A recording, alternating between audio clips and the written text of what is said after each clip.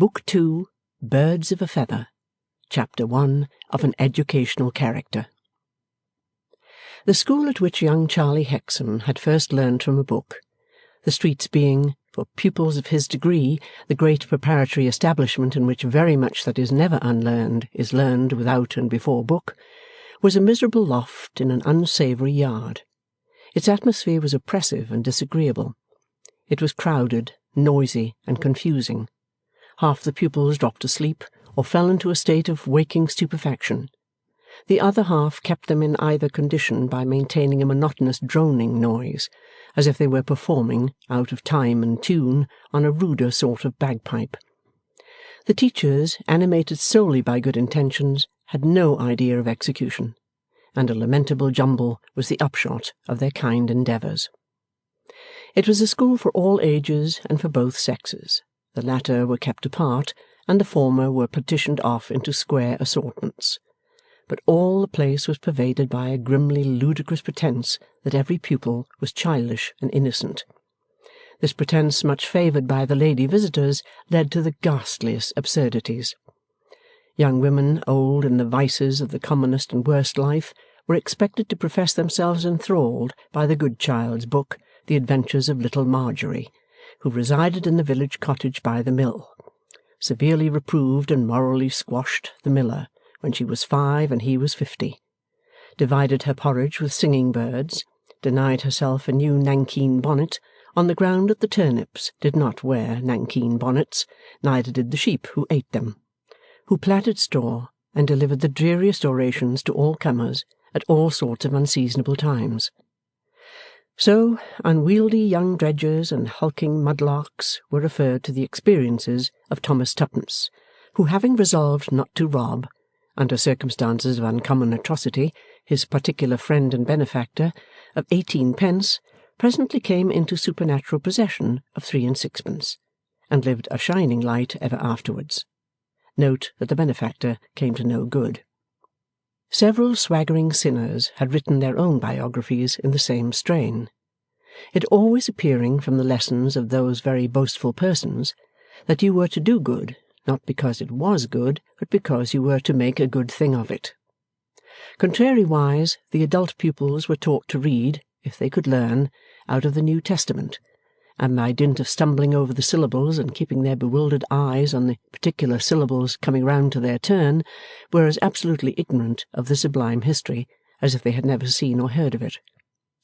An exceedingly and confoundingly perplexing jumble of a school, in fact, where black spirits and grey, red spirits and white, jumbled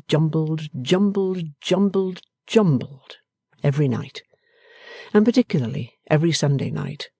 For then an inclined plane of unfortunate infants would be handed over to the prosiest and worst of all the teachers with good intentions, whom nobody older would endure, who, taking his stand on the floor before them as chief executioner, would be attended by a conventional volunteer boy as executioner's assistant. When and where it first became the conventional system that a weary or inattentive infant in a class must have its face smoothed downward with a hot hand, or when and where the conventional volunteer boy first beheld such system in operation, and became inflamed with a sacred zeal to administer it, matters not. It was the function of the chief executioner to hold forth, and it was the function of the acolyte to dart at sleeping infants, yawning infants, restless infants, whimpering infants, and smooth their wretched faces, sometimes with one hand, as if he were anointing them for a whisker, sometimes with both hands applied after the fashion of blinkers. And so the jumble would be in action in this department for a mortal hour, the exponent drawling on to my dearest childer, let us say, for example, about the beautiful coming to the sepulchre, and repeating the word sepulchre, commonly used among infants, 500 times, and never once hinting what it meant. The conventional boy smoothing away right and left as an infallible commentary, the whole hotbed of flushed and exhausted infants exchanging measles, rashes, whooping cough, fever, and stomach disorders as if they were assembled in High Market for the purpose. Even in this temple of good intentions, an exceptionally sharp boy, exceptionally determined to learn, could learn something, and having learnt it, could impart it much better than the teachers, as being more knowing than they, and not at the disadvantage in which they stood towards the shrewder pupils. In this way it had come about that Charlie Hexam had risen in the jumble, taught in the jumble, and been received from the jumble into a better school. "So you want to go and see your sister, Hexam?" "If you please, Mr. Headstone." "I have half a mind to go with you. Where does your sister live?" "Why, she's not settled yet, Mr. Headstone. I'd rather you didn't see her till she is settled, if it was all the same to you." "Look here, Hexam." Mr. Bradley Headstone, highly certificated stipendiary schoolmaster, drew his right forefinger through one of the buttonholes of the boy's coat, and looked at it attentively. "I hope your sister may be good company for you." "Why, do you doubt it, Mr. Headstone?" "I did not say I doubted it." "No, sir, you didn't say so." Bradley Headstone looked at his finger again, took it out of the buttonhole, and looked at it closer, bit the side of it, and looked at it again. "You see, Hexam, you will be one of us.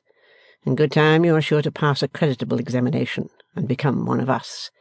Then the question is—" The boy waited so long for the question, while the schoolmaster looked at a new side of his finger, and bit it, and looked at it again, that at length the boy repeated, "The question is, sir—" "Whether you had not better leave well alone."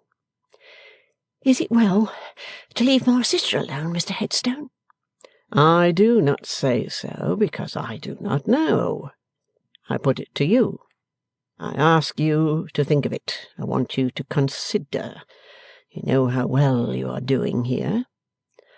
"After all, she got me here," said the boy, with a struggle.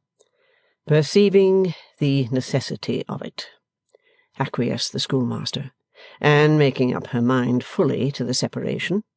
Yes." The boy, with the return of that former reluctance or struggle or whatever it was, seemed to debate with himself. At length he said, raising his eyes to the master's face, "I wish you'd come with me and see her, Mr. Headstone, though she is not settled. I wish you'd come with me and take her in the rough and judge her for yourself."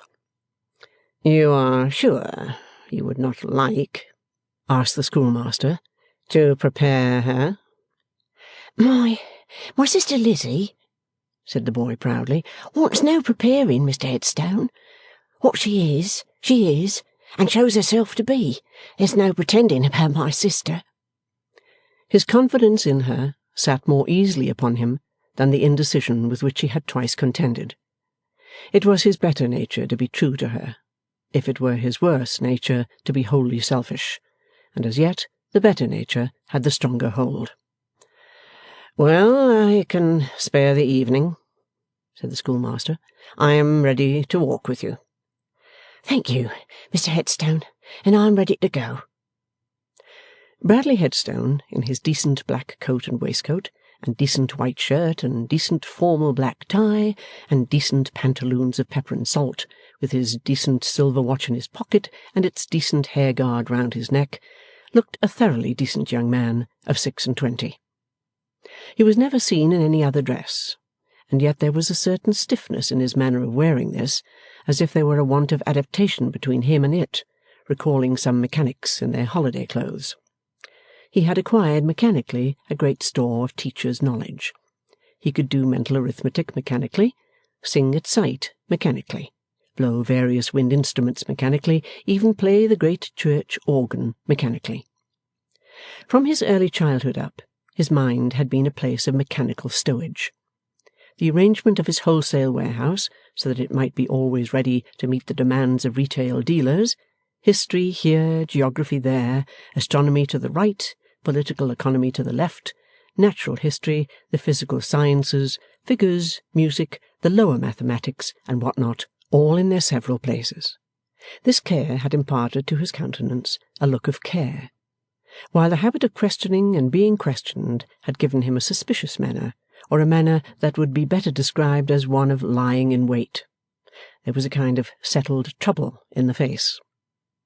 It was the face belonging to a naturally slow or inattentive intellect, that had toiled hard to get what it had won, and that had to hold it now that it was gotten. He always seemed to be uneasy lest anything should be missing from his mental warehouse, and taking stock to assure himself. Suppression of so much to make room for so much had given him a constrained manner over and above.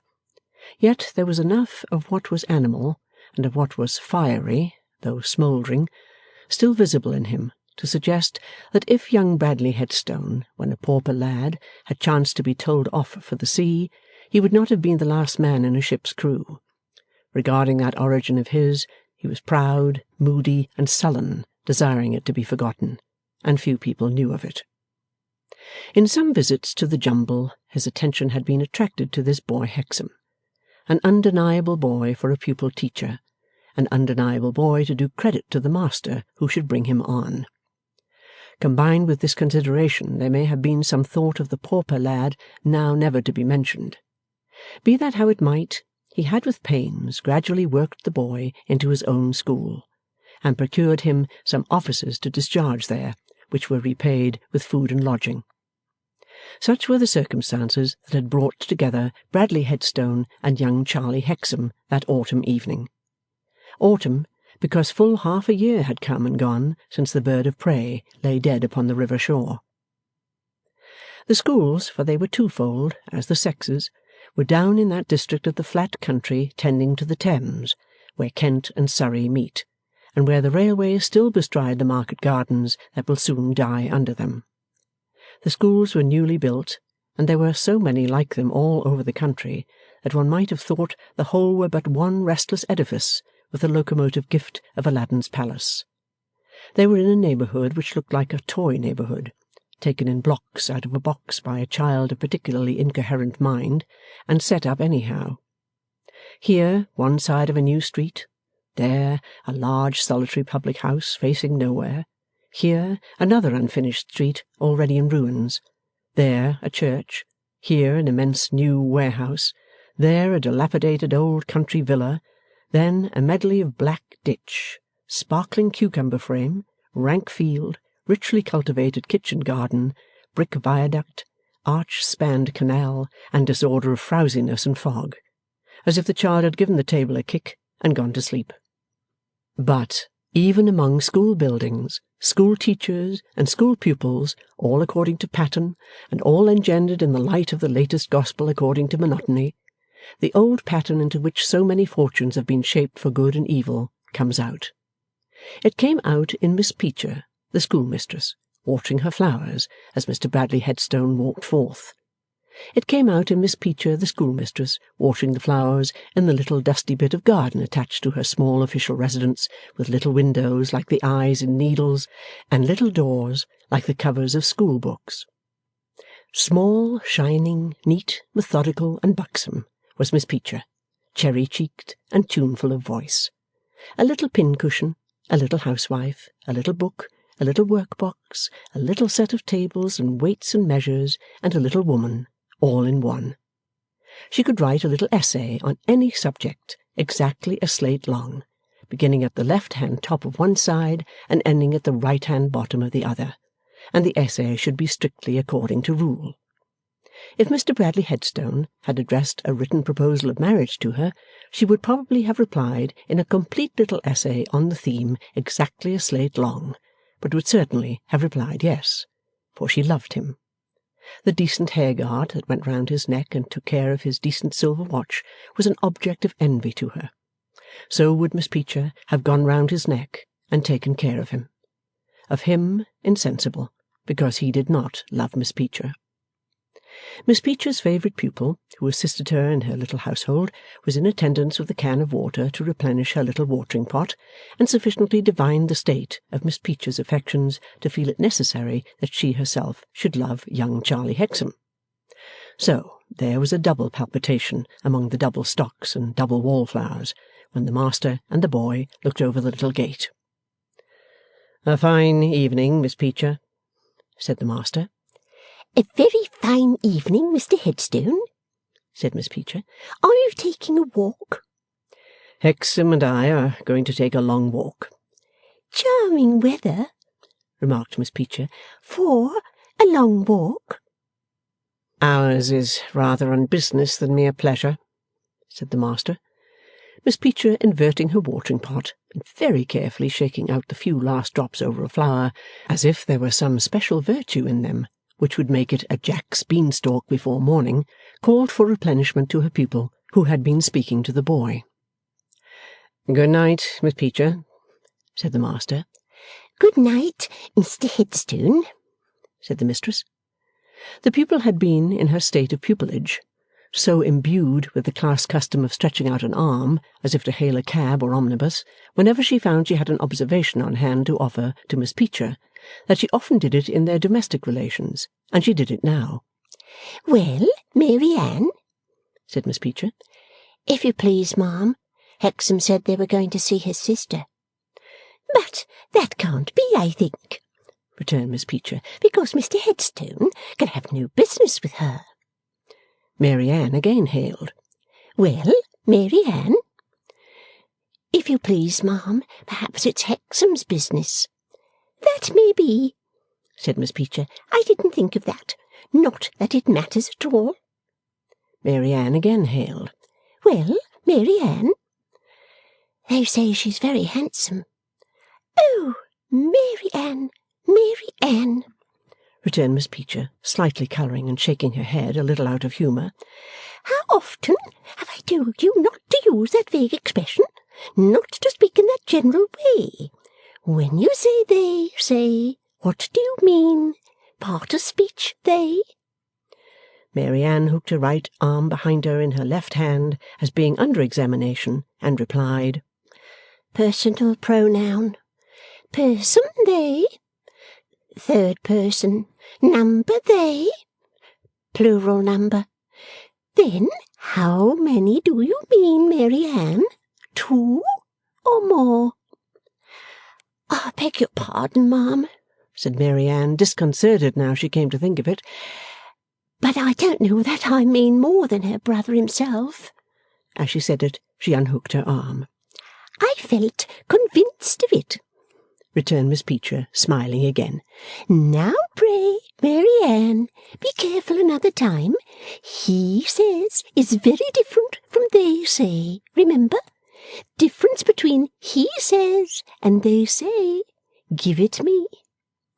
Mary Ann immediately hooked her right arm behind her in her left hand, an attitude absolutely necessary to the situation, and replied, "One is indicative mood, present tense, third person, singular, verb active to say. Other is indicative mood, present tense, third person, plural, verb active to say." "Why verb active, Mary Ann?" "Because it takes a pronoun after it in the objective case, Miss Peecher." "Very good indeed," remarked Miss Peecher with encouragement. "In fact, could not be better. Don't forget to apply it another time, Mary Ann." This said, Miss Peecher finished the watering of her flowers, and went into her little official residence, and took a refresher of the principal rivers and mountains of the world, their breadths, depths, and heights, before settling the measurements of the body of a dress for her own personal occupation. Bradley Headstone and Charlie Hexam duly got to the Surrey side of Westminster Bridge, and crossed the bridge, and made along the Middlesex shore towards Millbank. In this region are a certain little street called Church Street, and a certain little blind square called Smith's Square, in the centre of which last retreat is a very hideous church with 4 towers at the 4 corners, generally resembling some petrified monster, frightful and gigantic, on its back with its legs in the air. They found a tree near by in a corner, and a blacksmith's forge, and a timber yard, and a dealer's in old iron. What a rusty portion of a boiler and a great iron wheel or so meant by lying half buried in the dealer's forecourt, nobody seemed to know or to want to know. Like the miller of questionable jollity in the song, they cared for nobody, no, not they, and nobody cared for them.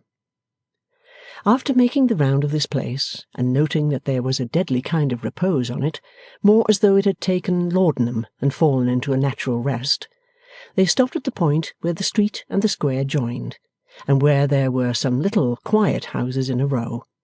To these Charlie Hexam finally led the way, and at one of these stopped. "This must be where my sister lives, sir.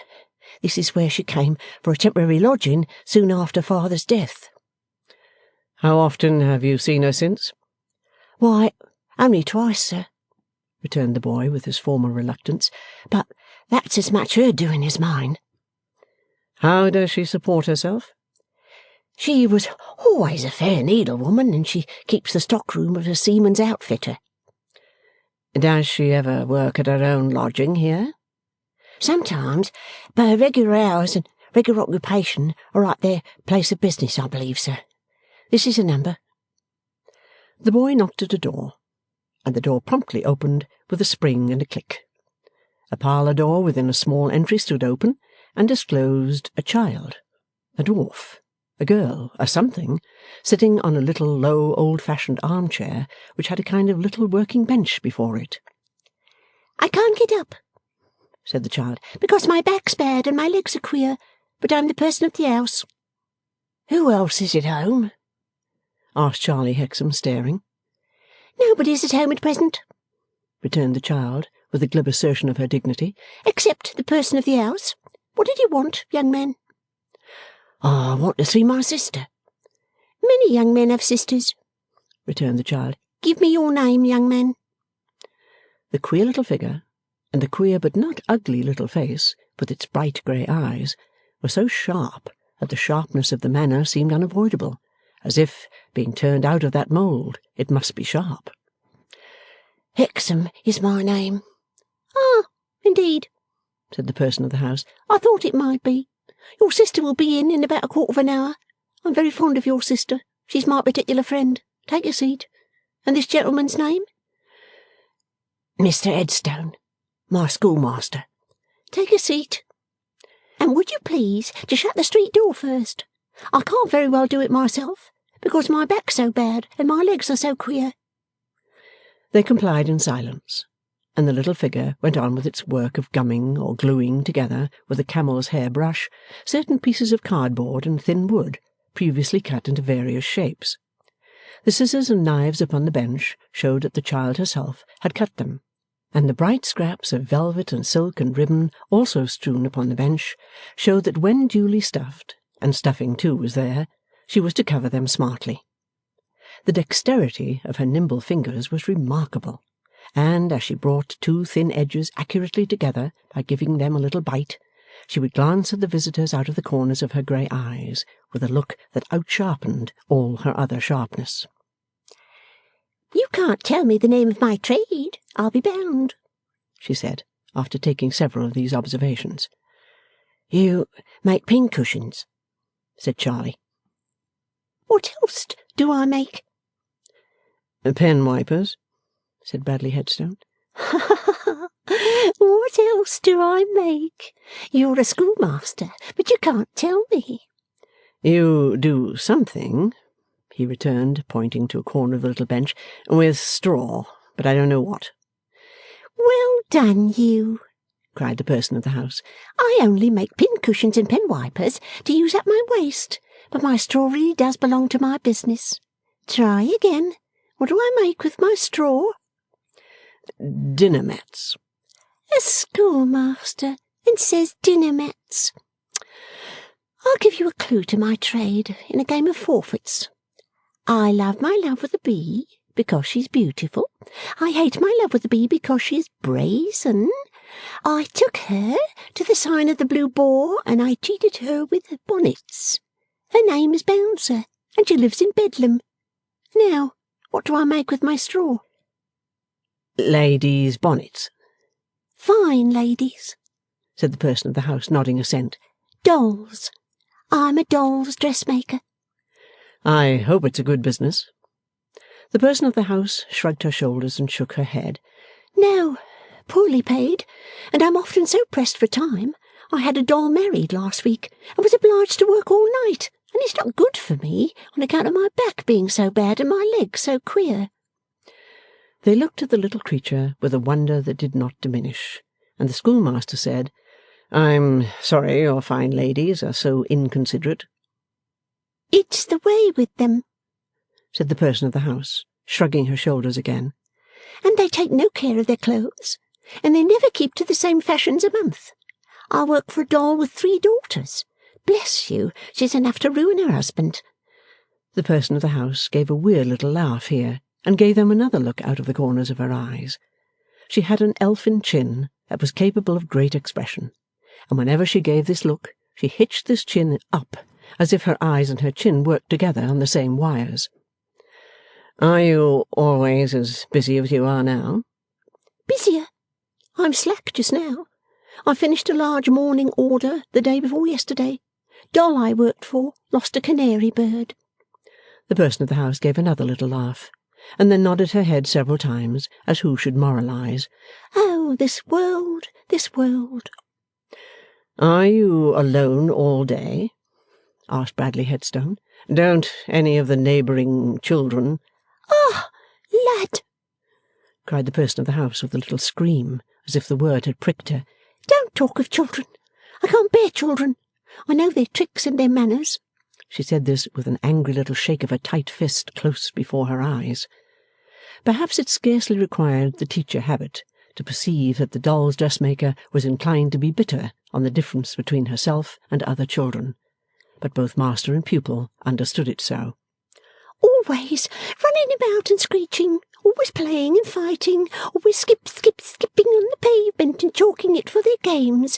Oh, I know their tricks and their manners, shaking the little fist as before. And that's not all. Ever so often calling names in through a person's keyhole and imitating a person's back and legs. Oh, I know their tricks and their manners, and I tell you what I do to punish them. There's doors under the church in the square, black doors leading into black vaults. Well, I'd open one of those doors, and I'd cram 'em all in, and then I'd lock the door, and through the keyhole I'd blow in pepper. What good would be the good of blowing in pepper? Asked Charlie Hexam. To set 'em sneezing, said the person of the house, and make their eyes water. And when they were all sneezing and inflamed, I'd mock 'em through the keyhole, just as they, with their tricks and their manners, mock a person through a person's keyhole. An uncommonly emphatic shake of her little fist, close before her eyes, seemed to ease the mind of the person of the house, for she added with recovered composure, No children for me. Give me grown-ups.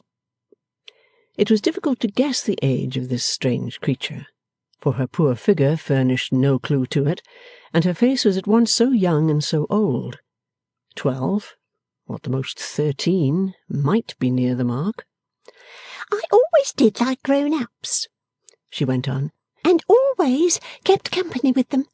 So sensible, sit so quiet, don't go prancing and capering about, and I mean always to keep among none but grown-ups till I marry. I suppose I must make up my mind to marry one of these days. She listened to a step outside that caught her ear, and there was a soft knock at the door. Pulling at a handle within her reach, she said, with a pleased laugh, Now, here, for instance, is a grown-up that's my particular friend. And Lizzie Hexam, in a black dress, entered the room. Charlie, you! Taking him to her arms in the old way, of which he seemed a little ashamed, she saw no one else. There, Liz. All right, my dear. See, here's Mr. Headstone. Come with me. Her eyes met those of the schoolmaster, who had evidently expected to see a very different sort of person, and a murmured word or two of salutation passed between them. She was a little flurried by the unexpected visit, and the schoolmaster was not at his ease, but he never was, quite. I told Mr. Headstone you were not settled, Liz, but he was so kind as to take an interest in coming, and so I brought him. How well you look. Bradley seemed to think so. Ah, don't she, cried the person of the house, resuming her occupation, though the twilight was falling fast. I believe you she does. But go on with your chat, one and all. You 1, 2, 3, my company, and don't mind me. Pointing this impromptu rhyme with 3 points of her thin forefinger. I didn't expect a visit from you, Charlie, said his sister. I supposed if you wanted to see me, you would have sent to me, appointing me to come somewhere near the school, as I did last time. I saw my brother near the school, sir. To Bradley Headstone. Because it's easier for me to go there than for him to come here. I work about midway between the two places. You don't see much of one another, said Bradley, not improving in respect of ease. No, with rather a sad shake of her head. Charlie always does well, Mr. Headstone. He could not do better. I regard his course as quite plain before him. I hoped so. I'm so thankful. So well done of you, Charlie, dear. It is better for me not to come, except when he wants me, between him and his prospects. You think so, Mr. Headstone? Conscious that his pupil-teacher was looking for his answer, that he himself had suggested the boy's keeping aloof from this sister, now seen for the first time face to face, Bradley Headstone stammered, "Your brother is very much occupied, you know. He has to work hard. One cannot but say that the less his attention is diverted from his work, the better for his future. When he shall have established himself, why, then it will be another thing then." Lizzie shook her head again, and returned with a quiet smile. I always advised him as you advise him. Did I not, Charlie? Well, never mind that now, said the boy. How are you getting on? Very well, Charlie. I want for nothing. You have your own room here? Oh, yes, upstairs, and it's quiet and pleasant and airy. And she always has the use of this room for visitors, said the person of the house, screwing up one of her little bony fists like an opera glass, and looking through it with her eyes and her chin in that quaint accordance. Always this room for visitors, haven't you, Lizzie, dear? It happened that Bradley Headstone noticed a very slight action of Lizzie Hexam's hand, as though it checked the doll's dressmaker, and it happened that the latter noticed him in the same instant, for she made a double eyeglass of her two hands, looked at him through it, and cried with a waggish shake of her head, "Aha!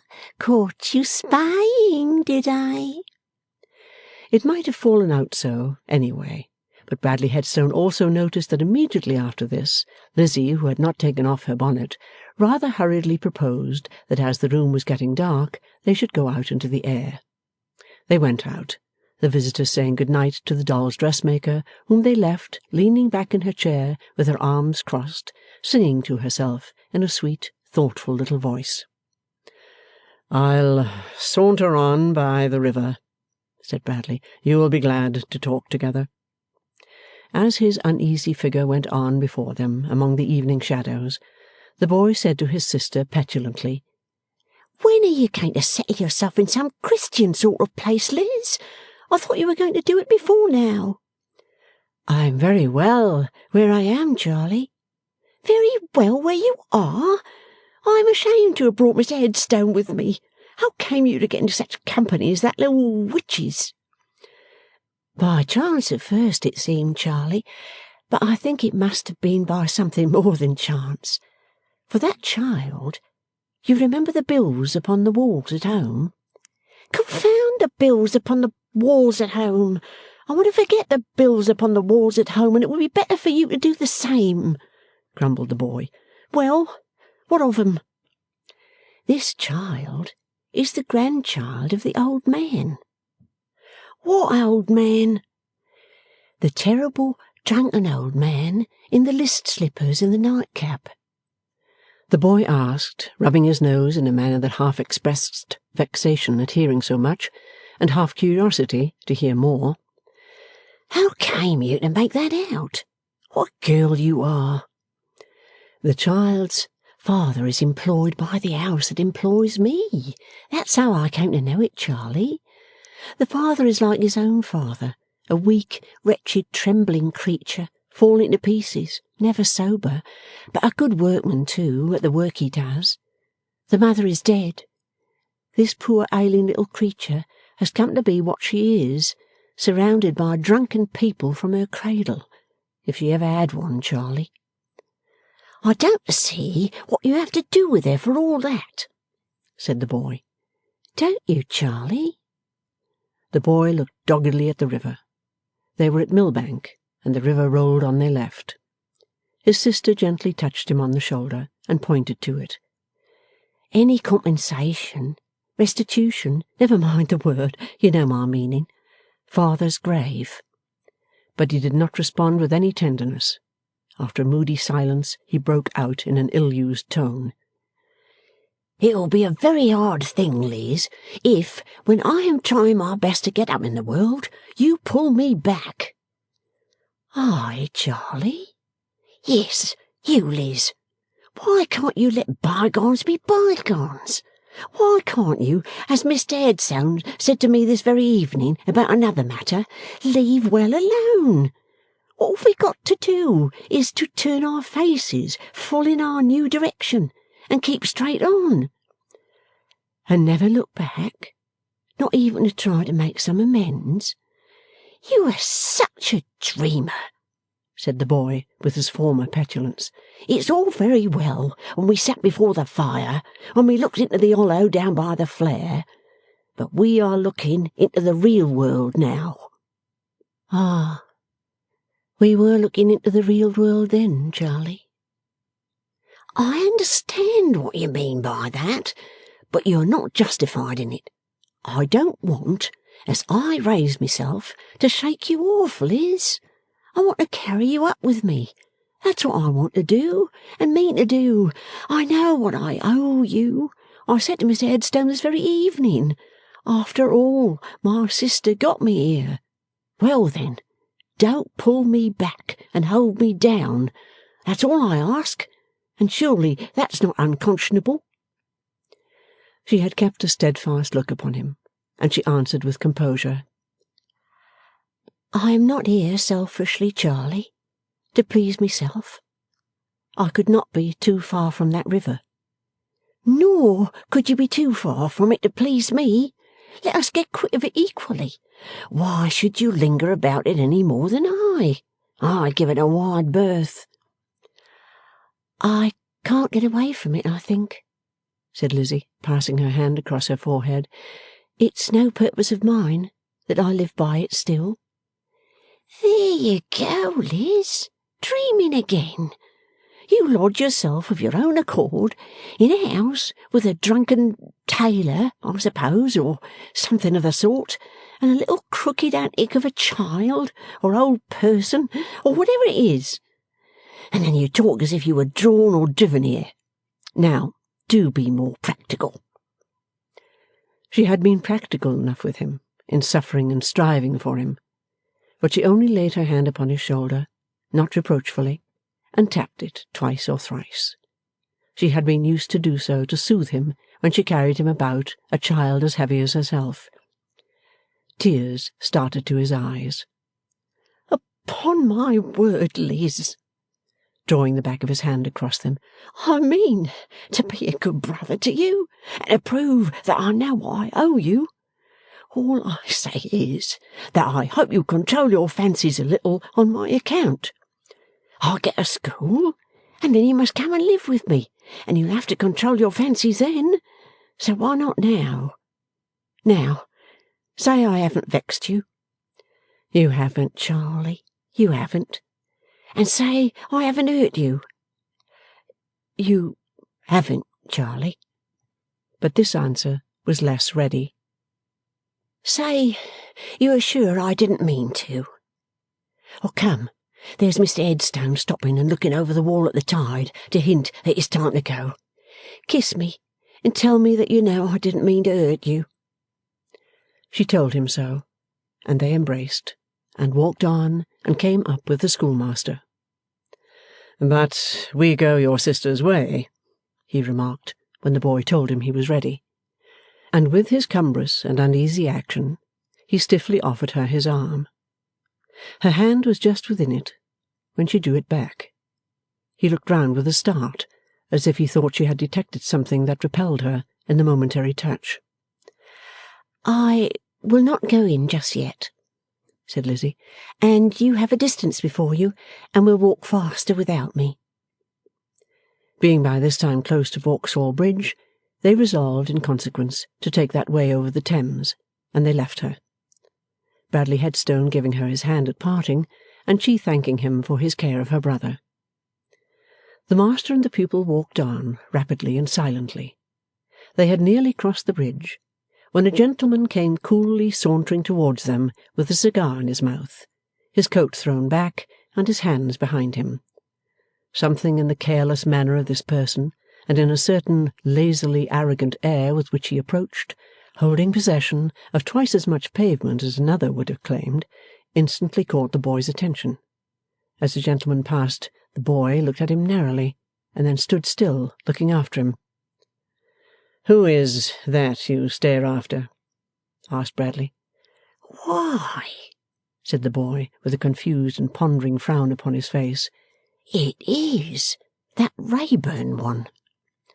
Bradley Headstone scrutinized the boy as closely as the boy had scrutinized the gentleman.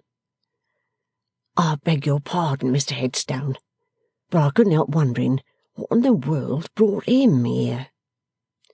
Though he said it as if his wonder were past, at the same time resuming the walk, it was not lost upon the master that he looked over his shoulder after speaking, and that the same perplexed and pondering frown was heavy on his face.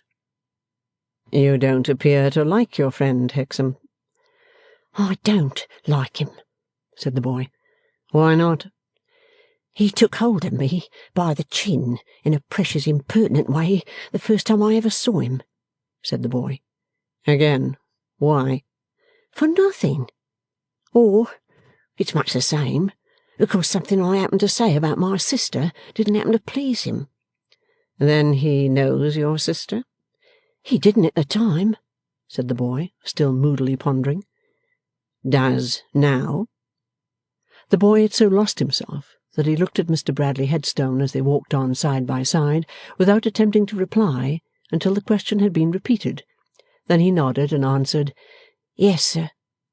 "Going to see her, I dare say?" It can't be, said the boy quickly. He doesn't know her well enough. I should like to catch him at it. When they had walked on for a time, more rapidly than before, the master said, clasping the pupil's arm between the elbow and the shoulder with his hand, "You were going to tell me something about that person. What did you say his name was?" Rayburn. Mr. Eugene Rayburn. He's what they call a barrister, with nothing to do. The first time he came to our old place was when my father was alive. He came on business. Not that it was his business. He never had any business. He was brought by a friend of his. "And the other times?" There was only one other time that I know of, when my father was killed by accident. He chanced to be one of the finders. He was mooning about, I suppose, taking liberties with people's chins, but there he was, somehow. He brought the news home to my sister early in the morning, and brought Miss Abby Potterson, a neighbour, to help break it to her. He was mooning about the house when I was fetched home in the afternoon. They didn't know where to find me till my sister could be brought round sufficiently to tell them, and then he mooned away." "And is that all?" "That's all, sir." Bradley Headstone gradually released the boy's arm, as if he were thoughtful, and they walked on side by side as before. After a long silence between them, Bradley resumed the talk. "I suppose your sister," with a curious break both before and after the words, "has received hardly any teaching, Hexam?" "Hardly any, sir." "Sacrificed, no doubt, to her father's objections. I remember them in your case. Yet your sister scarcely looks or speaks like an ignorant person." "Lizzie has as much thought as the best, Mr. Headstone. Too much, perhaps, without teaching. I used to call the fire at home her books, for she was always full of fancies, sometimes quite wise fancies, considering, when she sat looking at it." "I don't like that," said Bradley Headstone. His pupil was a little surprised by this striking in with so sudden and decided and emotional an objection, but took it as a proof of the master's interest in himself. It emboldened him to say, "I've never brought myself to mention it openly to you, Mr. Headstone, and you're my witness that I couldn't even make up my mind to take it from you before we came out tonight. But it's a painful thing to think that if I get on as well as you hope, I shall be, I won't say disgraced, because I don't mean disgraced, but rather put to the blush, if it was known by a sister who has been very good to me." "Yes," said Bradley Headstone, in a slurring way, for his mind scarcely seemed to touch that point, so smoothly did it glide to another. "And there is this possibility to consider. Some man who had worked his way might come to admire your sister, and might even in time bring himself to think of marrying your sister, and it would be a sad drawback and a heavy penalty upon him if, overcoming in his mind other inequalities of condition and other considerations against it, this inequality and this consideration remained in full force." "That's much my own meaning, sir." "Aye, aye," said Bradley Headstone, "but you spoke of a mere brother. Now, the case I have supposed would be a much stronger case, because an admirer, a husband, would form the connection voluntarily, besides being obliged to proclaim it, which a brother is not. After all, you know, it must be said of you that you couldn't help yourself, while it would be said of him, with equal reason, that he could." "That's true, sir. Sometimes, since Lizzie was left free by father's death, I've thought that such a young woman might soon acquire more than enough to pass muster, and sometimes I've even thought that perhaps Miss Peecher—" "For the purpose, I would advise not Miss Peecher." Bradley Headstone struck in with a recurrence of his late decision of manner. "Would you be so kind as to think of it for me, Mr. Headstone?" "Yes, Hexam, yes. I'll think of it. I'll think maturely of it. I'll think well of it." Their walk was almost a silent one afterwards, until it ended at the schoolhouse. There, one of neat Miss Peecher's little windows, like the eyes in needles, was illuminated, and in a corner near it sat Mary Ann watching, while Miss Peecher at the table stitched at the neat little body she was making up by brown paper pattern for her own wearing. N.B. Miss Peecher and Miss Peecher's pupils were not much encouraged in the unscholastic art of needlework by government. Mary Ann, with her face to the window, held her arm up. "Well, Mary Ann? Mr. Headstone coming home, ma'am?" In about a minute, Mary Ann hailed again. "Yes, Mary Ann?" "Gone in and locked his door, ma'am." Miss Peecher repressed a sigh as she gathered her work together for bed, and transfixed that part of her dress where her heart would have been if she had had the dress on, with a sharp, sharp needle. Chapter 2. Still Educational. The person of the house, doll's dressmaker and manufacturer of ornamental pincushions and pen-wipers, sat in her quaint little low armchair, singing in the dark until Lizzie came back. The person of the house had attained that dignity, while yet of very tender years indeed, through being the only trustworthy person in the house. "Well, Lizzie, Missy, Wizzy," said she, breaking off in her song, "what's the news out of doors?" "What's the news indoors?" returned Lizzie, playfully smoothing the bright, long, fair hair, which grew very luxuriant and beautiful on the head of the doll's dressmaker. "Let me see," said the blind man. "Why, the last news is that I don't mean to marry your brother." "No?" "No," shaking her head and her chin. "Don't like the boy." "What do you say to his master?" "I say I think he's bespoke." Lizzie finished putting the hair carefully back over the misshapen shoulders, and then lighted a candle. It showed the little parlour to be dingy, but orderly and clean. She stood it on the mantel-shelf, remote from the dressmaker's eyes, and then put the room door open, and the house door open, and turned the little low chair and its occupant towards the outer air. It was a sultry night, and this was a fine weather arrangement when the day's work was done. To complete it, she seated herself in a chair by the side of the little chair, and protectingly drew under her arm the spare hand that crept up to her. "This is what your loving Jenny Wren calls the best time in the day and night," said the person of the house. Her real name was Fanny Cleaver, but she had long ago chosen to bestow upon herself the appellation of Miss Jenny Wren. "I have been thinking," Jenny went on, "as I sat at work today, what a thing it would be if I should be able to have your company till I am married, or at least courted, because when I am courted I shall make him do some of the things that you do for me. He couldn't brush my hair like you do, or help me up and down stairs like you do, and he couldn't do anything like you do, but he could take my work home, and he could call for orders in his clumsy way, and he shall too. I'll trot him about, I can tell him." Jenny Wren had her personal vanities, happily for her, and no intentions were stronger in her breast than the various trials and torments that were, in the fullness of time, to be inflicted upon him. "Wherever he may happen to be just at present, or whoever he may happen to be," said Miss Wren, "I know his tricks and his manners, and I give him warning to look out." "Don't you think you're rather hard upon him?" asked her friend, smiling and smoothing her hair. "Not a bit," replied the sage Miss Wren, with an air of vast experience. "My dear, they don't care for you, those fellows, if you're not hard upon 'em. But I was saying, if I should be able to have your company. Ah, what a large if, ain't it?" "I have no intention of parting company, Jenny."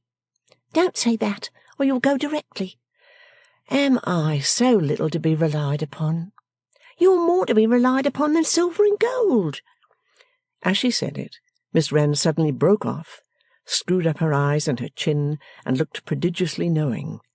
"Aha! Who comes here? A grenadier? What does he want? A pot of beer, and nothing else in the world, my dear." A man's figure paused on the pavement at the outer door. "Mr. Eugene Wrayburn, ain't it?" said Miss Wren. "So I am told," was the answer.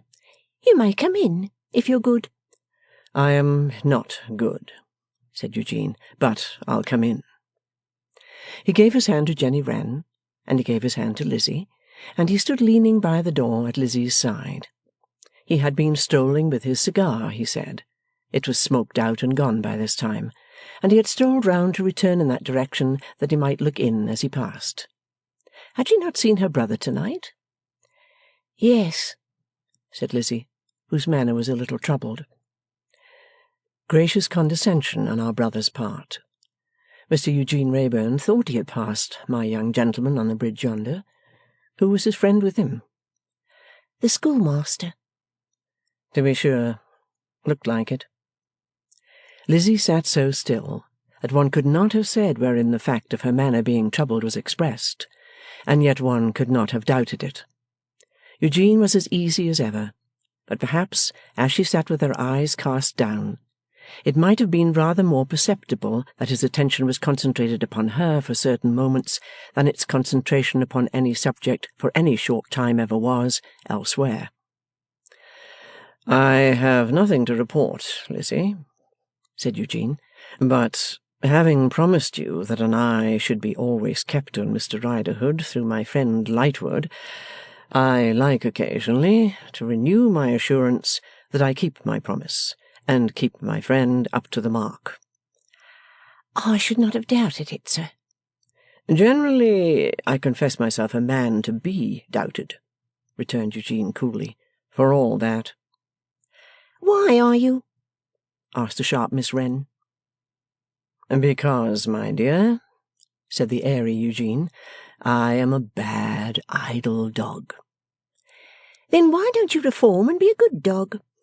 inquired Miss Wren. "Because, my dear," returned Eugene, "there's nobody who makes it worth my while. Have you considered my suggestion, Lizzie?" This in a lower voice, but only as if it were a graver matter, not at all to the exclusion of the person of the house. "I have thought of it, Mr. Wrayburn, but I have not been able to make up my mind to accept it." "False pride?" said Eugene. "I think not, Mr. Wrayburn. I hope not." "False pride," repeated Eugene. "Why, what else is it? The thing is worth nothing in itself. The thing is worth nothing to me. What can it be worth to me? You know the most I make of it. I propose to be of some use to somebody, which I never was in this world and never shall be on any other occasion, by paying some qualified person of your own sex and age so many, or rather so few, contemptible shillings to come here certain nights in the week and give you certain instruction which you wouldn't want if you hadn't been a self-denying daughter and sister. You know that it's good to have it, or you would never have so devoted yourself to your brother's having it. Then why not have it? Especially when our friend Miss Jenny here would profit by it too. If I propose to be the teacher, or to attend the lessons, obviously incongruous. But as to that, I might as well be on the other side of the globe, or not on the globe at all. False pride, Lizzie, because true pride wouldn't shame, or be shamed by, your thankless brother. True pride wouldn't have schoolmasters brought here, like doctors, to look at a bad case. True pride would go to work and do it. You know that well enough, for you know that your own true pride would do it tomorrow, if you had the ways and means which false pride won't let me supply. Very well. I add no more than this. Your false pride does wrong to yourself, and does wrong to your dead father." "How to my father, Mr. Wrayburn?" she asked with an anxious face. "How to your father? Can you ask? By perpetuating the consequences of his ignorant and blind obstinacy, by resolving not to set right the wrong he did you, by determining that the deprivation to which he condemned you, and which he forced upon you, shall always rest upon his head." It chanced to be a subtle string to sound, in her who had so spoken to her brother within the hour. It sounded far more forcibly, because of the change in the speaker for the moment, the passing appearance of earnestness, complete conviction, injured resentment of suspicion, generous and unselfish interest. All these qualities in him, usually so light and careless, she felt to be inseparable from some touch of their opposites in her own breast. She thought, had she, so far below him and so different, rejected this disinterestedness because of some vain misgiving that he sought her out, or heeded any personal attractions that he might descry in her? The poor girl, pure of heart and purpose, could not bear to think of it. Sinking before her own eyes as she suspected herself of it, she drooped her head as though she had done him some wicked and grievous injury, and broke into silent tears. "Don't be distressed," said Eugene, very, very kindly. "I hope it is not I who have distressed you. I meant no more than to put the matter in its true light before you, though I acknowledge I did it selfishly enough, for I am disappointed." Disappointed of doing her a service? How else could he be disappointed? "It won't break my heart," laughed Eugene. "It won't stay by me 48 hours, but I am genuinely disappointed. I had set my fancy on doing this little thing for you and for our friend Miss Jenny. The novelty of my doing anything in the least useful had its charms. I see now that I might have managed it better. I might have affected to do it wholly for our friend Miss J. I might have got myself up, morally, as Sir Eugene Bountiful. But upon my soul I can't make flourishes, and I would rather be disappointed than try." If he meant to follow home what was in Lizzie's thoughts, it was skilfully done. If he followed it by mere fortuitous coincidence, it was done by an evil chance. "It opened out so naturally before me," said Eugene. "The ball seemed so thrown into my hands by accident. I happened to be originally brought into contact with you, Lizzie, on those 2 occasions that you know of. I happen to be able to promise you that a watch shall be kept upon that false accuser, Riderhood. I happen to be able to give you some little consolation in the darkest hour of your distress by assuring you that I don't believe him. On the same occasion, I tell you that I am the idlest and least of lawyers, but that I am better than none. In a case I have noted down with my own hand, and that you may be always sure of my best help, and incidentally of Lightwood's too, in your efforts to clear your father. So, it gradually takes my fancy that I may help you, so easily, to clear your father of that other blame which I mentioned a few minutes ago, and which is a just and real one.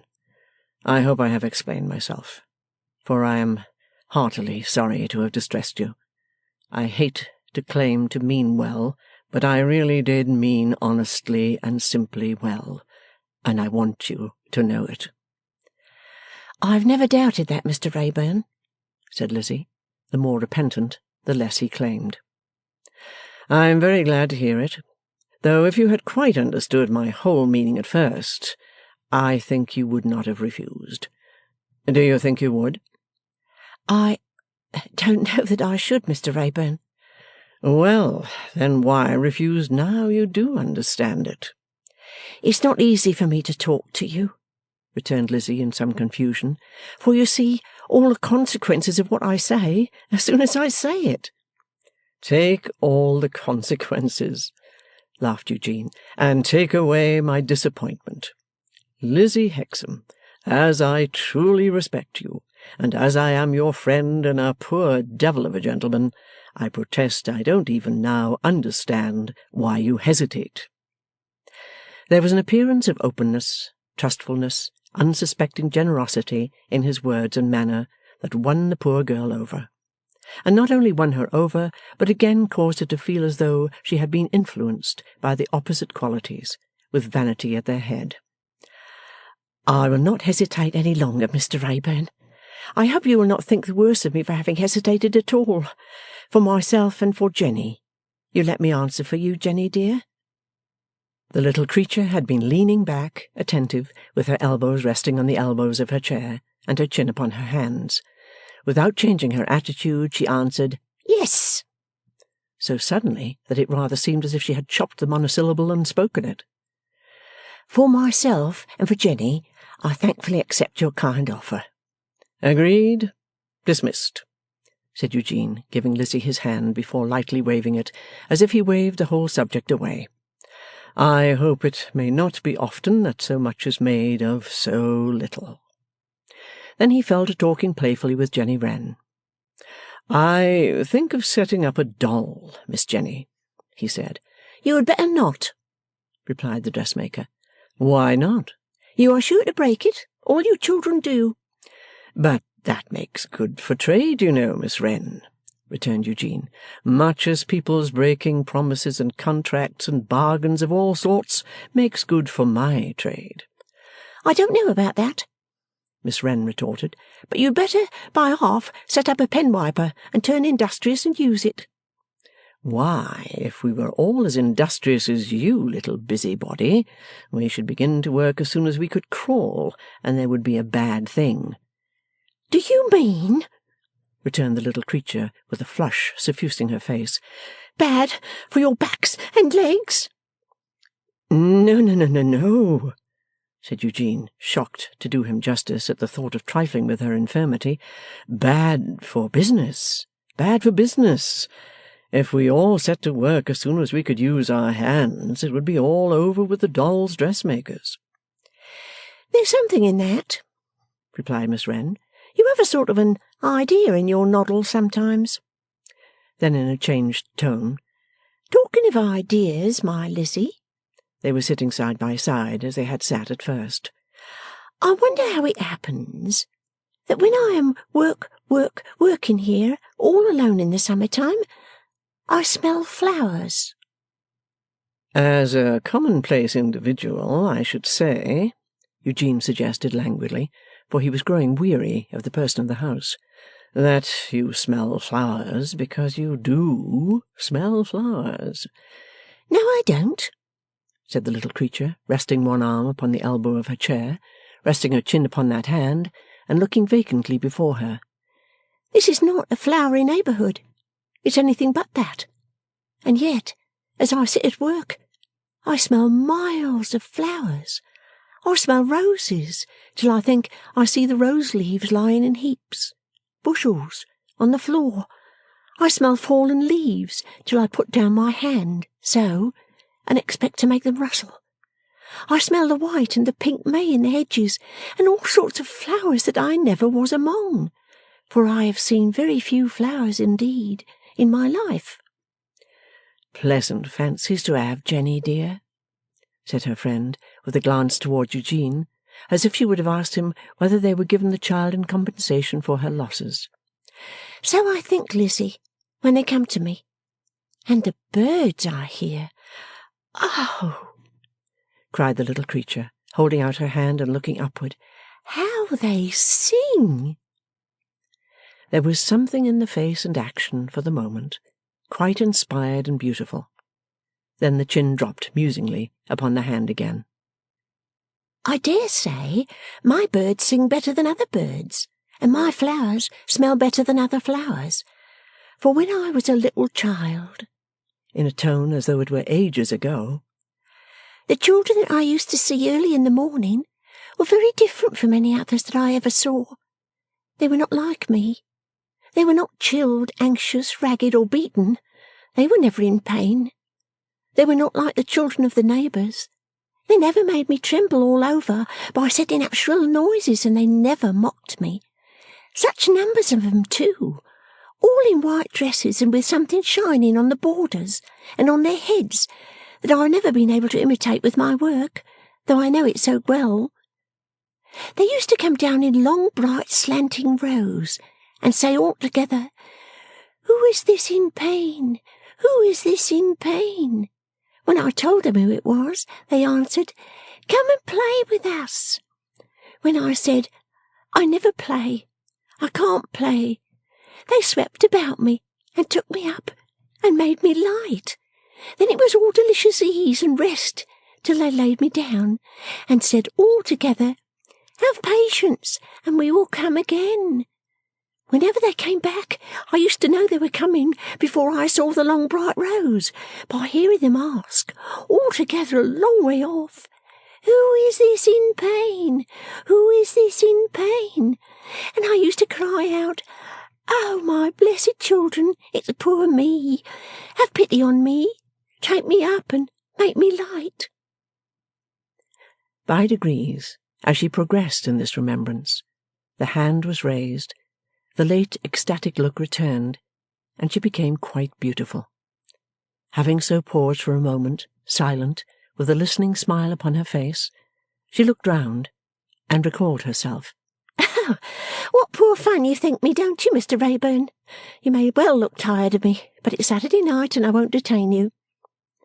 "That is to say, Miss Wren," observed Eugene, quite ready to profit by the hint, "you wish me to go?" "Well, it's Saturday night," she returned, "and my child's coming home, and my child is a troublesome bad child, and cost me a world of scolding. I would rather you didn't see my child." "A doll?" said Eugene, not understanding and looking for an explanation. But Lizzie, with her lips only, shaping the two words, "her father," he delayed no longer. He took his leave immediately. At the corner of the street he stopped to light another cigar, and possibly to ask himself what he was doing otherwise. If so, the answer was indefinite and vague. Who knows what he is doing? Who is careless what he does? A man stumbled against him as he turned away, who mumbled some maudlin apology. Looking after this man, Eugene saw him go in at the door by which he himself had just come out. On the man's stumbling into the room, Lizzie rose to leave it. "Don't go away, Miss Hexam," he said in a submissive manner, speaking thickly and with difficulty. Don't fly from unfortunate man in shattered state of health. Give poor invalid honour of your company. It ain't catching. Lizzie murmured that she had something to do in her own room, and went away upstairs. How's my Jenny? Said the man timidly. How's my Jenny Wren, best of children, object dearest affections, broken-hearted invalid? To which the person of the house, stretching out her arm in an attitude of command, replied with irresponsive asperity, Go along with you. Go along into your corner. Get into your corner directly. The wretched spectacle made as if he would have offered some remonstrance, but not venturing to resist the person of the house, thought better of it, and went and sat down on a particular chair of disgrace. Oh! Cried the person of the house, pointing her little finger. You bad old boy! Oh, you naughty, wicked creature! What do you mean by it? The shaking figure, unnerved and disjointed from head to foot, put out its two hands a little way, as making overtures of peace and reconciliation. Abject tears stood in its eyes and stained the blotched red of its cheeks. The swollen lead-coloured underlip trembled with a shameful whine. The whole indecorous threadbare ruin, from the broken shoes to the prematurely grey scanty hair, grovelled, not with any sense worthy to be called a sense of this dire reversal of the places of parent and child, but in a pitiful expostulation to be let off from a scolding. I know your tricks and your manners, cried Miss Wren. I know where you've been to.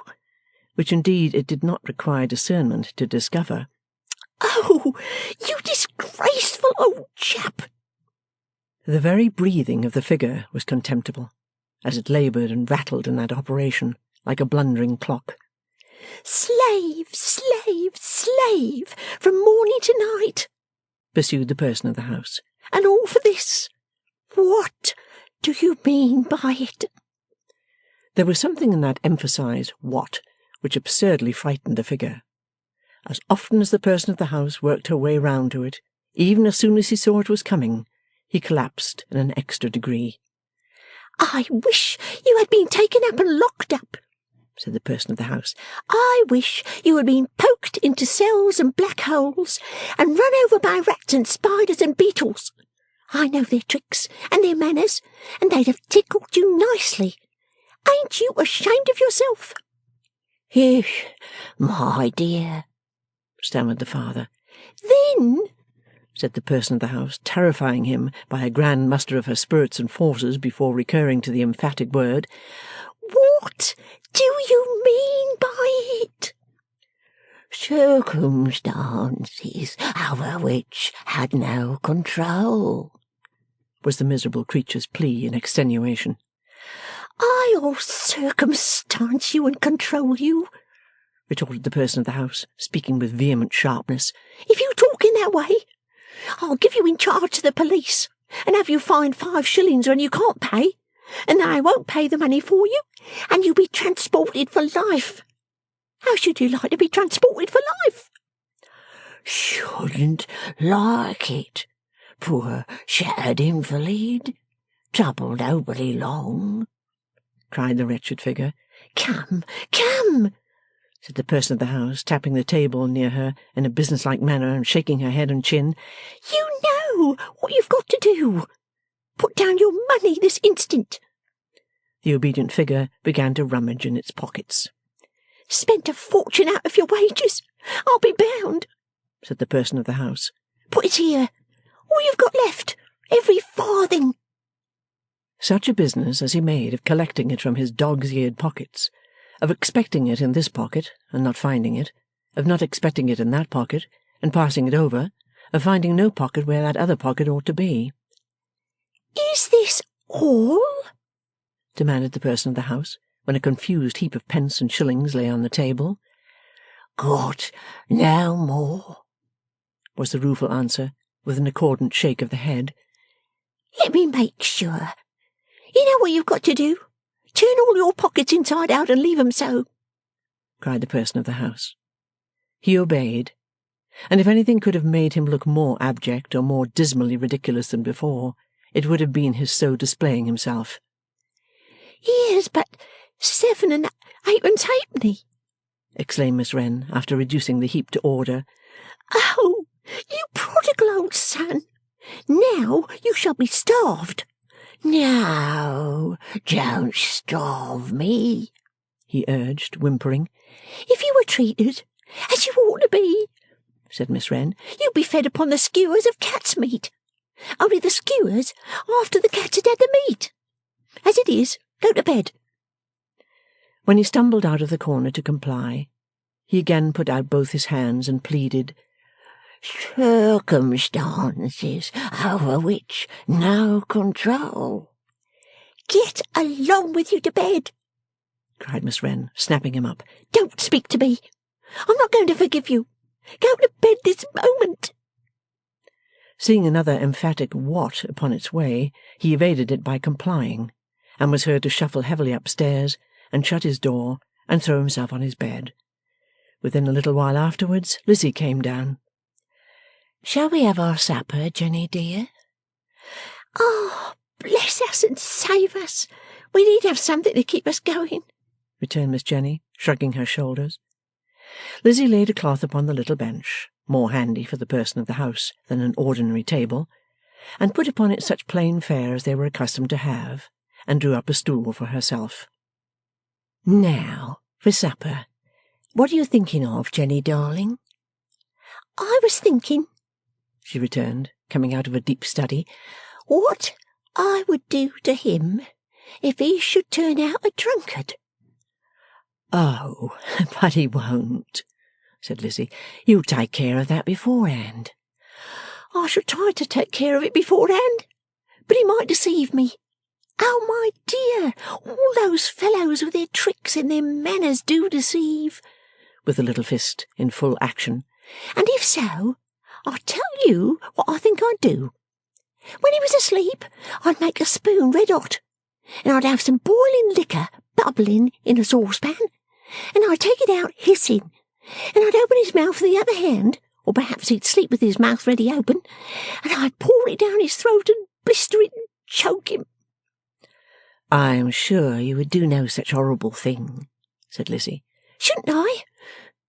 Well, perhaps I shouldn't, but I should like to."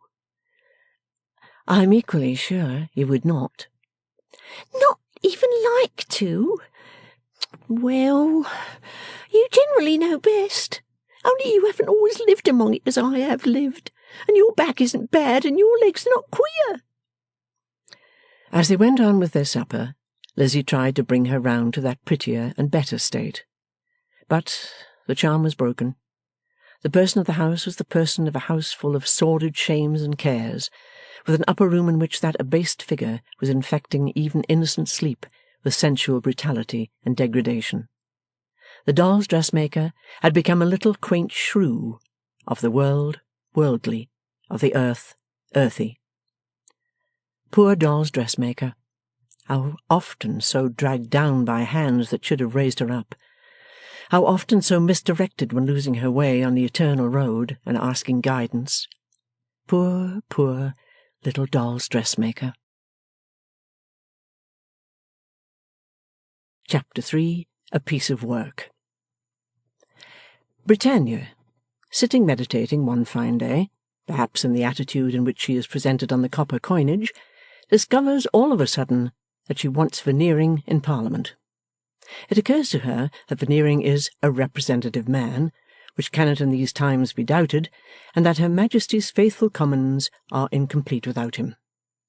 So, Britannia mentions to a legal gentleman of her acquaintance that if Veneering will put down £5,000, he may write a couple of initial letters after his name at the extremely cheap rate of 2,500 per letter. It is clearly understood between Britannia and the legal gentleman that nobody is to take up the £5,000, but that being put down they will disappear by magical conjuration and enchantment. The legal gentleman in Britannia's confidence going straight from that lady to Veneering, thus commissioned, Veneering declares himself highly flattered, but requires breathing time to ascertain whether his friends will rally round him. Above all things, he says, it behoves him to be clear, at a crisis of this importance, whether his friends will rally round him. The legal gentleman, in the interests of his client, cannot allow much time for this purpose, as the lady rather thinks she knows somebody prepared to put down £6,000, but he says he will give Veneering 4 hours. Veneering then says to Mrs. Veneering, "We must work," and throws himself into a hansom cab.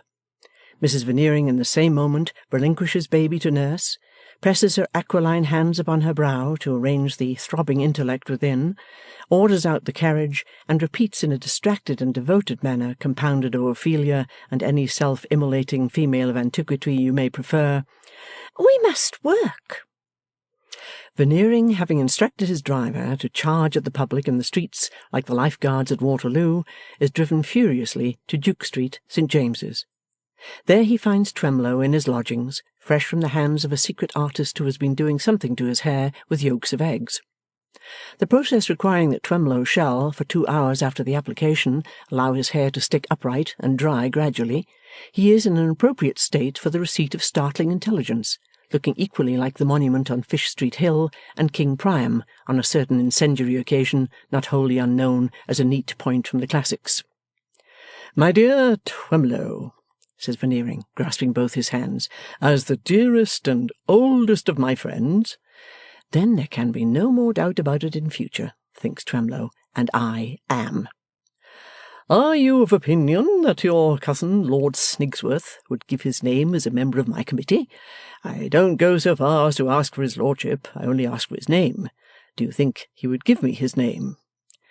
In sudden low spirits, Twemlow replies, "I don't think he would." "My political opinions," says Veneering, not previously aware of having any, "are identical with those of Lord Snigsworth, and perhaps as a matter of public feeling and public principle, Lord Snigsworth would give me his name." "It might be so," says Twemlow, "but—" and perplexedly scratching his head, forgetful of the yolks of eggs, is the more discomforted by being reminded how sticky he is. "Between such old and intimate friends as ourselves," pursues Veneering, "there should in such a case be no reserve. Promise me that if I ask you to do anything for me which you don't like to do or feel the slightest difficulty in doing, you will freely tell me so." This Twemlow is so kind as to promise, with every appearance of most heartily intending to keep his word. "Would you have any objection to write down to Snigsworthy Park and ask this favour of Lord Snigsworth? Of course, if it were granted, I should know that I owed it solely to you, while at the same time you would put it to Lord Snigsworth entirely upon public grounds. Would you have any objection?" Says Twemlow, with his hand to his forehead, "You have exacted a promise from me." "I have, my dear Twemlow." "And you expect me to keep it honourably." "I do, my dear Twemlow." "On the whole, then, observe me," urges Twemlow with great nicety, as if, in the case of its having been off the whole, he would have done it directly. "On the whole, I must beg you to excuse me from addressing any communication to Lord Snigsworth." "Bless you, says Veneering, horribly disappointed, but grasping him by both hands again in a particularly fervent manner.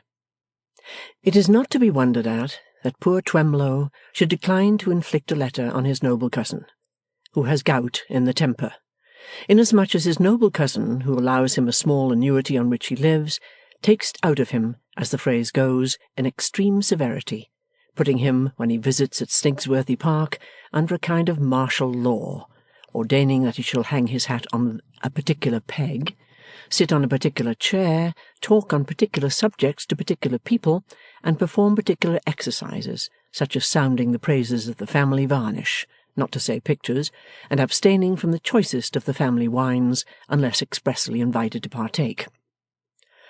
"One thing, however, I can do for you," says Twemlow, "and that is work for you. Veneering blesses him again. I'll go, says Twemlow in a rising hurry of spirits, to the club. Let us see now. What o'clock is it? 20 minutes to 11. I'll be, says Twemlow, at the club by 10 minutes to 12, and I'll never leave it all day. Veneering feels that his friends are rallying round him, and says, Thank you, thank you. I knew I could rely upon you. I said to Anastasia before leaving home just now to come to you. Of course, the first friend I have seen on a subject so momentous to me, my dear Twemlow, I said to Anastasia, we must work. You were right, replies Twemlow. Tell me, is she working? She is, says Veneering. Good, cries Twemlow, polite little gentleman that he is. A woman's tact is invaluable. To have the dear sex with us is to have everything with us. But you have not imparted to me, remarks Veneering, what you think of my entering the House of Commons. I think, rejoins Twemlow feelingly, that it is the best club in London. Veneering again blesses him, plunges downstairs, rushes into his hansom, and directs the driver to be up and at the British public and to charge into the city.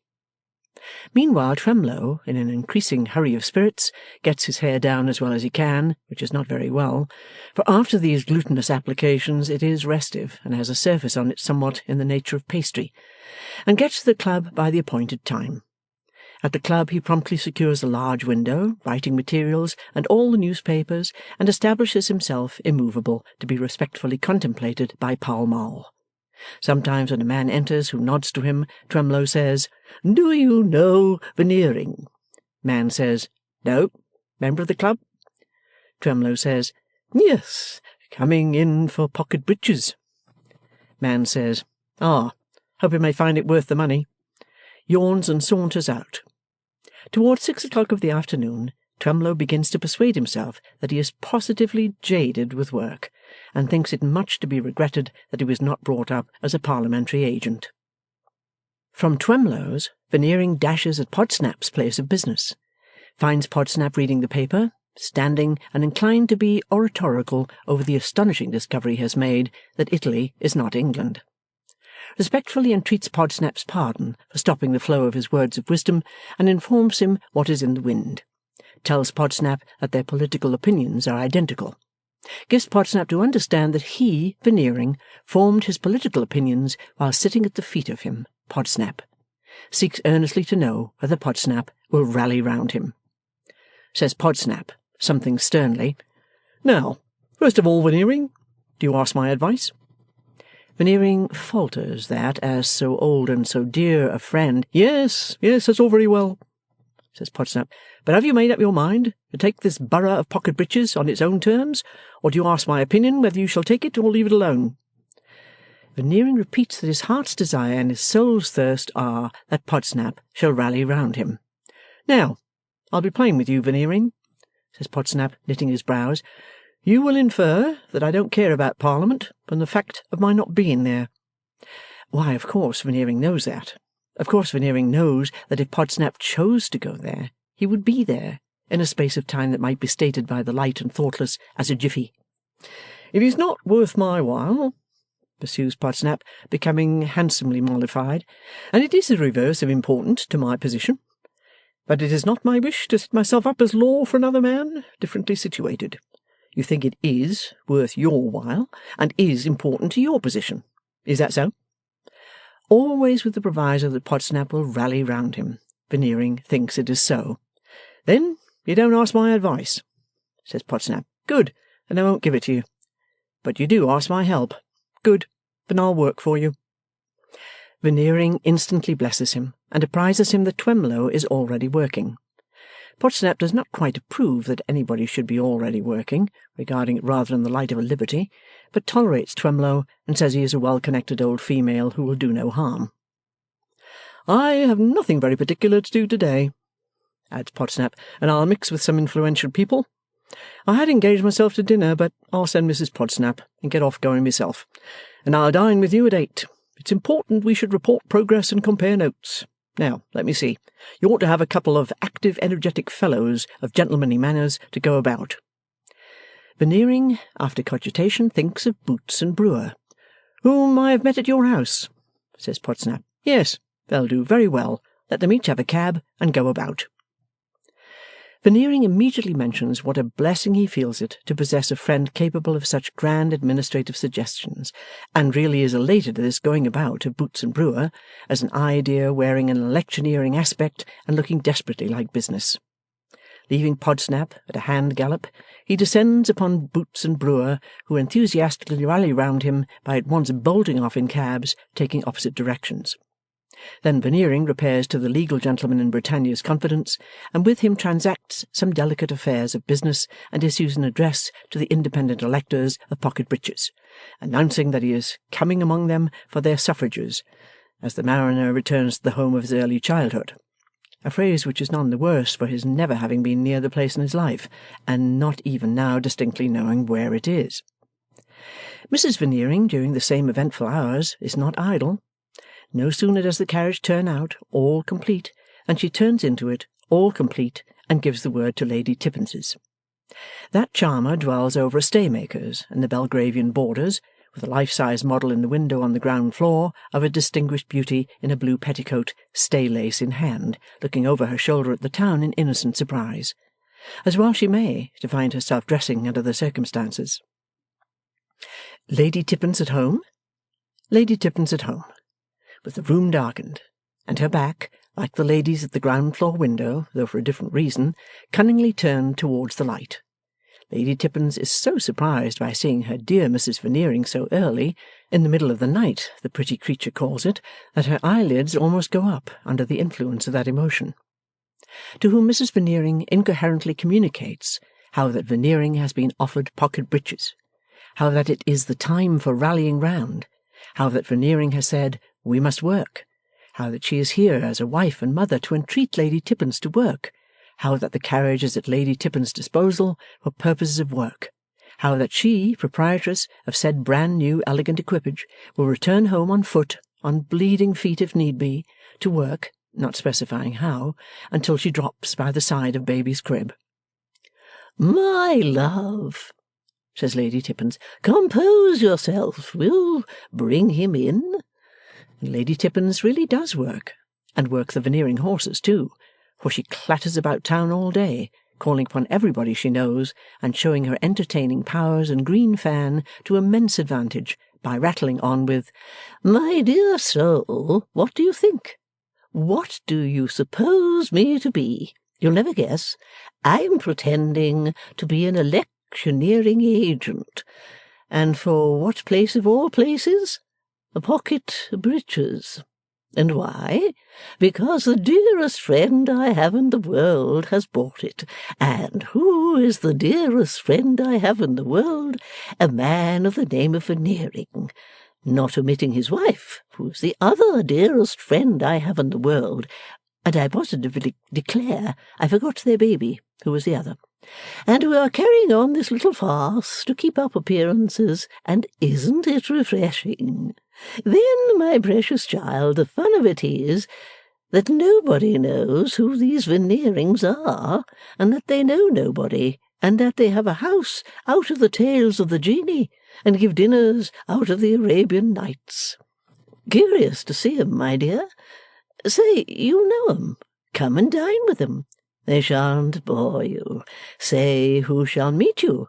We'll make up a party of our own, and I'll engage that they shall not interfere with you for one single moment.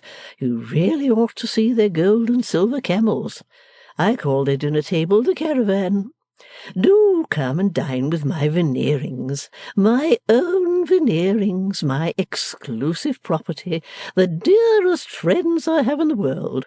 And above all, my dear, be sure you promise me your vote, and interest, and all sorts of plumpers for Pocket Breaches, for we couldn't think of spending sixpence on it, my love, and can only consent to be brought in by the spontaneous thingamies of the incorruptible what-do-you-call-ems. Now, the point of view seized by the bewitching Tippins that this same work and rallying round is to keep up appearances may have something in it, but not all the truth. More is done, or considered to be done, which does as well, by taking cabs and going about, than the fair Tippins knew of. Many vast vague reputations have been made solely by taking cabs and going about. This particularly obtains in all parliamentary affairs.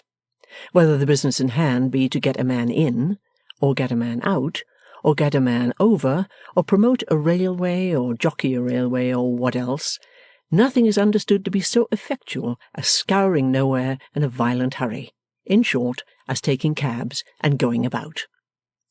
Probably because this reason is in the air, Twemlow, far from being singular in his persuasion that he works like a Trojan, is capped by Podsnap, who in his turn is capped by Boots and Brewer. At 8 o'clock, when all these hard workers assemble to dine at Veneering's, it is understood that the cabs of Boots and Brewer mustn't leave the door, but that pails of water must be brought from the nearest baiting place and cast over the horses' legs on the very spot, lest Boots and Brewer should have instant occasion to mountain away. Those fleet messengers require the analytical to see that their hats are deposited where they can be laid hold of at an instant's notice, and they dine, remarkably well though, with the air of firemen in charge of an engine, expecting intelligence of some tremendous conflagration. Mrs. Veneering faintly remarks, as dinner opens, that many such days would be too much for her. "Many such days would be too much for all of us," says Podsnap, "but we'll bring him in." "We'll bring him in," says Lady Tippins, sportively waving her green fan. "Veneering for ever." "We'll bring him in," says Twemlow. "We'll bring him in," says Boots and Brewer. Strictly speaking, it would be hard to show cause why they should not bring him in, Pocket Breeches having closed its little bargain, and there being no opposition. However, it is agreed that they must work to the last, and that if they did not work, something indefinite would happen. It is likewise agreed that they are all so exhausted with the work behind them, and need to be so fortified for the work before them, as to require peculiar strengthening from Veneering's cellar. Therefore the analytical has orders to produce the cream of his bins, and therefore it falls out that rallying becomes rather a trying word for the occasion. Lady Tippins being observed gamely to inculcate the necessity of rearing round their dear Veneering, Podsnap advocating roaring round him, Boots and Brewer declaring their intention of reeling round him, and Veneering thanking his devoted friends one and all with great emotion for rarullarulling round him. In these inspiring moments, Brewer strikes out an idea which is the great hit of the day. He consults his watch and says, like Guy Fawkes, he'll now go down to the House of Commons and see how things look.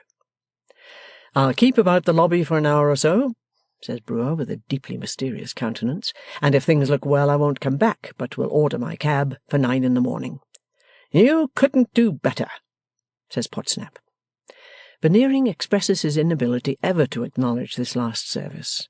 Tears stand in Mrs. Veneering's affectionate eyes. Boots shows envy, loses ground, and is regarded as possessing a second-rate mind. They all crowd to the door to see Brewer off. Brewer says to his driver, "Now, is your horse pretty fresh?" Eyeing the animal with critical scrutiny, driver says he's as fresh as butter. "Put him along then," says Brewer. "House of Commons." Driver darts up. Brewer leaps in. They cheer him as he departs, and Mr. Podsnap says, "Mark my words, sir, that's a man of resource. That's a man to make his way in life." When the time comes for Veneering to deliver a neat and appropriate stammer to the men of Pocket Breeches, only Podsnap and Twemlow accompany him by railway to that sequestered spot. The legal gentleman is at the Pocket Breeches branch station with an open carriage with a printed bill, "Veneering for ever," stuck upon it, as if it were a wall, and they gloriously proceed, amidst the grins of the populace, to a feeble little town hall on crutches, with some onions and bootlaces under it, which the legal gentleman says are a market, and from the front window of that edifice Veneering speaks to the listening earth. In the moment of his taking his hat off, Podsnap, as per agreement made with Mrs. Veneering, telegraphs to that wife and mother, "He's up."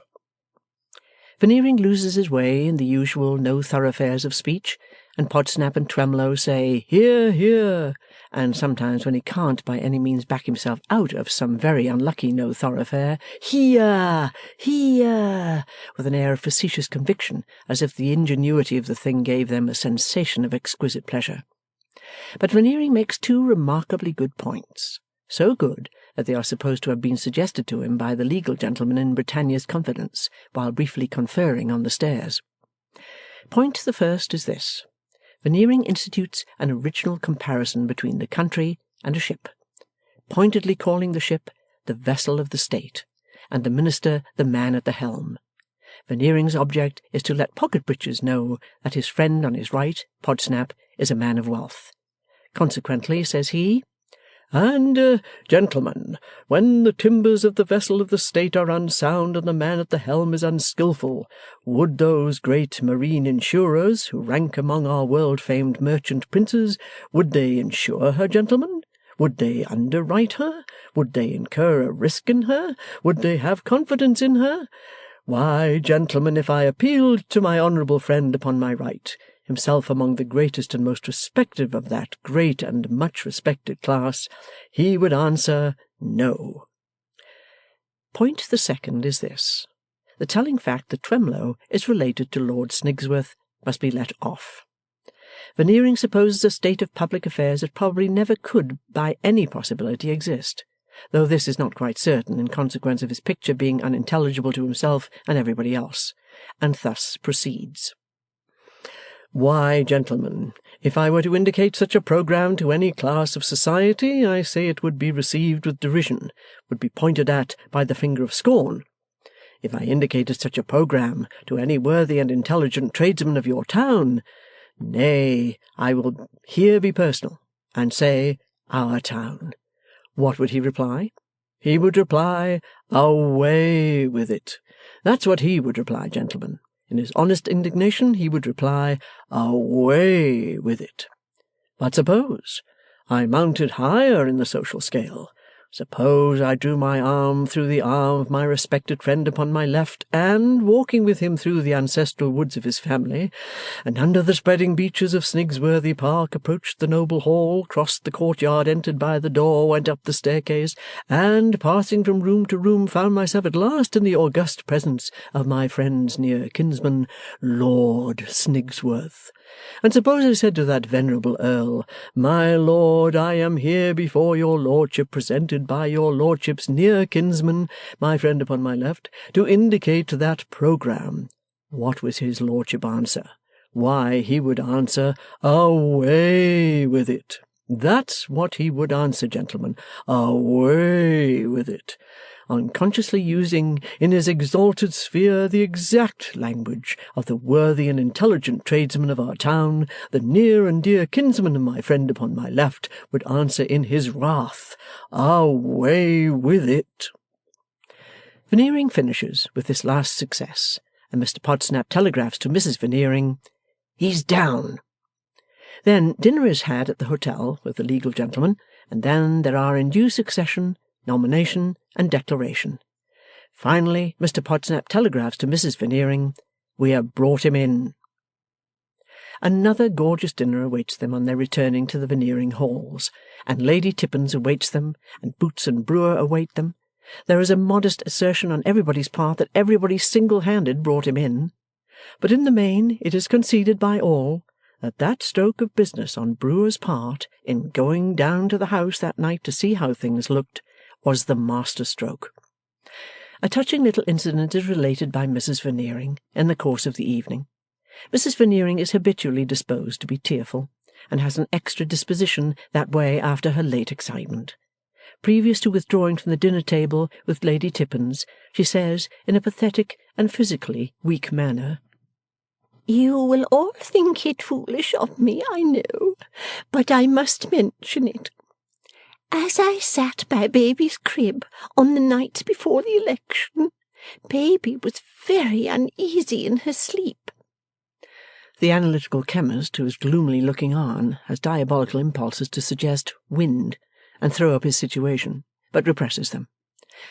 After an interval, almost convulsive, Baby curled her little hands in one another, and smiled.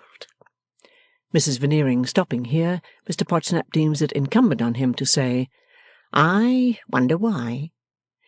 Could it be, I asked myself, says Mrs. Veneering, looking about her for her pocket-handkerchief, that the fairies were telling baby that her papa would shortly be an MP?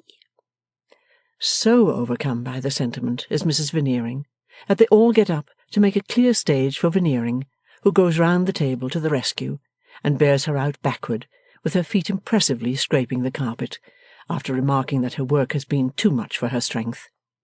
Whether the fairies made any mention of the £5,000, and it disagreed with baby, is not speculated upon. Poor little Twemlow, quite done up, is touched, and still continues touched after he is safely housed over the livery-stable yard in Duke Street, St. James's.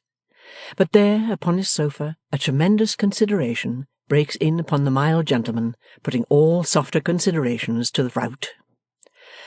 Gracious heavens! Now I have time to think of it. He never saw one of his constituents in all his days, until we saw them together. After having paced the room in distress of mind, with his hand to his forehead, the innocent Twemlow returns to his sofa and moans, I shall either go distracted or die of this man. He comes upon me too late in life. I am not strong enough to bear him. Chapter 4. Cupid Prompted. To use the cold language of the world, Mrs. Alfred Lammle rapidly improved the acquaintance of Miss Podsnap. To use the warm language of Mrs. Lammle, she and her sweet Georgiana soon became one, in heart, in mind, in sentiment, in soul. Whenever Georgiana could escape from the thraldom of Podsnappery, could throw off the bedclothes of the custard-coloured phaeton and get up, could shrink out of the range of her mother's rocking and, so to speak, rescue her poor little frosty toes from being rocked over, she repaired to her friend Mrs. Alfred Lammle. Mrs. Podsnap by no means objected. As a consciously splendid woman, accustomed to overhear herself so denominated by elderly osteologists pursuing their studies in dinner society, Mrs. Podsnap could dispense with her daughter. Mr. Podsnap, for his part, on being informed where Georgiana was, swelled with patronage of the Lammles, that they, when unable to lay hold of him, should respectfully grasp at the hem of his mantle, that they, when they could not bask in the glory of him, the sun, should take up with the pale reflected light of the watery young moon, his daughter, appeared quite natural, becoming, and proper. It gave him a better opinion of the discretion of the Lammles than he had heretofore held, as showing that they appreciated the value of the connection. So, Georgiana repairing to her friend, Mr. Podsnap went out to dinner, and yet to dinner, arm in arm with Mrs. Podsnap, settling his obstinate head in his cravat and shirt-collar, much as if he were performing on the Pandean pipes, in his own honour, the triumphal march. See, the conquering Podsnap comes, sound the trumpets, beat the drums. It was a trait in Mr. Podsnap's character, and in one form or other it will be generally seen to pervade the depths and shallows of Podsnappery, that he could not endure a hint of disparagement of any friend or acquaintance of his. How dare you, he would seem to say in such a case. What do you mean? I have licensed this person. This person has taken out my certificate. Through this person you strike at me, Podsnap the Great. And it is not that I particularly care for the person's dignity, but that I do most particularly care for Podsnap's. Hence, if anyone in his presence had presumed to doubt the responsibility of the Lammles, he would have been mightily huffed. Not that anyone did, for Veneering MP was always the authority for their being very rich, and perhaps believed it, as indeed he might, if he chose, for anything he knew of the matter. Mr. and Mrs. Lammle's house in Sackville Street, Piccadilly, was but a temporary residence. It has done well enough, they informed their friends, for Mr. Lammle when a bachelor, but it would not do now. So, they were always looking at palatial residences in the best situations, and always very nearly taking or buying one, but never quite concluding the bargain. Hereby they made for themselves a shining little reputation apart. People said, on seeing a vacant palatial residence, "The very thing for the Lammells," and wrote to the Lammells about it, and the Lammells always went to look at it. But unfortunately it never exactly answered. In short, they suffered so many disappointments that they began to think it would be necessary to build a palatial residence. And hereby they made another shining reputation, many persons of their acquaintance becoming by anticipation dissatisfied with their own houses and envious of the non-existent Lammell structure. The handsome fittings and furnishings of the house in Sackville Street were piled thick and high over the skeleton upstairs, and if it ever whispered from under its load of upholstery, "Here I am in the closet," it was to very few ears, and certainly never to Miss Podsnap's. What Miss Podsnap was particularly charmed with, next to the graces of her friend, was the happiness of her friend's married life. This was frequently their theme of conversation. "I am sure," said Miss Podsnap, "Mr. Lammell is like a lover. At least, I should think he was." "Georgiana, darling," said Mrs. Lammell, holding up a forefinger, "take care." "Oh, my goodness me!" exclaimed Miss Podsnap, reddening. "What have I said now?" "Alfred, you know," hinted Mrs. Lammell, playfully shaking her head. "You were never to say Mr. Lammell any more, Georgiana." "Oh, Alfred, then. I'm glad it's no worse. I was afraid I had said something shocking. I'm always saying something wrong to Ma." "To me, Georgiana, dearest?" "No, not to you. You are not Ma. I wish you were." Mrs. Lammell bestowed a sweet and loving smile upon her friend, which Miss Podsnap returned as best she could. They sat at lunch in Mrs. Lammell's own boudoir. "And so, dearest Georgiana, Alfred is like your notion of a lover?" "I don't say that, Sophronia," Georgiana replied, beginning to conceal her elbows. "I haven't any notion of a lover. The dreadful wretches that Ma brings up at places to torment me are not lovers. I only mean that Mr. "Again, dearest Georgiana?" "That Alfred" "Sounds much better, darling." "loves you so. He always treats you with such delicate gallantry and attention. Now, don't he?" "Truly, my dear," said Mrs. Lammell, with a rather singular expression crossing her face, "I believe that he loves me fully as much as I love him." "Oh, what happiness!" exclaimed Miss Podsnap. "But do you know, my Georgiana," Mrs. Lammell resumed presently, "that there is something suspicious in your enthusiastic sympathy with Alfred's tenderness?" "Good gracious, no. I hope not." "Doesn't it rather suggest," said Mrs. Lammell archly, "that my Georgiana's little heart is—" "Oh, don't!" Miss Podsnap blushingly besought her. "Please don't. I assure you, Sophronia, that I only praise Alfred because he is your husband and so fond of you." Sophronia's glance was as if a rather new light broke in upon her. It shaded off into a cool smile as she said, with her eyes upon her lunch and her eyebrows raised, "You are quite wrong, my love, in your guess at my meaning. What I insinuated was that my Georgiana's little heart was growing conscious of a vacancy." "No, no, no," said Georgiana. "I wouldn't have anybody say anything to me in that way, for I don't know how many £1,000. "In what way, my Georgiana?" inquired Mrs. Lammell, still smiling coolly with her eyes upon her lunch and her eyebrows raised. "You know," returned poor little Miss Podsnap, "I think I should go out of my mind, Sophronia, with vexation and shyness and detestation if anybody did. It's enough for me to see how loving you and your husband are. That's a different thing. I couldn't bear to have anything of that sort going on with myself. I should beg and pray to have the person taken away and trampled upon." Ah, here was Alfred. Having stolen in unobserved, he playfully leaned on the back of Sophronia's chair, and, as Miss Podsnap saw him, put one of Sophronia's wandering locks to his lips, and waved a kiss from it towards Miss Podsnap. "What is this about husbands and detestations?" inquired the captivating Alfred. "Why, they say," returned his wife, that listeners never hear any good of themselves, though you— But pray, how long have you been here, sir? This instant arrived, my own. Then I may go on, though if you had been here but a moment or two sooner, you would have heard your praises sounded by Georgiana. Only if they were to be called praises at all, which I really don't think they were, explained Miss Podsnap in a flutter, for being so devoted to Sophronia.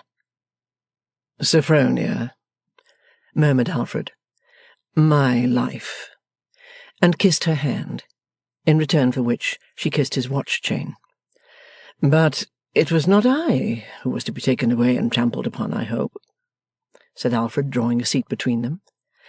Ask Georgiana, my soul, replied his wife. Alfred touchingly appealed to Georgiana. Oh, it was nobody, replied Miss Podsnap. It was nonsense. But if you are determined to know, Mr. Inquisitive Pet, as I suppose you are, said the happy and fond Sophronia, smiling, it was any one who should venture to aspire to Georgiana. Sophronia, my love, remonstrated Mr. Lammle, becoming graver, you are not serious. Alfred, my love, returned his wife, I dare say Georgiana was not, but I am. Now this, said Mr. Lammle, shows the accidental combinations there are in things. Could you believe, my ownest, that I came in here with the name of an aspirant to our Georgiana on my lips? Of course I could believe it, Alfred, said Mrs. Lammle. Anything that you told me. You dear one, and I anything that you told me. How delightful those interchanges, and the looks accompanying them! Now, if the skeleton upstairs had taken that opportunity, for instance, of calling out, "Here I am, suffocating in the closet." I give you my honour, my dear Sophronia, and I know what that is, love, said she. You do, my darling, that I came into the room all but uttering young Fledgeby's name. Tell Georgiana, dearest, about young Fledgeby. Oh, no, don't! Please don't! cried Miss Podsnap, putting her fingers in her ears. I'd rather not. Mrs. Lammle laughed in her gayest manner, and removing her Georgiana's unresisting hands, and playfully holding them in her own at arm's length, sometimes near together and sometimes wide apart, went on. You must know, you dearly beloved little goose, that once upon a time there was a certain person called young Fledgeby. And this young Fledgeby, who was of an excellent family and rich, was known to two other certain persons dearly attached to one another, and called Mr. and Mrs. Alfred Lammle. So this young Fledgeby, being one night at the play, there sees with Mr. and Mrs. Alfred Lammle a certain heroine called— No, don't say Georgiana Podsnap, pleaded that young lady, almost in tears. Please don't. Oh, do say somebody else. Not Georgiana Podsnap. Oh, don't. No other, said Mrs. Lammle, laughing airily, and, full of affectionate blandishments, opening and closing Georgiana's arms like a pair of compasses, than my little Georgiana Podsnap. So this young Fledgeby goes to that Alfred Lammle and says, Oh, please don't. Georgiana, as if the supplication were being squeezed out of her by powerful compression. I so hate him for saying it. For saying what, my dear? Laughed Mrs. Lammle.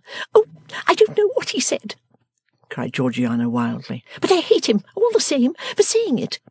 My dear, said Mrs. Lammle, always laughing in her most captivating way, the poor fellow only says that he is stricken all of a heap. Oh, what shall I ever do? Interposed Georgiana. Oh, my goodness, what a fool he must be! And implores to be asked to dinner and to make a fourth at the play another time. And so he dines tomorrow and goes to the opera with us. That's all. Except, my dear Georgiana, And what will you think of this? That he's infinitely shyer than you, and far more afraid of you than you ever were of any one in all your days. In perturbation of mind, Miss Podsnap still fumed and plucked at her hands a little, but could not help laughing at the notion of anybody's being afraid of her. With that advantage, Sophronia flattered her and rallied her more successfully, and then the insinuating Alfred flattered her and rallied her, and promised that at any moment when she might require that service at his hands, he would take young Fledgeby out and trample on him. Thus it remained amicably understood that young Fledgeby was to come to admire, and that Georgiana was to come to be admired. And Georgiana, with the entirely new sensation in her breast of having that prospect before her, and with many kisses from her dear Sophronia in present possession, preceded 6 feet 1 of discontented footmen, an amount of the article that always came for her when she walked home, to her father's dwelling. The happy pair being left together, Mrs. Lammle said to her husband, "If I understand this girl, sir, your dangerous fascinations have produced some effect upon her. I mention the conquest in good time, because I apprehend your scheme to be more important to you than your vanity." There was a mirror on the wall before them, and her eyes just caught him smirking in it. She gave the reflected image a look of the deepest disdain, and the image received it in the glass. Next moment they quietly eyed each other, as if they, the principals, had had no part in that expressive transaction. It may have been that Mrs. Lammle tried in some manner to excuse her conduct to herself by depreciating the poor little victim of whom she spoke with acrimonious contempt. It may have been, too, that in this she did not quite succeed, for it is very difficult to resist confidence, and she knew she had Georgiana's. Nothing more was said between the happy pair.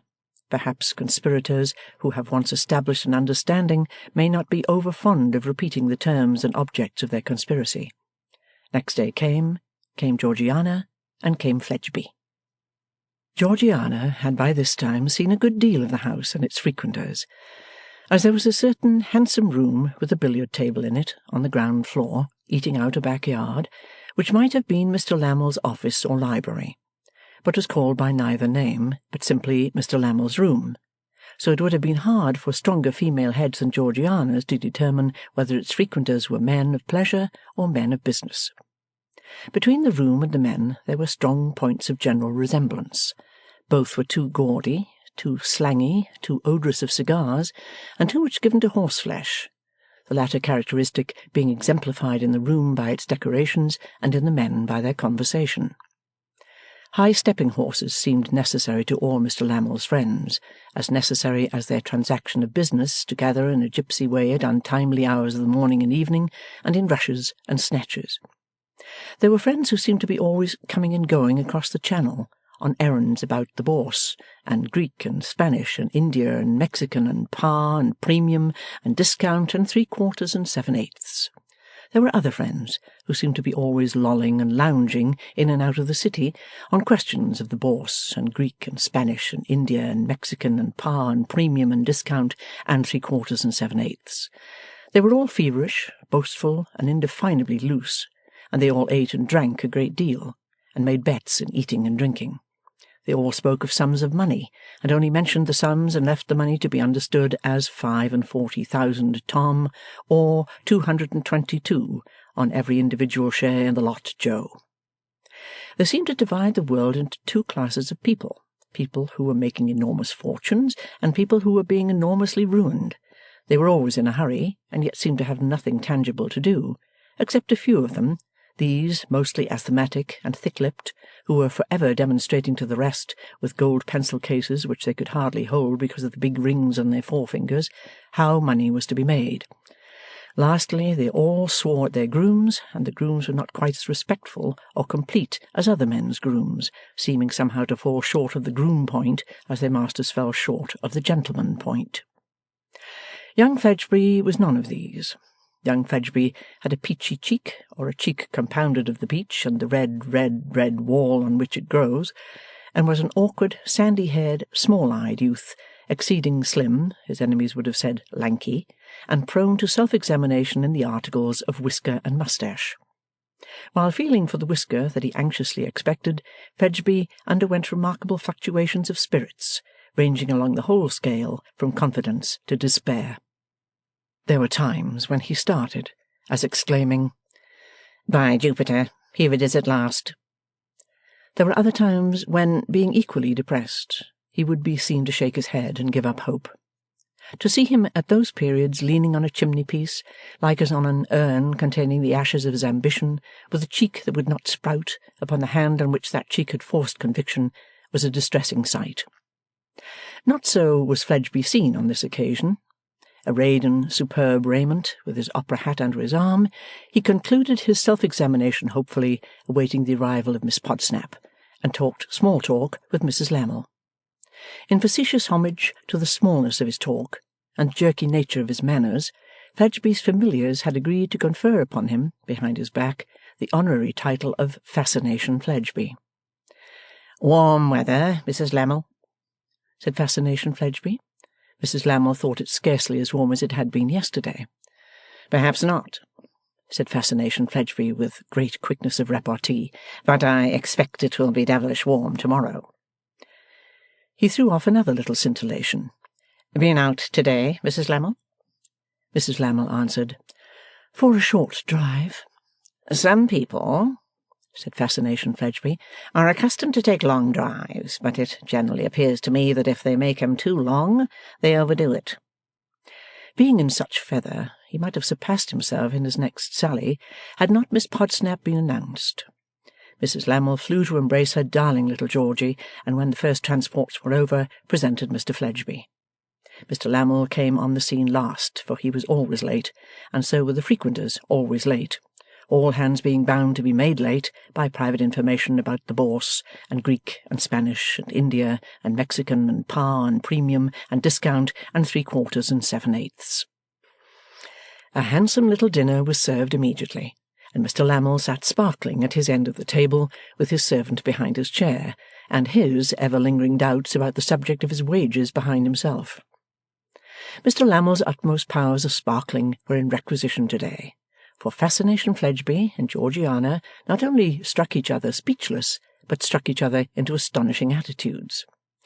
Georgiana, as she sat facing Fledgeby, making such efforts to conceal her elbows as were totally incompatible with the use of a knife and fork, and Fledgeby, as he sat facing Georgiana, avoiding her countenance by every possible device, and betraying the discomposure of his mind in feeling for his whiskers with his spoon, his wine-glass, and his bread.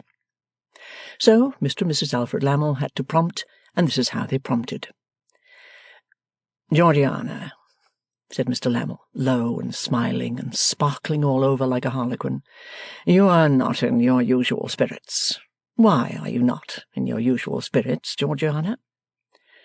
Georgiana faltered that she was much the same as she was in general. She was not aware of being different. "Not aware of being different," retorted Mr. Alfred Lammle.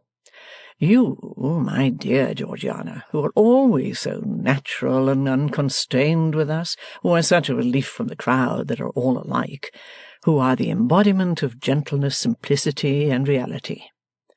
Miss Podsnap looked at the door, as if she entertained confused thoughts of taking refuge from these compliments in flight. "Now, I will be judged," said Mr. Lammle, raising his voice a little, "by my friend Fledgeby." "Oh, don't!" Miss Podsnap faintly ejaculated, when Mrs. Lammle took the prompt book. "I beg your pardon, Alfred, my dear, but I cannot part with Mr. Fledgeby quite yet. You must wait for him a moment. Mr. Fledgeby and I are engaged in a personal discussion." Fledgeby must have conducted it on his side with immense art, for no appearance of uttering one syllable had escaped him. "A personal discussion, Sophronia, my love. What discussion? Fledgeby, I am jealous. What discussion, Fledgeby?" "Shall I tell him, Mr. Fledgeby?" asked Mrs. Lammle. Trying to look as if he knew anything about it, Fascination replied, "Yes, tell him." "We were discussing then," said Mrs. Lammle, "if you must know, Alfred, whether Mr. Fledgeby was in his usual flow of spirits." "Why, that is the very point, Sophronia, that Georgiana and I were discussing as to herself. What did Fledgeby say?" Oh, a likely thing, sir, that I am going to tell you everything and be told nothing.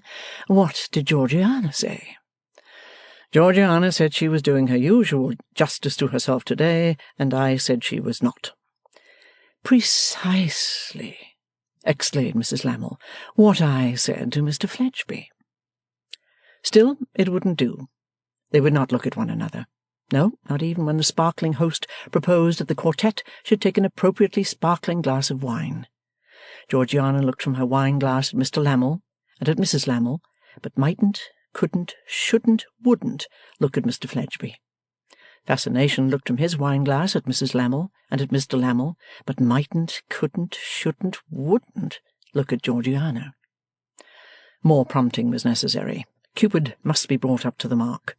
The manager had put him down in the bill for the part, and he must play it.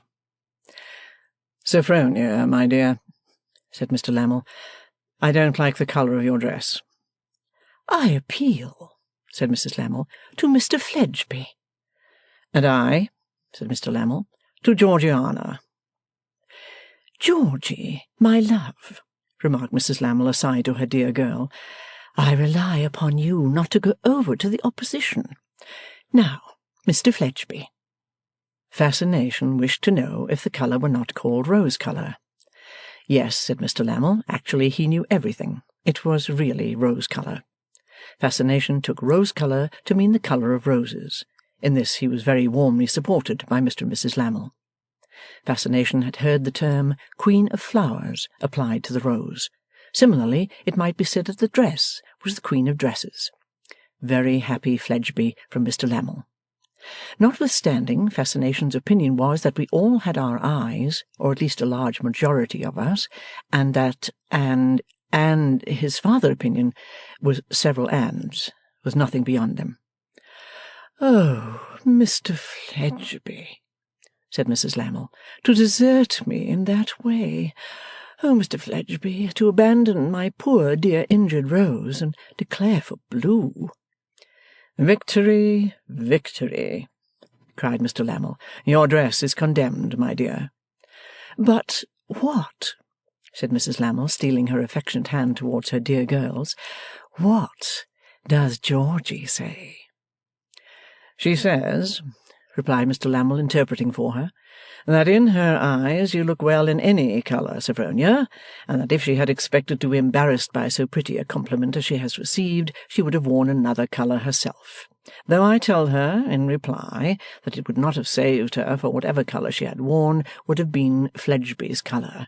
But what does Fledgeby say? He says, replied Mrs. Lammle, interpreting for him, and patting the back of her dear girl's hand, as if it were Fledgeby who was patting it, that it was no compliment, but a little natural act of homage that he couldn't resist. And, expressing more feeling as if it were more feeling on the part of Fledgeby, he is right. He is right. Still, no, not even now would they look at one another, seeming to gnash his sparkling teeth, studs, eyes, and buttons all at once. Mr. Lammle secretly bent a dark frown on the two, expressive of an intense desire to bring them together by knocking their heads together. Have you heard this opera of tonight, Fledgeby? He asked, stopping very short to prevent himself from running on into confound you. Why, no, not exactly, said Fledgeby. In fact, I don't know a note of it. Neither do you know it, Georgie, said Mrs. Lammle. No, replied Georgiana faintly, under the sympathetic coincidence. Why then, said Mrs. Lammle, charmed by the discovery which flowed from the premises, you neither of you know it. Oh, how charming! Even the craven Fledgeby felt that time was now come when he must strike a blow. He struck it by saying, partly to Mrs. Lammle and partly to the circumambient air, I consider myself very fortunate in being reserved by... As he stopped dead, Mr. Lammle, making that gingerous bush of his whiskers to look out of, offered him the word, Destiny. No, I wasn't going to say that, said Fledgeby. I was going to say Fate. I consider it very fortunate that Fate has written in the book of in the book which is its own property, that I should go to that opera for the first time under the memorable circumstances of going with Miss Podsnap. To which Georgiana replied, hooking her two little fingers in one another and addressing the tablecloth, Thank you, but I generally go with no one but you, Sophronia, and I like that very much. Content perforce with this success for the time, Mr. Lammle let Miss Podsnap out of the room as if he were opening her cage door, and Mrs. Lammle followed. Coffee being presently served upstairs, he kept a watch on Fledgeby until Miss Podsnap's cup was empty, and then directed him with his finger, as if that young gentleman were a slow retriever, to go and fetch it. This fate he performed, not only without failure, but even with the original embellishment of informing Miss Podsnap that green tea was considered bad for the nerves, though there Miss Podsnap unintentionally threw him out by faltering, Oh, is it indeed? How does it act? Which he was not prepared to elucidate. The carriage announced, Mrs. Lammle said, Don't mind me, Mr. Fledgeby. My skirts and cloak occupy both my hands. Take Miss Podsnap. And he took her, and Mrs. Lammle went next, and Mr. Lammle went last, savagely following his little flock like a drover. But he was all sparkle and glitter in the box at the opera, and there he and his dear wife made a conversation between Fledgeby and Georgiana in the following ingenious and skilful manner. They sat in this order: Mrs. Lammle, Fascination Fledgeby, Georgiana, Mr. Lammle. Mrs. Lammle made leading remarks to Fledgeby, only requiring monosyllabic replies. Mr. Lammle did the like with Georgiana. At times Mrs. Lammle would lean forward to address Mr. Lammle to this purpose. Alfred, my dear, Mr. Fledgeby very justly says, apropos of the last scene, that true constancy would not require any such stimulant as the stage deems necessary. To which Mr. Lammle would reply, Ay, Sophronia, my love, but as Georgiana has observed to me, the lady had no sufficient reason to know the state of the gentleman's affections. To which Mrs. Lammle would rejoin, Very true, Alfred, but Mr. Fledgeby points out this. To which Alfred would demur, Undoubtedly, Sophronia, but Georgiana acutely remarks that. Through this device the two young people conversed at great length, and committed themselves to a variety of delicate sentiments, without having once opened their lips, save to say yes or no, and even that not to one another. Fledgeby took his leave of Miss Podsnap at the carriage door, and the Lammles dropped her at her own home, and on the way Mrs. Lammle archly rallied her in her fond and protecting manner by saying at intervals, Oh, little Georgiana, little Georgiana, which was not much, but the tone added, You have enslaved your Fledgeby. And thus the Lammles got home at last, and the lady sat down moody and weary, looking at her dark lord engaged in a deed of violence with a bottle of soda-water, as though he were wringing the neck of some unlucky creature and pouring its blood down his throat. As he wiped his dripping whiskers in an ogreish way, he met her eyes, and pausing, said, with no very gentle voice, Well? Was such an absolute booby necessary to the purpose? I know what I am doing. He is no such dolt as you suppose. A genius, perhaps. You sneer, perhaps, and you take a lofty air upon yourself, perhaps. But I tell you this, when that young fellow's interest is concerned, he holds as tight as a horse leech. When money is in question with that young fellow, he is a match for the devil. Is he a match for you? He is, almost as good a one as you thought me for you. He has no quality of youth in him, but such as you have seen to-day. Touch him upon money, and you touch no booby then. He really is a dolt, I suppose, in other things, but it answers his one purpose very well. Has she money in her own right in any case? Aye, she has money in her own right in any case. You have done so well to-day, Sophronia, that I answer the question, though you know I object to any such questions. You have done so well to-day, Sophronia, that you must be tired. Get to bed. Chapter 5. Mercury Prompting. Fledgeby deserved Mr. Alfred Lammle's eulogium. He was the meanest cur existing, with a single pair of legs, and instinct, a word we all clearly understand, going largely on 4 legs, and reason always on 2, meanness on 4 legs never attains the perfection of meanness on 2. The father of this young gentleman had been a money-lender, who had transacted professional business with the mother of this young gentleman, when he, the latter, was waiting in the vast dark antechambers of the present world to be born.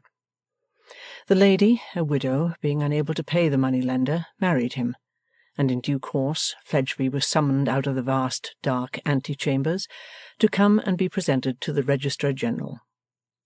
Rather a curious speculation how Fledgeby would otherwise have disposed of his leisure until doomsday. Fledgeby's mother offended her family by marrying Fledgeby's father. It is one of the easiest achievements in life to offend your family when your family want to get rid of you. Fledgeby's mother's family had been very much offended with her for being poor, and broke with her for becoming comparatively rich. Fledgeby's mother's family was the Snigsworth family.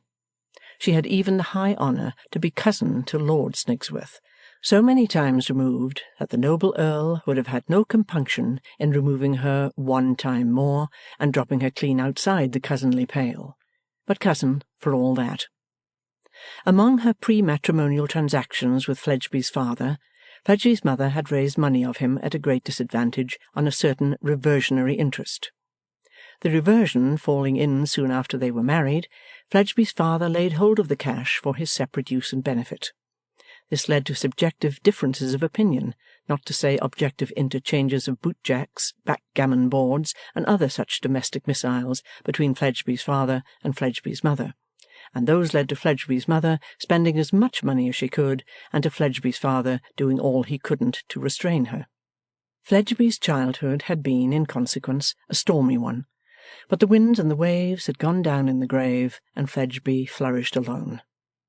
He lived in chambers in the Albany, did Fledgeby, and maintained a spruce appearance, but his youthful fire was all composed of sparks from the grindstone, and as the sparks flew off, went out, and never warmed anything, be sure that Fledgeby had his tools at the grindstone, and turned it with a wary eye.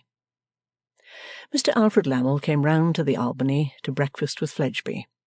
Present on the table, 1 scanty pot of tea, 1 scanty loaf, 2 scanty pats of butter, 2 scanty rashers of bacon, 2 pitiful eggs, and an abundance of handsome china bought a second-hand bargain. "What do you think of Georgiana?" asked Mr. Lammle. "Why, I'll tell you," said Fledgeby very deliberately. "Do, my boy." "You misunderstand me," said Fledgeby. "I don't mean I'll tell you that. I mean I'll tell you something else." "Tell me anything, old fellow." "Ah, but there you misunderstand me again," said Fledgeby. "I mean I'll tell you nothing." Mr. Lammle sparkled at him, but frowned at him too. "Look here," said Fledgeby. "You're deep, and you're ready. Whether I am deep or not, never mind. I am not ready. But I can do one thing, Lammle. I can hold my tongue, and I intend always doing it." "You are a long-headed fellow, Fledgeby." "May be, or may not be. If I am a short-tongued fellow, it may amount to the same thing. Now, Lammle, I am never going to answer questions." "My dear fellow, it was the simplest question in the world." "Never mind. It seemed so, but things are not always what they seem. I saw a man examined as a witness in Westminster Hall. Questions put to him seemed the simplest in the world, but turned out to be anything rather than that after he had answered him. Very well. Then he should have held his tongue. If he'd held his tongue, he would have kept out of scrapes that he got into." "If I had held my tongue, you would never have seen the subject of my question," remarked Lammle, darkening. "Now, Lammle," said Fascination Fledgeby, calmly feeling for his whisker, "it won't do. I won't be led on into a discussion. I can't manage a discussion, but I can manage to hold my tongue." "Can?" Mr. Lammle fell back upon propitiation. "I should think you could. Why, when these fellows of our acquaintance drink, and you drink with them, the more talkative they get, the more silent you get. The more they let out, the more you keep in. I don't object, Lammle, returned Fledgeby with an internal chuckle, to being understood, though I object to being questioned. That certainly is the way I do it. And when all the rest of us are discussing our ventures, none of us ever know what a single venture of yours is. And none of you ever will from me, Lammle, replied Fledgeby with another internal chuckle. That certainly is the way I do it. Why, of course it is, I know, rejoined Lammle with a flourish of frankness and a laugh, and stretching out his hands as if to show the universe a remarkable man in Fledgeby.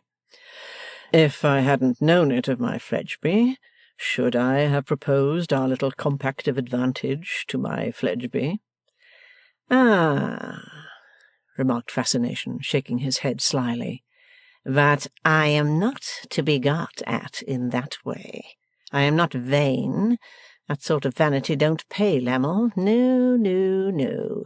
Compliments only make me hold my tongue the more. Alfred Lammle pushed his plate away, no great sacrifice under the circumstances of there being so little in it, thrust his hands in his pockets, leaned back in his chair, and contemplated Fledgeby in silence. Then he slowly released his left hand from its pocket, and made that bush of his whiskers, still contemplating him in silence. Then he slowly broke silence, and slowly said, "What the devil is this fellow about this morning?" "Now look here, Lammle," said Fascination Fledgeby, with the meanest of twinkles in his meanest of eyes, which were too near together, by the way. "Look here, Lammle. I'm very well aware that I didn't show to advantage last night, and that you and your wife, who I consider is a very clever woman and an agreeable woman, did. I am not calculated to show to advantage under that sort of circumstances. I know very well you two did show to advantage, and managed capitally. But don't you on that account come talking to me as if I was your doll and puppet, because I am not." "And all this," cried Alfred, after studying with a look the meanness that was fain to have the meanest help, and yet was so mean as to turn upon it, "all this because of one simple natural question." "You should have waited till I thought proper to say something about it of myself. I don't like your coming over me with your Georgianas, as if you was her proprietor, and mine too." "Well, when you are in the gracious mind to say anything about it of yourself," retorted Lammle, "pray do." "I have done it. I have said you managed capitally. You and your wife both. If you'll go on managing capitally, I'll go on doing my part, only don't crow." "I crow!" exclaimed Lammle, shrugging his shoulders. "Or," pursued the other, "or take it into your head that people are your puppets because they don't come out to advantage at the particular moments when you do, with the assistance of a very clever and agreeable wife. All the rest keep on doing, and let Mrs. Lammle keep on doing. Now, I've held my tongue when I thought proper, and I've spoken when I thought proper, and there's an end of that. And now the question is," proceeded Fledgeby with the greatest reluctance, "will you have another egg?" "No, I won't," said Lammle shortly. "Perhaps you're right, and will find yourself better without it," replied Fascination in greatly improved spirits. "To ask you if you'll have another rasher would be unmeaning flattery, for it would make you thirsty all day. Will you have some more bread and butter?" "No, I won't," repeated Lammle. "Then I will," said Fascination. And it was not a mere retort for the sound's sake, but was a cheerful, cogent consequence of the refusal. For if Lammle had applied himself again to the loaf, it would have been so heavily visited, in Fledgeby's opinion, as to demand abstinence from bread on his part for the remainder of that meal at least, if not for the whole of the next.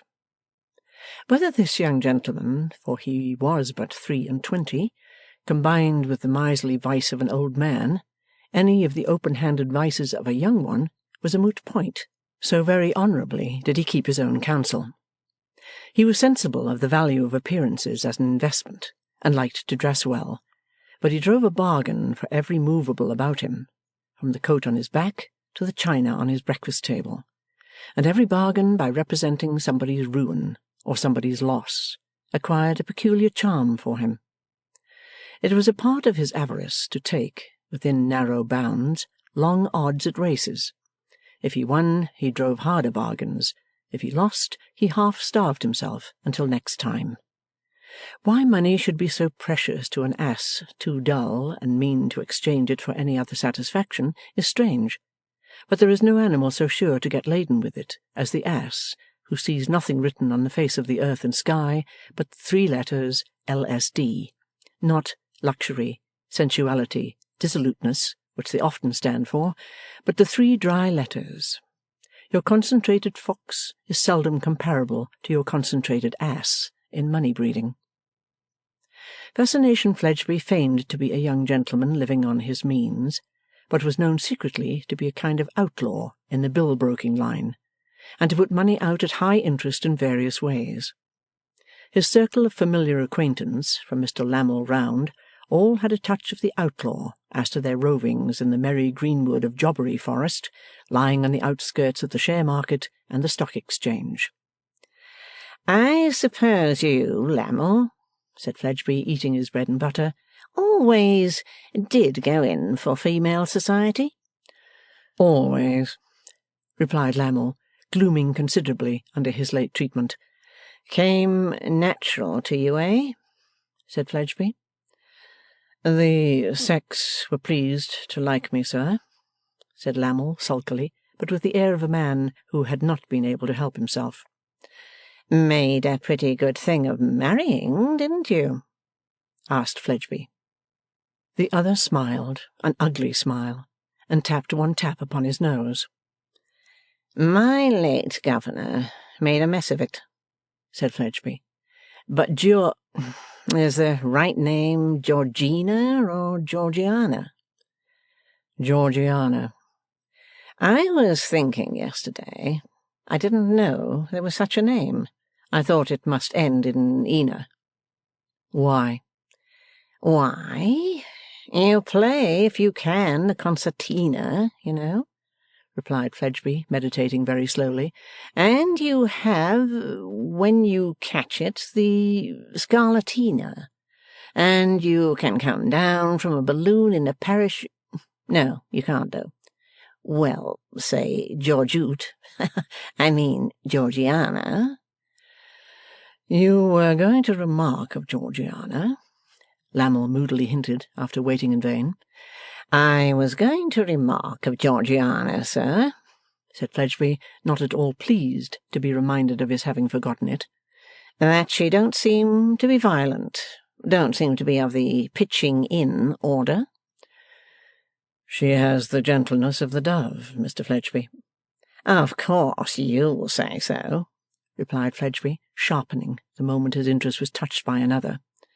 "But, you know, the real lookout is this. What I say, not what you say.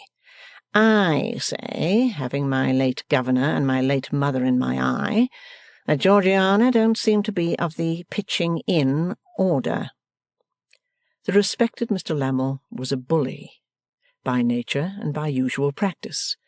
Perceiving, as Fledgeby's affronts cumulated, that conciliation by no means answered the purpose here, he now directed a scowling look into Fledgeby's small eyes, for the effect of the opposite treatment. Satisfied by what he saw there, he burst into a violent passion, and struck his hand upon the table, making the china ring and dance. "You are a very offensive fellow, sir," cried Mr. Lammle, rising. "You are a highly offensive scoundrel. What do you mean by this behaviour?"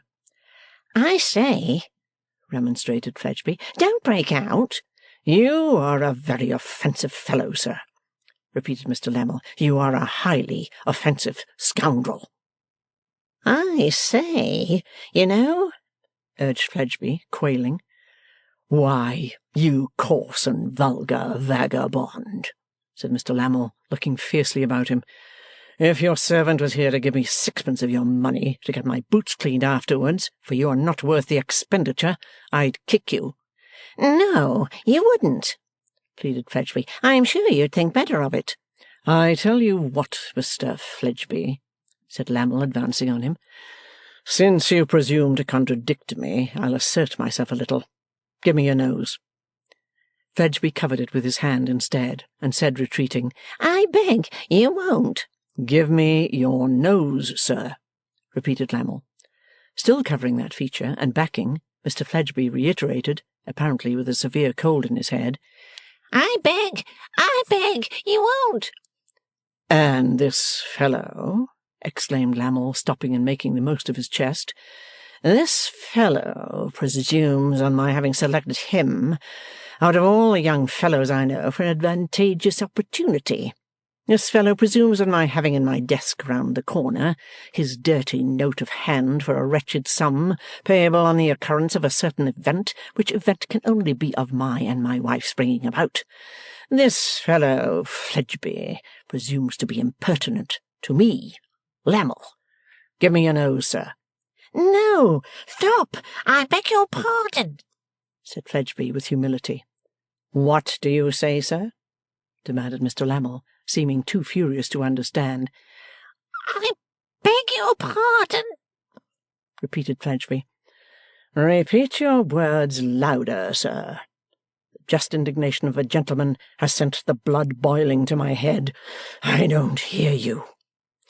'I say,' repeated Fledgeby with laborious explanatory politeness, 'I beg your pardon.' Mr. Lammle paused. 'As a man of honour,' said he, throwing himself into a chair, 'I am disarmed.'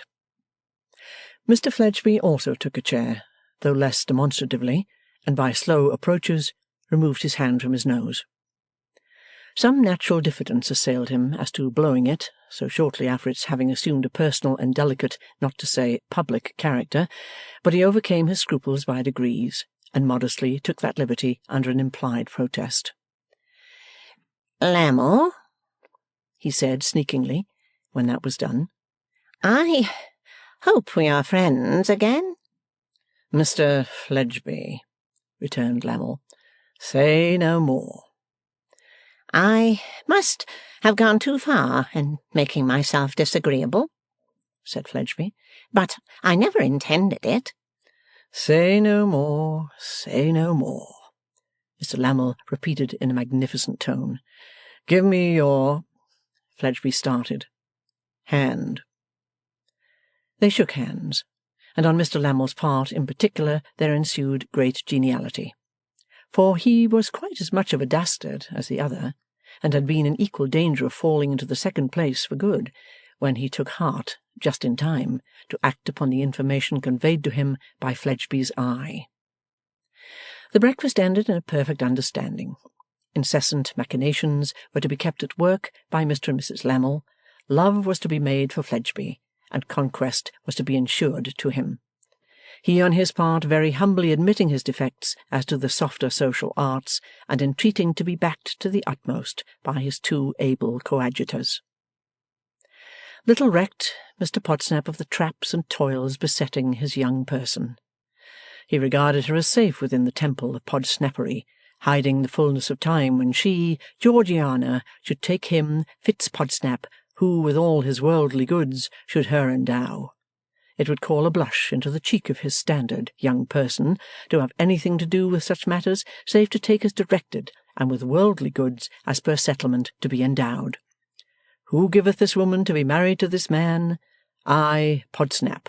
Perish the daring thought that any smaller creation should come between. It was a public holiday, and Fledgeby did not recover his spirits or his usual temperature of nose until the afternoon. Walking into the city in the holiday afternoon, he walked against a living stream setting out of it, and thus when he turned into the precincts of St. Mary Axe, he found a prevalent repose and quiet there. A yellow overhanging plaster-fronted house at which he stopped was quiet too. The blinds were all drawn down, and the inscription Pubsey and Co. seemed to doze in the counting-house window on the ground floor giving on the sleepy street. Fledgeby knocked and rang, and Fledgeby rang and knocked, but no one came. Fledgeby crossed the narrow street and looked up at the house windows, but nobody looked down at Fledgeby. He got out of temper, crossed the narrow street again, and pulled the house bell as if it were the house's nose, and he were taking a hint from his late experience. His ear at the keyhole seemed then, at last, to give him assurance that something stirred within. His eye at the keyhole seemed to confirm his ear, for he angrily pulled the house's nose again, and pulled, and continued to pull until a human nose appeared in the dark doorway. "Now, you, sir," cried Fledgeby, "these are nice games." He addressed an old Jewish man in an ancient coat, long of skirt and wide of pocket. A venerable man, bald and shining at the top of his head, and with long grey hair flowing down at its sides and mingling with his beard.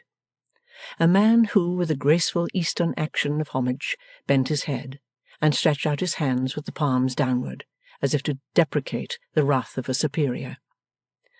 "What have you been up to?" said Fledgeby, storming at him.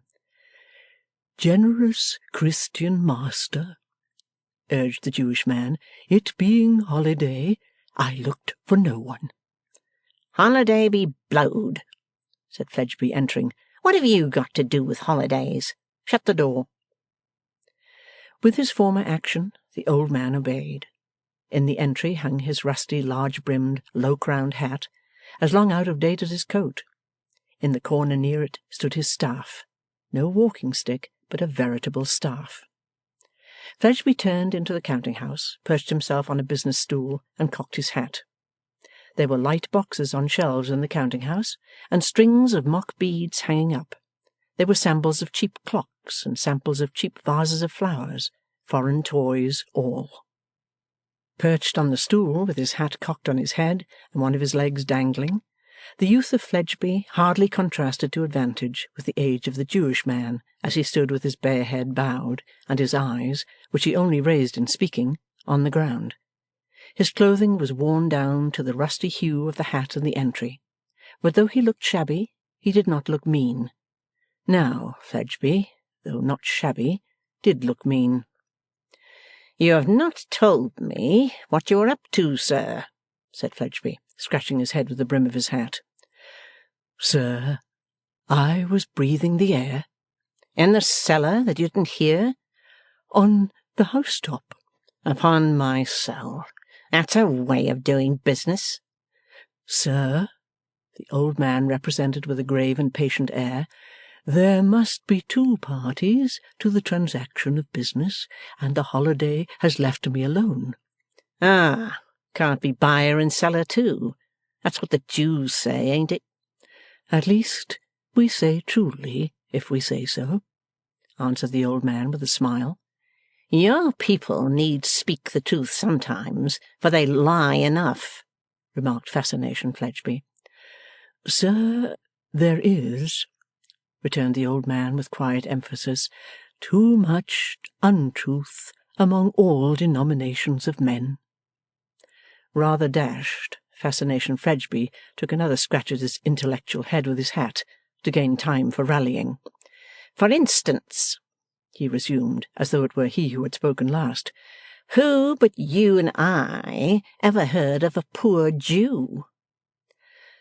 "The Jews," said the old man, raising his eyes from the ground with his former smile, "they hear of poor Jews often, and are very good to them." "Bother that," returned Fledgeby. "You know what I mean. You'd persuade me if you could that you were a poor Jew. I wish you'd confess how much you really did make out of my late governor. I should have a better opinion of you." The old man only bent his head and stretched out his hands as before. "Don't go on posturing like a deaf and dumb school," said the ingenious Fledgeby, "but express yourself like a Christian, or as nearly as you can." "I had had sickness and misfortunes, and was so poor," said the old man, "as hopelessly to owe the father principal and interest. The son inheriting was so merciful as to forgive me both, and place me here.' He made a little gesture as though he kissed the hem of an imaginary garment worn by the noble youth before him. It was humbly done, but picturesquely, and was not abasing to the doer. 'You won't say more, I see,' said Fledgeby, looking at him as if he would like to try the effect of extracting a double tooth or two. 'And so it's of no use my putting it to you. But confess this, Riah. Who believes you to be poor now?' 'No one,' said the old man. 'There, you're right,' assented Fledgeby.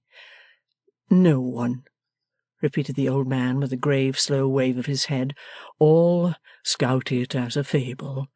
Were I to say, this little fancy business is not mine,' with a lithe sweep of his easily turning hand around him to comprehend the various objects on the shelves, 'it is the little business of a Christian young gentleman who places me, his servant, in trust and charge here, and to whom I am accountable for every single bead. They would laugh when, in the larger money business, I tell the borrowers—' 'I say, old chap,' interposed Fledgeby, 'I hope you mind what you do tell 'em.' 'Sir, I tell them no more than I am about to repeat. When I tell them I cannot promise this, I cannot answer for the other, I must see my principal, I have not the money, I am a poor man, and it does not rest with me, they are so unbelieving and so impatient that they sometimes curse me in Jehovah's name.' 'That's deuced good, that is,' said Fascination Fledgeby. 'And at other times they say, "Can it never be done without these tricks, Mr Riah? Come, come, Mr Riah, we know the arts of your people, my people. If the money is to be lent, fetch it, fetch it. If it is not to be lent, keep it, and say so." They never believe me.' 'That's all right,' said Fascination Fledgeby. 'They say, "We know, Mr Riah, we know. We have but to look at you, and we know." 'Oh, a good 'un are you for the post,' thought Fledgeby, 'and a good 'un was I to mark you out for it. I may be slow, but I am precious sure.' Not a syllable of this reflection shaped itself at any scrap of Mr Fledgeby's breath, lest it should tend to put his servant's price up. But looking at the old man as he stood quiet with his head bowed and his eyes cast down, he felt that to relinquish an inch of his baldness, an inch of his grey hair, an inch of his coat skirt, an inch of his hat brim, an inch of his walking staff, would be to relinquish hundreds of pounds. 'Look here, Riah,' said Fledgeby, mollified by these self-approving considerations, 'I want to go a little more into buying up queer bills.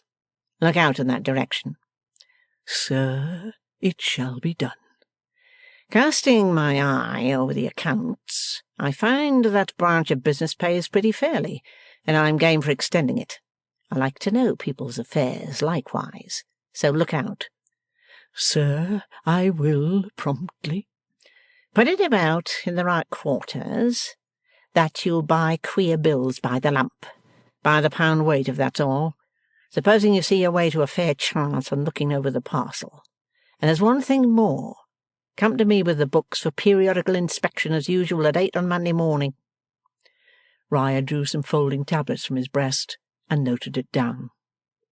'That's all I wanted to say at the present time,' continued Fledgeby in a grudging vein, as he got off the stool, 'except that I wish you'd take the air where you can hear the bell or the knocker, either one of the two or both. By the by, how do you take the air at the top of the house? Do you stick your head out of a chimney pot?' 'Sir, there are leads there, and I have made a little garden there.' 'To bury your money in, you old dodger?' 'A thumbnail's space of garden would hold the treasure I bury, master,' said Riah. 12 shillings a week, even when they are an old man's wages. bury themselves. I should like to know what you really are worth, returned Fledgeby, with whom his growing rich on that stipend and gratitude was a very convenient fiction. But come, let's have a look at your garden on the tiles before I go. The old man took a step back and hesitated. Truly, sir, I have company there. Have you, by George? Said Fledgeby. I suppose you happen to know whose premises these are? Sir, they are yours, and I am your servant in them. Oh, I thought you might have overlooked that, retorted Fledgeby, with his eyes on Riah's beard as he felt for his own. Having company on my premises, you know. Come up and see the guests, sir. I hope for your admission that they can do no harm. Passing him with a courteous reverence, specially unlike any action that Mr Fledgeby could for his life have imparted to his own head and hands, the old man began to ascend the stairs. As he toiled on before, with his palm upon the stair-rail, and his long black skirt, a very gabardine, overhanging each successive step, he might have been the leader in some pilgrimage of devotional ascent to a prophet's tomb. Not troubled by any such weak imagining, Fascination Fledgeby merely speculated on the time of life at which his beard had begun, and thought once more what a good un he was for the part. Some final wooden steps conducted them, stooping under a low penthouse roof, to the house-top. Riah stood still, and, turning to his master, pointed out his guests. Lizzie Hexam and Jenny Wren, for whom, perhaps, with some old instinct of his race, the gentle Jew had spread a carpet. Seated on it, against no more romantic object than a blackened chimney-stack over which some bumble creeper had been trained, they both pored over one book, both with attentive faces, Jenny with the sharper, Lizzie with the more perplexed. Another little book or two were lying near, and a common basket of common fruit, and another basket full of strings of beads and tinsel scraps. A few boxes of humble flowers and evergreens completed the garden, and the encompassing wilderness of dowager old chimneys twirled their cowls and fluttered their smoke, rather as if they were bridling and fanning themselves and looking on in a state of airy surprise. Taking her eyes off the book to test her memory of something in it, Lizzie was the first to see herself observed. As she rose, Miss Wren likewise became conscious, and said, irreverently addressing the great chief of the premises, "Whoever you are, I can't get up because my back's bad and my legs are queer." "This is my master," said Riah, stepping forward. "Don't look like anybody's master," observed Miss Wren to herself, with a hitch of her chin and eyes. "This, sir," pursued the old man, "is a little dressmaker for little people. Explain to the master, Jenny." "Dolls, that's all," said Jenny shortly. "Very difficult to fit too, because their figures are so uncertain. You never know where to expect their waists." "Her friend," resumed the old man, motioning towards Lizzie, "and as industrious as virtuous, but that they both are. They are busy early and late, sir, early and late, and in by times, as on this holiday, they go to book-learning." "Not much good to be got out of that," remarked Fledgeby. "Depends upon the person," quoth Miss Wren, snapping him up. "I made acquaintance with my guests, sir," pursued the Jew, with an evident purpose of drawing out the dressmaker, "through their coming here to buy of our damage and waste for Miss Jenny's millinery. Our waste goes into the best of company, sir, on her rosy-cheeked little customers. They wear it in their hair and on their ball dresses, and even, so she tells me, are presented at court with it." "Ah," said Fledgeby, on whose intelligence this doll fancy made rather strong demands. "She's been buying that basketful to-day, I suppose?" "I suppose she has," Miss Jenny interposed, "and paying for it too, most likely." "Let's have a look at it," said the suspicious chief. Riah handed it to him. "How much for this, now?" "2 precious silver shillings," said Miss Wren. Riah confirmed her with 2 nods, as Fledgeby looked to him. a nod for each shilling. "Well," said Fledgeby, poking into the contents of the basket with his forefinger, "the price is not so bad. You've got good measure, Miss what is it?" Try Jenny, suggested that young lady with great calmness. "You've got good measure, Miss Jenny, but the price is not so bad. And you," said Fledgeby, turning to the other visitor, "do you buy anything here, miss?" No, sir. "Nor sell anything neither, miss?" No, sir. Looking askew at the questioner, Jenny stole her hand up to her friend's and drew her friend down, so that she bent beside her on her knee. We are thankful to come here for rest, sir, said Jenny. You see, you don't know what the rest of this place is to us. Does he, Lizzie? It's the quiet and the air. "The quiet," repeated Fledgeby, with a contemptuous turn of his head towards the city's roar, "and the air," with a poof at the smoke. Ah, said Jenny, but it's so high. And you see the clouds rushing on above the narrow streets, not minding them, and you see the golden arrows pointing at the mountains in the sky from which the wind comes, and you feel as if you were dead. The little creature looked above her, holding up her slight transparent hand. "How do you feel when you're dead?" asked Fledgeby, much perplexed. Oh, so tranquil, cried the little creature, smiling. Oh, so peaceful and so thankful. And you hear the people who are alive crying and working and calling to one another down in the close dark streets, and you seem to pity them so. And such a chain has fallen from you, and such a strange good sorrowful happiness comes upon you. Her eyes fell on the old man, who, with his hands folded, quietly looked on. Why, it was only just now, said the little creature, pointing at him, that I fancied I saw him come out of his grave. He toiled out at that low door, so bent and worn, and then he took his breath and stood upright and looked all round him at the sky, and the wind blew upon him, and his life down in the dark was over, till he was called back to life, she added, looking round at Fledgeby with that lower look of sharpness. Why did you call him back?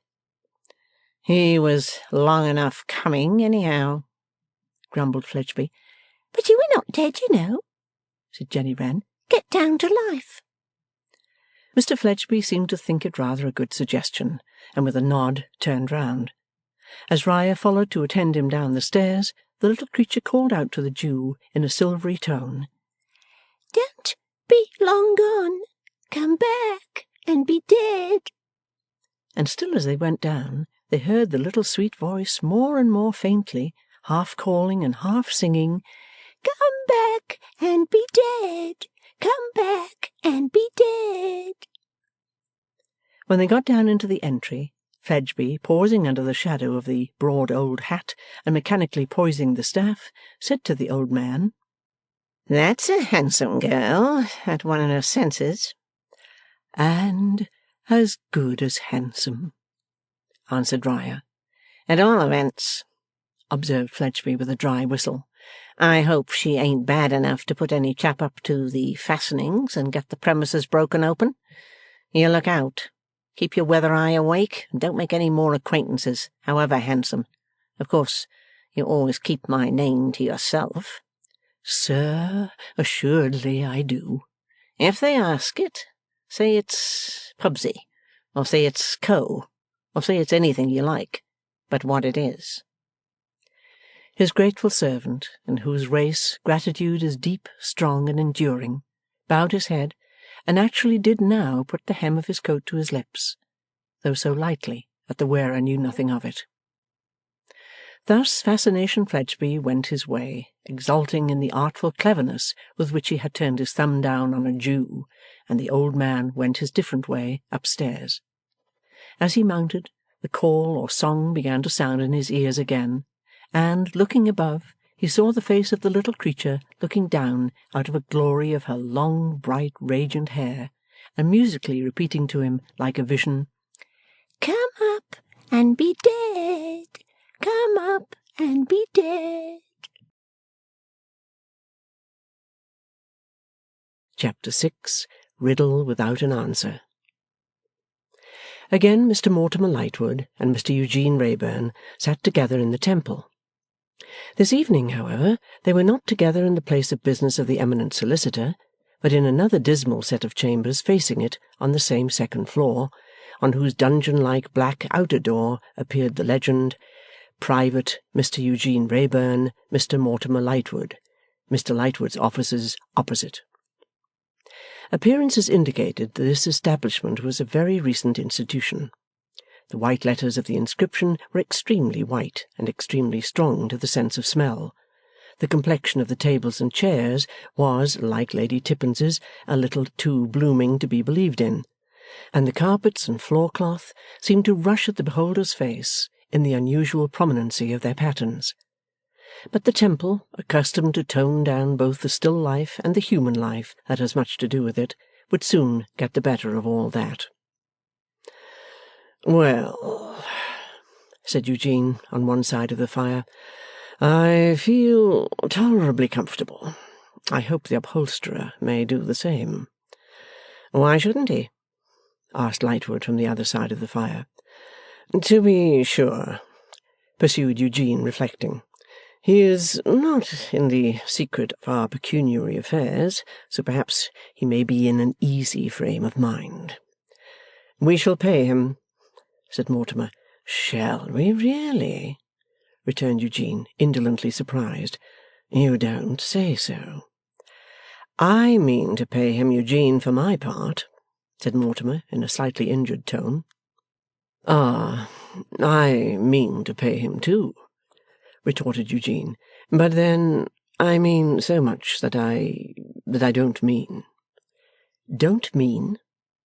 "So much that I only mean, and shall always only mean, and nothing more, my dear Mortimer. It's the same thing."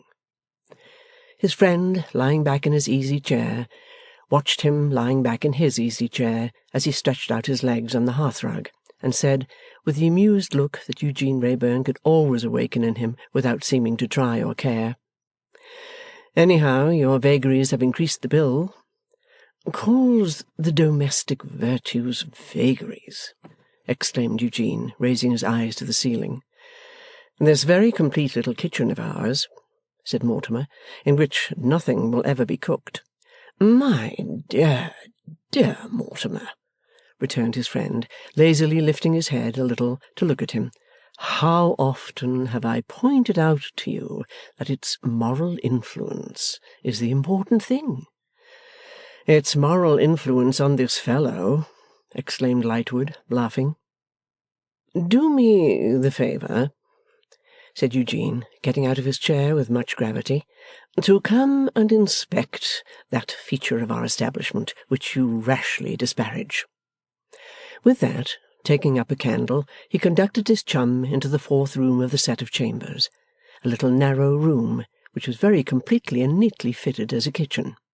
"See," said Eugene, "miniature flour barrel, rolling pin, spice box, shelf of brown jars, chopping board, coffee mill, dresser elegantly furnished with crockery, saucepans and pans, roasting jack, a charming kettle, an armoury of dish covers. The moral influence of these objects in forming the domestic virtues may have an immense influence upon me. Not upon you, for you are a hopeless case, but upon me. In fact, I have an idea that I feel the domestic virtues already forming. Do me the favour to step into my bedroom. Secretaire, you see? An abstruse set of solid mahogany pigeonholes, one for every letter of the alphabet. To what use do I devote them? I receive a bill, say from Jones. I docket it neatly at the secretaire Jones, and I put it into pigeonhole J. It's the next thing to a receipt, and is quite as satisfactory to me. And I very much wish, Mortimer," sitting on his bed with the air of a philosopher lecturing a disciple, "that my example might induce you to cultivate habits of punctuality and method, and, by means of the moral influences with which I have surrounded you, to encourage the formation of the domestic virtues." Mortimer laughed again, with his usual commentaries of "How can you be so ridiculous, Eugene?" and "What an absurd fellow you are!" But when his laugh was out, there was something serious, if not anxious, in his face. Despite that pernicious assumption of lassitude and indifference which had become his second nature, he was strongly attached to his friend.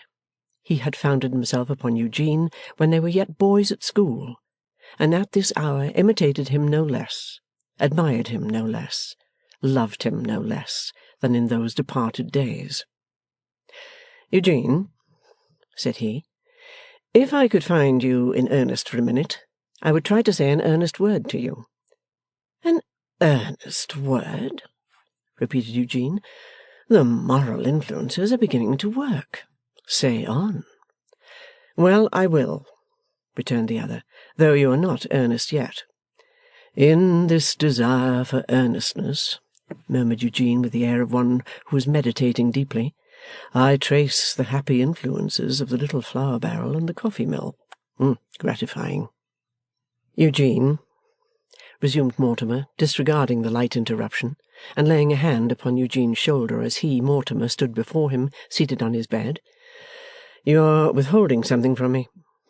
Eugene looked at him, but said nothing. "All this past summer you have been withholding something from me. Before we entered on our boating vacation you were as bent upon it as I have seen you upon anything since we first rowed together. But you cared very little for it when it came, often found it a tie and a drag upon you, and were constantly away. Now, it was well enough half a dozen times, 20 times, to say to me in your own odd manner, which I know so well and like so much, that your disappearances were precautions against our boring one another. But, of course, after a short while I began to know that they covered something. I don't ask what it is, as you have not told me, but the fact is so. Say, is it not?" "I give you my word of honour, Mortimer," returned Eugene, after a serious pause of a few moments, "that I don't know." "Don't know, Eugene?" "Upon my soul, don't know. I know less about myself than about most people in the world, and I don't know." "You have some design in your mind?" "Have I? I don't think I have. At any rate, you have some subject of interest there which used not to be there." "I really can't say," replied Eugene, shaking his head blankly, after pausing again to reconsider. "At times I have thought yes, at other times I have thought no. Now, I have been inclined to pursue such a subject. Now, I have felt that it was absurd, and that it tired and embarrassed me. Absolutely, I can't say. Frankly and faithfully, I would, if I could." So replying, he clapped a hand, in his turn, on his friend's shoulder, as he rose from his seat upon the bed, and said, "You must take your friend as he is. You know what I am, my dear Mortimer. You know how dreadfully susceptible I am to boredom. You know that when I became enough of a man to find myself an embodied conundrum, I bored myself to the last degree by trying to find out what I meant. You know that at length I gave it up, and declined to guess any more. Then how can I possibly give you the answer that I have not discovered? The old nursery form runs, riddle me, ree. Perhaps you can't tell me what this may be. My reply runs, no, upon my life I can't." So much of what was fantastically true to his own knowledge of this utterly careless Eugene mingled with the answer, that Mortimer could not receive it as a mere evasion. Besides, it was given with an engaging air of openness, and of special exemption of the one friend he valued, from his reckless indifference. "Come, dear boy," said Eugene, "let us try the effect of smoking. If it enlightens me at all on this question, I will impart unreservedly." They returned to the room they had come from, and finding it heated, opened a window. Having lighted their cigars, they leaned out of this window smoking and looking down at the moonlight as it shone into the court below. "No enlightenment," resumed Eugene after certain minutes of silence, "I feel sincerely apologetic, my dear Mortimer, but nothing comes." "If nothing comes," returned Mortimer, "nothing can come from it. So I shall hope that this may hold good throughout, and that there may be nothing on foot, nothing injurious to you, Eugene, or—" Eugene stayed him for a moment with his hand on his arm, while he took a piece of earth from an old flower-pot on the window-sill and dexterously shot it at a little point of light opposite, having done which, to his satisfaction, he said, "Or injurious to any one else." "How," said Eugene, taking another little piece of earth and shooting it with great precision at the former mark, "how injurious to any one else?" "I don't know." "And," said Eugene, taking, as he said the word, another shot, "to whom else?" "I don't know." Checking himself with another piece of earth in his hand, Eugene looked at his friend inquiringly and a little suspiciously. There was no concealed or half-expressed meaning in his face. "To belated wanderers in the mazes of the law," said Eugene, attracted by the sound of footsteps, and glancing down as he spoke, "stray into the court. They examine the doorposts of number 1, seeking the name they want. Not finding it at number 1, they come to number 2. On the hat of wanderer number 2, the shorter one, I drop this pellet.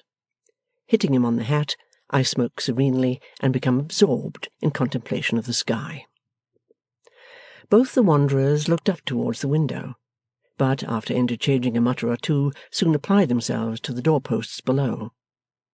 There they seemed to discover what they wanted, for they disappeared from view by entering at the doorway. "When they emerge," said Eugene, "you shall see me bring them both down," and so prepared 2 pellets for the purpose. He had not reckoned on their seeking his name or Lightwood's, but either the one or the other would seem to be in question, for now there came a knock at the door. "I am on duty to-night," said Mortimer. "Stay you where you are, Eugene."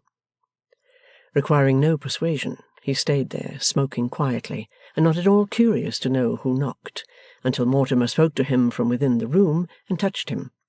Then, drawing in his head, he found the visitors to be young Charlie Hexam and the schoolmaster, both standing facing him, and both recognized at a glance. "You recollect this young fellow, Eugene?" said Mortimer. "Let me look at him," returned Wrayburn coolly.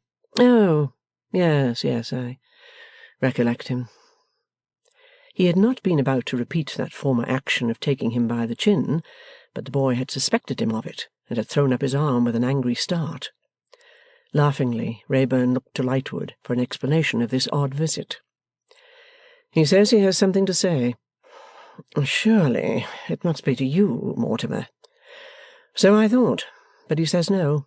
He says it is to you." "Yes, I do say so," interposed the boy, "and I mean to say what I want to say too, Mr. Eugene Wrayburn." Passing him with his eyes as if there were nothing where he stood, Eugene looked on to Bradley Headstone.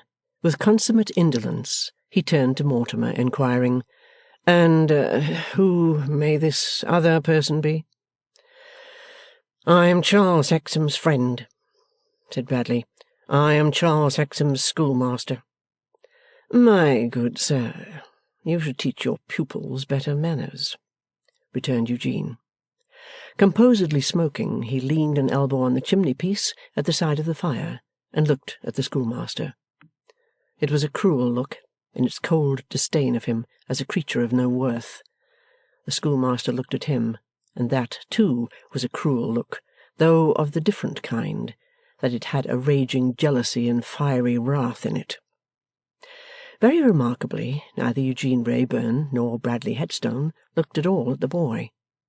Through the ensuing dialogue, those two, no matter who spoke or whom was addressed, looked at each other. There was some secret, sure perception between them, which set them against one another in all ways. "In some high respects, Mr. Eugene Wrayburn," said Bradley, answering him with pale and quivering lips, The natural feelings of my pupils are stronger than my teaching?' 'In most respects, I dare say,' replied Eugene, enjoying his cigar, 'though whether high or low is of no importance. You have my name very correctly. Pray, what is yours?' 'It cannot concern you much to know, but—' 'True,' interposed Eugene, striking sharply and cutting him short at his mistake. 'It does not concern me at all to know. I can say schoolmaster, which is a most respectable title. You are right, schoolmaster.' It was not the dullest part of this goad in its galling of Bradley Headstone that he had made it himself in a moment of incautious anger. He tried to set his lips so as to prevent their quivering, but they quivered fast. 'Mr. Eugene Wrayburn,' said the boy, 'I want a word with you. I have wanted it so much that we have looked out your address in the book, and we have been to your office, and we have come from your office here.' 'You have given yourself much trouble, schoolmaster,' observed Eugene, blowing the feathery ash from his cigar. 'I hope it may prove remunerative.' 'And I am glad to speak,' pursued the boy, 'in presence of Mr. Lightwood, because it was through Mr. Lightwood that you ever saw my sister.' For a mere moment Wrayburn turned his eyes aside from the schoolmaster to note the effect of the last word on Mortimer, who, standing on the opposite side of the fire, as soon as the word was spoken, turned his face towards the fire and looked down into it. 'Similarly, it was through Mr. Lightwood that you ever saw her again, for you were with him on the night when my father was found, and so I found you with her on the next day. Since then, you have seen my sister often. You have seen my sister oftener and oftener, and I want to know why.' 'Was this worth while, schoolmaster?' murmured Eugene with the air of a disinterested adviser. 'So much trouble for nothing? You should know best, but I think not.' 'I don't know, Mr. Wrayburn,' answered Bradley, with his passion rising, 'why you address me.' 'Don't you?' said Eugene. 'Then I won't.' He said it so tauntingly in his perfect placidity that the respectable right hand clutching, the respectable hair guard of the respectable watch could have wound it round his throat and strangled him with it. Not another word did Eugene deem it worth while to utter, but stood leaning his head upon his hand, smoking and looking imperturbably at the chafing Bradley Headstone with his clutching right hand, until Bradley was well nigh mad. 'Mr. Wrayburn,' proceeded the boy, 'we not only know this that I have charged upon you, but we know more. It has not yet come to my sister's knowledge that we have found it out, but we have. We had a plan, Mr. Headstone and I, for my sister's education, and for its being advised and overlooked by Mr. Headstone, who is a much more competent authority, whatever you may pretend to think as you smoke, than you could produce if you tried. Then, what do we find? What do we find, Mr. Lightwood? Why, we find that my sister is already being taught without our knowing it. We find that while my sister gives an unwilling and cold ear to our schemes for her advantage, I, her brother, and Mr. Headstone, the most competent authority, as his certificates would easily prove, that could be produced, she is wilfully and willingly profiting by other schemes. Aye, and taking pains too, for I know what such pains are, and so does Mr. Headstone. Well, somebody pays for this, is a thought that naturally occurs to us. Who pays? We apply ourselves to find out, Mr. Lightwood, and we find that your friend, this Mr. Eugene Wrayburn here, pays. Then I ask him, what right has he to do it, and what does he mean by it, and how comes he to be taking such a liberty without my consent, when I am raising myself in the scale of society by my own exertions and Mr. Headstone's aid, and have no right to have any darkness cast upon my prospects, or any imputation upon my respectability through my sister.' The boyish weakness of this speech, combined with its great selfishness, made it a poor one indeed. And yet Bradley Headstone, used to the little audience of a school and unused to the larger ways of men, showed a kind of exultation in it. 'Now, I tell Mr. Eugene Wrayburn,' pursued the boy, forced into the use of the third person by the hopelessness of addressing him in the first, that I object to his having any acquaintance at all with my sister, and that I request him to drop it altogether.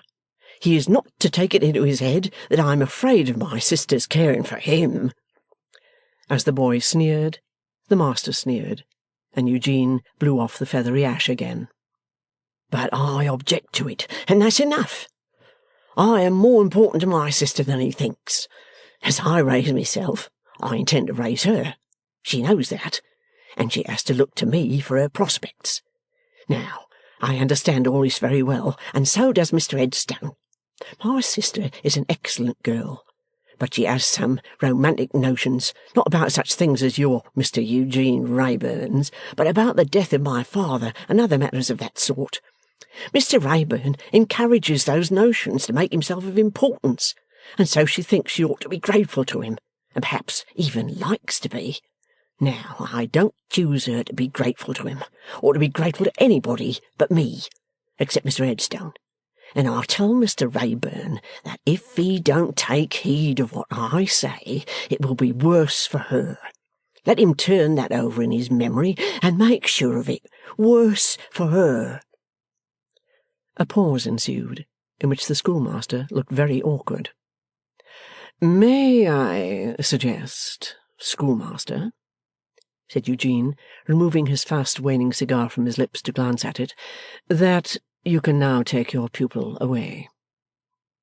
'And Mr. Lightwood,' added the boy with a burning face under the flaming aggravation of getting no sort of answer or attention, 'I hope you'll take notice of what I said to your friend, and of what your friend has heard me say word by word, whatever he pretends to the contrary. You are bound to take notice of it, Mr. Lightwood, for, as I have already mentioned, you first brought your friend into my sister's company, and but for you we never should have seen him. Lord knows none of us ever wanted him, any more than any of us will ever miss him. Now, Mr. Headstone, as Mr. Eugene Wrayburn has been obliged to hear what I had to say, and couldn't help himself, and as I have said it out to the last word, we have done all we wanted to do, and may go.' 'Go downstairs and leave me a moment, Hexam,' he returned. The boy, complying with an indignant look and as much noise as he could make, swung out of the room, and Lightwood went to the window and leaned there, looking out. 'You think me of no more value than the dirt under your feet,' said Bradley to Eugene, speaking in a carefully weighed and measured tone, or he could not have spoken at all. 'I assure you, schoolmaster,' replied Eugene, 'I don't think about you.' 'That's not true,' returned the other. 'You know better.' 'That's coarse,' Eugene retorted, 'but you don't know better. Mr. Wrayburn, at least I know very well that it would be idle to set myself against you in insolent words or overbearing manners. That lad who has just gone out could put you to shame in half a dozen branches of knowledge in half an hour, but you can throw him aside like an inferior. You can do as much by me, I have no doubt, beforehand.' 'Possibly,' remarked Eugene. 'But I am more than a lad,' said Bradley, with his clutching hand, 'and I will be heard, sir.' 'As a schoolmaster,' said Eugene, 'you are always being heard. That ought to content you.' 'But it does not content me,' replied the other, white with passion. 'Do you suppose that a man informing himself for the duties I discharge, and in watching and repressing himself daily to discharge them well, dismisses a man's nature?' 'I suppose you,' said Eugene, 'judging from what I see as I look at you, to be rather too passionate for a good schoolmaster.' As he spoke, he tossed away the end of his cigar. 'Passionate with you, sir, I admit I am. Passionate with you, sir, I respect myself for being, but I have not devils for my pupils.' 'For your teachers, I should rather say,' replied Eugene. 'Mr. Wrayburn, a schoolmaster?' 'Sir, my name is Bradley Headstone.' 'As you justly said, my good sir, your name cannot concern me. Now, what more?' 'This more. Oh, what a misfortune is mine!' cried Bradley, breaking off to wipe the starting perspiration from his face as he shook from head to foot, "that I cannot so control myself as to appear a stronger creature than this. When a man who has not felt in all his life what I have felt in a day can so command himself." He said it in a very agony, and even followed it with an errant motion of his hands, as if he could have torn himself. Eugene Wrayburn looked on at him as if he found him beginning to be rather an entertaining study. "Mr. Wrayburn, I desire to say something to you on my own part." "Come, come, schoolmaster," returned Eugene, with a languid approach to impatience, as the other again struggled with himself. "Say what you have to say. And let me remind you that the door is standing open, and your young friend waiting for you on the stairs. When I accompanied that youth here, sir, I did so with the purpose of adding, as a man whom you should not be permitted to put aside, in case you put him aside as a boy, that his instinct is correct and right." Thus Bradley Headstone, with great effort and difficulty. "Is that all?" asked Eugene. "No, sir," said the other, flushed and fierce. "I strongly support him in his disapproval of your visits to his sister, and in his objection to your officiousness, and worse, in what you have taken upon yourself to do for her." "Is that all?" asked Eugene. "No, sir. I determined to tell you that you are not justified in these proceedings, and that they are injurious to his sister." "Are you her schoolmaster as well as her brothers? Or perhaps you would like to be?" said Eugene. It was a stab that the blood followed in its rush to Bradley Headstone's face, as swiftly as if it had been dealt with a dagger. "What do you mean by that?" was as much as he could utter. "A natural ambition enough," said Eugene coolly. "Far be it from me to say otherwise. The sister, who is something too much upon your lips, perhaps, is so very different from all the associations to which she had been used, and from all the low, obscure people about her, that it is a very natural ambition." "Do you throw my obscurity in my teeth, Mr. Wrayburn?"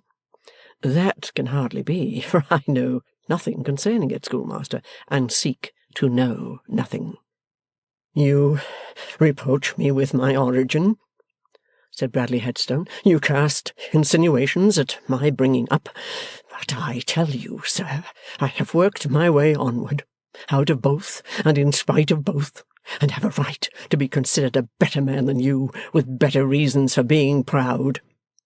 "How I can reproach you with what is not within my knowledge, or how I can cast stones that were never in my hand, is a problem for the ingenuity of a schoolmaster to prove," returned Eugene. "Is that all?" "No, sir. If you suppose that boy—" "Who really will be tired of waiting," said Eugene politely. "If you suppose that boy to be friendless, Mr. Wrayburn, you deceive yourself. I am his friend, and you shall find me so." "And you will find him on the stairs," remarked Eugene. "You may have promised yourself, sir, that you could do what you chose here, because you had to deal with a mere boy, inexperienced, friendless, and unassisted, but I give you warning that this mean calculation is wrong. You have to do with a man also. You have to do with me. I will support him and, if need be, require reparation for him. My hand and heart are in this cause, and are open to him. And, quite a coincidence, the door is open," remarked Eugene. "I scorn your shifty evasions, and I scorn you," said the schoolmaster. "In the meanness of your nature, you revile me with the meanness of my birth. I hold you in contempt for it. If you don't profit by this visit and act accordingly, you will find me as bitterly in earnest against you as I could be if I deemed you worth a second thought on my own account." With a consciously bad grace and stiff manner, as Wrayburn looked so easily and calmly on, he went out with these words, and the heavy door closed like a furnace door upon his red and white heats of rage. 'A curious monomaniac,' said Eugene. 'The man seems to believe that everybody was acquainted with his mother.' Mortimer Lightwood being still at the window, to which he had in delicacy withdrawn, Eugene called to him, and he fell to slowly pacing the room. 'My dear fellow,' said Eugene, as he lighted another cigar, 'I fear my unexpected visitors have been troublesome. If, as a set-off, excuse the legal phrase from a barrister at law, you would like to ask Tippins to tea, I pledge myself to make love to her.' 'Eugene, Eugene, Eugene,' replied Mortimer, still pacing the room, 'I am sorry for this, and to think that I have been so blind.' 'How blind, dear boy?' inquired his unmoved friend. 'What were your words that night at the riverside public-house?' said Lightwood, stopping. 'What was it that you asked me? Did I feel like a dark combination of traitor and pickpocket when I thought of that girl?' 'I seem to remember the expression,' said Eugene. 'How do you feel when you think of her just now?' His friend made no direct reply, but observed, after a few whiffs of his cigar, 'Don't mistake the situation. There is no better girl in all this London than Lizzie Hexam. There is no better among my people at home, no better among your people.' 'Granted. What follows?' 'There,' said Eugene, looking after him dubiously as he paced away to the other end of the room, 'you put me again upon guessing the riddle that I have given up.' 'Eugene, do you design to capture and desert this girl?' 'My dear fellow, no.' 'Do you design to marry her?' 'My dear fellow, no.' 'Do you design to pursue her?'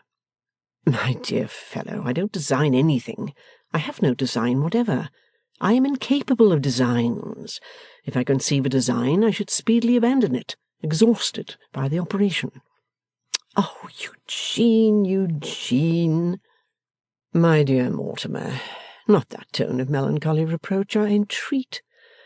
What can I do more than tell you all I know, and acknowledge my ignorance of all I don't know? How does that little old song go, which, under pretence of being cheerful, is by far the most lugubrious I ever heard in my life? Away with melancholy, nor doleful changes ring on life and human folly, but merrily, merrily sing Fal La. Don't let us sing Fal La, my dear Mortimer, which is comparatively unmeaning, but let us sing that we give up guessing the riddle altogether. Are you in communication with this girl, Eugene? And is what these people say true? I concede both admissions to my honourable and learned friend. Then what is to become of it? What are you doing? Where are you going? My dear Mortimer, one would think the schoolmaster had left behind him a catechizing infection. You are ruffled by the want of another cigar. Take one of these, I entreat. Light it at mine, which is in perfect order. So. Now do me the justice to observe that I am doing all I can towards self-improvement, and that you have a light thrown on those household implements which, when you only saw them as in a glass darkly, you were hastily, I must say hastily, inclined to depreciate. Sensible of my deficiencies, I have surrounded myself with moral influences expressly meant to promote the formation of the domestic virtues. To those influences, and to the improving society of my friend from boyhood, commend me with your best wishes.' 'Ah, Eugene,' said Lightwood affectionately, now standing near him, so that they both stood in one little cloud of smoke, 'I would that you answered my 3 questions. What is to come of it? What are you doing? Where are you going?' 'And, my dear Mortimer,' returned Eugene, lightly fanning away the smoke with his hand for the better exposition of his frankness of face and manner, 'believe me, I would answer them instantly if I could. But to enable me to do so, I must first have found out the troublesome conundrum long abandoned. Here it is. Eugene Wrayburn,' tapping his forehead and breast, 'riddle me, Riddle me ree. Perhaps you can't tell me what this may be. No, upon my life I can't. I give it up. Chapter 7, in which a friendly move is originated. The arrangement between Mr Boffin and his literary man, Mr Silas Wegg, so far altered with the altered habits of Mr Boffin's life, as that the Roman Empire usually declined in the morning, and in the eminently aristocratic family mansion, rather than in the evening as of yore, and in Boffin's bower. There were occasions, however, when Mr Boffin, seeking a brief refuge from the blandishments of fashion, would present himself at the bower after dark, to anticipate the next sallying forth of Wegg, and would there, on the old settle, pursue the downward fortunes of those enervated and corrupted masters of the world who were by this time on their last legs. If Wegg had been worse paid for his office, or better qualified to discharge it, he would have considered these visits complimentary and agreeable. But, holding the position of a handsomely remunerated humbug, he resented them. This was quite according to rule, for the incompetent servant, by whomsoever employed, is always against his employer. Even those born governors, noble and right honourable creatures who have been the most imbecile in high places, have uniformly shown themselves the most opposed, sometimes in belying distrust, sometimes in vapid insolence, to their employer. What is in such wise true of the public master and servant is equally true of the private master and servant all the world over. When Mr Silas Wegg did at last obtain free access to our house, as he had been wont to call the mansion, outside which he had sat shelterless so long, and when he did at last find it in all particulars as different from his mental plans of it, as according to the nature of things it well could be, that far-seeing and far-reaching character, by way of asserting himself and making out a case for compensation, affected to fall into a melancholy strain of musing over the mournful past, as if the house and he had had a fall in life together. "And this, sir," Silas would say to his patron, sadly nodding his head and musing, "was once our house. This, sir, is the building from which I have so often seen those great creatures, Miss Elizabeth, Master George, Aunt Jane, and Uncle Parker," whose very names were of his own inventing, "pass and repass. And has it come to this indeed? Ah, dear me, dear me!" So tender were his lamentations that the kindly Mr Boffin was quite sorry for him, and almost felt mistrustful that in buying the house he had done him an irreparable injury. 2 or 3 diplomatic interviews, the result of great subtlety on Mr Wegg's part, but assuming the mask of careless yielding to a fortuitous combination of circumstances impelling him towards Clerkenwell, had enabled him to complete his bargain with Mr Venus. "Bring me round to the Bower," said Silas, when the bargain was closed, "next Saturday evening, and if a sociable glass of old Jamaica warm should meet your views, I'm not the man to begrudge it." "You are aware of my being poor company, sir," replied Mr Venus, "but be it so." It being so, here is Saturday evening come, and here is Mr Venus come, and ringing at the Bower gate. Mr Wegg opens the gate, descries a sort of brown paper truncheon under Mr Venus's arm, and remarks in a dry tone, "Oh, I thought perhaps you might have come in a cab."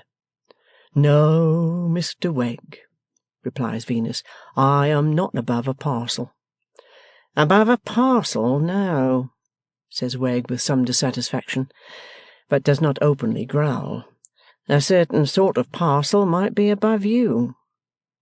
"Here is your purchase, Mr Wegg," says Venus, politely handing it over, "and I am glad to restore it to the source from whence it flowed." "Thank'ee," says Wegg. "Now, this affair is concluded.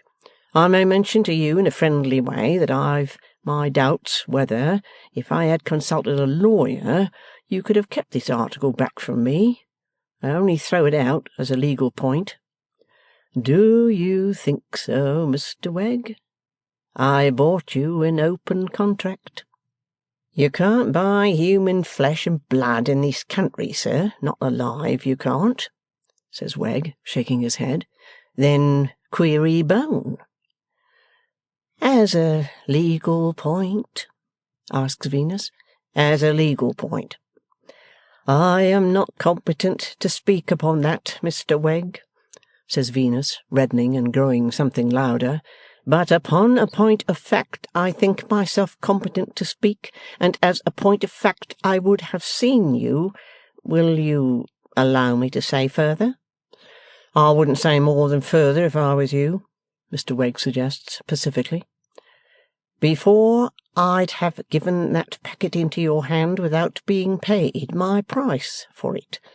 I don't pretend to know how the point of law may stand, but I'm thoroughly confident upon the point of fact.' As Mr Venus is irritable, no doubt owing to his disappointment in love, and as it is not the cue of Mr Wegg to have him out of temper, the latter gentleman soothingly remarks, 'I only put it as a little case. I only put it hypothetically.' 'Then I'd rather, Mr Wegg, you put it another time penathetically,' is Mr Venus's retort. 'For I tell you candidly I don't like your little cases.'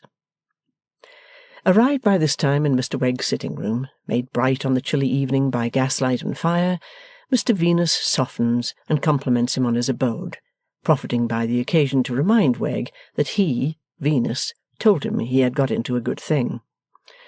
'Tolerable,' Wegg rejoins, 'but bear in mind, Mr Venus, that there's no gold without its alloy. Mix for yourself and take a seat in the chimbley corner. Will you perform upon a pipe, sir?' 'I am but an indifferent performer, sir,' returns the other, 'but I'll accompany you with a whiff or two at intervals.' So, Mr Venus mixes, and Wegg mixes, and Mr Venus lights and puffs, and Mr Wegg lights and puffs. 'And there's alloy even in this metal of yours, Mr Wegg, you was remarking?' 'Mystery,' returns Wegg. 'I don't like it, Mr Venus. I don't like to have the life knocked out of former inhabitants of this house in the gloomy dark, and not know who did it.' 'Might you have any suspicions, Mr Wegg?' 'No,' returns that gentleman. 'I know who profits by it, but I've no suspicions.'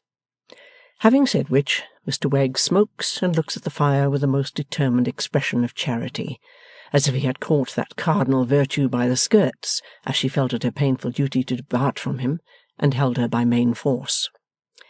'Similarly,' resumes Wegg, 'I have observations as I can offer upon certain points and parties, but I make no objections, Mr Venus. Here is an immense fortune dropped from the clouds upon a person that shall be nameless.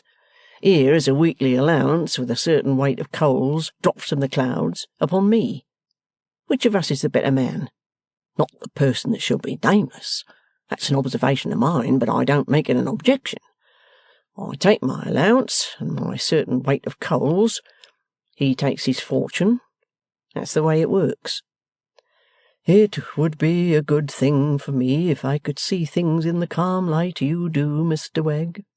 'Again, look here,' pursues Silas, with an oratorical flourish of his pipe and his wooden leg, the latter having an undignified tendency to tilt him back in his chair. 'Here's another observation, Mr Venus, unaccompanied with an objection. Him that shall be nameless is liable to be talked over. He gets talked over. Him that shall be nameless, having me at his right hand, naturally looking to be promoted higher, and you may perhaps say meriting to be promoted higher.' Mr Venus murmurs that he does say so. 'Him that shall be nameless, under such circumstances, passes me by and puts a talking over stranger above my head. Which of us two is the better man? Which of us two can repeat most poetry? Which of us two has, in the service of him that shall be nameless, tackled the Romans, both civil and military, till he has got as husky as if he'd been weaned and ever since brought up on sawdust? Not the talking over stranger. Yet the house is as free to him as if it was his, and he has his room, and is put upon a footing, and draws about 1,000 a year. I am banished to the Bower, to be found in it like a piece of furniture whenever wanted. Merit, therefore, don't win. That's the way it works. I observe it, because I can't help observing it, being accustomed to take a powerful sight of notice. But I don't object. Ever hear before, Mr. Venus? Not inside the gate, Mr. Wegg. You've been as far as the gate, then, Mr. Venus? Yes, Mr. Wegg, and peeped in from curiosity. Did you see anything? Nothing but the dust yard. Mr. Wegg rolls his eyes all round the room in that ever unsatisfied quest of his, and then rolls his eyes all round Mr. Venus, as if suspicious of his having something about him to be found out. And yet, sir, he pursues, being acquainted with old Mr. Harmon, one would have thought it might have been polite in you, too, to give him a call. And you're naturally of a polite disposition, you are. This last clause as a softening compliment to Mr. Venus. It is true, sir, replies Venus, winking his weak eyes and running his fingers through his dusty shock of hair, that I was so before a certain observation soured me. You understand to what I allude, Mr. Wegg? To a certain written statement respecting not wishing to be regarded in a certain light. Since that, all is fled save gall. Not all, says Mr. Wegg in a tone of sentimental condolence. Yes, sir, returns Venus, all. The world may deem it harsh, but I'd quite as soon pitch into my best friend as not. Indeed, I'd sooner. Involuntarily making a pass with his wooden leg to guard himself as Mr. Venus springs up in the emphasis of this unsociable declaration, Mr. Wegg tilts over on his back, chair and all, and is rescued by that harmless misanthrope in a disjointed state and ruefully rubbing his head.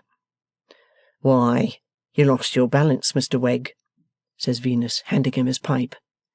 And about time to do it, grumbles Silas, when a man's visitors, without a word of notice, conduct themselves with the sudden viciousness of jacks in boxes.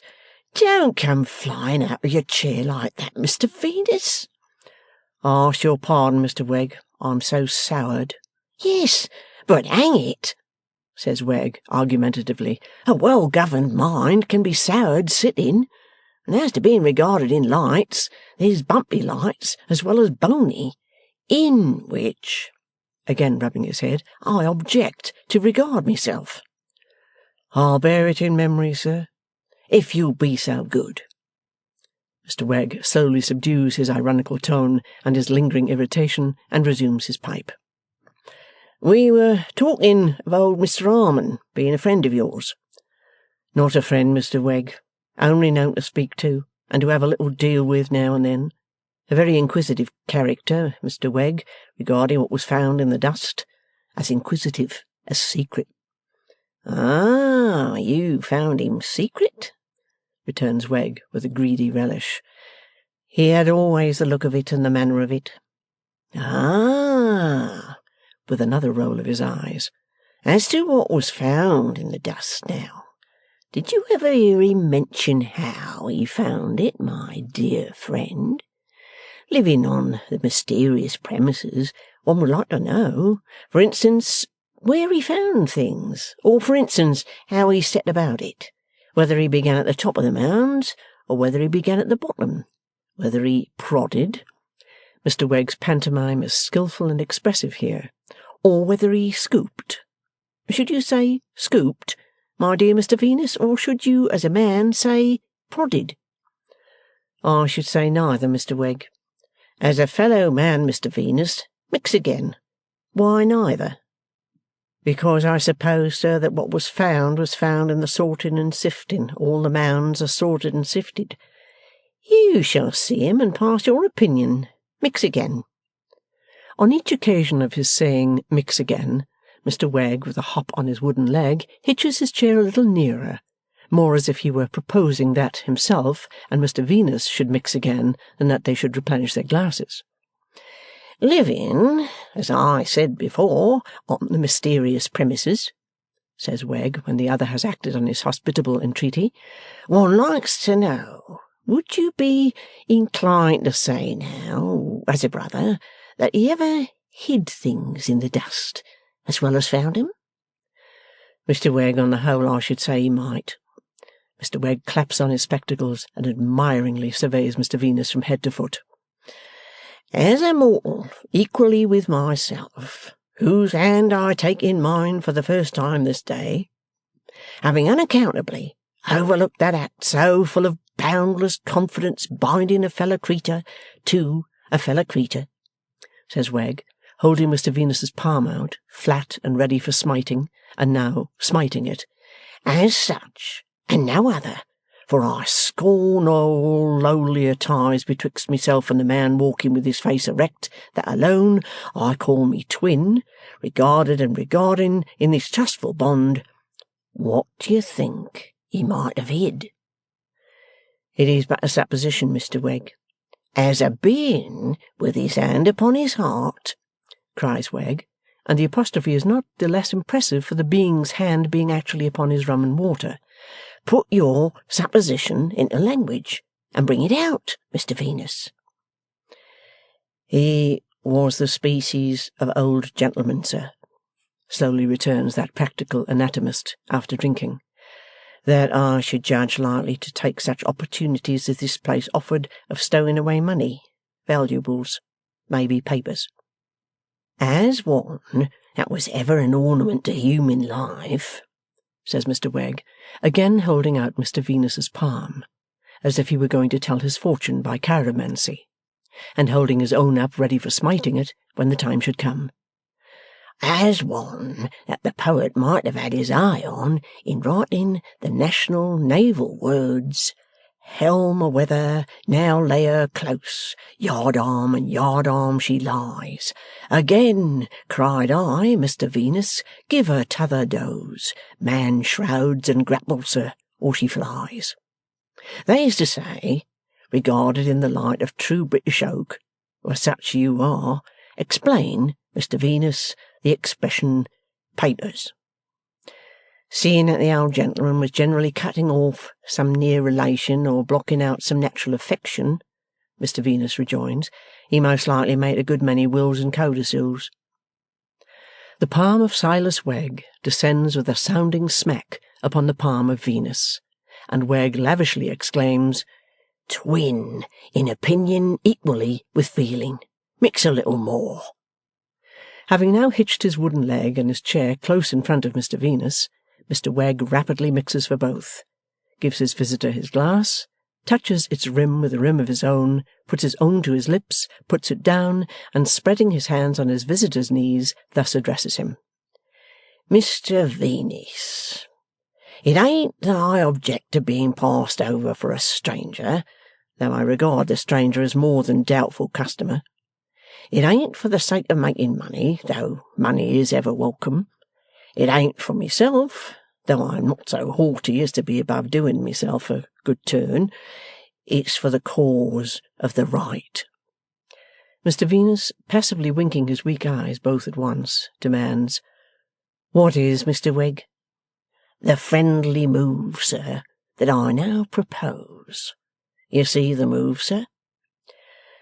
Till you have pointed it out, Mr Wegg, I can't say whether I do or not. If there is anything to be found on these premises, let us find it together. Let us make the friendly move of agreeing to look for it together. Let us make the friendly move of agreeing to share the profits of it equally betwixt us, in the cause of right. Thus Silas, assuming a noble air. Then, says Mr Venus, looking up, after meditating with his hair held in his hands, as if he could only fix his attention by fixing his head, if anything was to be unburied from under the dust, it would be kept a secret by you and me. Would that be it, Mr Wegg?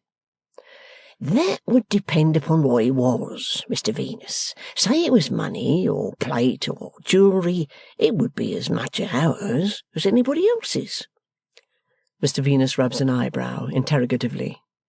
In the cause of the right, it would, because it would be unknowingly sold with the mounds, else, and the buyer would get what he was never meant to have and never bought. And what would that be, Mr Venus, but the cause of the wrong? Say it was papers, Mr Venus propounds. According to what they contained, we should offer to dispose of 'em to the parties most interested,' replies Wegg promptly. 'In the cause of right, Mr Wegg?' 'Always so, Mr Venus. If the parties should use them in the cause of the wrong, that would be their act and deed. Mr Venus, I have an opinion of you, sir, to which it is not easy to give mouth. Since I called upon you that evening, when you were, as I may say, floating your powerful mind in tea, I have felt that you required to be roused with an object. In this friendly move, sir, you will have a glorious object to rouse you.' Mr Wegg then goes on to enlarge upon what throughout has been uppermost in his crafty mind, the qualifications of Mr Venus for such a search. He expatiates on Mr Venus's patient habits and delicate manipulation, on his skill in piecing little things together, on his knowledge of various tissues and textures, on the likelihood of small indications leading him on to the discovery of great concealments. 'While, as to myself,' says Wegg, 'I'm not good at it, whether I gave myself up to prodding, or whether I gave myself up to scooping. I couldn't do it with that delicate touch so as not to show that I was disturbing the mounds. Quite different with you, going to work as you would, in the light of a fellow man wholly pledged in a friendly move to his brother man.' Mr Wegg next modestly remarks on the want of adaptation in a wooden leg to ladders and such like airy perches, and also hints at an inherent tendency in that timber fiction, when called into action for the purposes of a promenade on an ashy slope, to stick itself into the yielding foothold and peg its owner to one spot.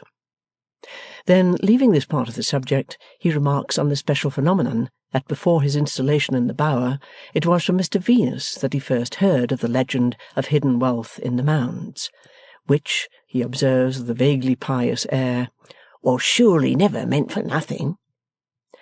Lastly, he returns to the cause of the right, gloomily foreshadowing the possibility of something being unearthed to criminate Mr Boffin, of whom he once more candidly admits it cannot be denied that he profits by a murder, and anticipating his denunciation by the friendly movers to avenging justice. And this Mr Wegg expressly points out, not at all for the sake of the reward, though it would be a want of principle not to take it. To all this Mr Venus, with his shock of dusty hair cocked after the manner of a terrier's ears, attends profoundly. When Mr Wegg, having finished, opens his arms wide, as if to show Mr Venus how bare his breast is, and then folds them pending a reply, Mr Venus winks at him with both eyes some little time before speaking. 'I see you have tried it by yourself, Mr Wegg,' he says, when he does speak. 'You have found out the difficulties by experience?' 'No, it can hardly be said that I have tried it,' replies Wegg, a little dashed by the hint. 'I've just skimmed it. 'And found nothing besides the difficulties?' Wegg shakes his head.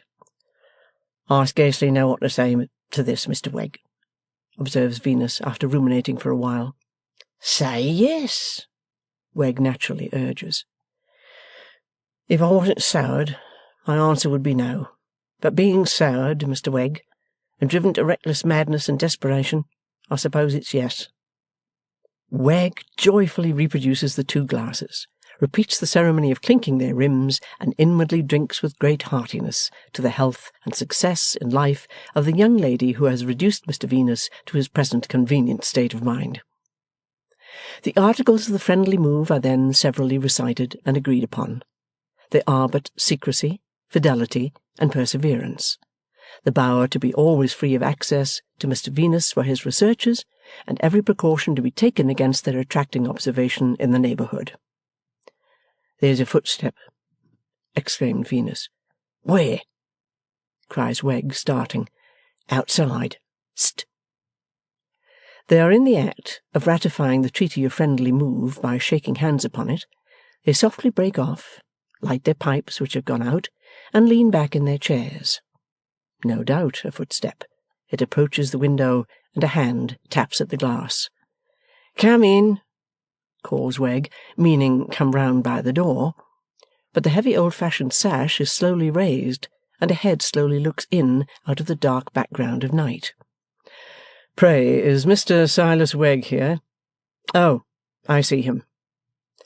The friendly movers might not have been quite at their ease, even though the visitor had entered in the usual manner, but, leaning on the breast-high window and staring in out of the darkness, they find the visitor extremely embarrassing, especially Mr. Venus, who removes his pipe, draws back his head, and stares at the starer as if it were his own Hindu baby come to fetch him home.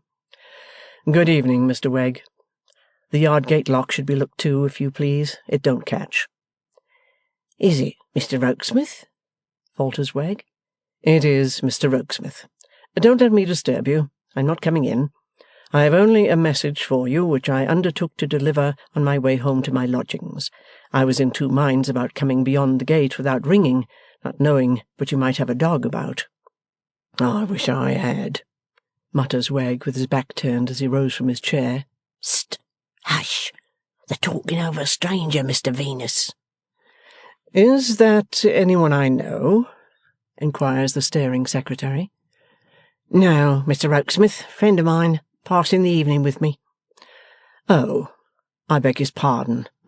Mr. Boffin wishes you to know that he does not expect you to stay at home any evening on the chance of his coming. It has occurred to him that he may, without intending it, have been a tie upon you. In future, if he should come without notice, he will take his chance of finding you, and it will be all the same to him if he does not. I undertook to tell you on my way. That's all." With that, and "Good night," the secretary lowers the window and disappears. They listen, and hear his footsteps go back to the gate, and hear the gate close after him. "And for that individual, Mr. Venus," remarks Wegg when he is fully gone, "I've been passed over. Let me ask you what you think of him." Apparently, Mr. Venus does not know what to think of him, for he makes sundry efforts to reply without delivering himself of any other articulate utterance than that he has a singular look. "A double look, you mean, sir," rejoins Wegg, playing bitterly upon the word. "That's his look. Any amount of singular look for me, but not a double look. That's an underhanded mind, sir." "Do you say there's something against him?" Venus asks. "Something against him?" repeats Wegg. "Something? What would the relief be to my feelings as a fellow man if I wasn't the slave of truth and didn't feel myself compelled to answer everything?" See into what wonderful maudlin refuges featherless ostriches plunge their heads. It is such unspeakable moral compensation to Wegg to be overcome by the consideration that Mr. Rokesmith has an underhanded mind. "On this starlight night, Mr. Venus," he remarks, when he is showing that friendly mover out across the yard, and both are something the worse for mixing again and again, "on this starlight night, to think that talking over strangers and underhanded minds can go walking home under the sky as if they was all square." "The spectacle of those orbs," says Mr. Venus, gazing upward with his hat tumbling off, "brings heavy on me her crushing words that she did not wish to regard herself nor yet to be regarded in that—" I know, you needn't repeat 'em," says Wegg, pressing his hand. "But think how those stars steady me in the cause of the right against some that shall be nameless. It isn't that I bear malice, but see how they glisten with old remembrances. Old remembrances of what, sir?" Mr. Venus begins drearily replying, "Of her words in her own handwriting that she does not wish to regard herself, nor yet—" when Silas cuts him short with dignity. "No, sir. Remembrances of our house, of Master George, of Aunt Jane, of Uncle Parker, all laid waste, all offered up sacrifices to the minion of fortune and the worm of the hour." Chapter 8, in which an innocent elopement occurs. The minion of fortune and the worm of the hour, or in less cutting language, Nicodemus Boffin, Esquire, the Golden Dustman, had become as much at home in his eminently aristocratic family mansion as he was likely ever to be. He could not but feel that, like an eminently aristocratic family cheese, it was much too large for his wants, and bred an infinite amount of parasites. But he was content to regard this drawback on his property as a sort of perpetual legacy duty. He felt the more resigned to it, for as much as Mrs Boffin enjoyed herself completely, and Miss Bella was delighted. That young lady was, no doubt, an acquisition to the Boffins. She was far too pretty to be unattractive anywhere, and far too quick of perception to be below the tone of her new career. Whether it improved her heart might be a matter of taste that was open to question, but as touching another matter of taste, its improvement of her appearance and manner, there could be no question whatever. And thus it soon came about that Miss Bella began to set Mrs Boffin right, and even further that Miss Bella began to feel ill at ease and as it were responsible when she saw Mrs Boffin going wrong. Not that so sweet a disposition and so sound a nature could ever go very wrong, even among the great visiting authorities, who agreed that the Boffins were charmingly vulgar, which for certain was not their own case in saying so, but that when she made a slip on the social ice, on which all the children of Podsnappery, with genteel souls to be saved, are required to skate in circles or to slide in long rows, she inevitably tripped Miss Bella up, so that young lady felt, and caused her to experience, great confusion under the glances of the more skilful performers engaged in those ice exercises. At Miss Bella's time of life it was not to be expected that she should examine herself very closely on the congruity or stability of her position in Mr Boffin's house, and as she had never been sparing of complaints of her old home when she had no other to compare it with, so there was no novelty of ingratitude or disdain in her very much preferring her new one. "An invaluable man is Rokesmith," said Mr Boffin, after some 2 or 3 months, "but I can't quite make him out." Neither could Bella, so she found the subject rather interesting. "He takes more care of my affairs, morning, noon, and night," said Mr Boffin, "than 50 other men put together, either could or would, and yet he has his ways of his own that are like tying a scaffolding pole right across the road and bringing me up short when I am almost a walking arm in arm with him."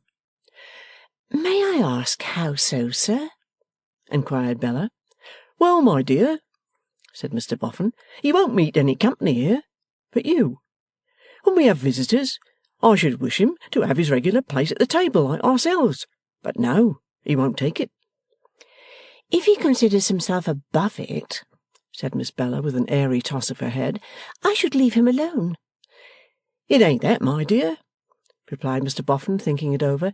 "He don't consider himself above it." "Perhaps he considers himself beneath it," suggested Bella. "If so, he ought to know best." "No, my dear, nor it ain't that neither. No," repeated Mr Boffin, with a shake of his head, after again thinking it over. "Rokesmith's a modest man, but he don't consider himself beneath it." "Then what does he consider, sir?" asked Bella. "Dashed if I know," said Mr Boffin. "It seemed, at first, as if it was only Lightwood that he objected to meet, and now it seems to be everybody, except you." "Oh ho!" thought Miss Bella. "Indeed! That's it, is it?" For Mr Mortimer Lightwood had dined there 2 or 3 times, and she had met him elsewhere, and he had shown her some attention. Rather cool in a secretary and Pa's lodger to make me the subject of his jealousy. That Pa's daughter should be so contemptuous of Pa's lodger was odd, but there were odder anomalies than that in the mind of the spoilt girl, spoilt first by poverty and then by wealth. Be it this history's part, however, to leave them to unravel themselves. A little too much, I think, Miss Bella reflected scornfully, to have Pa's lodger laying claim to me and keeping eligible people off. A little too much, indeed, to have the opportunities opened to me by Mr and Mrs Boffin appropriated by a mere secretary and Pa's lodger. Yet it was not so very long ago that Bella had been fluttered by the discovery that this same secretary and lodger seemed to like her. Ah, but the eminently aristocratic mansion and Mrs Boffin's dressmaker had not come into play then. In spite of his seemingly retiring manners, a very intrusive person this secretary and lodger, in Miss Bella's opinion. Always alight in his office room when we came home from the play or the opera, and he always at the carriage door to hand us out. Always a provoking radiance, too, on Mrs Boffin's face, and an abominably cheerful reception of him, as if it were possible seriously to approve what the man had in his mind. "You never charge me, Miss Wilfer," said the secretary, encountering her by chance alone in the great drawing-room, "with commissions for home. I shall always be happy to execute any commands you may have in that direction." "Pray, what do you mean, Mr Rokesmith?" inquired Miss Bella, with languidly drooping eyelids. "By home, I mean your father's house at Holloway." She coloured under the retort, so skilfully thrust, that the words seemed to be merely a plain answer given in plain good faith, and said, rather more emphatically and sharply, "What commissions and commands are you speaking of?" "Only little words of remembrance, as I assume you sent somehow or other," replied the secretary with his former air. "It would be a pleasure to me if you would make me the bearer of them. As you know, I come and go between the two houses every day." "You needn't remind me of that, sir." She was too quick in this petulant sally against Pa's lodger, and she felt that she had been so when she met his quiet look. "They don't send many, what was your expression? Words of remembrance to me?" said Bella, making haste to take refuge in ill usage. "They frequently ask me about you, and I give them such slight intelligence as I can." "I hope it's truly given," exclaimed Bella. "I hope you cannot doubt it, for it would be very much against you if you could." "No, I do not doubt it. I deserve the reproach, which is very just indeed. I beg your pardon, Mr Rokesmith." "I should beg you not to do so, but that it shows you to such admirable advantage," he replied with earnestness. "Forgive me, I could not help saying that. To return to what I have digressed from, let me add that perhaps they think I report them to you, deliver little messages and the like, but I forbear to trouble you, as you never ask me." "I am going, sir," said Bella, looking at him as if he had reproved her, "to see them to-morrow." "Is that," he asked, hesitating, "said to me or to them?" "To which you please." "To both. Shall I make it a message?" "You can if you like, Mr Rokesmith. Message or no message, I am going to see them to-morrow." "Then I will tell them so." He lingered a moment, as though to give her the opportunity of prolonging the conversation if she wished. As she remained silent, he left her. Two incidents of the little interview were felt by Miss Bella herself, when alone again, to be very curious. The first was that he unquestionably left her with a penitent air upon her, and a penitent feeling in her heart. The second was that she had not an intention or thought of going home until she had announced it to him as a settled design. "What can I mean by it, or what can he mean by it?" was her mental inquiry. "He has no right to any power over me, and how do I come to mind him when I don't care for him?" Mrs Boffin insisting that Bella should make tomorrow's expedition in the chariot, she went home in great grandeur. Mrs Wilfer and Miss Lavinia had speculated much on the probabilities and improbabilities of her coming in this gorgeous state, and, on beholding the chariot from the window at which they were secreted to look out for it, agreed that it must be detained at the door as long as possible for the mortification and confusion of the neighbours. Then they repaired to the usual family room to receive Miss Bella with a becoming show of indifference. The family room looked very small and very mean, and the downward staircase by which it was attained looked very narrow and very crooked. The little house and all its arrangements were a poor contrast to the eminently aristocratic dwelling. "I can hardly believe," thought Bella, "that I ever did endure life in this place." Gloomy majesty on the part of Mrs Wilfer, and native pertness on the part of Lavvy did not mend the matter. Bella really stood in natural need of a little help, and she got none. "This," said Mrs Wilfer, presenting a cheek to be kissed, as sympathetic and responsive as the back of the bowl of a spoon, "is quite an honour. You'll probably find your sister Lavvy grown, Bella?" "Ma," Miss Lavinia interposed, "there can be no objection to your being aggravating because Bella richly deserves it, but I really must request that you will not drag in such ridiculous nonsense as my having grown when I am past the growing age." "I grew myself," Mrs Wilfer sternly proclaimed, "after I was married." "Very well, Ma," returned Lavvy, "then I think you'd much better have left it alone." The lofty glare with which the majestic woman received this answer might have embarrassed a less pert opponent, but it had no effect upon Lavinia, who, leaving her parent to the enjoyment of any amount of glaring as she might deem desirable under the circumstances, accosted her sister undismayed. "I suppose you won't consider yourself quite disgraced, Bella, if I give you a kiss? Well, and how do you do, Bella, and how are your boffins?" "Peace!" exclaimed Mrs Wilfer. "Hold! I will not suffer this tone of levity." "My goodness me! How are your spoffins, then?" said Lavvy, "since Ma so very much objects to your boffins." "Impertinent girl! Minx!" said Mrs Wilfer, with dread severity. "I don't care whether I'm a minx or a sphinx," returned Lavinia, coolly tossing her head. "It's exactly the same thing to me, and I'd every bit as soon be one as the other. But I know this: I'll not grow after I'm married." "You will not.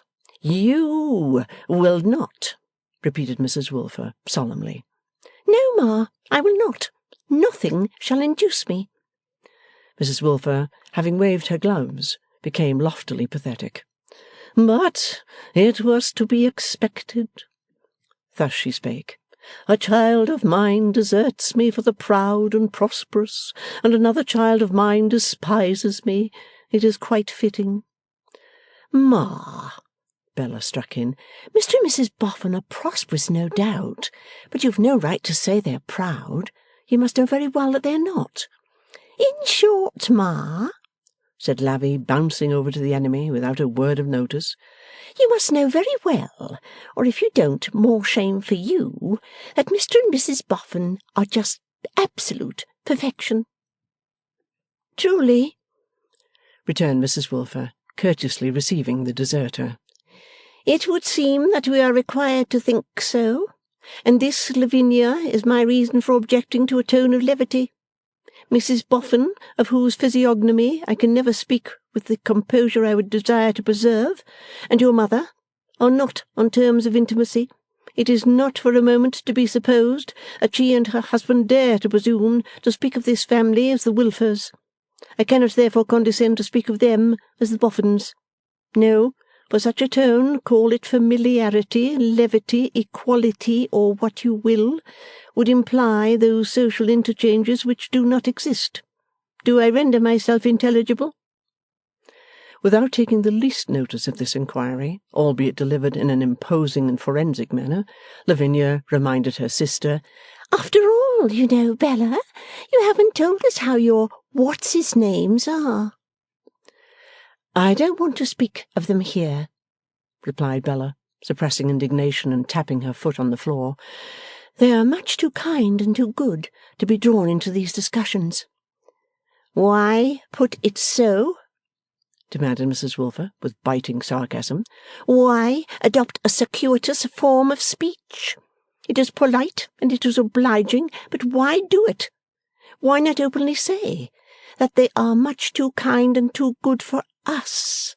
We understand the allusion. Why disguise the phrase?" "Ma," said Bella, with one beat of her foot, "you're enough to drive a saint mad, and so is Lavvy." "Unfortunate Lavvy," cried Mrs Wilfer in a tone of commiseration. "She always comes for it, my poor child." but Lavvy, with the suddenness of her former desertion, now bounced over to the other enemy, very sharply remarking, "Don't patronise me, Ma, because I can take care of myself." "I only wonder," resumed Mrs. Wilfer, directing her observations to her elder daughter, as safer on the whole than her utterly unmanageable younger, "that you found time and inclination to tear yourself from Mr. and Mrs. Boffin and come to see us at all. I only wonder that our claims, contending against the superior claims of Mr. and Mrs. Boffin, had any weight. I feel I ought to be thankful for gaining so much in competition with Mr. and Mrs. Boffin." The good lady bitterly emphasized the first letter of the word Boffin, as if it represented her chief objection to the owners of that name, and as if she could have borne Doffin, Moffin, or Poffin much better. "Ma," said Bella angrily, "you force me to say that I'm truly sorry I did come home, and that I never will come home again, except when poor dear Pa is here, for Pa is too magnanimous to feel envy and spite towards my generous friends, and Pa is delicate enough and gentle enough to remember the sort of little claim they thought I had upon them, and the unusually trying position in which, through no act of my own, I had been placed. And I always did love poor dear Pa better than all the rest of you put together, and I always do, and I always shall." Here Bella, deriving no comfort from her charming bonnet and her elegant dress, burst into tears. "I think, R.W.," cried Mrs. Wilfer, lifting up her eyes and apostrophizing the air, "that if you were present it would be a trial to your feelings to hear your wife and the mother of your family depreciated in your name. But fate has spared you this, R.W., whatever it may have thought proper to inflict upon her." Here Mrs. Wilfer burst into tears. "I hate the Boffins," protested Miss Lavinia. "I don't care who objects to their being called the Boffins. I will call them the Boffins. The Boffins, the Boffins, the Boffins. And I say they are mischief-making Boffins. And I say the Boffins have set Bella against me. And I tell the Boffins to their faces," which was not strictly the fact, but the young lady was excited, "that they are detestable Boffins.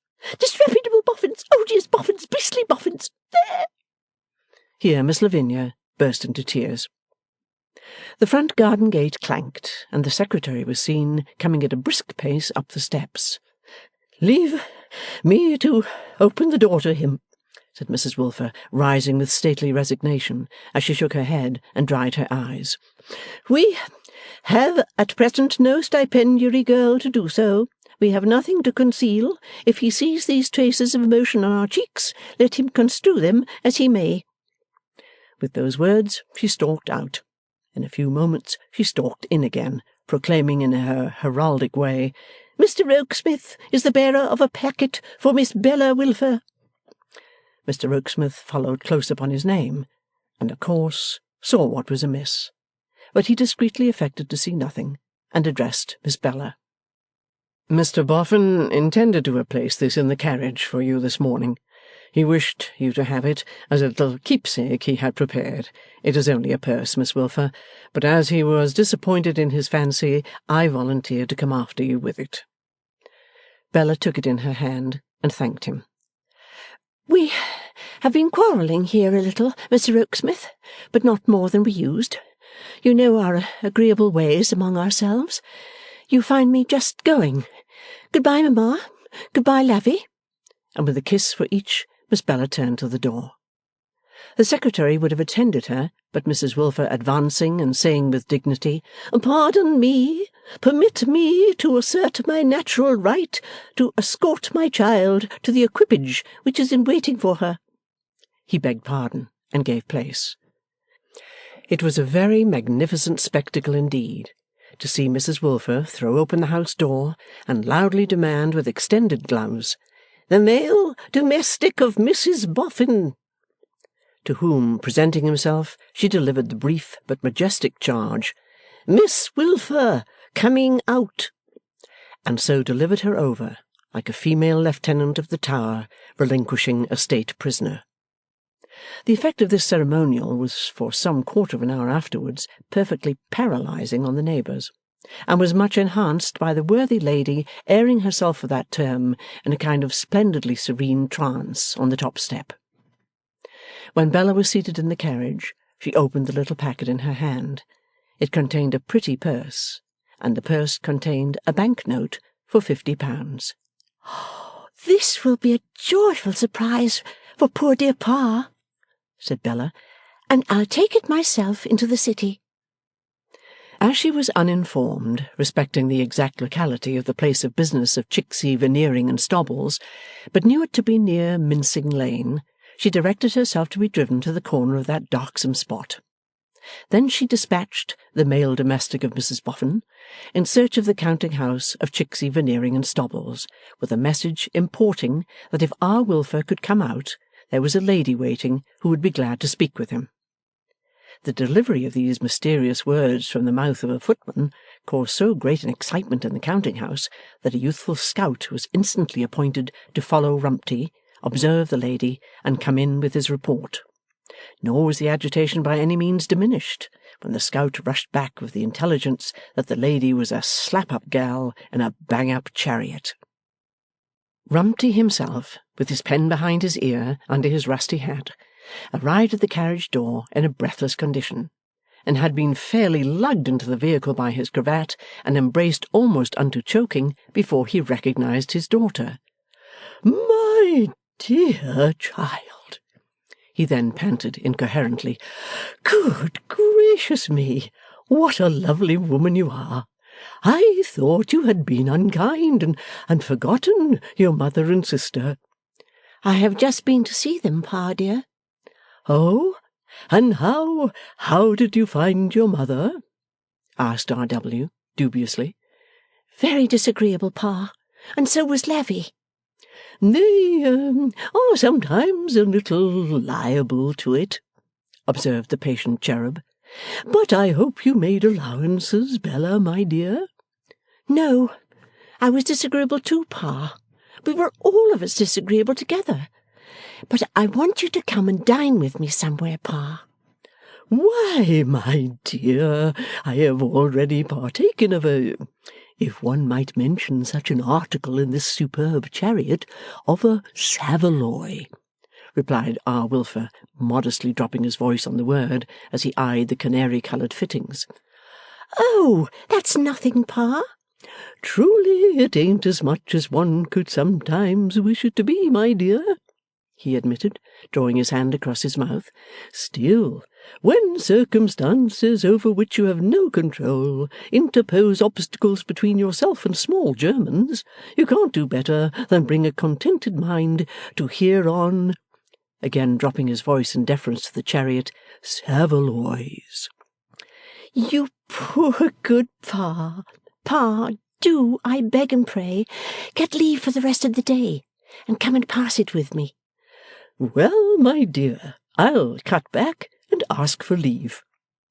"But before you cut back," said Bella, who had already taken him by the chin, pulled his hat off, and begun to stick up his hair in her old way, "do say that you're sure I am giddy and inconsiderate, but have never really slighted you, Pa." "My dear, I say it with all my heart, and might I likewise observe," her father delicately hinted, with a glance out at window, "that perhaps it might be calculated to attract attention, having one's hair publicly done by a lovely woman in an elegant turn-out in Fenchurch Street?" Bella laughed and put on his hat again, but when his boyish figure bobbed away, its shabbiness and cheerful patience smote the tears out of her eyes. "I hate that secretary for thinking it of me," she said to herself, "and yet it seems half true." Back came her father, more like a boy than ever in his release from school. "All right, my dear. Leave given at once. Really, very handsomely done." "Now where can we find some quiet place, Pa, in which I can wait for you while you go on an errand for me, if I send the carriage away?" It demanded cogitation. "You see, my dear," he explained, "you really have become such a very lovely woman that it ought to be a very quiet place." At length he suggested, "Near the garden, up by the Trinity House on Tower Hill." So they were driven there, and Bella dismissed the chariot, sending a pencilled note by it to Mrs Boffin that she was with her father. "Now, Pa, attend to what I am going to say, and promise and vow to be obedient." "I promise and vow, my dear." "You ask no questions. You take this purse. You go to the nearest place where they keep everything of the very, very best ready-made. You buy and put on the most beautiful suit of clothes, the most beautiful hat, and the most beautiful pair of bright boots, patent leather, Pa, mind, that are to be got for money, and you come back to me." "But, my dear Bella—" "Take care, Pa," pointing her forefinger at him merrily. "You have promised and vowed.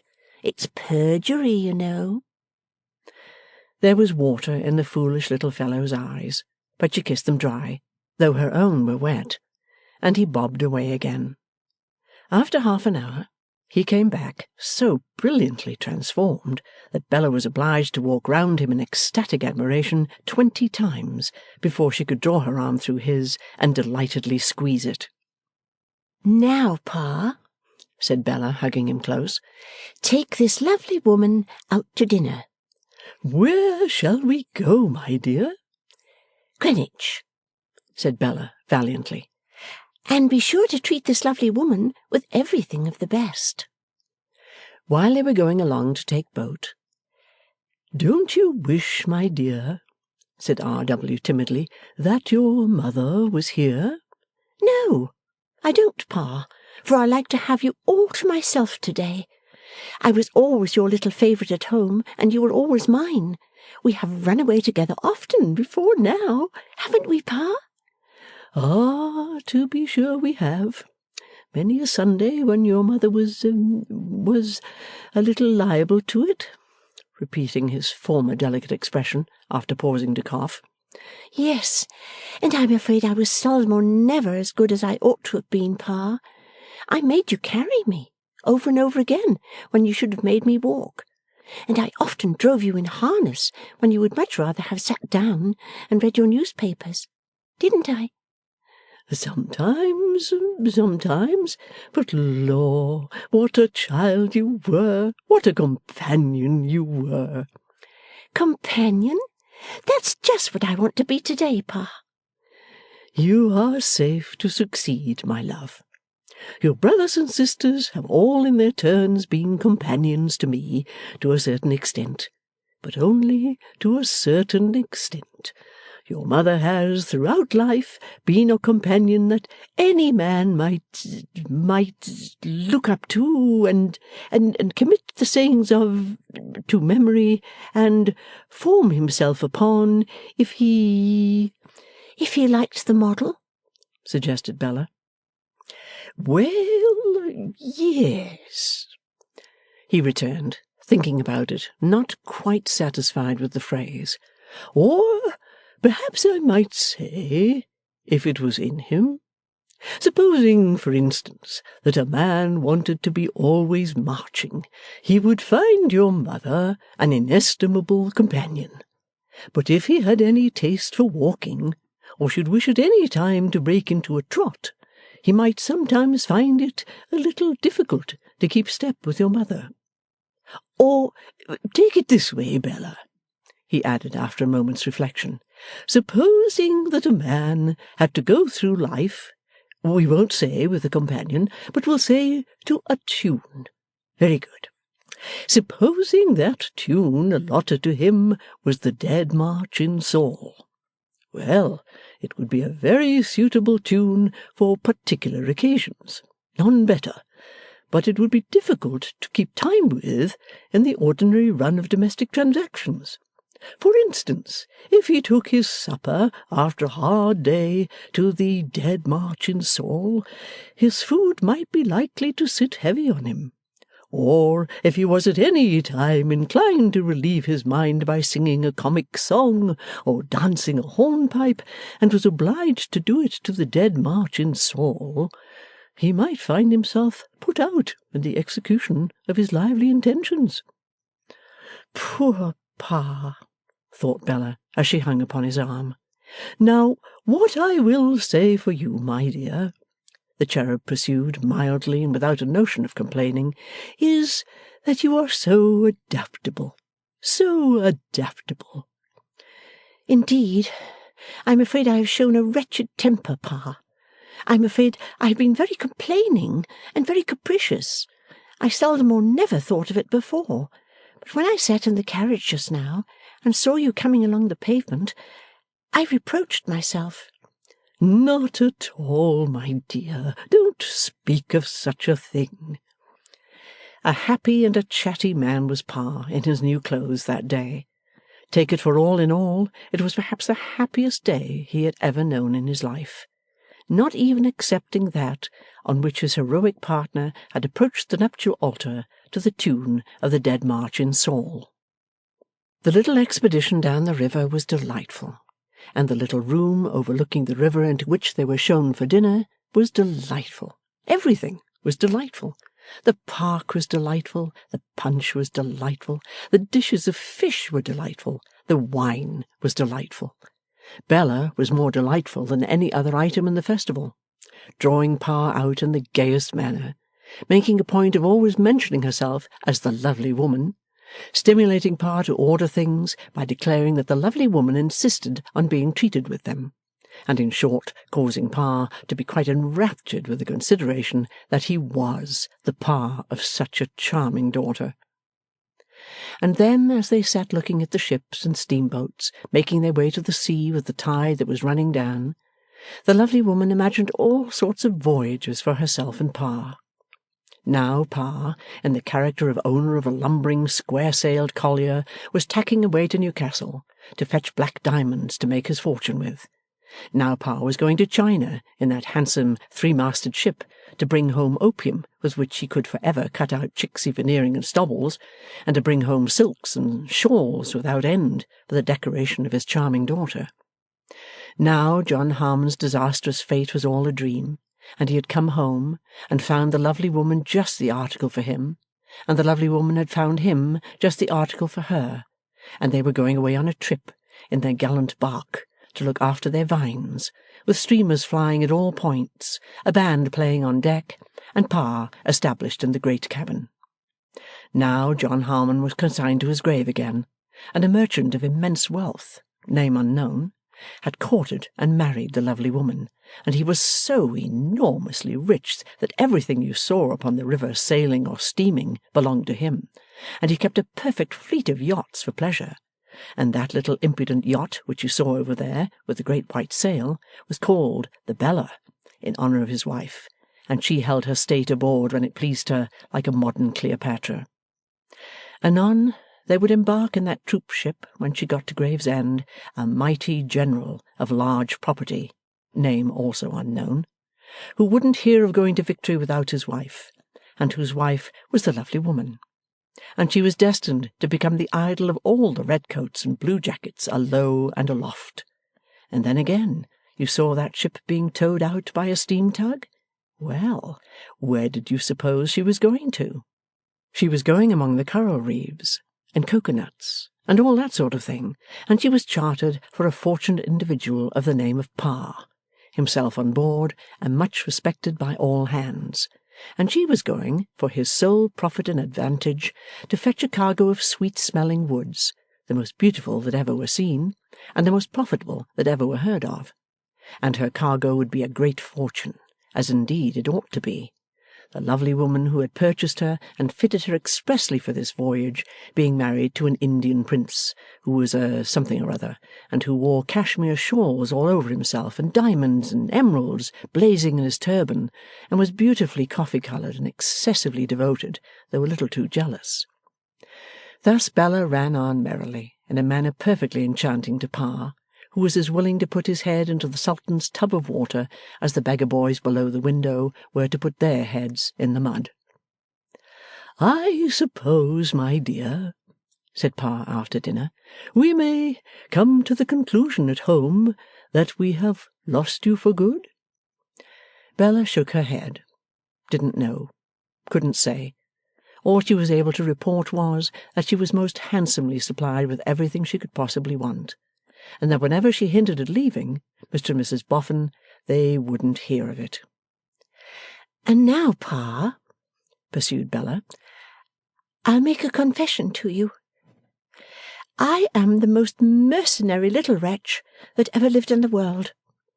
I should hardly have thought it of you, my dear, returned her father, first glancing at himself and then at the dessert. I understand what you mean, Pa, but it's not that. It's not that I care for money to keep as money, but I do care so much for what it will buy. Really, I think most of us do, returned R.W. But not to the dreadful extent that I do, Pa. Ooh! cried Bella, screwing the exclamation out of herself with a twist of her dimpled chin. I am so mercenary. With a wistful glance, R.W. said, in default of having anything better to say, About when did you begin to feel it coming on, my dear? That's it, Pa. That's the terrible part of it. When I was at home and only knew what it was to be poor, I grumbled, but didn't so much mind. When I was at home expecting to be rich, I thought vaguely of all the great things I would do. But when I had been disappointed of my splendid fortune, and came to see it from day to day in other hands, and to have before my eyes what it could really do, then I became the mercenary little wretch I am. It's your fancy, my dear. I can assure you it's nothing of the sort, Pa, said Bella, nodding at him, with her very pretty eyebrows raised as high as they would go, and looking comically frightened. It's a fact. I am always avariciously scheming. Law! But how? I'll tell you, Pa. I don't mind telling you, because we have always been favourites of each other's, and because you are not like a Pa, but more like a sort of a younger brother, with a dear venerable chubbiness on him. And besides, added Bella, laughing as she pointed a rallying finger at his face, because I have you in my power. This is a secret expedition. If ever you tell of me, I'll tell of you. I'll tell Ma that you dined at Greenwich. Well, seriously, my dear, observed R.W. with some trepidation of manner, it might be as well not to mention it. Aha! laughed Bella. I knew you wouldn't like it, sir. So you keep my confidence, and I'll keep yours. But betray the lovely woman, and you shall find her a serpent. Now, you may give me a kiss, Pa, and I should like to give your hair a turn, because it has been dreadfully neglected in my absence. R.W. submitted his head to the operator, and the operator went on talking, at the same time putting separate locks of his hair through a curious process of being smartly rolled over her two revolving forefingers, which were then suddenly pulled out of it in opposite lateral directions. On each of these occasions the patient winced and winked. I have made up my mind that I must have money, Pa. I feel that I can't beg it, borrow it, or steal it, and so I have resolved that I must marry it. R.W. cast up his eyes towards her, as well as he could under the operating circumstances, and said in a tone of remonstrance, My dear Bella. Have resolved, I say, Pa, that to get money I must marry money, in consequence of which I am always looking out for money to captivate. My dear Bella. Yes, Pa, that is the state of the case. If ever there was a mercenary plotter whose thoughts and designs were always in her mean occupation, I am the amiable creature. But I don't care. I hate and detest being poor, and I won't be poor if I can marry money. Now, you are deliciously fluffy, Pa, and in a state to astonish the waiter and pay the bill. But, my dear Bella, this is quite alarming at your age. I told you so, Pa, but you wouldn't believe it, returned Bella with a pleasant childish gravity. Isn't it shocking? It would be quite so if you fully knew what you said, my dear, or meant it. Well, Pa, I can only tell you that I mean nothing else. Talk to me of love, said Bella contemptuously, though her face and figure certainly rendered the subject no incongruous one. Talk to me of fiery dragons, but talk to me of poverty and wealth, and there indeed we touch upon realities. My dear, this is becoming awful, her father was emphatically beginning, when she stopped him. Pa, tell me, did you marry money? You know I didn't, my dear. Bella hummed the Dead March in Saul, and said, after all, it signified very little. But seeing him look grave and downcast, she took him round the neck and kissed him back to cheerfulness again. I didn't mean that last touch, Pa. It was only said in joke. Now mind, you are not to tell of me, and I'll not tell of you. And more than that, I promise to have no secrets from you, Pa, and you make certain that whatever mercenary things go on, I shall always tell you all about them in strict confidence. Fain to be satisfied with this concession from the lovely woman, R.W. rang the bell and paid the bill.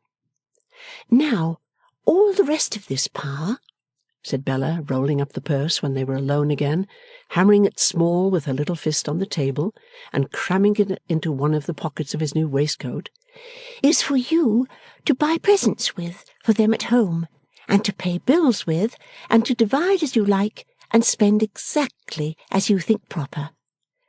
Last of all, take notice, Pa, that it's not the fruit of any avaricious scheme. Perhaps if it was, your little mercenary wretch of a daughter wouldn't make so free with it. After which she tugged at his coat with both hands and pulled him all askew in buttoning that garment over the precious waistcoat pocket, and then tied her dimples into her bonnet strings in a very knowing way, and took him back to London. Arrived at Mr. Boffin's door, she set him with his back against it, tenderly took him by the ears as convenient handles for her purpose, and kissed him until he knocked muffled double knocks at the door with the back of his head. That done, she once more reminded him of their compact, and gaily parted from him. Not so gaily, however, but that tears filled her eyes as he went away down the dark street. Not so gaily, but that she several times said, "Ah, poor little Pa! Ah, poor dear struggling shabby little Pa!" before she took heart to knock at the door. Not so gaily, but that the brilliant furniture seemed to stare her out of countenance, as if it insisted on being compared with the dingy furniture at home. Not so gaily, but she fell into very low spirits sitting late in her own room, and very heartily wept, as she wished, now that the deceased old John Harmon had never made a will about her, now that the deceased young John Harmon had lived to marry her. "Contradictory things to wish," said Bella, "but my life and fortunes are so contradictory altogether that what can I expect myself to be?" Chapter 9, in which the Orphan makes his will. The secretary, working in the dismal swamp betimes next morning, was informed that a youth waited in the hall who gave the name of Sloppy. The footman who communicated this intelligence made a decent pause before uttering the name, to express that it was forced on his reluctance by the youth in question, and that if the youth had had the good sense and good taste to inherit some other name, it would have spared the feelings of him the bearer. "Mrs. Boffin will be very well pleased," said the secretary in a perfectly composed way. "Show him in." Mr. Sloppy, being introduced, remained close to the door, revealing in various parts of his form many surprising, confounding, and incomprehensible buttons. "I'm glad to see you," said John Rokesmith in a cheerful tone of welcome. "I've been expecting you." Sloppy explained that he had meant to come before, but that the orphan, of whom he made mention as our Johnny, had been ailing, and he had waited to report him well. "Then he is well now?" said the secretary. "No, he ain't," said Sloppy. Mr. Sloppy, having shaken his head to a considerable extent, proceeded to remark that he thought Johnny must have took him from the Minders. Being asked what he meant, he answered, "Them that come out upon him, and particular his chest." Being requested to explain himself, he stated that "There was some of 'em what you couldn't kiver with a sixpence." pressed to fall back upon a nominative case, he opined, "That they was 'bout as red as ever red could be. But as long as they strikes out'ards, sir," continued Sloppy, "they ain't so much. It's their striking in'ards that's to be kept off." John Rokesmith hoped the child had had medical attendance. "Oh, yes," said Sloppy. He had been took to the doctor's shop once. And what did the doctor call it? Rokesmith asked him. After some perplexed reflection, Sloppy answered, brightening, "He called it something as was very long 4 spots." Rokesmith suggested measles. "No," said Sloppy with confidence. "ever so much longer than them, sir." Mr. Sloppy was elevated by this fact, and seemed to consider that it reflected credit on the poor little patient. "Mrs Boffin will be sorry to hear this," said Rokesmith. "Mrs Higden said so, sir, when she kept it from her, hoping as our Johnny would work round." "But I hope he will," said Rokesmith, with a quick turn upon the messenger. "I hope so," answered Sloppy. "It all depends on their striking in'ards." He then went on to say that whether Johnny had took 'em from the Minders, or whether the Minders had took 'em from Johnny, the Minders had been sent home and had got 'em. Furthermore, that Mrs Higden's days and nights being devoted to our Johnny, who was never out of her lap, the whole of the mangling arrangements had devolved upon himself, and he had had rather a tight time. The ungainly piece of honesty beamed and blushed as he said it, quite enraptured with the remembrance of having been serviceable. "Last night," said Sloppy, "when I was a-turning at the wheel pretty late, the mangle seemed to go like our Johnny's breathing. It began beautiful. Then, as it went out, it shook a little and got unsteady. Then, as it took the turn to come home, it had a rattle like, and lumbered a bit, and it come smooth. And so it went on, till I scarce knowed which was Mangle and which was our Johnny. Nor our Johnny, he scarce knowed either. For sometimes, when the Mangle lumbers, he says, 'Me choking, Granny,' and Mrs Higden holds him up in her lap and says to me, 'Bide a bit, Sloppy,' and we all stops together. And when our Johnny gets his breathing again, I turns again, and we all goes on together." Sloppy had gradually expanded with his description into a stare and a vacant grin. He now contracted, being silent, into a half-repressed gush of tears, and, under pretence of being heated, drew the under part of his sleeve across his eyes with a singularly awkward, laborious, and roundabout smear. "This is unfortunate," said Rokesmith. "I must go and break it to Mrs Boffin. Stay you here, Sloppy." Sloppy stayed there, staring at the pattern of the paper on the wall, until the Secretary and Mrs Boffin came back together. And with Mrs Boffin was a young lady, Miss Bella Wilfer by name, who was better worth staring at, it occurred to Sloppy, than the best of wallpapering. "Ah, my poor dear pretty little John Harmon!" exclaimed Mrs Boffin. "Yes, mum," said the sympathetic Sloppy. "You don't think he is in a very, very bad way, do you?" asked the pleasant creature with a wholesome cordiality. Put upon his good faith, and finding it in collision with his inclinations, Sloppy threw back his head and uttered a mellifluous howl, rounded off with a sniff. "So bad as that?" cried Mrs Boffin. "And Betty Higden not to tell me of it sooner?" "I think She might have been mistrustful, mum, answered Sloppy, hesitating. Of what, for heaven's sake?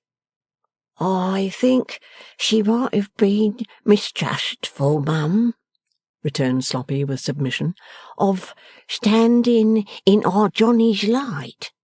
There's so much trouble in illness, and so much expense, and she's seen such a lot of it's being objected to. But she never can have thought, said Mrs Boffin, that I would grudge the dear child anything. No, ma'am, but she might have thought, as a habit like, of it standing in Johnny's light, and might have tried to bring him through it unbeknownst. Sloppy knew his ground well. To conceal herself in sickness like a lower animal, to creep out of sight and coil herself away and die, had become this woman's instinct.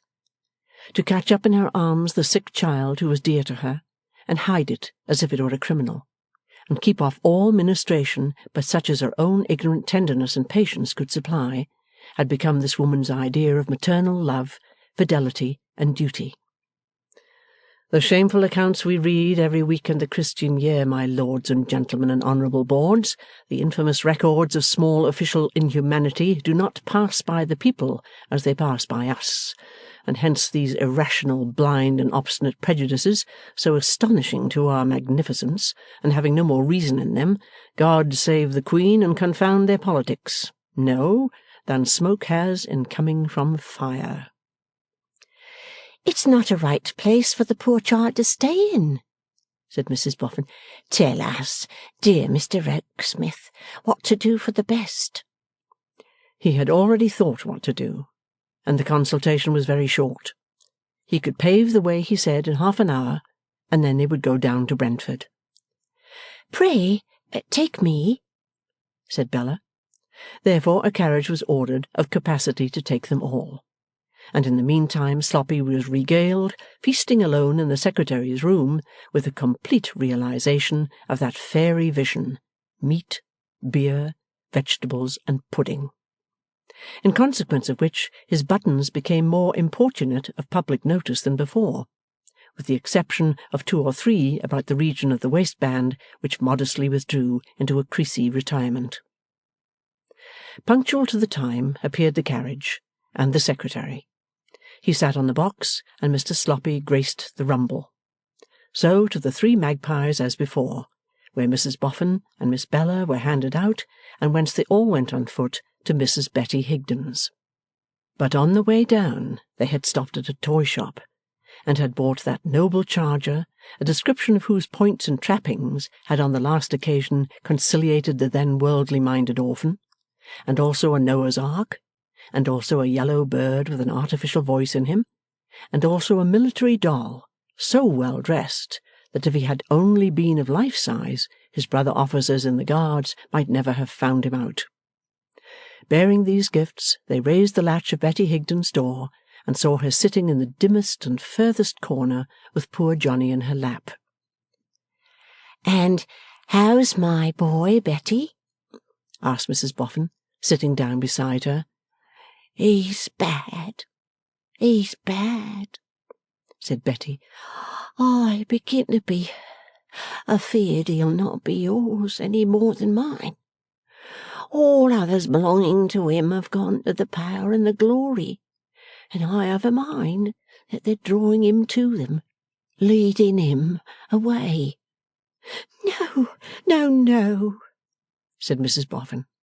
I don't know why else he clenches his little hand as if it had hold of a finger that I can't see. Look at it, said Betty, opening the wrappers in which the flushed child lay, and showing his small right hand lying closed upon his breast. It's always so. It don't mind me. Is he asleep? No, I think not. You're not asleep, my Johnny? No, said Johnny, with a quiet air of pity for himself, and without opening his eyes. Here's the lady, Johnny, and the horse. Johnny could bear the lady with complete indifference, but not the horse. Opening his heavy eyes, he slowly broke into a smile on beholding that splendid phenomenon, and wanted to take it in his arms. As it was much too big, it was put upon a chair where he could hold it by the mane and contemplate it, which he soon forgot to do.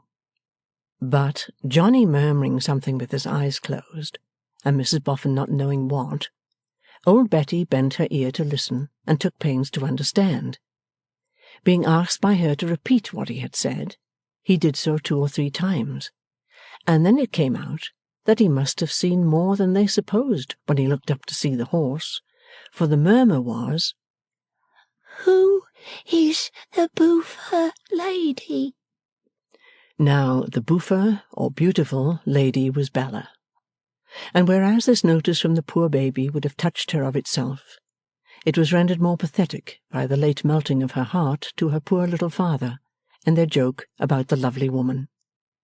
So, Bella's behaviour was very tender and very natural when she kneeled on the brick floor to clasp the child, and when the child, with a child's admiration of what is young and pretty, fondled the boofer lady.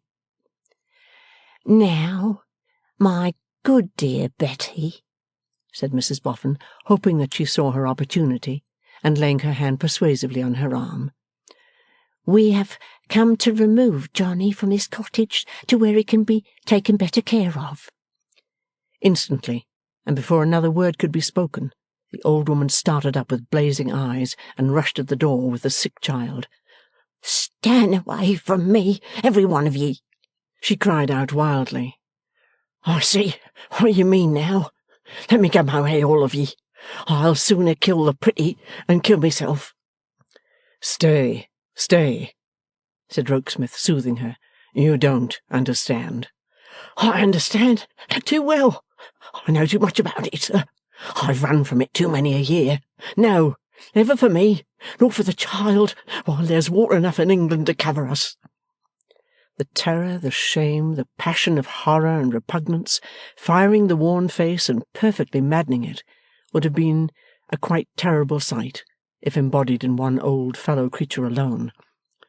Yet it crops up, as our slang goes, my lords and gentlemen and honourable boards, in other fellow creatures rather frequently. "It's been chasing me all my life, but it shall never take me, nor mine alive," cried old Betty. "I've done with ye. I'd have fastened door and window and starved afore I'd ever have let ye in if I'd known what you came for." But, catching sight of Mrs Boffin's wholesome face, she relented, and crouching down by the door and bending over her burden to hush it, said humbly, "Maybe my fears has put me wrong. If they have so, tell me, and the good Lord forgive me. I'm quick to take this fright, I know, and my head is summat light with wearying and watching."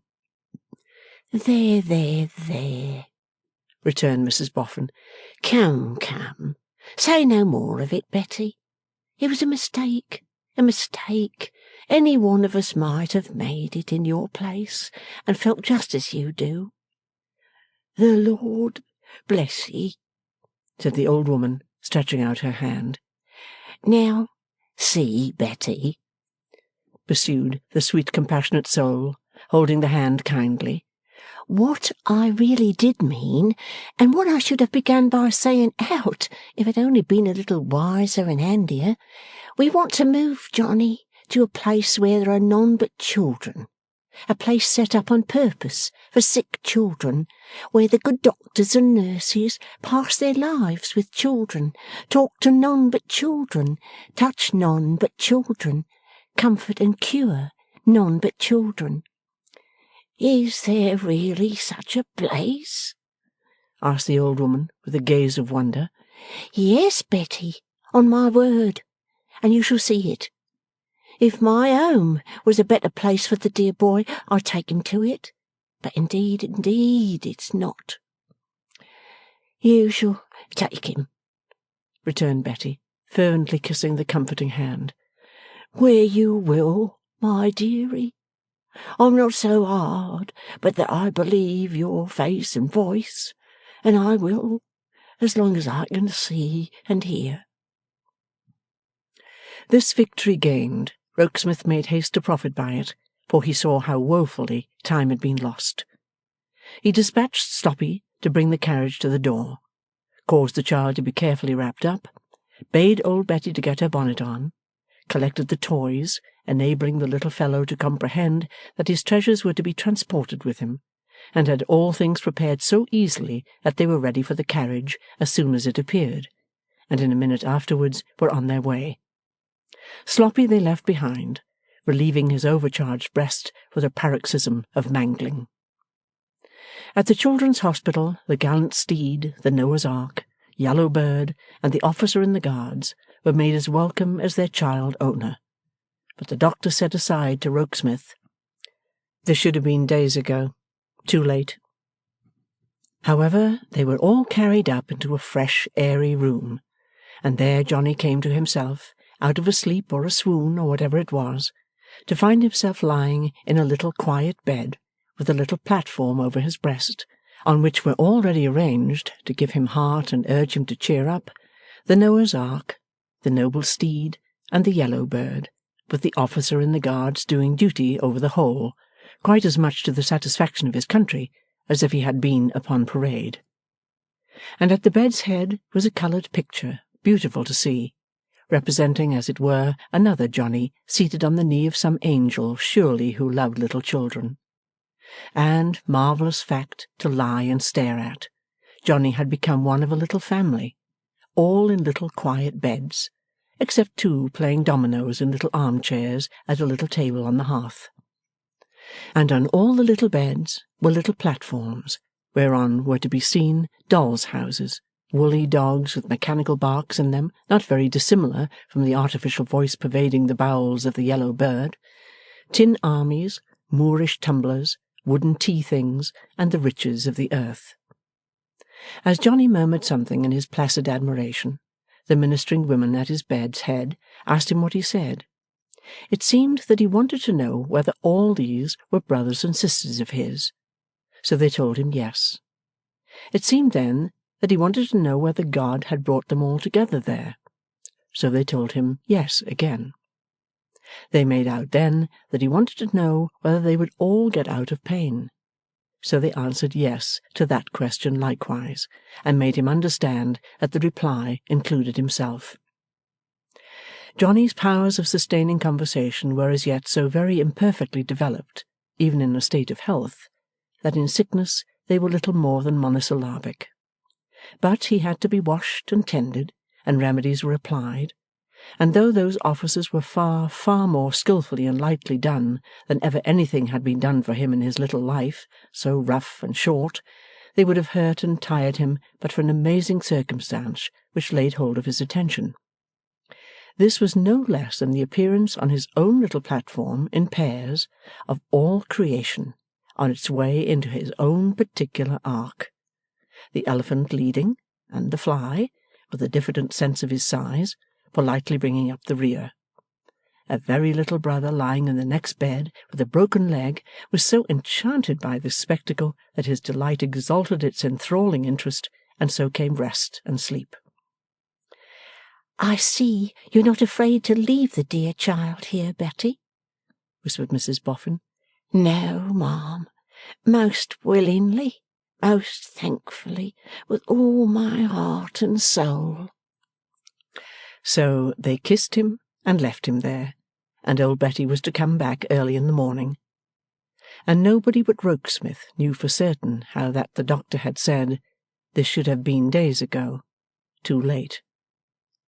But Rokesmith knowing it, and knowing that his bearing it in mind would be acceptable thereafter to that good woman who had been the only light in the childhood of desolate John Harmon dead and gone, resolved that late at night he would go back to the bedside of John Harmon's namesake, and see how it fared with him.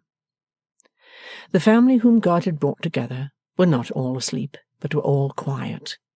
From bed to bed, a light womanly tread and a pleasant fresh face passed in the silence of the night.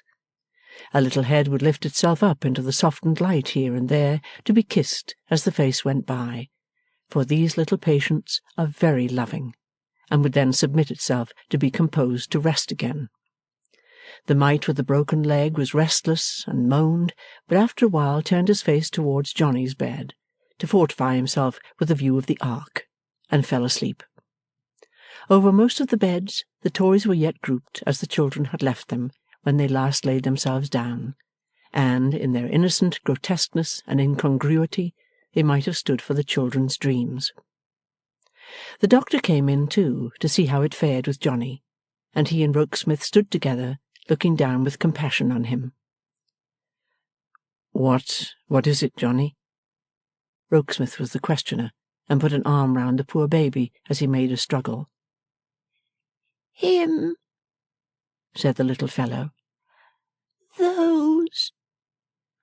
The doctor was quick to understand children, and, taking the horse, the ark, the yellow bird, and the man in the guards, from Johnny's bed, softly placed them on that of his next neighbour, the mite with the broken leg. With a weary and yet a pleased smile, and with an action as if he stretched his little figure out to rest, the child heaved his body on the sustaining arm, and seeking Rokesmith's face with his lips, said, A kiss for the buffer, lady. Having now bequeathed all he had to dispose of, and arranged his affairs in this world, Johnny, thus speaking, left it. Chapter 10. A Successor. Some of the Reverend Frank Milvey's brethren had found themselves exceedingly uncomfortable in their minds because they were required to bury the dead too hopefully. But the Reverend Frank, inclining to the belief that they were required to do one or two other things, say out of 9 and 30, calculated to trouble their consciences rather more if they would think as much about them, held his peace. Indeed, the Reverend Frank Milvey was a forbearing man, who noticed many sad warps and blights in the vineyard wherein he worked, and did not profess that they made him savagely wise. He only learnt that the more he himself knew, in his little limited human way, the better he could distantly imagine what omniscience might know. Wherefore, if the Reverend Frank had had to read the words that troubled some of his brethren, and profitably touched innumerable hearts, in a worse case than Johnny's, he would have done so out of the pity and humility of his soul.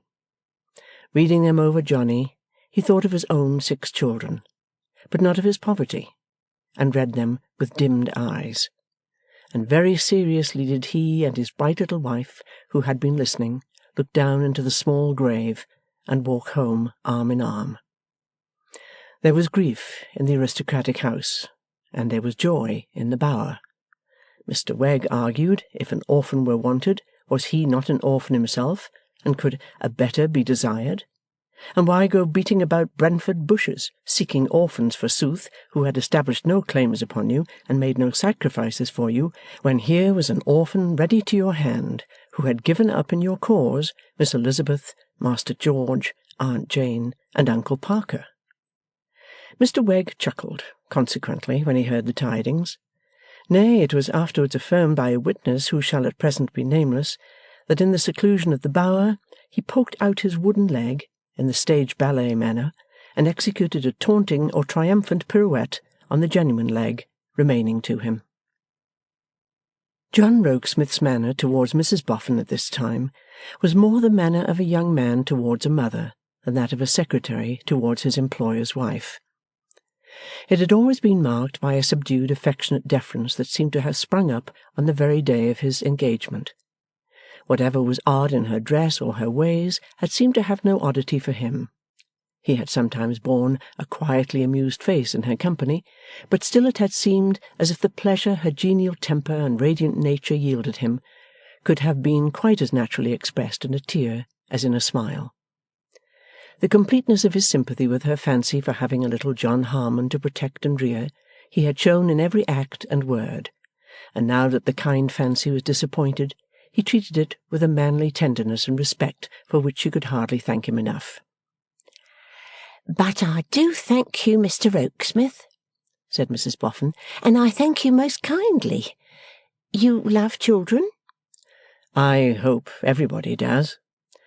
They ought, said Mrs Boffin, but we don't all of us do what we ought, do us? John Rokesmith replied, Some among us supply the shortcomings of the rest.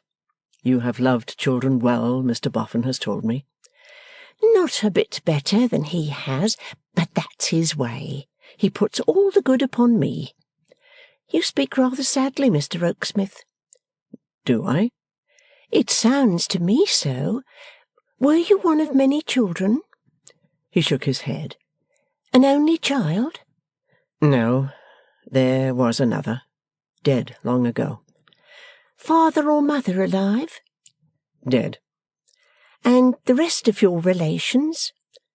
Dead, if I ever had any living. I never heard of any.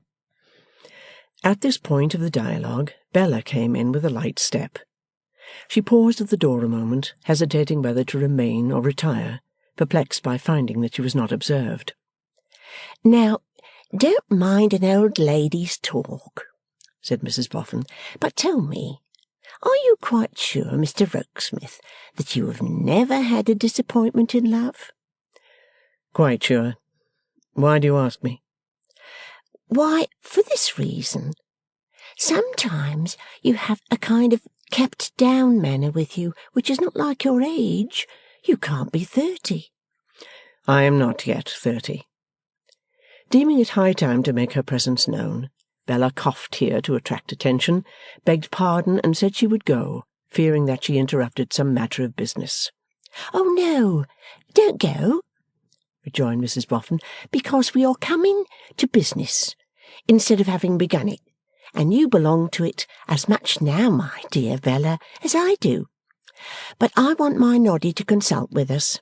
Would somebody be so good as to find my Noddy for me?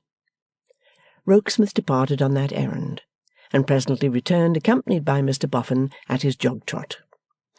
Bella felt a little vague trepidation as to the subject matter of this same consultation, until Mrs Boffin announced it. Now, you come and sit by me, my dear, said that worthy soul, taking her comfortable place on a large ottoman in the centre of the room, and drawing her arm through Bella's. And Noddy, you sit here, and Mr Rokesmith, you sit there. Now, you see, what I want to talk about is this.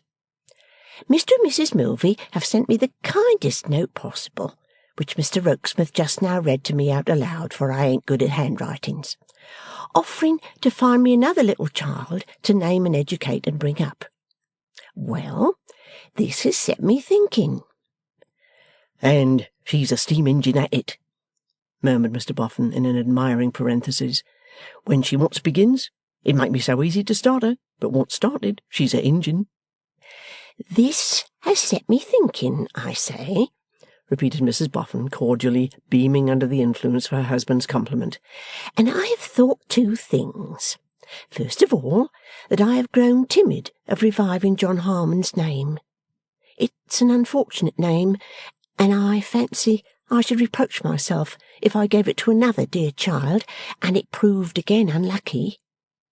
Now, whether, said Mr Boffin, gravely propounding a case for his secretary's opinion, whether one might call that a superstition? It is a matter of feeling with Mrs Boffin, said Rokesmith gently. The name has always been unfortunate. It has now this new unfortunate association connected with it. The name has died out. Why revive it? Might I ask Miss Wilfer what she thinks? It has not been a fortunate name for me, said Bella, colouring, or at least it was not until it led to my being here, but that is not the point in my thoughts. As we had given the name to the poor child, and as the poor child took so lovingly to me, I think I should feel jealous of calling another child by it. I think I should feel as if the name had become endeared to me, and I had no right to use it so. And that's your opinion, remarked Mr Boffin, observant of the secretary's face, and again addressing him. I say again, it is a matter of feeling, returned the secretary. I think Miss Wilfer's feeling very womanly and pretty.' 'Now, give us your opinion, Noddy,' said Mrs Boffin. 'My opinion, old lady,' returned the Golden Dustman, 'is your opinion.' 'Then,' said Mrs Boffin, 'we agree not to revive John Harmon's name, but to let it rest in the grave. It is, as Mr Rokesmith says, a matter of feeling. But lor, how many matters are matters of feeling! Well, and so I come to the second thing I've thought of. You must know, Bella, my dear, and Mr Rokesmith, that when I first named to my husband my thoughts of adopting a little orphan boy in remembrance of John Harmon, I further named to my husband that it was comforting to think that how the poor boy would be benefited by John's own money, and protected from John's own forlornness.' 'Hear, hear!' cried Mr Boffin. 'So she did. Encore!' 'No, not encore, Noddy, my dear,' returned Mrs Boffin, 'because I am going to say something else. I mean that I am sure, much as I still mean it. But this little death has made me ask myself the question seriously whether I wasn't too bent upon pleasing myself.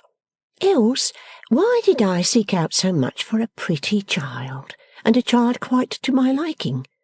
Wanting to do good, why not do it for its own sake, and put my taste and likings by?' 'Perhaps,' said Bella, and perhaps she said it with some little sensitiveness arising out of those old curious relations of hers towards the murdered man, 'perhaps, in reviving the name, you would not have liked to give it to a less interesting child than the original. He interested you very much.' 'Well, my dear,' returned Mrs Boffin, giving her a squeeze, 'it's kind of you to find that reason out, and I hope it may have been so, and indeed, to a certain extent, I believe it was so. But I'm afraid not to the whole extent. However, that don't come in question now, because we have done with the name. Laid it up as a remembrance,' suggested Bella musingly. 'Much better said, my dear. Laid it up as a remembrance. Well, then, I've been thinking, if I take any orphan to provide for, let it not be a pet and a plaything for me, but a creature to be helped for its own sake.' 'Not pretty, then?' said Bella. 'No,' returned Mrs Boffin stoutly. 'Nor prepossessing, then?' said Bella. 'No,' returned Mrs Boffin. 'Not necessarily so. That's as it may happen.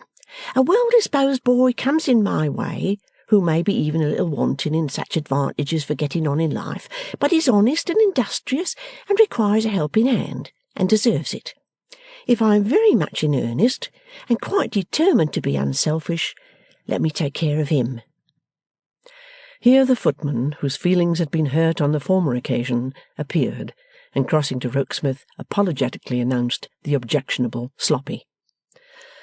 The four members of council looked at one another and paused. 'Shall he be brought here, ma'am?' asked Rokesmith.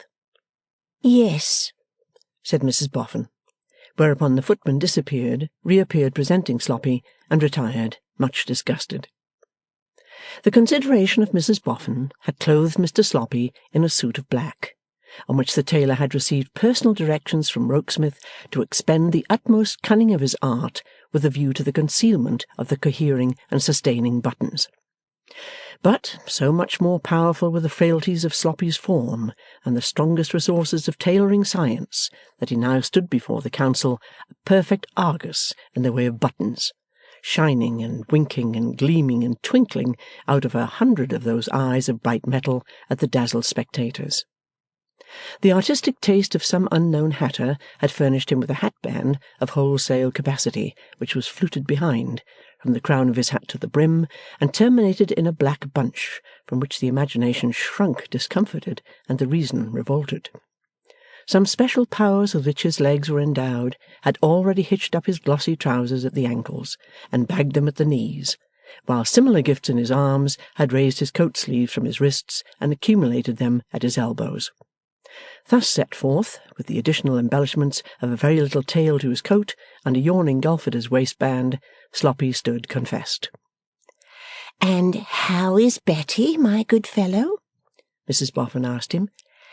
"Thank ye, mum," said Sloppy. "She do pretty nicely, and sending her duty, and many thanks for the tea, and all the favours, and wishing to know the family's healths." "Have you just come, Sloppy?" "Yes, mum." "Then you have not had your dinner yet?" "No, mum, but I mean to, for I ain't forgotten your handsome orders. I was never to go away without having had a good 'un off of meat and beer and pudding. Oh no, there was 4 of 'em, for I reckoned 'em up when I had 'em. Meat 1, beer 2, vegetables 3, and which was 4? Oh, why, pudding, he was 4. Here Sloppy threw his head back and opened his mouth wide and laughed rapturously. "How are the 2 poor little minders?" asked Mrs Boffin. "Striking right out, mum, and coming round beautiful." Mrs Boffin looked on the other 3 members of council, and then said, beckoning with her finger, "Sloppy." "Yes, mum." "Come forward, Sloppy. Should you like to dine here every day?" "Off of all 4 on 'em, mum?" "Oh, mum!" Sloppy's feelings obliged him to squeeze his hat and contract one leg at the knee. "Yes, and should you like to be always taken care of here, if you were industrious and deserving?" "Oh, mum! But there's Mrs Higgin," said Sloppy, checking himself in his raptures, drawing back and shaking his head with very serious meaning. "There's Mrs Higden. Mrs Higden goes before all.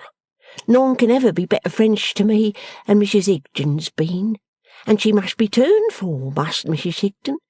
Where would Mrs Higden be if she warn't turned for?"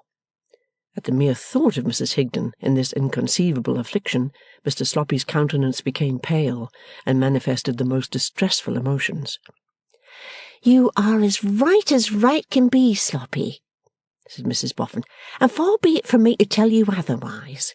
It shall be seen to.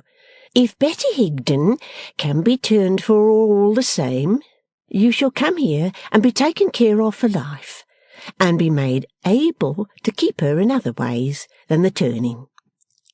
"Even as to that, mum," answered the ecstatic Sloppy, "the turning might be done in the night, don't you see? I could be here in the day and turn in the night. I don't want no sleep, I don't, or even if I anyways should want a wink or 2, added Sloppy, after a moment's apologetic reflection, I could take 'em turning. I've took 'em turning many a time, and enjoyed 'em wonderful." On the grateful impulse of the moment, Mr Sloppy kissed Mrs Boffin's hand, and then detaching himself from that good creature that he might have room enough for his feelings, threw back his head, opened his mouth wide, and uttered a dismal howl. It was creditable to his tenderness of heart, but suggested that he might on occasion give some offence to the neighbours, the rather as the footman looked in and begged pardon, finding he was not wanted, but excused himself on the ground that he thought it was cats. Chapter 11. Some Affairs of the Heart. Little Miss Peecher, from her little official dwelling-house, with its little windows like the eyes in needles, and its little doors like the covers of school-books, was very observant indeed of the object of her quiet affections. Love, though said to be afflicted with blindness, is a vigilant watchman, and Miss Peecher kept him on double duty over Mr Bradley Headstone. It was not that she was naturally given to playing the spy. It was not that she was at all secret, plotting, or mean. It was simply that she loved the irresponsive Bradley with all the primitive and homely stock of love that had never been examined or certificated out of her.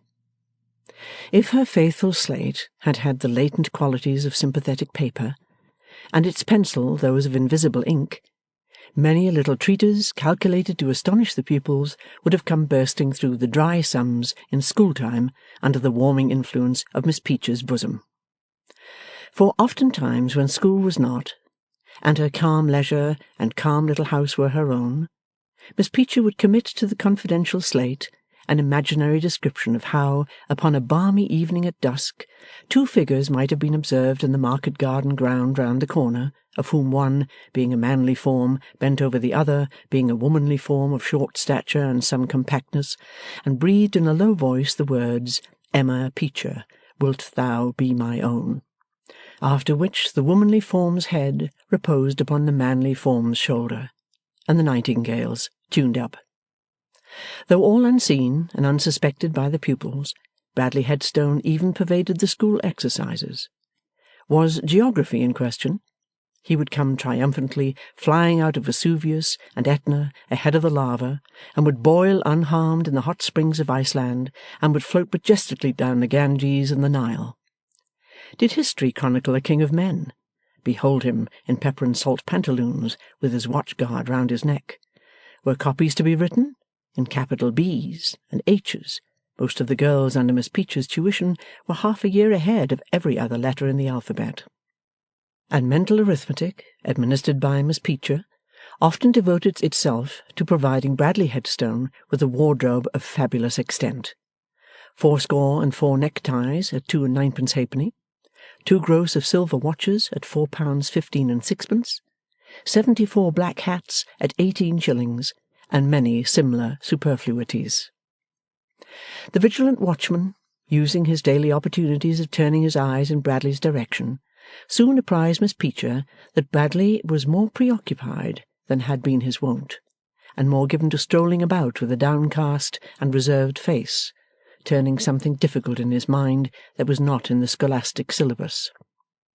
Putting this and that together, combining under the head this present appearances and the intimacy with Charlie Hexam, and ranging under the head that, the visit to his sister, the watchman reported to Miss Peecher his strong suspicions that the sister was at the bottom of it. "I wonder," said Miss Peecher, as she sat making up her weekly report on a half-holiday afternoon, "what they call Hexam's sister?" Mary Ann, at her needlework, attendant and attentive, held her arm up. "Well, Mary Ann?" "She is named Lizzie, ma'am." "She can hardly be named Lizzie, I think, Mary Ann," returned Miss Peecher, in a tunefully instructive voice. "Is Lizzie a Christian name, Mary Ann?" Mary Ann laid down her work, rose, hooked herself behind as being under categorization, and replied, "No, it is a corruption, Miss Peecher." "Who gave her that name?" Miss Peecher was going on from the mere force of habit, when she checked herself, on Mary Ann's evincing theological impatience to strike in with her godfathers and her godmothers, and said, "I mean, of what name is it a corruption?" "Elizabeth or Eliza, Miss Peecher." "Right, Mary Ann. Whether there were any Lizzies in the early Christian church must be considered very doubtful, very doubtful." Miss Peecher was exceedingly sage here. "Speaking correctly, we say, then, that Hexam's sister is called Lizzie, not that she is named so. Do we not, Mary Ann?" "We do, Miss Peecher." "And where," pursued Miss Peecher, complacent in her little transparent fiction of conducting the examination in a semi-official manner for Mary Ann's benefit, not her own, "where does this young woman who is called but not named Lizzie live? Think now, before answering." "In Church Street, Smith Square, by Millbank, ma'am." "In Church Street, Smith Square, by Millbank," repeated Miss Peecher, as if possessed beforehand of the book in which it was written. "Exactly so. And what occupation does this young woman pursue, Mary Ann? Take time." "She has a place of trust at an outfitter's in the city, ma'am." "Oh," said Miss Peecher, pondering on it, but smoothly added in a confirmatory tone, "At an outfitter's in the city. Yes." "And Charlie," Mary Ann was proceeding when Miss Peecher stared. "I mean Hexam, Miss Peecher." I should think you did, Mary Ann, and glad to hear you do. And Hexam says, Mary Ann went on, that he is not pleased with his sister, and that his sister won't be guided by his advice, and persists in being guided by somebody else's, and that— Mr. Headstone, coming across the garden? Exclaimed Miss Peecher, with a flushed glance at the looking-glass. You have answered very well, Mary Ann. You are forming an excellent habit of arranging your thoughts clearly. That will do. The discreet Mary Ann resumed her seat and her silence, and stitched, and was stitching when the schoolmaster's shadow came in before him, announcing that he might be instantly expected. "Good evening, Miss Peecher," he said, pursuing the shadow and taking its place. Good evening, Mr. Headstone. Mary Ann, a chair. Thank you, said Bradley, seating himself in his constrained manner. This is but a flying visit. I have looked in on my way to ask a kindness of you as a neighbour. Did you say on your way, Mr. Headstone? Asked Miss Peecher. On my way to where I am going. Church Street, Smith Square by Millbank, repeated Miss Peecher in her own thoughts. Charlie Hexam has gone to get a book or two he wants, and will probably be back before me. As we leave my house empty, I took the liberty of telling him I would leave the key here. Would you kindly allow me to do so? Certainly, Mr. Headstone. Going for an evening walk, sir? Partly for a walk, and partly on business. Business in Church Street, Smith Square by Millbank, repeated Miss Peecher to herself. Having said which, pursued Bradley, laying his door key on the table, I must be already going. There is nothing I can do for you, Miss Peecher? Thank you, Mr. Headstone. In which direction? In the direction of Westminster. Millbank, Miss Peecher repeated in her own thoughts again. No, thank you, Mr. Headstone. I'll not trouble you. You couldn't trouble me, said the schoolmaster. Ah, returned Miss Peecher, though not aloud, but you can trouble me. And for all her quiet manner and her quiet smile, she was full of trouble as he went his way. She was right touching his destination. He held a straighter course for the house of the doll's dressmaker, as the wisdom of his ancestors, exemplified in the construction of the intervening streets, would let him, and walked with a bent head hammering at one fixed idea. It had been an immovable idea since he first set eyes upon her. It seemed to him as if all that he could suppress in himself he had suppressed, as if all that he could restrain in himself he had restrained, and the time had come, in a rush, in a moment, when the power of self-command had departed from him. Love at first sight is a trite expression, quite sufficiently discussed, enough that in certain smouldering natures like this man's, that passion leaps into a blaze, and makes such head as fire does in a rage of wind, when other passions, but for its mastery, could be held in chains. As a multitude of weak imitative natures are always lying by, ready to go mad upon the next wrong idea that may be broached, in these times generally some form of tribute to somebody for something that never was done, or, if ever done, that was done by somebody else, so these less ordinary natures may lie by for years, ready on the touch of an instant to burst into flame. The schoolmaster went his way, brooding, and a sense of being vanquished in a struggle might have been pieced out of his worried face. Truly, in his breast there lingered a resentful shame to find himself defeated by this passion for Charlie Hexam's sister, though in the very self-same moments he was concentrating himself upon the object of bringing the passion to a successful issue. He appeared before the doll's dressmaker, sitting alone at her work. "Oh!" thought that sharp young personage. "It's you, is it? I know your tricks and your manners, my friend." "Hexam's sister," said Bradley Headstone, "is not come home yet?" "You are quite a conjurer," returned Miss Wren. "I will wait, if you please, for I want to speak to her." "Do you?" returned Miss Wren. "Sit down. I hope it's mutual." Bradley glanced distrustfully at the shrewd face again bending over the work, and said, trying to conquer doubt and hesitation, "I hope you don't imply that my visit will be unacceptable to Hexam's sister?" "There! Don't call her that. I can't bear you to call her that, returned Miss Wren, snapping her fingers in a volley of impatient snaps. For I don't like Hexam. Indeed? No. Miss Wren wrinkled her nose to express dislike. Selfish. Thinks only of himself. The way with all of you. The way with all of us? Then you don't like me? So, replied Miss Wren with a shrug and a laugh. Don't know much about you. But I was not aware it was the way with all of us, said Bradley, returning to the accusation a little injured. Won't you say some of us? Meaning, returned the little creature. Every one of you, but you. Ha ha ha. Now look this lady in the face. This is Mrs. Truth, the Honourable, full-dressed.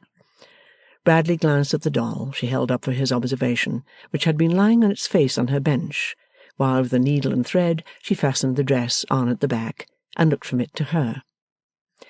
I stand, the Honourable Mrs. T, on my bench in this corner against the wall, where her blue eyes can shine upon you, pursued Miss Wren, doing so, and making two little dabs at him in the air with her needle, as if she pricked him with it in his own eyes.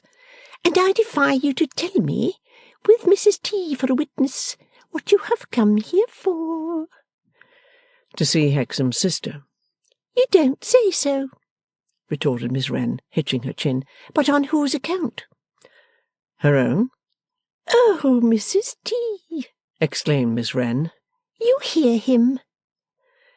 To reason with her, pursued Bradley, half humouring what was present and half angry with what was not present, for her own sake. Oh, Mrs. T, exclaimed the dressmaker. For her own sake, repeated Bradley, warming, and for her brother's, and as a perfectly disinterested person. Really, Mrs. T, remarked the dressmaker, since it comes to this, we must positively turn you with your face to the wall. She had hardly done so when Lizzie Hexam arrived, and showed some surprise on seeing Bradley Headstone there, and Jenny shaking her little fist at him close before her eyes, and the Honourable Mrs. T with her face to the wall. Here's a perfectly disinterested person, Lizzie dear, said the knowing Miss Wren, come to talk with you for your own sake and your brother's. Think of that. I'm sure there ought to be no third party present at anything so very kind and so very serious, and so, if you remove the third party upstairs, my dear, the third party will retire.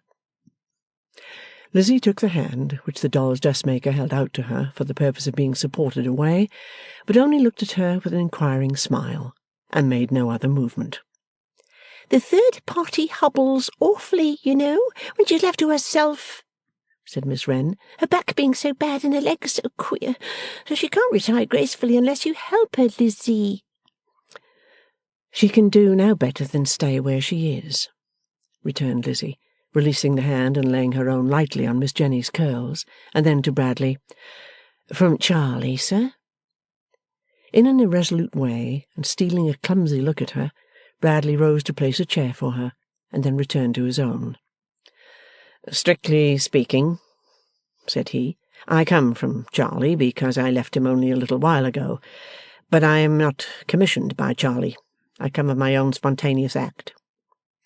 With her elbows on her bench and her chin upon her hands, Miss Jenny Wren sat looking at him with a watchful sidelong look.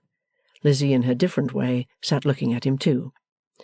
The fact is, began Bradley with a mouth so dry that he had some difficulty in articulating his words, the consciousness of which rendered his manner still more ungainly and undecided. The truth is that Charlie, having no secrets from me, to the best of my belief, has confided the whole of this matter to me. He came to a stop, and Lizzie asked, What matter, sir? I thought, returned the schoolmaster, stealing another look at her, and seeming to try in vain to sustain it, for the look dropped as it lighted on her eyes, that it might be so superfluous as to be almost impertinent to enter upon a definition of it. My allusion was to this matter of your having put aside your brother's plans for you, and given the preference to those of Mr. I believe the name is Mr. Eugene Wrayburn.' He made this point of not being certain of the name with another uneasy look at her, which dropped like the last. Nothing being said on the other side, he had to begin again, and began with new embarrassment. 'Your brother's plans were communicated to me when he first had them in his thoughts. In point of fact, he spoke to me about them when I was last here, when we were walking back together, and when the impression was fresh upon me of having seen his sister.' There might have been no meaning in it, but the little dressmaker here removed one of her supporting hands from her chin, and musingly turned the Honourable Mrs T. with her face to the company. That done, she fell into her former attitude. 'I approved of his idea,' said Bradley, with his uneasy look wandering to the doll, and unconsciously resting there longer than it had rested on Lizzie. 'Both because your brother ought naturally to be the originator of any such scheme, and because I hoped to be able to promote it. I should have had inexpressible pleasure, I should have taken inexpressible interest in promoting it. Therefore, I must acknowledge that when your brother was disappointed, I too was disappointed. I wish to avoid reservation or concealment, and I fully acknowledge that.' He appeared to have encouraged himself by having got so far. At all events, he went on with much greater firmness and force of emphasis, though with a curious disposition to set his teeth, and with a curious tight screwing movement of his right hand in the clenching palm of his left, like the action of one who was being physically hurt and was unwilling to cry out. 'I am a man of strong feelings, and I have strongly felt this disappointment. I do strongly feel it. I don't show what I feel. Some of us are obliged habitually to keep it down. But to return to your brother. He has taken the matter so much to heart that he has remonstrated, in my presence he remonstrated, with Mr. Eugene Wrayburn, if that be the name. He did so quite ineffectually, as any one not blinded to the real character of Mr. Eugene Wrayburn would readily suppose.' He looked at Lizzie again, and held the look, and his face turned from burning red to white, and from white back to burning red, and so for the time to lasting deadly white. 'Finally, I resolved to come here alone and appeal to you. I resolved to come here alone and entreat you to retract the course you have chosen, and instead of confiding in a mere stranger, a person of most insolent behaviour to your brother and others, to prefer your brother and your brother's friend.' Lizzie Hexam had changed colour when those changes came over him, and her face now expressed some anger, more dislike, and even a touch of fear, but she answered him very steadily. 'I cannot doubt, Mr Headstone, that your visit is well meant. You have been so good a friend to Charley that I have no right to doubt it. I have nothing to tell Charley, but that I accepted the help to which he so much objects before he made any plans for me, or certainly before I knew of any. It was considerately and delicately offered, and there were reasons that had weight with me which should be as dear to Charley as to me. I have no more to say to Charley on this subject.' His lips trembled and stood apart, as he followed this repudiation of himself and limitation of her words to her brother. 'I should have told Charley, if he had come to me,' she resumed, as though it were an afterthought, 'that Jenny and I find our teacher very able and very patient, and that she takes great pains with us. So much so that we have said to her we hope in a very little while to be able to go on by ourselves. Charley knows about teachers, and I should also have told him, for his satisfaction, that ours comes from an institution where teachers are regularly brought up.' 'I should like to ask you,' said Bradley Headstone, grinding his words slowly out, as though they came from a rusty mill, 'I should like to ask you, if I may without offence, whether you would have objected? No, rather, I should like to say, if I may without offence, that I wish I had had the opportunity of coming here with your brother and devoting my poor abilities and experience to your service. Thank you, Mr. Headstone. But I fear," he pursued after a pause, furtively wrenching at the seat of his chair with one hand, as if he would have wrenched the chair to pieces, and gloomily observing her while her eyes were cast down, "that my humble services would not have found much favour with you." She made no reply, and the poor stricken wretch sat contending with himself in a heat of passion and torment. After a while he took out his handkerchief and wiped his forehead and hands. "There is only one thing more I had to say, but it is the most important. There is a reason against this matter. There is a personal relation concerned in this matter, not yet explained to you. It might, I don't say it would, it might, induce you to think differently. To proceed under the present circumstances is out of the question. Will you please come to the understanding that there shall be another interview on the subject?" With Charlie, Mr. Headstone? Well, he answered, breaking off. "Yes, say with him too. Will you please come to the understanding that there must be another interview, under more favourable circumstances, before the whole case can be submitted?" I don't, said Lizzie, shaking her head, understand your meaning, Mr. Headstone. "Limit my meaning for the present," he interrupted, "to the whole case being submitted to you in another interview." What case, Mr. Headstone? What is wanting to it? You shall be informed in the other interview." Then he said, as if in a burst of irrepressible despair, I leave it all incomplete. There is a spell upon me, I think." And then added, almost as if he asked for pity, "Good night." He held out his hand, as she, with manifest hesitation, not to say reluctance, touched it. A strange tremble passed over him, and his face, so deadly white, was moved as by a stroke of pain. Then he was gone. The doll's dressmaker sat with her attitude unchanged, eyeing the door by which he had departed, until Lizzie pushed her bench aside and sat down near her. Then, eyeing Lizzie, as she had previously eyed Bradley in the door, Miss Wren chopped that very sudden and keen chop in which her jaws sometimes indulged, leaning back in her chair with folded arms, and thus expressed herself. If he, of course, my dear, the party who is coming to court me when the time comes should be that sort of man, he may spare himself the trouble. He wouldn't do to be trotted about and made useful. He'd take fire and blow up while he was about it. "And so you would be rid of him?" said Lizzie, humouring her. "Not so easily," returned Miss Wren. "He wouldn't blow up alone. He'd carry me up with him. I know his tricks and his manners." "Would he want to hurt you, do you mean?" asked Lizzie. "Mightn't exactly want to do it, my dear," returned Miss Wren, "but a lot of gunpowder among lighted lucifer matches in the next room might almost as well be here." "He is a very strange man," said Lizzie thoughtfully.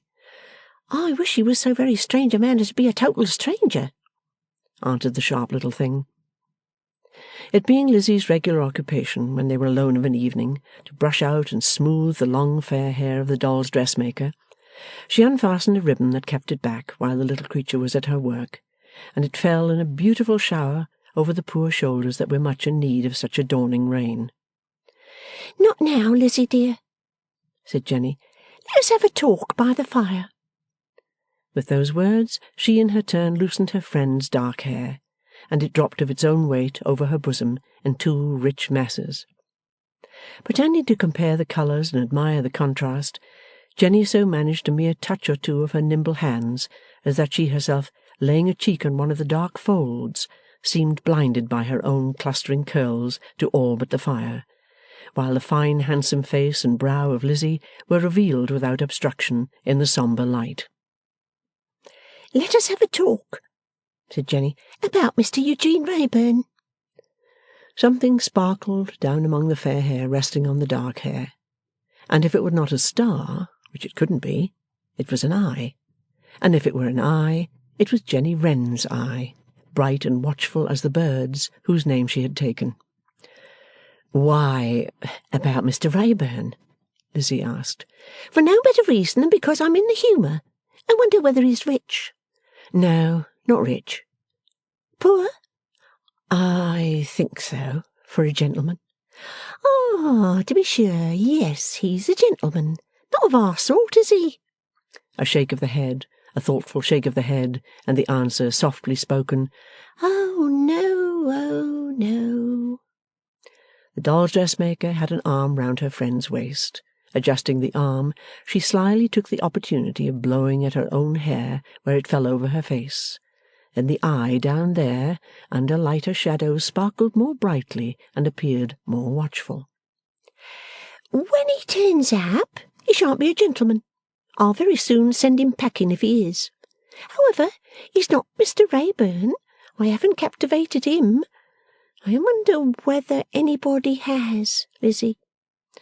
It is very likely. Is it very likely? I wonder who. Is it not very likely that some lady has been taken by him, and that he may love her dearly? Perhaps. I don't know. What would you think of him, Lizzie, if you were a lady? I, a lady, she repeated, laughing. Such a fancy. Yes, but say, just as a fancy, and for instance. I, a lady.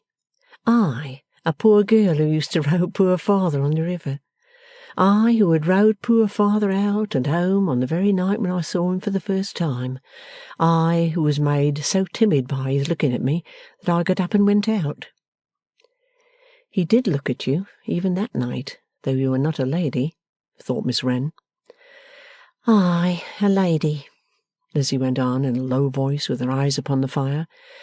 I, with poor father's grave, not even cleared of undeserved stain and shame, and he trying to clear it for me. I, a lady. Only as a fancy and for instance, urged Miss Wren. Too much, Jenny dear, too much. My fancy's not able to get that far.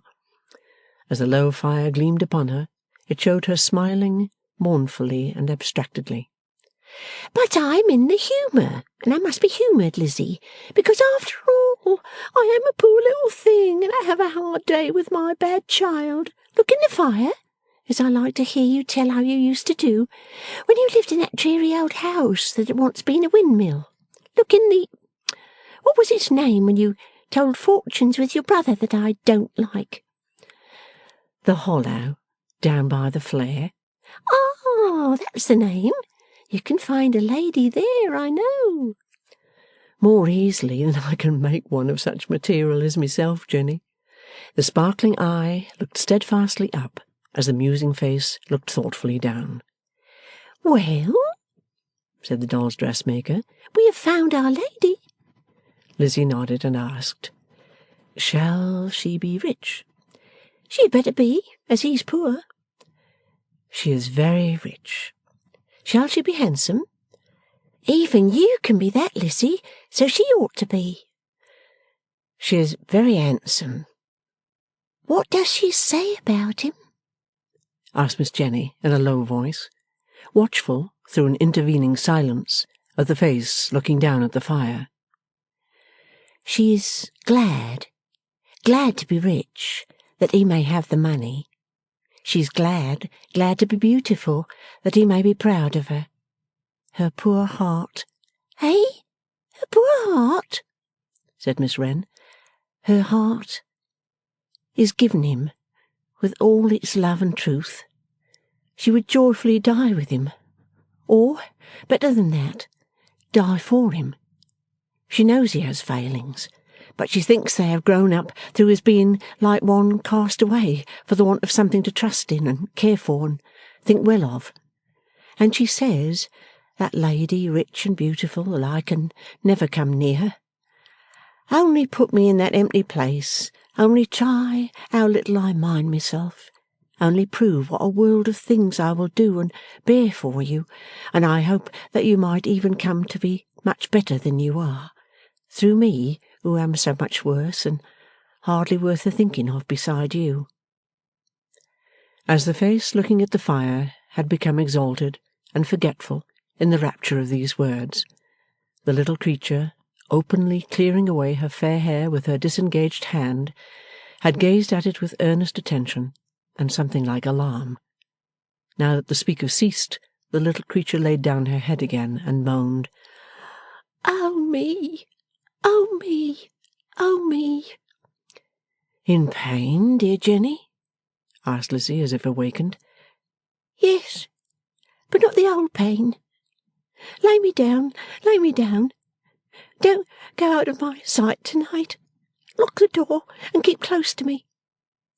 Then turning away her face, she said in a whisper to herself, 'My Lizzie, my poor Lizzie. Oh, my blessed children, come back in the long bright slanting rows, and come for her, not me. She wants help more than I, my blessed children.' She had stretched her hands up with that higher and better look, and now she turned again and folded them round Lizzie's neck and rocked herself on Lizzie's breast. Chapter 12. More Birds of Prey. Rogue Riderhood dwelt deep and dark in Limehouse Hole, among the riggers and the mast, oar and block-makers, and the boat-builders and the sail-lofts, as in a kind of ship's hold stored full of waterside characters. Some no better than himself, some very much better, and none much worse.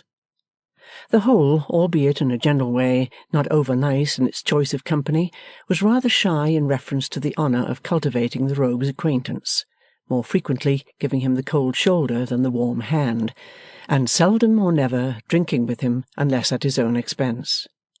A part of the whole, indeed, contained so much public spirit and private virtue that not even this strong leverage could move it to good fellowship with a tainted accuser.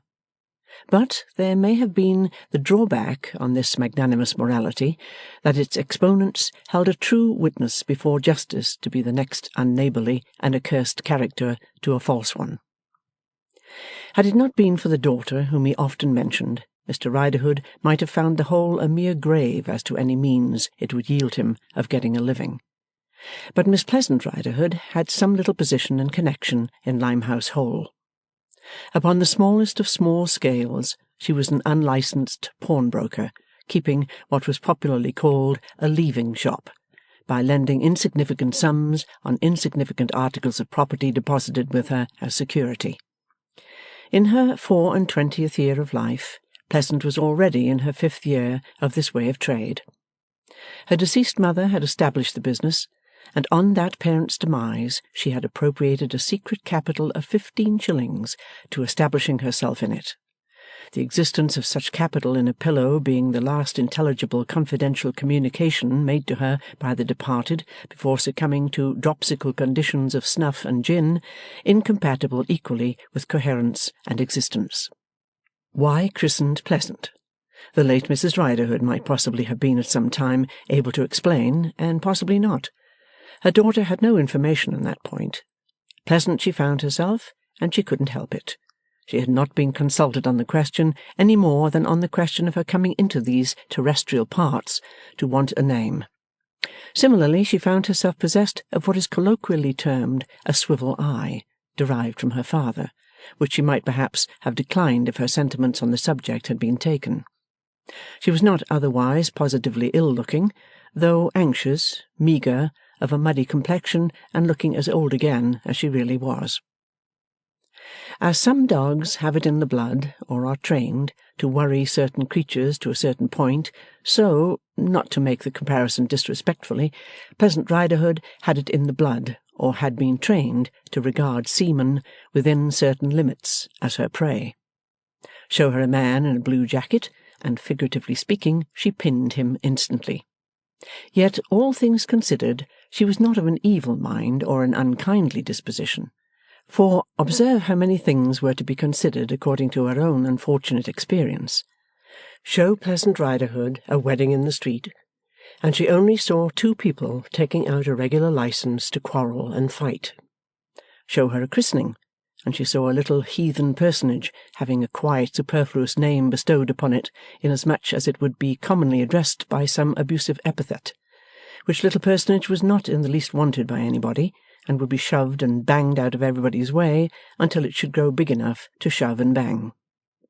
Show her a funeral, and she saw an unremunerative ceremony in the nature of a black masquerade, conferring a temporary gentility on the performers at an immense expense, and representing the only formal party ever given by the deceased. Show her a live father, and she saw but a duplicate of her own father, who from her infancy had been taken with fits and starts of discharging his duty to her, which duty was always incorporated in the form of a fist or a leathern strap, and being discharged hurt her. All things considered, therefore, Pleasant Riderhood was not so very, very bad. There was even a touch of romance in her, of such romance as could creep into Limehouse Hole, and maybe sometimes of a summer evening when she stood with folded arms at her shop door, looking from the reeking street to the sky where the sun was setting, she may have had some vaporous visions of far-off islands in the southern seas or elsewhere, not being geographically particular, where it would be good to roam with a congenial partner among groves of breadfruit, waiting for ships to be wafted from the hollow ports of civilization, for sailors to be got the better of were essential to Miss Pleasant's Eden. Not on a summer evening did she come to her little shop door, when a certain man standing over against the house on the opposite side of the street took notice of her. That was on a cold, shrewd, windy evening after dark. Pleasant Riderhood shared with most of the lady inhabitants of the Hole the peculiarity that her hair was a ragged knot, constantly coming down behind, and that she never could enter upon any undertaking without first twisting it into place. At that particular moment, being newly come to the threshold to take a look out of doors, she was winding herself up with both hands after this fashion. And so prevalent was the fashion that on the occasion of a fight or other disturbance in the Hole, the ladies would be seen flocking from all quarters, universally twisting their back hair as they came along, and many of them, in the hurry of the moment, carrying their back combs in their mouths. It was a wretched little shop, with a roof that any man standing in it could touch with his hand, little better than a cellar or cave, down 3 steps. Yet in its ill-lighted window, among a flaring handkerchief or two, an old pea-coat or so, a few valueless watches and compasses, a jar of tobacco and 2 crossed pipes, a bottle of walnut ketchup, and some horrible sweets, these creature discomforts serving as a blind to the main business of the leaving shop, was displayed the inscription, Seaman's Boarding House. Taking notice of Pleasant Riderhood at the door, the man crossed so quickly that she was still winding herself up when he stood close before her. "Is your father at home?" said he. "I think he is," returned Pleasant, dropping her arms. "Come in." It was a tentative reply, the man having a seafaring appearance. Her father was not at home, and Pleasant knew it. "Take a seat by the fire," were her hospitable words when she had got him in. "Men of your calling are always welcome here." "Thankee," said the man. His manner was the manner of a sailor, and his hands were the hands of a sailor, except that they were smooth. Pleasant had an eye for sailors, and she noticed the unused colour and texture of the hands, sunburnt though they were, as sharply as she noticed their unmistakable looseness and suppleness, as he sat himself down with his left arm carelessly thrown across his left leg, a little above the knee, and the right arm as carelessly thrown over the elbow of the wooden chair, with the hand curved, half open and half shut, as if it had just let go a rope. "Might you be looking for a boarding house?" Pleasant inquired, taking her observant stand on one side of the fire. "I don't rightly know my plans yet," returned the man. "You ain't looking for a leaving shop?" "No," said the man. "No," assented Pleasant. "You've got too much of an outfit on you for that. But if you should want either, this is both." "Aye, aye," said the man, glancing round the place. "I know. I've been here before." "Did you leave anything when you were here before?" asked Pleasant, with a view to principle and interest. No. The man shook his head. I'm pretty sure you never boarded here. No. The man again shook his head. What did you do here when you were here before? Asked Pleasant. For I don't remember you. It's not at all likely you should. I only stood at the door one night, on the lower step there, while a shipmate of mine looked in to speak to your father. I remember the place well, looking very curiously round it. Might that have been long ago? Aye, a goodish bit ago, when I came off my last voyage. Then you have not been to sea lately? No. Been in the sick bay since then, and been employed ashore. Then, to be sure, that accounts for your hands. The man, with a keen look, a quick smile, and a change of manner, caught her up. You're a good observer. Yes, that accounts for my hands. Pleasant was somewhat disquieted by his look, and returned it suspiciously. Not only was his change of manner, though very sudden, quite collected, but his former manner, which he resumed, had a certain suppressed confidence and sense of power in it that were half threatening. Will your father be long? He inquired. I don't know. I can't say. As you supposed he was at home, it would seem that he has just gone out. How's that? I suppose he had come home, Pleasant explained. Oh, you supposed he had come home? Then he has been some time out? How's that? I don't want to deceive you, Father's on the river in his boat. At the old work? Asked the man. I don't know what you mean, said Pleasant, shrinking a step back. What on earth do you want? I don't want to hurt your father. I don't want to say I might, if I chose. I want to speak to him. Not much in that, is there? There shall be no secrets from you. You shall be by. And plainly, Miss Riderhood, there's nothing to be got out of me, or made of me. I'm not good for the leaving shop. I'm not good for the boarding house. I'm not good for anything in your way to the extent of sixpenn'orth of halfpence. Put the idea aside, and we shall get on together. But you're a seafaring man? Argued Pleasant, as if that were a sufficient reason for his being good for something in her way. Yes and no. I have been, and I may be again. But I'm not for you. Won't you take my word for it? The conversation had arrived at a crisis to justify Miss Pleasant's hair in tumbling down. It tumbled down accordingly, and she twisted it up, looking from under her bent forehead at the man. In taking stock of his familiarly worn rough-weather nautical clothes piece by piece, she took stock of a formidable knife in a sheath at his waist, ready to his hand, and of a whistle hanging round his neck, and of a short, jagged, knotted club with a loaded head that peeped out of a pocket of his loose outer jacket or frock. He sat quietly looking at her, but, with these appendages partially revealing themselves, and with a quantity of bristling oakum-coloured head and whisker, he had a formidable appearance. Won't you take my word for it? He asked again. Pleasant answered with a short, dumb nod. He rejoined with another short, dumb nod. Then he got up and stood with his arms folded in front of the fire, looking down into it occasionally, as she stood with her arms folded, leaning against the side of the chimney-piece. To while away the time till your father comes, he said, pray, is there much robbing and murdering of seamen about the waterside now? No, said Pleasant. Any? Complaints of that sort are sometimes made, about Ratcliffe and Wapping and up that way, but who knows how many are true? To be sure. And it don't seem necessary. That's what I say, observed Pleasant. Where's the reason for it? Bless the sailors. It ain't as if they ever could keep what they have without it. You're right.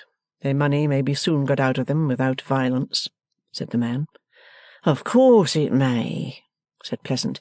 And then they ship again and get more. And the best thing for 'em, too, to ship again as soon as ever they can be brought to it. They're never so well off as when they're afloat. I'll tell you why I ask, pursued the visitor, looking up from the fire. I was once beset that way myself, and left for dead. No, said Pleasant. Where did it happen? 'It happened,' returned the man with a ruminative air, as he drew his right hand across his chin and dipped the other in the pocket of his rough outer coat. 'It happened somewhere about here, as I reckon. I don't think it can have been a mile from here.' 'Were you drunk?' asked Pleasant. 'I was muddled, but not with fair drinking. I had not been drinking, you understand. A mouthful did it.' Pleasant, with a grave look, shook her head, importing that she understood the process, but decidedly disapproved. 'Fair trade is one thing,' said she, 'but that's another. No one has a right to carry on with Jack in that way.' 'The sentiment does you credit,' returned the man with a grim smile, and added in a mutter, 'the more so as I believe it's not your father's. Yes, I had a bad time of it, that time. I lost everything, and had a sharp struggle for my life, weak as I was.' 'Did you get the parties punished?' asked Pleasant. 'A tremendous punishment followed,' said the man more seriously, 'but it was not of my bringing about.' 'Of whose, then?' asked Pleasant. The man pointed upward with his forefinger, and, slowly recovering that hand, settled his chin in it again as he looked at the fire. Bringing her inherited eye to bear upon him, Pleasant Riderhood felt more and more uncomfortable. His manner was so mysterious, so stern, so self-possessed. 'Anyways,' said the damsel, 'I am glad punishment followed, and I say so. Fair trade with seafaring men gets a bad name through deeds of violence. I am as much against deeds of violence being done to seafaring men as seafaring men can be themselves. I am of the same opinion as my mother was when she was living. Fair trade, my mother used to say, but no robbery and no blows.' In the way of trade, Miss Pleasant would have taken, and indeed did take when she could, as much as 30 shillings a week for board, that would be dear at 5, and likewise conducted the leaving business upon correspondingly equitable principles. Yet she had that tenderness of conscience and those feelings of humanity. At the moment her ideas of trade were overstepped, she became the seaman's champion, even against her father, whom she seldom otherwise resisted. But she was here interrupted by her father's voice exclaiming angrily, 'Now, Poll Parrot!' and by her father's hat being heavily flung from his hand and striking her face.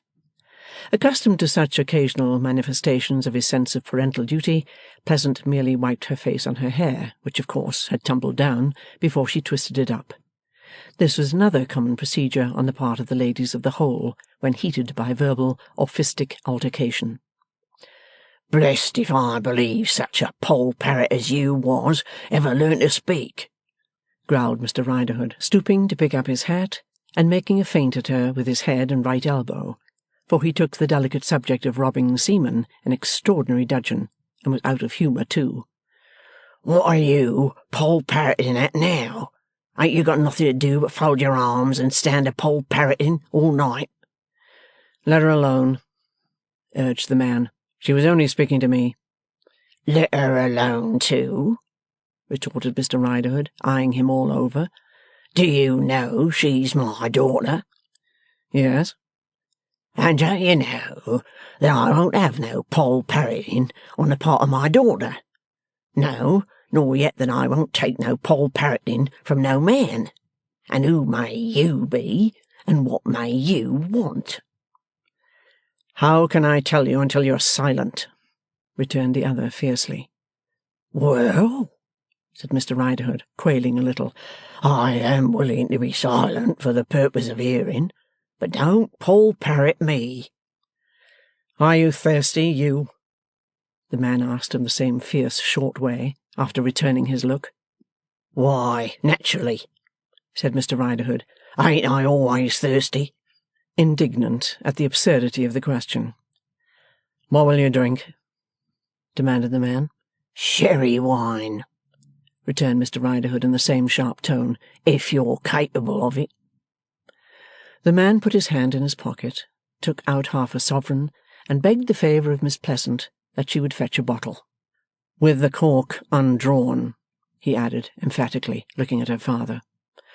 'I'll take my Alfred David,' muttered Mr Riderhood, slowly relaxing into a dark smile, "that you know a move. Do I know you? No, I don't know you." The man replied, "No, you don't know me." And so they stood looking at one another surlily enough until Pleasant came back.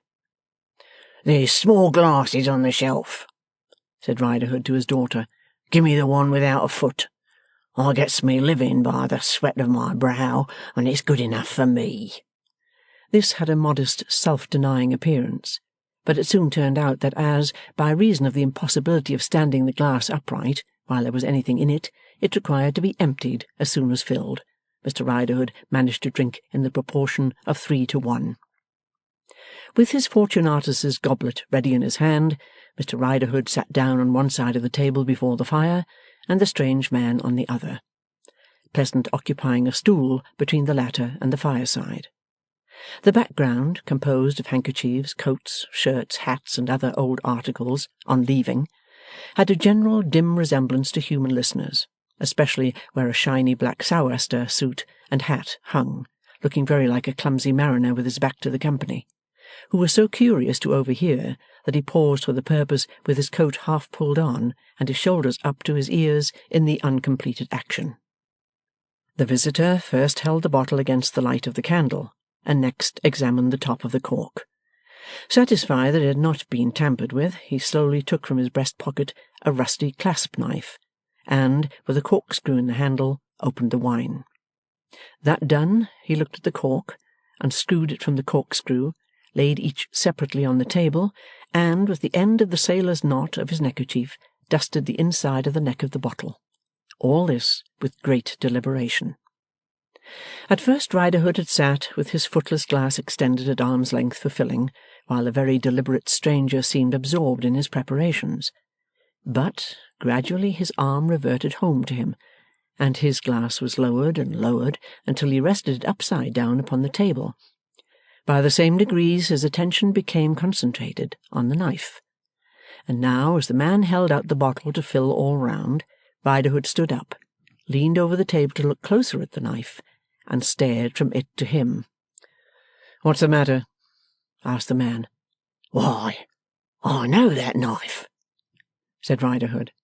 "Yes, I dare say you do." He motioned to him to hold up his glass, and filled it. Riderhood emptied it to the last drop, and began again.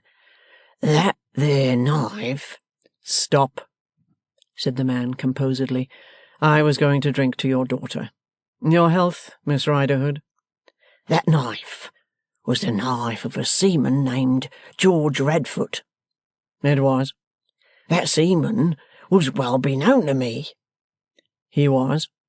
"What's come to him?" "Death has come to him. Death came to him in an ugly shape. He looked," said the man, "very horrible after it." "Arter what?" said Riderhood, with a frowning stare. "After he was killed." "Killed? Who killed him?" Only answering with a shrug, the man filled the footless glass, and Riderhood emptied it, looking amazedly from his daughter to his visitor. "You don't mean to tell an honest man—" He was recommencing with his empty glass in his hand, when his eye became fascinated by the stranger's outer coat. He leaned across the table to see it nearer, touched the sleeve, turned the cuff to look at the sleeve lining, the man in his perfect composure offering not the least objection, and exclaimed, "It's my belief as this here coat was George Redfoot's too." "You're right. He wore it the last time you ever saw him, and the last time you ever will see him in this world." "It's my belief you mean to tell me to my face you killed him?" exclaimed Riderhood, but nevertheless allowing his glass to be filled again. The man only answered with another shrug, and showed no symptom of confusion. "Wish I may die if I know what to be up to with this chap," said Riderhood, after staring at him and tossing his last glassful down his throat. "Let's know what to make of you. Say something plain." "I will," returned the other, leaning forward across the table and speaking in a low, impressive voice. "What a liar you are." The honest witness rose, and made as though he would fling his glass in the man's face. The man, not wincing, and merely shaking his forefinger half knowingly, half menacingly, the piece of honesty thought better of it, and sat down again, putting the glass down too. "And when you went to that lawyer yonder in the Temple with that invented story," said the stranger in an exasperatingly comfortable sort of confidence, "you might have had your strong suspicions of a friend of your own, you know. I think you had, you know." Me? My suspicions? Of what friend? "Tell me again whose knife was this?" demanded the man.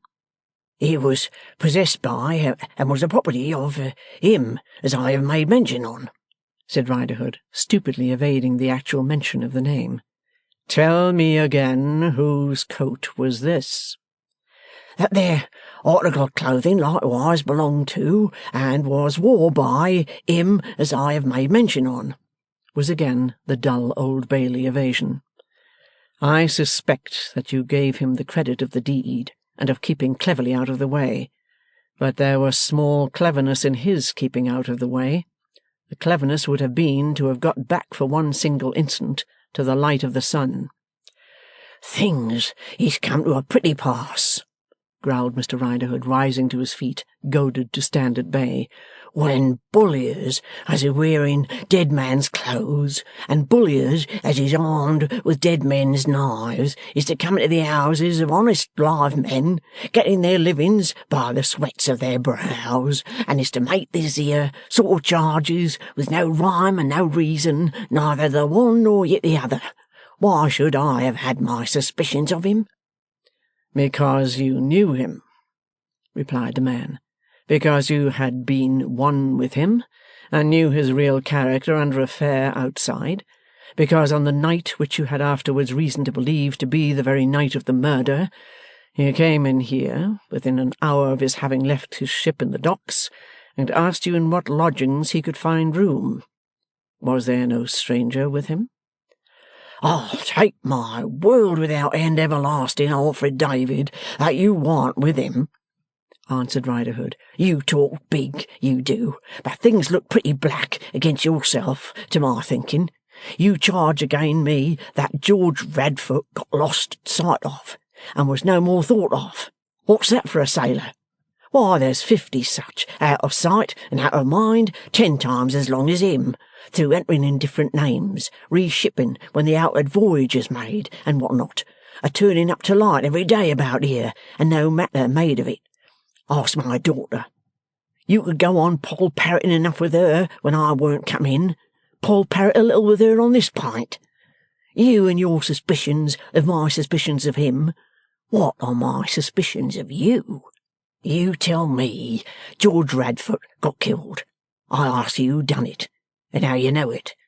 You carry his knife, and you wear his coat. I ask you how you come by him. Hand over that there bottle." Here Mr. Riderhood appeared to labour under a virtuous delusion that it was his own property. "And you," he added, turning to his daughter as he filled the footless glass, "if it warn't wasting good sherry wine on you, I'd chuck this at you for Poll Parroting with this man. It's along of Poll Parroting that such like as him gets their suspicions, whereas I gets mine by argument, and being naturally a honest man, and sweating away at the brow as an honest man ought." Here he filled the footless goblet again, and stood chewing one half of its contents and looking down into the other as he slowly rolled the wine about in the glass, while Pleasant, whose sympathetic hair had come down on her being apostrophized, rearranged it much in the style of the tail of a horse when proceeding to market to be sold. "Well, have you finished?" asked the strange man. "No," said Riderhood, "I ain't. Far from it. Now then, I want to know how George Radfoot come by his death, and how you come by his kit." "If you ever do know, you won't know now." "And next I want to know," proceeded Riderhood, "whether you means to charge that what you may call it murder." "Harmon murder, father," suggested Pleasant. "No, Poll Parroting," he vociferated in return. "Keep your mouth shut." I want to know, you, sir, whether you charged that there crime on George Radford. If you ever do know, you won't know now. Perhaps you done it yourself, said Riderhood with a threatening action. I alone know, returned the man, sternly shaking his head. The mysteries of that crime, I alone know that your trumped-up story cannot possibly be true. I alone know that it must be altogether false, and that you must know it to be altogether false. I come here tonight to tell you so much of what I know, and no more. Mr. Riderhood, with his crooked eye upon his visitor, meditated for some moments, and then refilled his glass and tipped the contents down his throat in 3 tips. Shut the shop door, he then said to his daughter, putting the glass suddenly down, and turn the key, and stand by it. If you know all this, you, sir, getting as he spoke between the visitor and the door, why hadn't you gone to Lawyer Lywood? That also is alone known to myself, was the cool answer. Don't you know that if you didn't do the deed, what you say you could tell is worth from £5,000 to £10,000? Asked Riderhood. I know it very well, and when I claim the money, you shall share it. The honest man paused, and drew a little nearer to the visitor, and a little further from the door. I know it, repeated the man quietly, as well as I know that you and George Radfoot were one together in more than one dark business, and as well as I know that you, Roger Riderhood, conspired against an innocent man for blood money, and as well as I know that I can, and that I swear I will, give you up on both scores, and be the proof against you in my own person, if you defy me. Father, cried Pleasant from the door, don't defy him. Give way to him. Don't get into more trouble, father. Will you leave off a poll parroting, I ask you? Cried Mr. Riderhood, half beside himself between the two. Then propitiatingly and crawlingly, You, sir, you ain't said what you want of me. Is it fair, is it worthy of yourself, to talk of my defying you afore ever you say what you want of me? I don't want much, said the man. This accusation of yours must not be left half made and half unmade. What was done for the blood money must be thoroughly undone. Well, but shipmate. Don't call me shipmate, said the man. Captain, then, urged Mr. Riderhood. There, you won't object to captain. It's an honourable title, and you fully look it. Captain, ain't the man dead? Now I ask you fair, ain't Gaffer dead? Well, returned the other with impatience, yes, he is dead. What then? Can words hurt a dead man, Captain? I only ask you fair. They can hurt the memory of a dead man, and they can hurt his living children. How many children had this man? Meaning Gaffer, Captain? Of whom else are we speaking? Returned the other with a movement of his foot, as if Rogue Riderhood were beginning to sneak before him in the body as well as the spirit, and he spurned him off. I have heard of a daughter and a son. I ask for information. I ask your daughter. I prefer to speak to her. What children did Hexam leave? Pleasant, looking to her father for permission to reply, that honest man exclaimed with great bitterness, Why the devil don't you answer the captain? You can poll parrot enough when you ain't wanted to poll parrot, you perverse jade. Thus encouraged, Pleasant explained that there were only Lizzie, the daughter in question, and the youth. Both very respectable, she added. It is dreadful that any stigma should attach to them, said the visitor, whom the consideration rendered so uneasy that he rose and paced to and fro, muttering, Dreadful, unforeseen, how could it be foreseen? Then he stopped and asked aloud, Where do they live? Pleasant further explained that only the daughter had resided with the father at the time of his accidental death, and that she had immediately afterwards quitted the neighbourhood. I know that, said the man, for I have been to the place they dwelt in at the time of the inquest. Could you quietly find out for me where she lives now?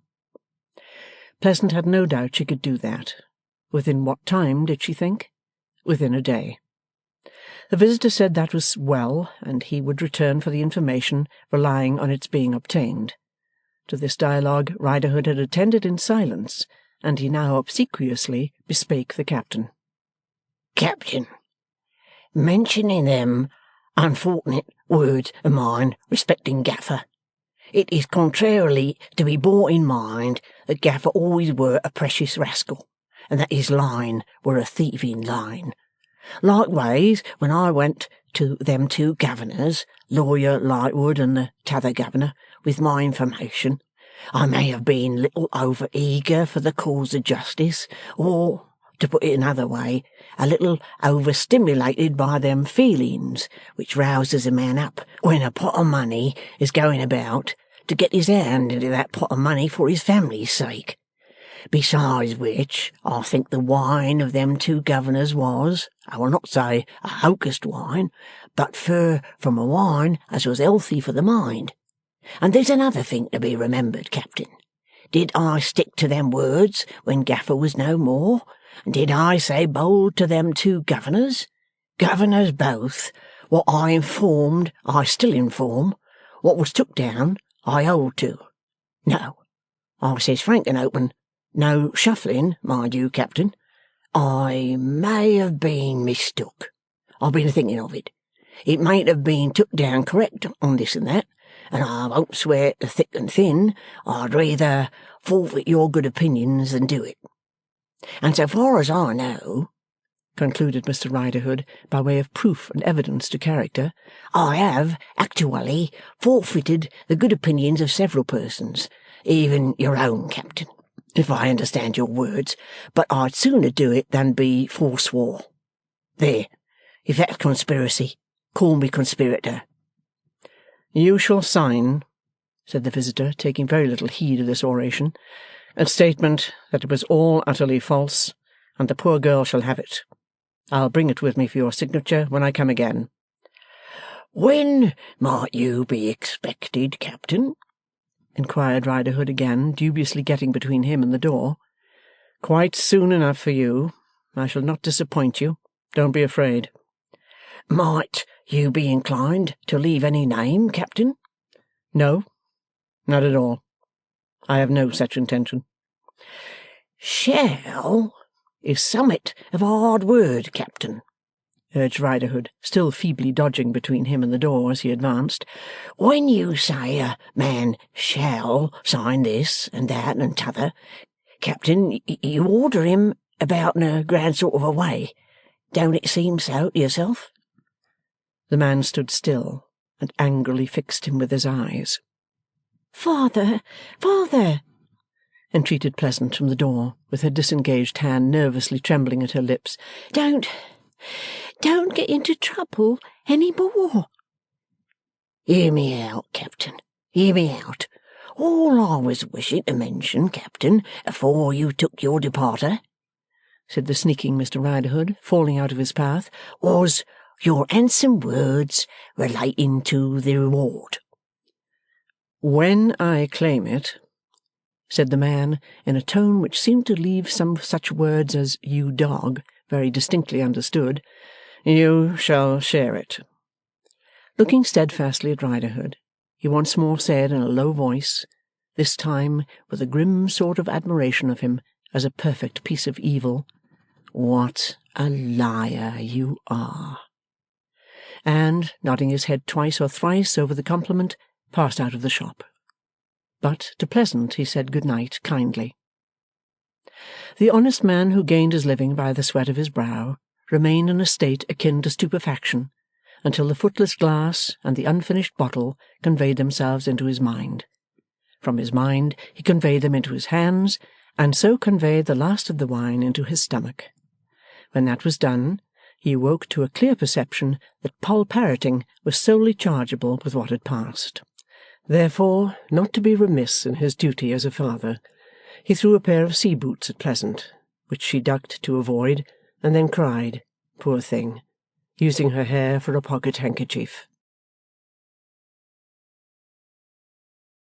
Chapter 13. A Solo and a Duet. The wind was blowing so hard when the visitor came out at the shop door into the darkness and dirt of Limehouse Hole that it almost blew him in again. Doors were slamming violently, lamps were flickering or blown out, signs were rocking in their frames, the water of the kennels, wind dispersed, flew about in drops like rain. Indifferent to the weather, and even preferring it to better weather for its clearance of the streets, the man looked about him with a scrutinizing glance. "Thus much I know," he murmured. "I have never been here since that night, and never was here before that night, but thus much I recognize. I wonder which way did we take when we came out of that shop? We turned to the right as I have turned, but I can recall no more. Did we go by this alley, or down that little lane?" He tried both, but both confused him equally, and he came straying back to the same spot. "I remember there were poles pushed out of upper windows on which clothes are drying, and I remember a low public house, and the sound flowing down a narrow passage belonging to it of the scraping of a fiddle and the shuffling of feet. But here are all these things in the lane, and here are all these things in the alley, and I have nothing else in my mind but a wall, a dark doorway, a flight of stairs, and a room." He tried a new direction, but made nothing of it. Walls, dark doorways, flights of stairs, and rooms were too abundant, and, like most people so puzzled, he again and again described a circle, and found himself at the point from which he had begun. "This is like what I have read in narratives of escape from prison," said he, "where the little track of the fugitives in the night always seems to take the shape of the great round world on which they wander, as if it were a secret law." Here he ceased to be the oakum-headed, oakum-whiskered man on whom Miss Pleasant Riderhood had looked, and, allowing for his being still wrapped in a nautical overcoat, became as like that same lost, wanted Mr. Julius Handford as never man was like another in this world. In the breast of the coat he stowed the bristling hair and whisker. In a moment, as the favouring wind went with him down a solitary place that it had swept clear of passengers, yet in that same moment he was the secretary also, Mr. Boffin's secretary. For John Rokesmith, too, was as like that same lost, wanted Mr. Julius Handford as never man was like another in this world. "I have no clue to the scene of my death," said he. "Not that it matters now. But having risked discovery by venturing here at all, I should have been glad to track some part of the way." With which singular words he abandoned his search, came up out of Limehouse Hole, and took the way past Limehouse Church. At the great iron gate of the churchyard he stopped and looked in. He looked up at the high tower spectrally resisting the wind, and he looked round at the white tombstones, like enough to their dead in their winding sheets, and he counted the 9 tolls of the clock bell. "It is a sensation not experienced by many mortals," said he, "to be looking into a churchyard on a wild windy night, and to feel that I no more hold a place among the living than these dead do, and even to know that I lie buried somewhere else, as they lie buried here. Nothing uses me to it. A spirit that was once a man could hardly feel stranger or lonelier going unrecognized among mankind than I feel. But this is the fanciful side of the situation. It has a real side, so difficult that, though I think of it every day, I never thoroughly think it out. Now, let me determine to think it out as I walk home. I know I evade it, as many men, perhaps most men, do evade thinking their way through their greatest perplexity. I will try to pin myself to mine. Don't evade it, John Harmon. Don't evade it.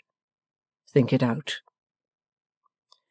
When I came to England, attracted to the country with which I had none but most miserable associations, by the accounts of my fine inheritance that found me abroad, I came back, shrinking from my father's money, shrinking from my father's memory, mistrustful of being forced on a mercenary wife, mistrustful of my father's intention in thrusting that marriage on me, mistrustful that I was already growing avaricious, mistrustful that I was slackening gratitude to the two dear, noble, honest friends who had made the only sunlight in my childish life or that of my heartbroken sister. I came back, timid, divided in my mind, afraid of myself and everybody here, knowing of nothing but wretchedness that my father's wealth had ever brought about. Now stop, and so far think it out, John Harmon. Is that so? That is exactly so.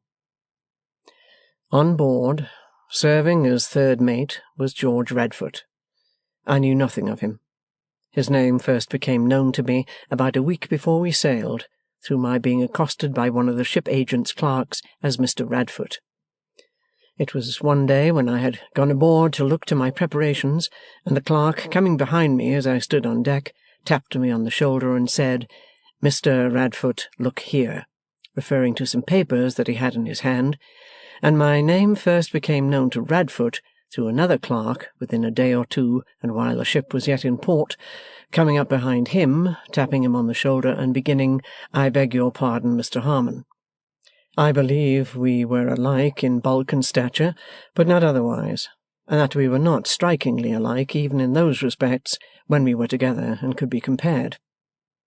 However, a sociable word or two on these mistakes became an easy introduction between us, and the weather was hot, and he helped me to a cool cabin on deck alongside his own, and his first school had been at Brussels, as mine had been, and he had learned French, as I had learnt it, and he had a little history of himself to relate.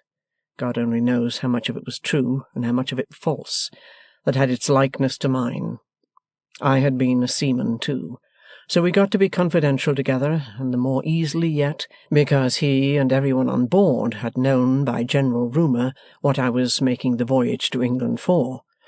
By such degrees and means he came to the knowledge of my uneasiness of mind, and of its setting at that time in the direction of desiring to see and form some judgment of my allotted wife before she could possibly know me for myself, also to try Mrs. Boffin and give her a glad surprise. So the plot was made out of our getting common sailors' dresses, as he was able to guide me about London, and throwing ourselves in Bella Wilfer's neighbourhood, and trying to put ourselves in her way, and doing whatever chance might favour on the spot, and seeing what came of it. If nothing came of it, I should be no worse off, and there would merely be a short delay in my presenting myself to Lightwood. I have all these facts right? Yes, they are all accurately right. His advantage in all this was that for a time I was to be lost. It might be for a day or for 2 days, but I must be lost sight of on landing, or there would be recognition, anticipation, and failure. Therefore I disembarked with my valise in my hand, as Potterson, the steward, and Mr. Jacob Kibble, my fellow passenger, afterwards remembered, and waited for him in the dark by that very Limehouse church which is now behind me. As I had always shunned the port of London, I only knew the church through his pointing out its spire from on board. Perhaps I might recall, if it were any good to try, the way by which I went to it alone from the river, but how we two went from it to Riderhood's shop, I don't know, any more than I know what turns we took and doubles we made after we left it. The way was purposely confused, no doubt. But let me go on thinking the facts out, and avoid confusing them with my speculations. Whether he took me by a straight way or a crooked way, what is that to the purpose now? Steady, John Harmon. When we stopped at Riderhood's, and he asked that scoundrel a question or two, purporting to refer only to the lodging-houses in which there was accommodation for us, had I the least suspicion of him? None. Certainly none until afterwards, when I held the clue. I think he must have got from Riderhood in a paper the drug, or whatever it was, that afterwards stupefied me, but I am far from sure. All I felt safe in charging on him tonight was old companionship and villainy between them. Their undisguised intimacy, and the character I now know Riderhood to bear, made that not at all adventurous. But I am not clear about the drug. Thinking out the circumstances in which I found my suspicion, there are only two. 1. I remember his changing a small folded paper from one pocket to another after we came out, which he had not touched before. 2. I now know Riderhood to have been previously taken up for being concerned in the robbery of an unlucky seaman to whom some such poison had been given. It is my conviction that we cannot have gone a mile from that shop before we came to the wall, the dark doorway, the flight of stairs, and the room. The night was particularly dark, and it rained hard. As I think the circumstances back, I hear the rain splashing on the stone pavement of the passage, which was not under cover. The room overlooked the river, or a dock, or a creek, and the tide was out. Being possessed of the time down to that point, I know by the hour that it must have been about low water, but while the coffee was getting ready, I drew back the curtain, a dark brown curtain, and, looking out, knew by the kind of reflection below of the few neighbouring lights that they were reflected in tidal mud. He had carried under his arm a canvas bag containing a suit of his clothes. I had no change of outer clothes with me, as I was to buy slops. "You're very wet, Mr. Harmon," I can hear him saying, "and I am quite dry under this good waterproof coat. Put on these clothes of mine. You may find on trying them that they will answer your purpose tomorrow as well as the slops you mean to buy, or better. While you change, I'll hurry the hot coffee." When he came back, I had his clothes on, and there was a black man with him, wearing a linen jacket like a steward, who put the smoking coffee on the table in a tray and never looked at me. I am so far literal and exact? Literal and exact, I am certain. Now, I pass to sick and deranged impressions. They are so strong that I rely upon them, but there are spaces between them that I know nothing about, and they are not pervaded by any idea of time. I had drank some coffee, when, to my sense of sight, he began to swell immensely, and something urged me to rush at him. We had a struggle near the door. He got from me, through my not knowing where to strike in the whirling round of the room, and the flashing of flames of fire between us. I dropped down, lying helpless on the ground. I was turned over by a foot. I was dragged by the neck into a corner. I heard men speak together. I was turned over by other feet. I saw a figure like myself lying dressed in my clothes on a bed. What might have been, for anything I knew, a silence of days, weeks, months, years, was broken by a violent wrestling of men all over the room. The figure like myself was assailed, and my valise was in its hand. I was trodden upon and fallen over. I heard a noise of blows, and thought it was a woodcutter cutting down a tree. I could not have said that my name was John Harmon. I could not have thought it. I didn't know it. But when I heard the blows, I thought of the woodcutter and his axe, and had some dead idea that I was lying in a forest. This is still correct? Still correct, with the exception that I cannot possibly express it to myself without using the word I. But it was not I. There was no such thing as I within my knowledge. It was only after a downward slide through something like a tube, and then a great noise and a sparkling and crackling as of fires, that the consciousness came upon me. This is John Harmon drowning. John Harmon, struggle for your life. John Harmon, call on heaven and save yourself. I think I cried it out aloud in a great agony, and then a heavy, horrid, unintelligible something vanished, and it was I who was struggling there, alone in the water. I was very weak and faint, frightfully oppressed with drowsiness and driving fast with the tide. Looking over the black water, I saw the lights racing past me on the two banks of the river, as if they were eager to be gone and leave me dying in the dark. The tide was running down, but I knew nothing of up or down then. When, guiding myself safely with heaven's assistance before the fierce set of the water, I at last caught at a boat moored, one of a tier of boats at a causeway, I was sucked under her, and came up, only just alive, on the other side. Was I long in the water? Long enough to be chilled to the heart, but I don't know how long. Yet the cold was merciful, for it was the cold night air and the rain that restored me from a swoon on the stones of the causeway. They naturally supposed me to have toppled in drunk when I crept to the public house it belonged to, for I had no notion where I was, and could not articulate, through the poison that had made me insensible having affected my speech, and I suppose the night to be the previous night, as it was still dark and raining, but I had lost 24 hours. I have checked the calculation often, and it must have been 2 nights that I lay recovering in that public house. Let me see.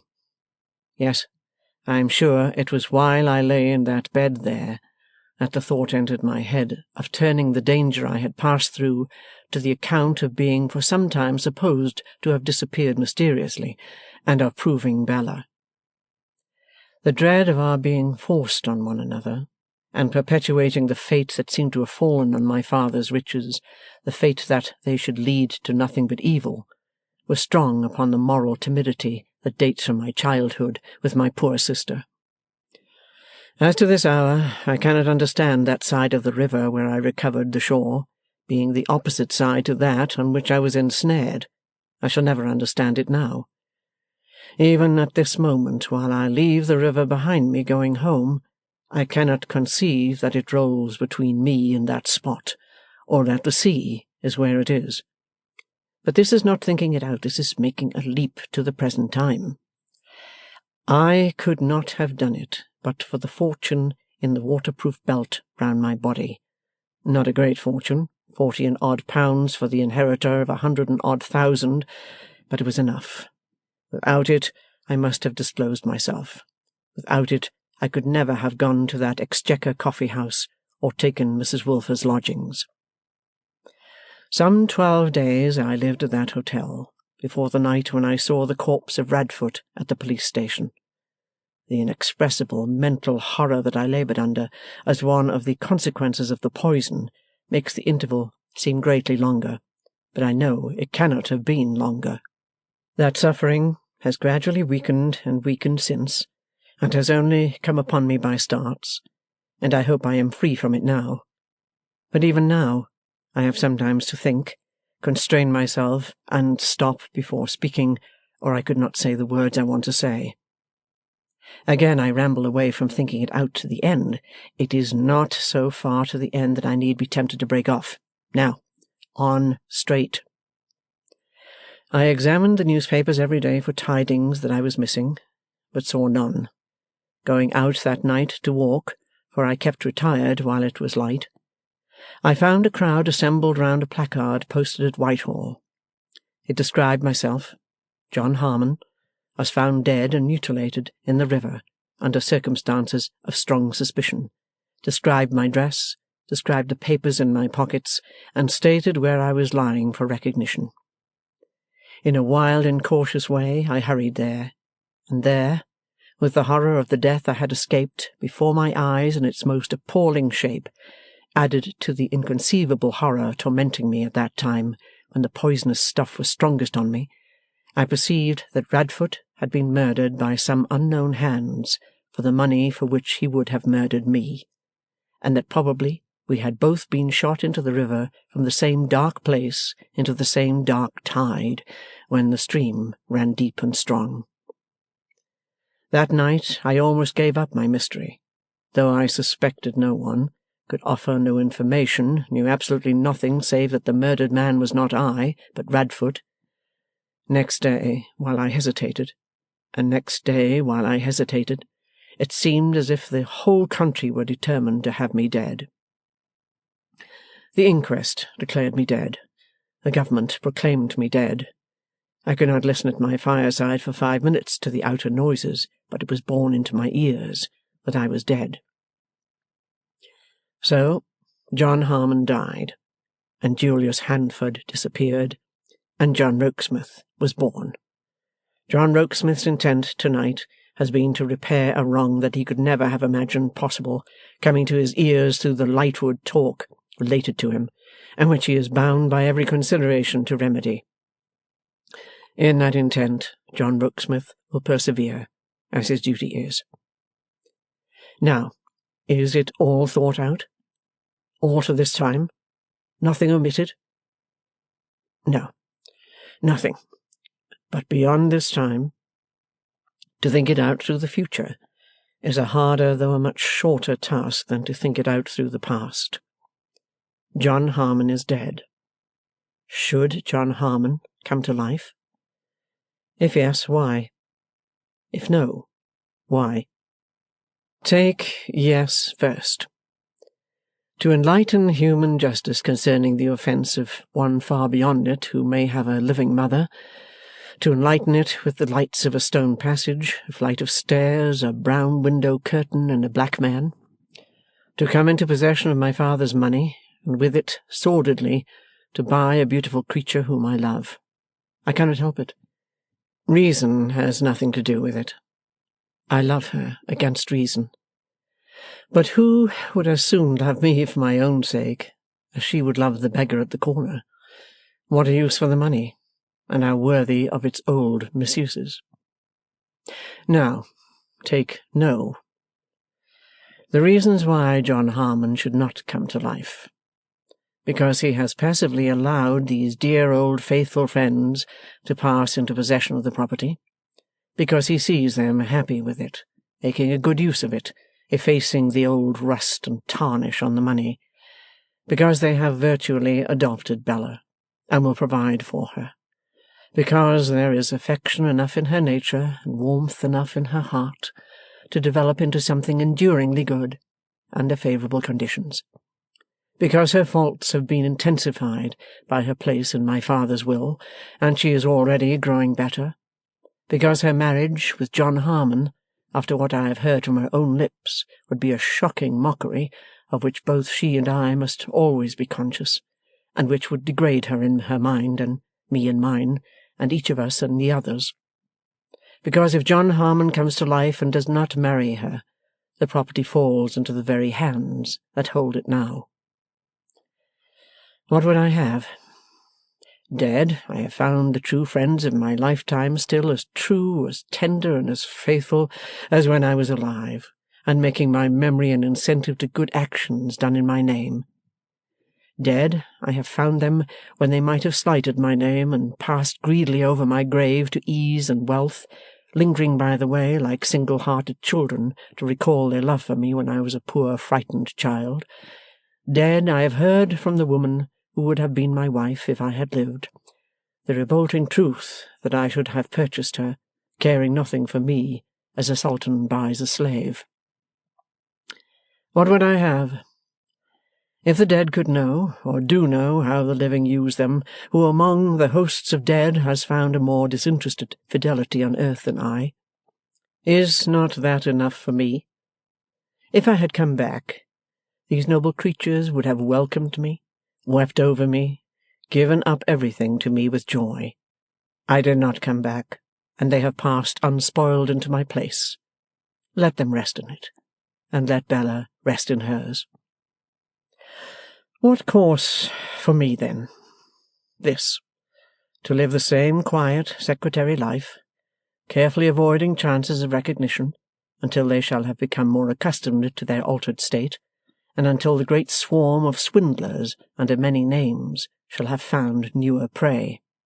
By that time, the method I am establishing through all the affairs, and with which I will every day take new pains to make them both familiar, will be, I may hope, a machine in such working order as that they can keep it going. I know I need but ask of their generosity to have.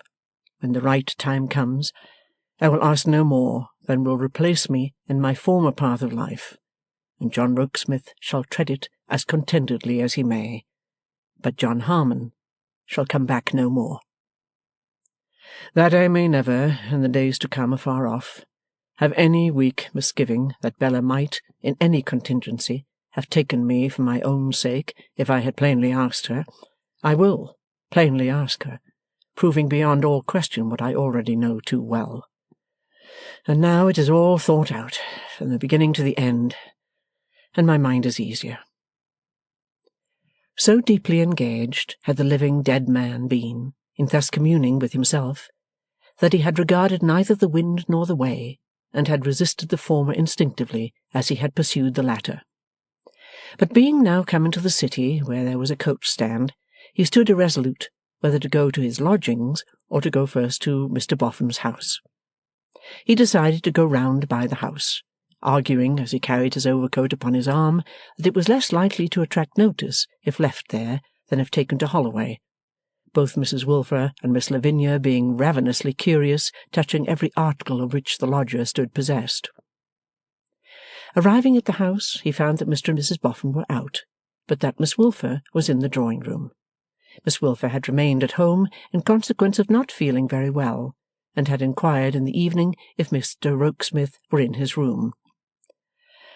"Make my compliments to Miss Wilfer, and say I am here now."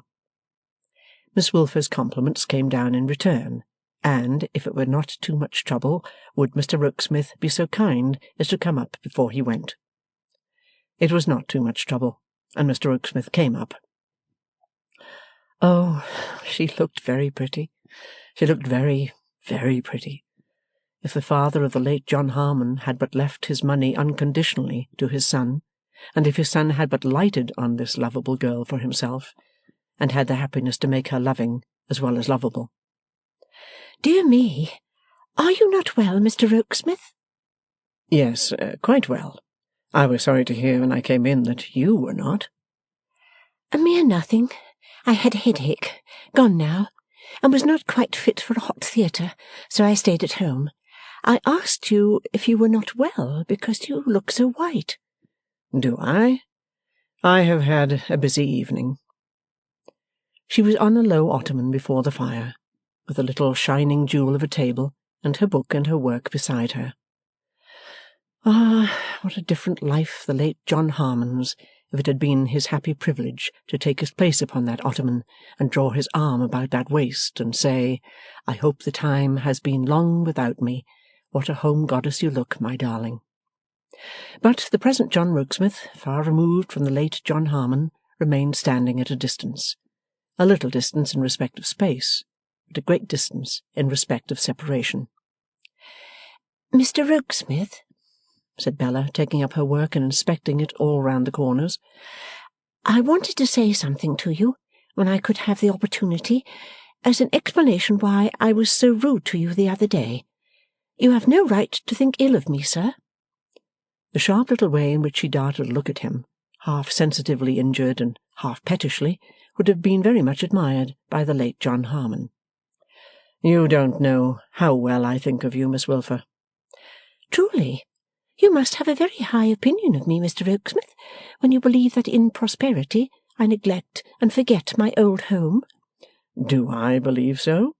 "You did, sir, at any rate," returned Bella. "I took the liberty of reminding you of a little omission into which you had fallen, insensibly and naturally fallen. It was no more than that." "And I beg leave to ask you, Mr Rokesmith," said Bella, "why you took that liberty? I hope there is no offence in the phrase. It is your own, remember." "Because I am truly, deeply, profoundly interested in you, Miss Wilfer. Because I wish to see you always at your best. Because Shall I go on?" "No, sir," returned Bella, with a burning face. "You have said more than enough. I beg that you will not go on. If you have any generosity, any honour, you will say no more." The late John Harmon, looking at the proud face with the downcast eyes, and at the quick breathing as it stirred the fall of bright brown hair over the beautiful neck, would probably have remained silent. "I wish to speak to you, sir," said Bella, "once for all, and I don't know how to do it. I have sat here all this evening, wishing to speak to you, and determining to speak to you, and feeling that I must. I beg for a moment's time." He remained silent, and she remained with her face averted, sometimes making a slight movement as if she would turn and speak. At length she did so. "You know how I am situated here, sir, and you know how I am situated at home. I must speak to you for myself, since there is no one about me whom I could ask to do so. It is not generous in you, it is not honourable in you, to conduct yourself towards me as you do. Is it ungenerous or dishonourable to be devoted to you, fascinated by you? Preposterous, said Bella. The late John Harmon might have thought it rather a contemptuous and lofty word of repudiation. I now feel obliged to go on, pursued the secretary, though it were only in self-explanation and self-defence. I hope, Miss Wilfer, that it is not unpardonable, even in me, to make an honest declaration of an honest devotion to you. An honest declaration? Repeated Bella with emphasis. Is it otherwise? I must request, sir, said Bella, taking refuge in a touch of timely resentment, that I may not be questioned. You must excuse me if I decline to be cross-examined. Oh, Miss Wilfer, this is hardly charitable. I ask you nothing but what your own emphasis suggests. However, I waive even that question. But what I have declared, I take my stand by. I cannot recall the avowal of my earnest and deep attachment to you, and I do not recall it. I reject it, sir, said Bella. I should be blind and deaf if I were not prepared for the reply. Forgive my offence, for it carries its punishment with it. What punishment? asked Bella. Is my present endurance none? But excuse me, I did not mean to cross-examine you again. You take advantage of a hasty word of mine, said Bella with a little sting of self-reproach, to make me seem, I don't know what. I spoke without consideration when I used it. If that was bad, I am sorry, but you repeat it after consideration, and that seems to me to be at least no better. For the rest, I beg it may be understood, Mr. Rokesmith, that there is an end of this between us, now and for ever. Now and for ever, he repeated. Yes, I appeal to you, sir, proceeded Bella with increasing spirit, not to pursue me. I appeal to you not to take advantage of your position in this house to make my position distressing and disagreeable. I appeal to you to discontinue your habit of making your misplaced attentions as plain to Mrs. Boffin as to me. Have I done so? I should think you have, replied Bella. In any case, it is not your fault if you have not, Mr. Rokesmith. I hope you are wrong in that impression. I should be very sorry to have justified it. I think I have not. For the future there is no apprehension. It is all over. I am much relieved to hear it, said Bella. I have far other views in life, and why should you waste your own? Mine, said the secretary. My life. His curious tone caused Bella to glance at the curious smile with which he said it. It was gone as he glanced back. Pardon me, Miss Wilfer, he proceeded when their eyes met. You have used some hard words, for which I do not doubt you have a justification in your mind, that I do not understand. Ungenerous and dishonourable. In what? I would rather not be asked, said Bella, haughtily looking down. I would rather not ask, but the question is imposed upon me. Kindly explain, or if not kindly, justly.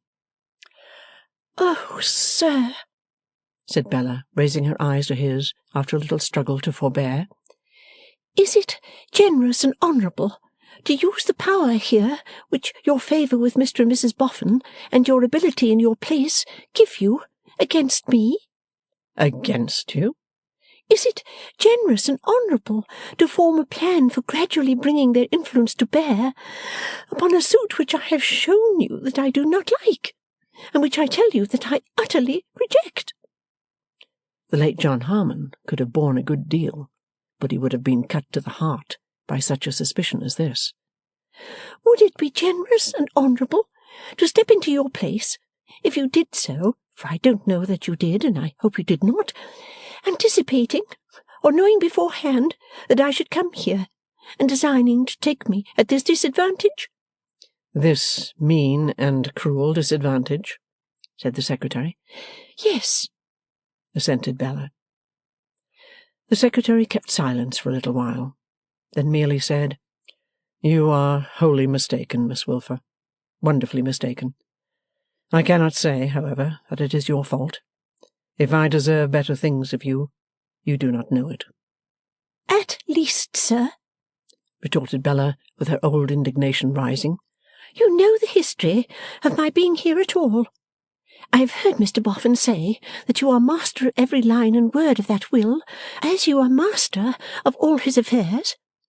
And was it not enough that I should have been willed away, like a horse or a dog or a bird, but must you too begin to dispose of me in your mind, and speculate in me as soon as I had ceased to be the talk and the laugh of the town? Am I for ever to be made the property of strangers?" "Believe me," returned the Secretary, "you are wonderfully mistaken." "I should be glad to know it," answered Bella. "I doubt if you ever will. Good night. Of course I shall be careful to conceal any traces of this interview from Mr. and Mrs. Boffin as long as I remain here. Trust me, what you have complained of is at an end for ever."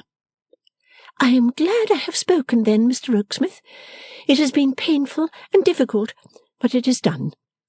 If I have hurt you, I hope you will forgive me. I am inexperienced and impetuous, and I have been a little spoilt. But really, I am not so bad as I dare say I appear, or as you think me." He quitted the room when Bella had said this, relenting in her wilful, inconsistent way. Left alone, she threw herself back on her ottoman and said, "I didn't know the lovely woman was such a dragon." Then she got up and looked in the glass, and said to her image, "You have been positively swelling your features, you little fool." Then she took an impatient walk to the other end of the room and back, and said, "I wish Pa was here to have a talk about an avaricious marriage. But he is better away, poor dear, for I know I should pull his hair if he was here." And then she threw her work away, and threw her book after it, and sat down and hummed a tune, and hummed it out of tune, and quarrelled with it.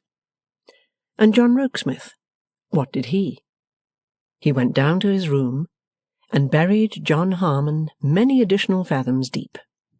He took his hat and walked out, and as he went to Holloway or anywhere else, not at all minding where, heaped mounds upon mounds of earth over John Harmon's grave. His walking did not bring him home until the dawn of day, and so busy had he been all night, piling and piling weights upon weights of earth above John Harmon's grave, that by that time John Harmon lay buried under a whole Alpine range, and still the sexton Rokesmith accumulated mountains over him, lightening his labour with the dirge, "Cover him, crush him, keep him down." Chapter 14. Strong of Purpose. The sexton task of piling earth above John Harmon all night long was not conducive to sound sleep, but Rokesmith had some broken morning rest, and rose strengthened in his purpose. It was all over now. No ghost should trouble Mr. and Mrs. Boffin's peace. Invisible and voiceless, the ghost should look on for a little while longer at the state of existence out of which it had departed, and then should for ever cease to haunt the scenes in which it had no place. He went over it all again. He had lapsed into the condition in which he found himself, as many a man lapses into many a condition without perceiving the accumulative power of its separate circumstances. When, in the distrust engendered by his wretched childhood and the action for evil, never yet for good within his knowledge then, of his father and his father's wealth on all within their influence, he conceived the idea of his first deception. It was meant to be harmless. It was to last but a few hours or days. It was to involve in it only the girl so capriciously forced upon him, and upon whom he was so capriciously forced. And it was honestly meant well towards her. For if he had found her unhappy in the prospect of that marriage, through her heart inclining to another man or for any other cause, he would seriously have said, "This is another of the old perverted uses of the misery-making money. I will let it go to my and my sister's only protectors and friends." When the snare into which he fell so outstripped his first intention, as that he found himself placarded by the police authorities upon the London walls for dead, he confusedly accepted the aid that fell upon him, without considering how firmly it must seem to fix the Boffins in their accession to the fortune. When he saw them, and knew them, and even from his vantage ground of inspection could find no flaw in them, he asked himself, "And shall I come to life to dispossess such people as these?" There was no good to set against the putting of them to that hard proof. He had heard from Bella's own lips, when he stood tapping at the door on that night of his taking the lodgings, that the marriage would have been on her part thoroughly mercenary. He had since tried her, in his own unknown person and supposed station, and she not only rejected his advances, but resented them. Was it for him to have the shame of buying her, or the meanness of punishing her? Yet, by coming to life and accepting the condition of the inheritance, he must do the former, and by coming to life and rejecting it, he must do the latter. Another consequence that he had never foreshadowed was the implication of an innocent man in his supposed murder. He would obtain complete retraction from the accuser, and set the wrong right, but clearly the wrong could never have been done if he had never planned a deception. Then, whatever inconvenience or distress of mind the deception cost him, it was manful repentantly to accept as among its consequences, and make no complaint. Thus John Rokesmith in the morning, and it buried John Harmon still many fathoms deeper than he had been buried in the night. Going out earlier than he was accustomed to do, he encountered the cherub at the door. The cherub's way was for a certain space his way, and they walked together. It was impossible not to notice the change in the cherub's appearance.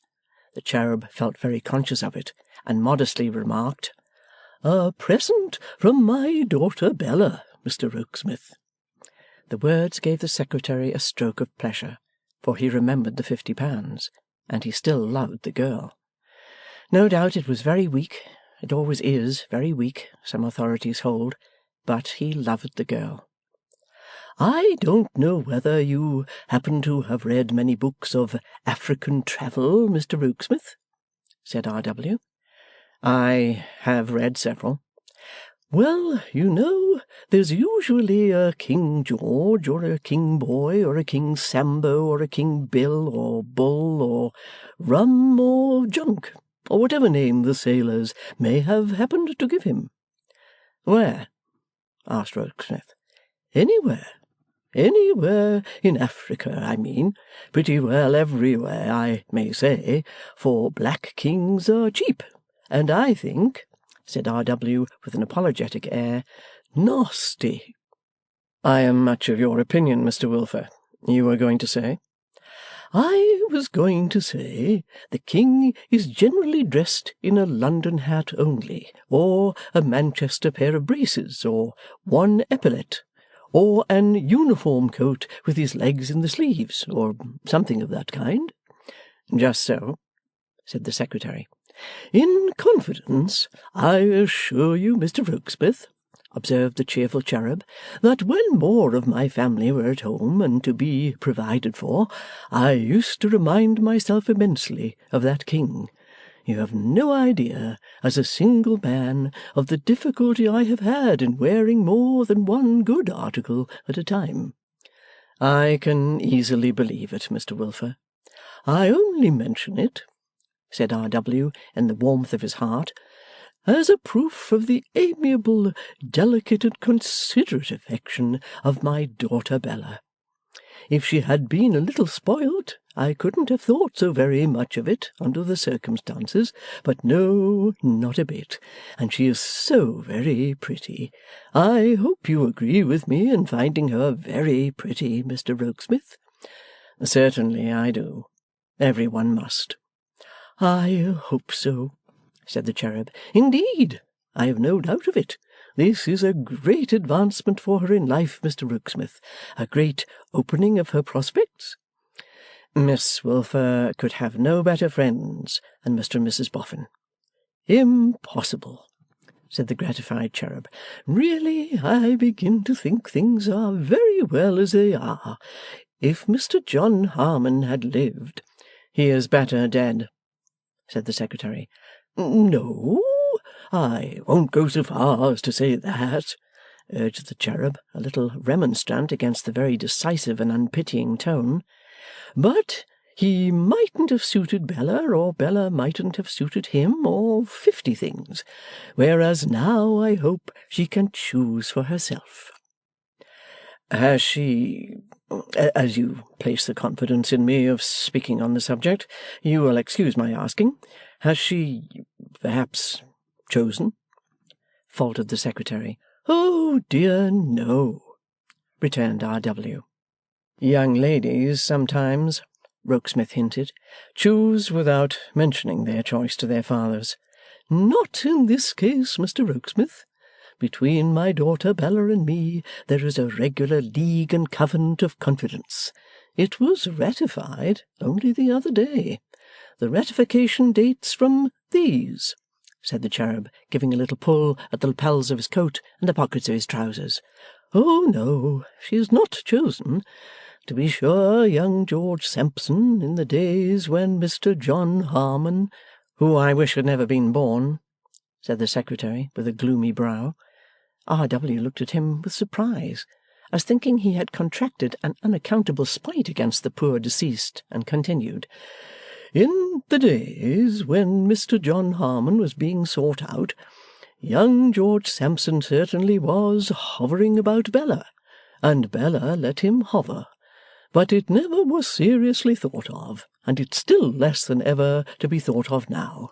For Bella is ambitious, Mr. Rokesmith, and I think I may predict will marry fortune. This time, you see, she will have the person and the property before her together, and will be able to make her choice with her eyes open.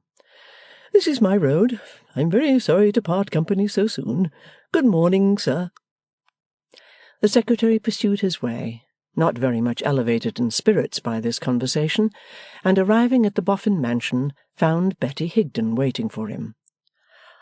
I should thank you kindly, sir, said Betty, if I might make so bold as have a word or two with you. She should have as many words as she liked, he told her, and took her into his room, and made her sit down. 'Tis concerning Sloppy, sir, said Betty, and that's how I come here by myself. Not wishing him to know what I'm a-going to say to you, I got the start of him early and walked up. You have wonderful energy, returned Rokesmith. You are as young as I am. Betty Higden gravely shook her head. I am strong for my time of life, sir, but not young, thank the Lord. Are you thankful for not being young? Yes, sir. If I was young, it would all have to be gone through again, and the end would be a weary way off, don't you see? But never mind me, 'tis concerning Sloppy. And what about him, Betty? 'Tis just this, sir. It can't be reasoned out of his head by any powers of mine, but what that he can do right by your kind lady and gentleman, and do his work for me, both together. Now he can't. To give himself up to being put in the way of earning a good living and getting on, he must give me up. Well, he won't. I respect him for it, said Rokesmith. Do ye, sir? I don't know but what I do myself. Still, that don't make it right to let him have his way. So, as he won't give me up, I'm a-going to give him up. How, Betty? I'm a-going to run away from him. With an astonished look at the indomitable old face and the bright eyes, the secretary repeated, Run away from him? Yes, sir, said Betty, with one nod. And in the nod, and in the firm set of her mouth, there was a vigour of purpose not to be doubted. Come, come, said the secretary. We must talk about this. Let us take our time over it, and try to get at the true sense of the case and the true course by degrees.' 'Now, look here, my dear,' returned old Betty, 'asking your excuse for being so familiar, but being of a time of life almost to be your grandmother twice over. Now, look here. 'Tis a poor living and a hard as is to be got out of this work that I'm a doing now, and but for Sloppy I don't know as I should have held to it this long, but it did just keep us on the two together. Now that I'm alone, with even Johnny gone, I'd far sooner be upon my feet and tiring of myself out than a sitting folding and folding by the fire. And I'll tell you why. There's a deadness steals over me at times, that the kind of life favours and I don't like. Now I seem to have Johnny in my arms, now his mother, now his mother's mother, now I seem to be a child myself, a lying once again in the arms of my own mother. Then I get numbed, thought and sense, till I start out of my seat, afeard that I'm a-growing like the poor old people that they brick up in the Unions, as you may sometimes see when they let 'em out of the four walls to have a warm in the sun, crawling quite scared about the streets. I was a nimble girl, and have always been a active body, as I told your lady first time ever I see her good face. I can still walk 20 mile if I'm put to it. I'd far better be a-walking than a-getting numbed and dreary. I'm a good fair knitter, and can make many little things to sell. The loan from your lady and gentleman of 20 shillings to fit out a basket with would be a fortune for me. Trudging round the country and tiring of myself out, I shall keep the deadness off, and get my own bread by my own labour. And what more can I want?' 'And this is your plan,' said the Secretary, 'for running away?' 'Show me a better, my dearie, show me a better. Why, I know very well,' said old Betty Higden, 'and you know very well that your lady and gentleman would set me up like a queen for the rest of my life, if so be that we could make it right among us to have it so. But we can't make it right among us to have it so. I've never took charity yet, nor yet has any one belonging to me, and it would be forsaking of myself indeed, and forsaking of my children dead and gone, and forsaking of their children dead and gone, to set up a contradiction now at last.' 'It might come to be justifiable and unavoidable at last,' the Secretary gently hinted, with a slight stress on the word. 'I hope it never will. It ain't that I mean to give offence by being anyways proud,' said the old creature simply, 'but that I want to be of a piece like, and helpful of myself right through to me death.' 'And to be sure,' added the Secretary as a comfort for her, 'Sloppy will be eagerly looking forward to his opportunity of being to you what you have been to him.' 'Trust him for that, sir,' said Betty cheerfully, 'though he had need to be something quick about it, for I'm a-getting to be an old one. But I'm a strong one too, and travel and weather never hurt me yet. Now, be so kind as to speak for me to your lady and gentleman, and tell him what I ask of their good friendliness to let me do, and why I ask it.' The Secretary felt that there was no gainsaying what was urged by this brave old heroine, and he presently repaired to Mrs Boffin and recommended her to let Betty Higden have her way, at all events for the time. 'It would be far more satisfactory to your kind heart, I know,' he said, 'to provide for her, but it may be a duty to respect this independent spirit.' Mrs Boffin was not proof against the consideration set before her. She and her husband had worked too, and had brought their simple faith and honour clean out of dust-heaps. If they owed a duty to Betty Higden, of a surety that duty must be done. 'But Betty,' said Mrs Boffin, when she accompanied John Rokesmith back to his room, and shone upon her with the light of her radiant face, Granted all else, I think I wouldn't run away. 'Twould come easier to Sloppy, said Mrs Higden, shaking her head. 'Twould come easier to me too. But 'tis as you please. When would you go? Now, was the bright and ready answer. To-day, my dearie. To-morrow. Bless ye, I'm used to it. I know many parts of the country well. When nothing else was to be done, I have worked in many a market garden afore now, and in many a hop garden too. If I give my consent to your going, Betty, which Mr Rokesmith thinks I ought to do, Betty thanked him with a grateful curtsy, we must not lose sight of you. We must not let you pass out of our knowledge. We must know all about you.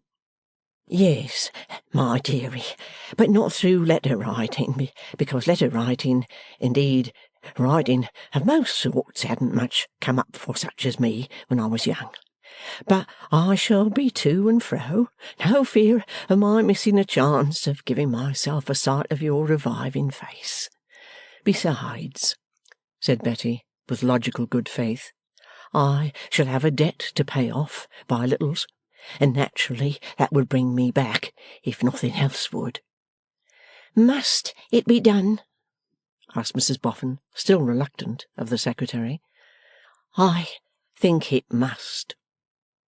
After more discussion, it was agreed that it should be done, and Mrs Boffin summoned Bella to note down the little purchases that were necessary to set Betty up in trade. Don't ye be timorous for me, my dear, said the staunch old heart, observant of Bella's face. When I take my seat with my work, clean and busy and fresh, in a country market-place, I shall turn a sixpence, as sure as ever a farmer's wife there. The secretary took that opportunity of touching on the practical question of Mr Sloppy's capabilities. He would have made a wonderful cabinet-maker, said Mrs Higden, if there had been the money to put him to it. She had seen him handle tools that he had borrowed to mend the mangle, or to knock a broken piece of furniture together in a surprising manner. As to constructing toys for the minders out of nothing, he had done that daily, and once as many as a dozen people had got together in the lane to see the neatness with which he fitted the broken pieces of a foreign monkey's musical instrument. That's well, said the secretary. It will not be hard to find a trade for him. John Harmon being buried under mountains now, the secretary that very same day set himself to finish his affairs and have done with him. He drew up an ample declaration, to be signed by Rogue Riderhood, knowing he could get his signature to it by making him another and much shorter evening call, and then considered to whom should be given the document. To Hexam's son or daughter? Resolved speedily to the daughter. But it would be safer to avoid seeing the daughter, because the son had seen Julius Handford, and he could not be too careful. There might possibly be some comparison of notes between the son and daughter, which would awake slumbering suspicion, and lead to consequences. I might even, he reflected, be apprehended as having been concerned in my own murder. Therefore, best to send it to the daughter under cover by the post. Pleasant Riderhood had undertaken to find out where she lived, and it was not necessary that it should be attended by a single word of explanation. So far, straight. But all that he knew of the daughter he derived from Mrs Boffin's accounts of what she heard from Mr Lightwood, who seemed to have a reputation for his manner of relating a story, and to have made this story quite his own. It interested him, and he would like to have the means of knowing more, as, for instance, that she received the exonerating paper, and that it satisfied her, by opening some channel altogether independent of Lightwood, who likewise had seen Julius Handford, who had publicly advertised for Julius Handford, and whom of all men he, the secretary, most avoided, but with whom the common course of things might bring me in a moment face to face any day in the week or any hour in the day. Now, to cast about for some likely means of opening such a channel. The boy Hexam was training for and with a schoolmaster, The Secretary knew it because his sister's share in that disposal of him seemed to be the best part of Lightwood's account of the family. This young fellow, Sloppy, stood in need of some instruction. If he, the Secretary, engaged that schoolmaster to impart it to him, the channel might be opened. The next point was, did Mrs Boffin know the schoolmaster's name? No, but she knew where the school was. Quite enough. Promptly the Secretary wrote to the master of that school, and that very evening Bradley Headstone answered in person.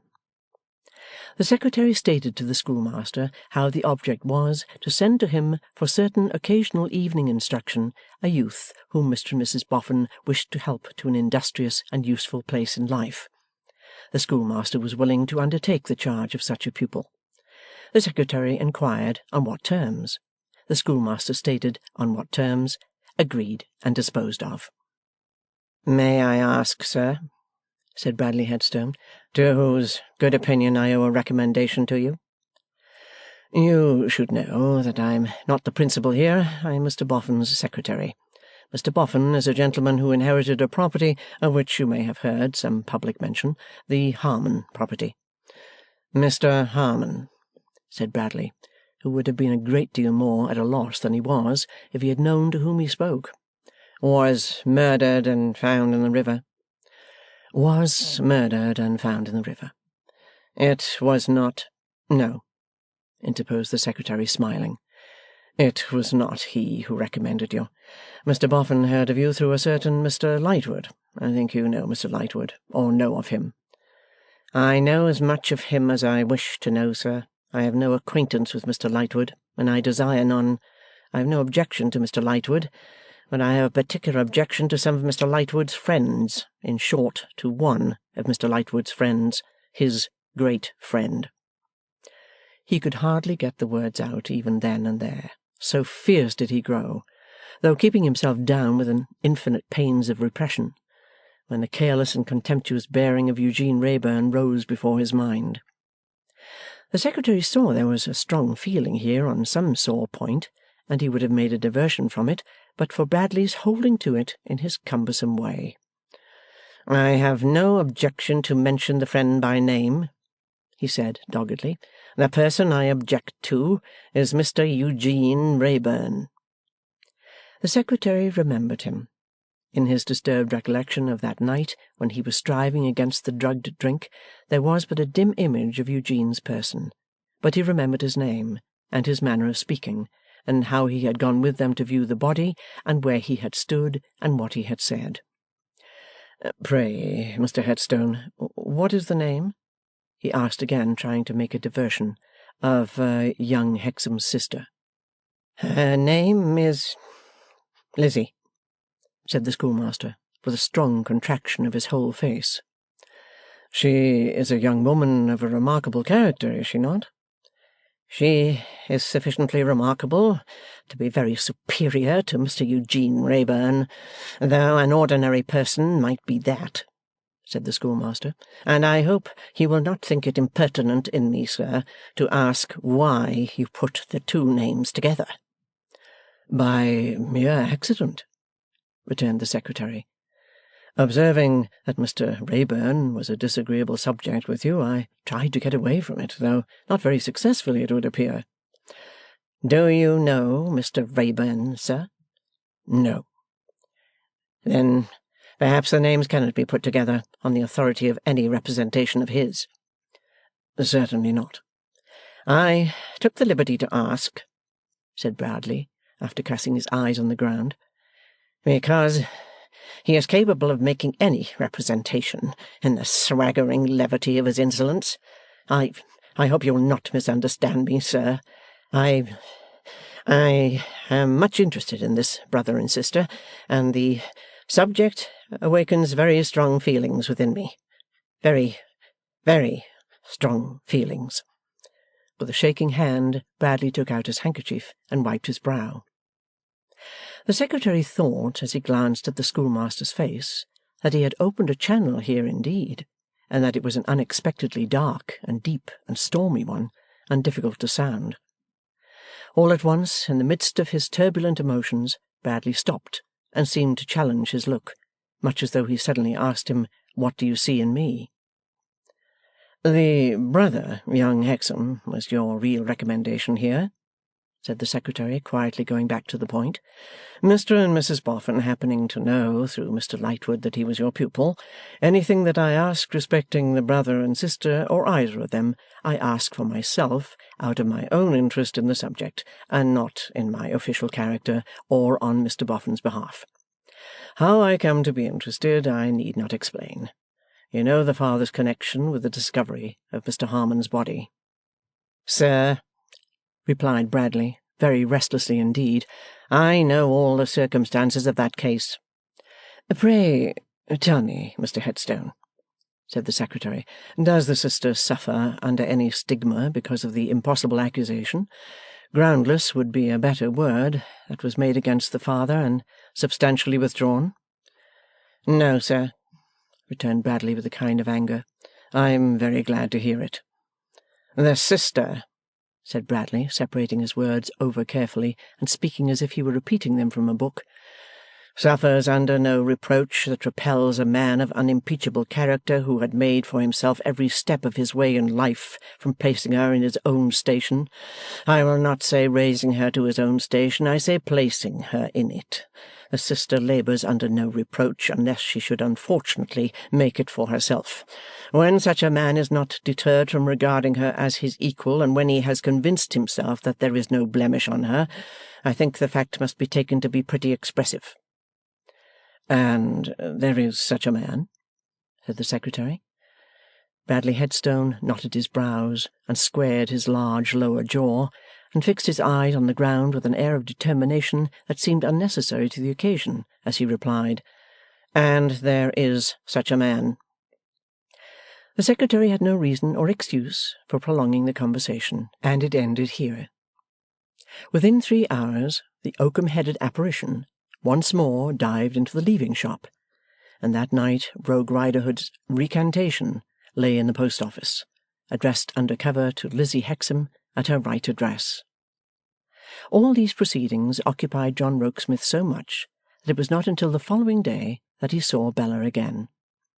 It seemed then to be tacitly understood between them that they were to be as distantly easy as they could, without attracting the attention of Mr. and Mrs. Boffin to any marked change in their manner. The fitting out of old Betty Higden was favourable to this, as keeping Bella engaged and interested, and as occupying the general attention.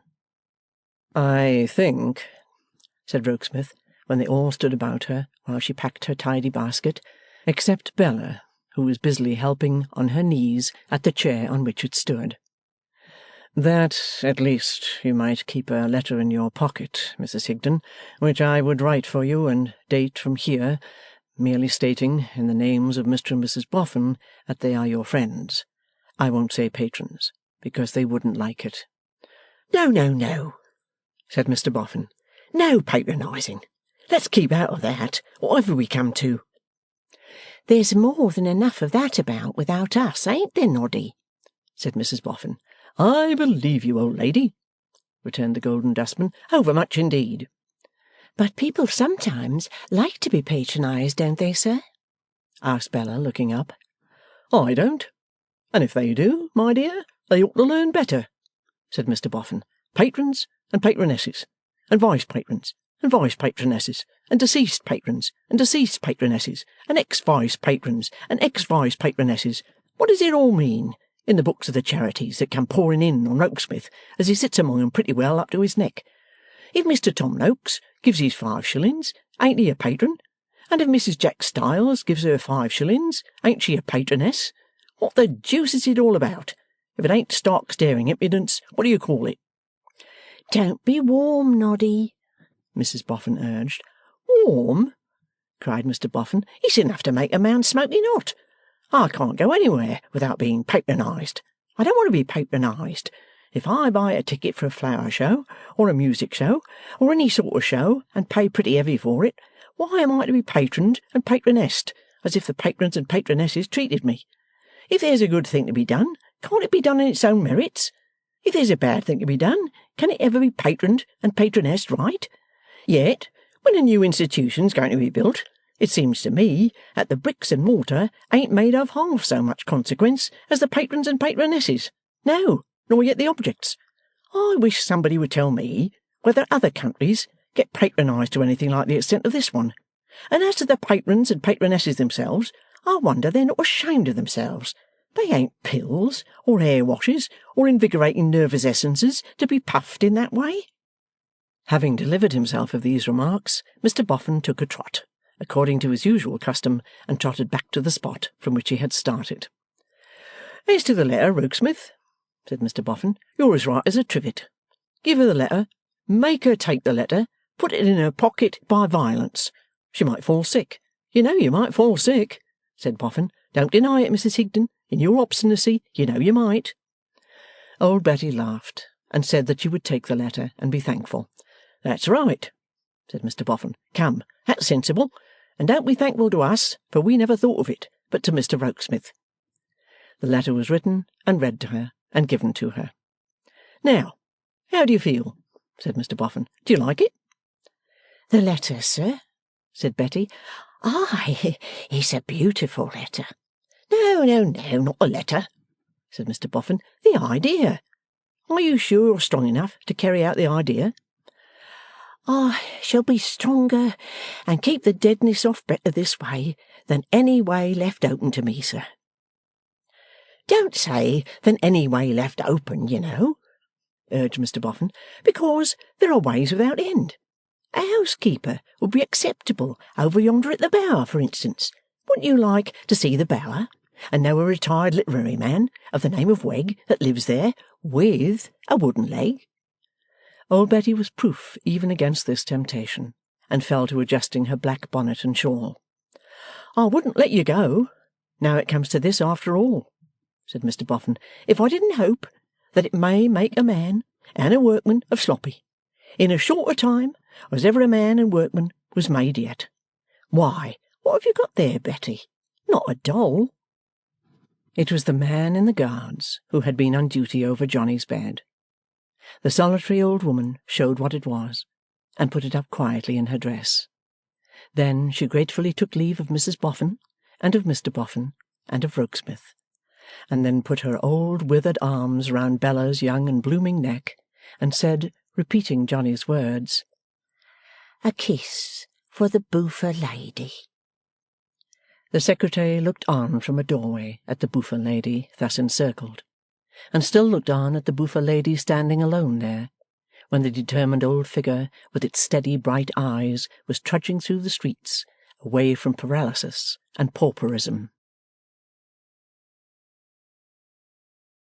Chapter 15. The Whole Case so Far. Bradley Headstone held fast by that other interview he was to have with Lizzie Hexam. In stipulating for it, he had been impelled by a feeling little short of desperation, and the feeling abided by him. It was very soon after his interview with the secretary that he and Charlie Hexam set out one leaden evening, not unnoticed by Miss Peecher, to have this desperate interview accomplished. "That doll's dressmaker," said Bradley, "is favourable neither to me nor to you, Hexam." "A pert, crooked little chit, Mr Headstone. I knew she'd put herself in the way if she could, and would be sure to strike him with something impertinent. It was on that account that I proposed our going to the city tonight and meeting my sister." "So I supposed," said Bradley, getting his gloves on his nervous hands as he walked. "So I supposed." "Nobody but my sister," pursued Charlie, "would have found out such an extraordinary companion. She's done it in ridiculous fancy of giving herself up to another. She told me so that night when we went there." "Why should she give herself up to the dressmaker?" asked Bradley. "Oh," said the boy, colouring, "one of her romantic ideas. I tried to convince her so, but I didn't succeed. However, what we have got to do is to succeed tonight, Mr Headstone, and then all the rest follows." "You are still sanguine, Hexam?" "Certainly I am, sir. Why, we have everything on our side." "Except your sister, perhaps," thought Bradley, but he only gloomily thought it, and said nothing. "Everything on our side," repeated the boy with boyish confidence. Respectability, an excellent connection for me, common sense, everything. To be sure, your sister has always shown herself a devoted sister, said Bradley, willing to sustain himself on even that low ground of hope. Naturally, Mr Headstone, I have a good deal of influence with her. And now that you have honoured me with your confidence and spoken to me first, I say again we have everything on our side. And Bradley thought again, except your sister, perhaps. A grey, dusty, withered evening in London City has not a hopeful aspect. The closed warehouses and offices have an air of death about them, and the national dread of colour has an air of mourning. The towers and steeples of the many house-encompassed churches, dark and dingy as the sky that seems descending on them, are no relief to the general gloom. A sundial on a church wall has the look, in its useless black shade, of having failed in its business enterprise and stopped payment for ever. Melancholy waifs and strays of housekeepers and porters sweep melancholy waifs and strays of papers and pins into the kennels, and other more melancholy waifs and strays explore them, searching and stooping and poking for anything to sell. The set of humanity outward from the city is as a set of prisoners departing from jail, and dismal Newgate seems quite as fit a stronghold for the mighty Lord Mayor as his own state dwelling.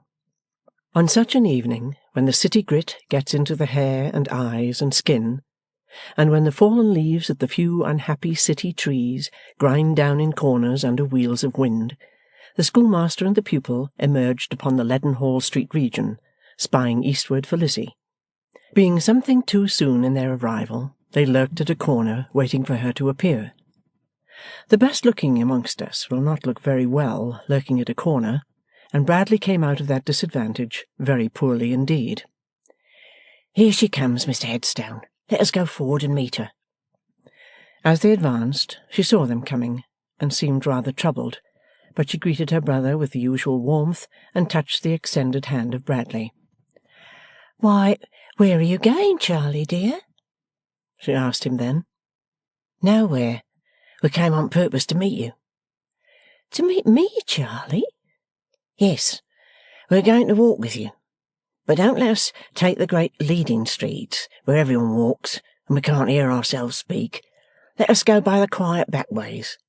Here's a large paved court by this church, and quiet too. Let us go up here." "But it's not in the way, Charlie."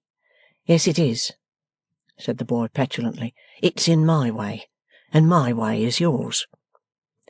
She had not released his hand, and still holding it, looked at him with a kind of appeal. He avoided her eyes, under pretence of saying, "Come along, Mr Headstone." Bradley walked at his side, not at hers, and the brother and sister walked hand in hand. The court brought them to a churchyard, a paved square court, with a raised bank of earth about breast high in the middle, enclosed by iron rails. Here, conveniently and healthfully elevated above the level of the living, were the dead, and the tombstones, some of the latter droopingly inclined from the perpendicular, as if they were ashamed of the lies they told. They paced the whole of this place once in a constrained and uncomfortable manner, when the boy stopped and said, "Lizzie, Mr Headstone has something to say to you. I don't wish to be an interruption either to him or to you, and so I'll go and take a little stroll and come back. I know in a general way what Mr Headstone intends to say, and I very highly approve of it, as I hope, and indeed I do not doubt, you will. I needn't tell you, Lizzie, that I am under great obligations to Mr Headstone, and that I am very anxious for Mr Headstone to succeed in all he undertakes, as I hope, and as indeed I don't doubt, you must be." "Charlie," returned his sister, detaining his hand as he withdrew it, "I think you had better stay. I think Mr Headstone had better not say what he thinks of saying." "Why, how do you know what it is?" returned the boy. "Perhaps I don't, but—" "Perhaps you don't? No, Liz, I should think not. If you knew what it was, you would give me a very different answer. There, let go, be sensible. I wonder you don't remember that Mr Headstone is looking on. She allowed him to separate himself from her, and he, after saying, Now, Liz, be a rational girl and a good sister, walked away. She remained standing alone with Bradley Headstone, and it was not until she raised her eyes that he spoke. "I said," he began, "when I saw you last, that there was something unexplained which might perhaps influence you. I have come this evening to explain it. I hope you will not judge of me by my hesitating manner when I speak to you. You see me at my greatest disadvantage. It is most unfortunate for me that I wish you to see me at my best, and that I know you see me at my worst." She moved slowly on when he paused, and he moved slowly on beside her. "It seems egotistical to begin by saying so much about myself," he resumed, "but whatever I say to you seems, even in my own ears, below what I want to say and different from what I want to say. I can't help it. So it is. You are the ruin of me." She started at the passionate sound of the last words, and at the passionate action of his hands with which they were accompanied. "Yes, you are the ruin of me. I have no resources in myself. I have no confidence in myself. I have no government of myself when you are near me or in my thoughts. And you are always in my thoughts now. I have never been quit of you since I first saw you. Oh, that was a wretched day for me. That was a wretched, miserable day." A touch of pity for him mingled with her dislike of him, and she said, Mr Headstone, I am grieved to have done you any harm, but I have never meant it. "There!" he cried despairingly. "Now I seem to have reproached you, instead of revealing to you the state of my own mind. Bear with me. I am always wrong when you are in question. It is my doom." Struggling with himself, and by times looking up at the deserted windows of the houses as if there could be anything written in their grimy panes that would help him, he paced the whole pavement at her side before he spoke again. "I must try to give expression to what is in my mind. It shall and must be spoken. Though you see me so confounded, though you strike me so helpless, I ask you to believe that there are many people who think well of me, that there are some people who highly esteem me, that I have, in my way, won a station which is considered worth winning." "Surely, Mr Headstone, I do believe it. Surely I have always known it from Charley." "I ask you to believe that if I were to offer my home such as it is, my station such as it is, my affections such as they are, to any one of the best considered and best qualified and most distinguished among the young women engaged in my calling, they would probably be accepted, even readily accepted." "I do not doubt it," said Lizzie, with her eyes upon the ground. "I have sometimes had it in my thought to make that offer and to settle down as many men of my class do. I on the one side of a school, my wife on the other, both of us interested in the same work." "Why have you not done so?" asked Lizzie Hexam. "Why do you not do so?"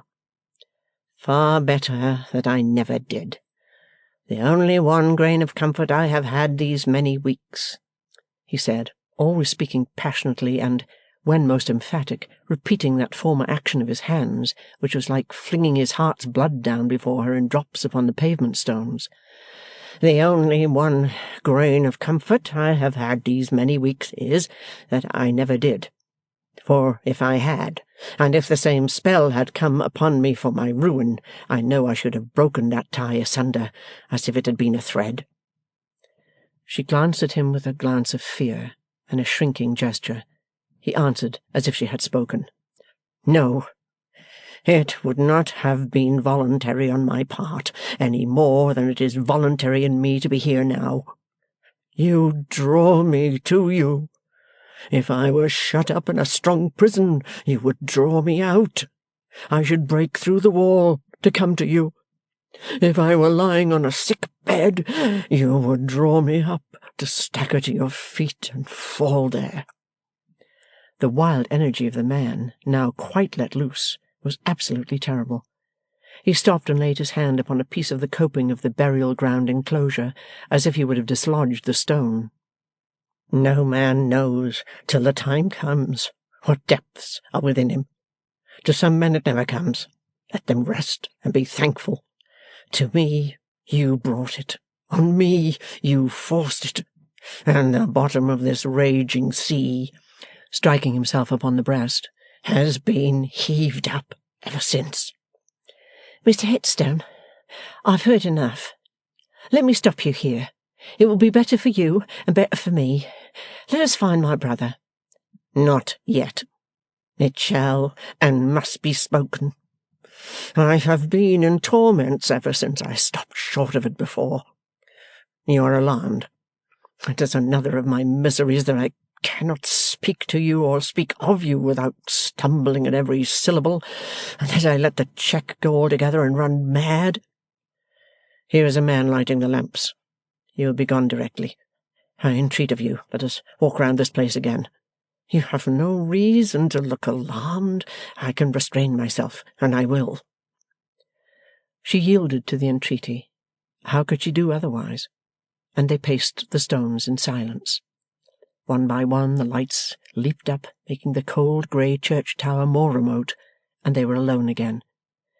He said no more until they had regained the spot where he had broken off. There, he again stood still, and again grasped the stone. In saying what he said then, he never looked at her, but looked at it, and wrenched at it. You know what I am going to say. I love you. What other men may mean when they use that expression I cannot tell. What I mean is that I am under the influence of some tremendous attraction which I have resisted in vain and which overmasters me. You could draw me to fire. You could draw me to water. You could draw me to the gallows. You could draw me to any death. You could draw me to anything I have most avoided. You could draw me to any exposure and disgrace. This and the confusion of my thoughts, so that I am fit for nothing, is what I mean by your being the ruin of me. But if you would return a favourable answer to my offer of myself in marriage, you could draw me to any good, every good, with equal force. My circumstances are quite easy, and you would want for nothing. My reputation stands quite high, and would be a shield for yours. If you saw me at my work, able to do it well and respected in it, you might even come to take a sort of pride in me. I would try hard that you should. Whatever considerations I may have thought of against this offer, I have conquered, and I make it with all my heart. Your brother favours me to the utmost, and it is likely that we might live and work together. Anyhow, it is certain that he would have my best influence and support. I don't know what I could say more if I tried. I might only weaken what is ill enough said as it is. I only add that if it is any claim on you to be in earnest, I am in thorough earnest, dreadful earnest. The powdered mortar from under the stone at which he wrenched rattled on the pavement to confirm his words. Mr. Headstone. Stop. I implore you, before you answer me, to walk round this place once more. It will give you a minute's time to think, and me a minute's time to get some fortitude together. Again she yielded to the entreaty, and again they came back to the same place, and again he worked at the stone. Is it, he said, with his attention apparently engrossed by it, yes or no?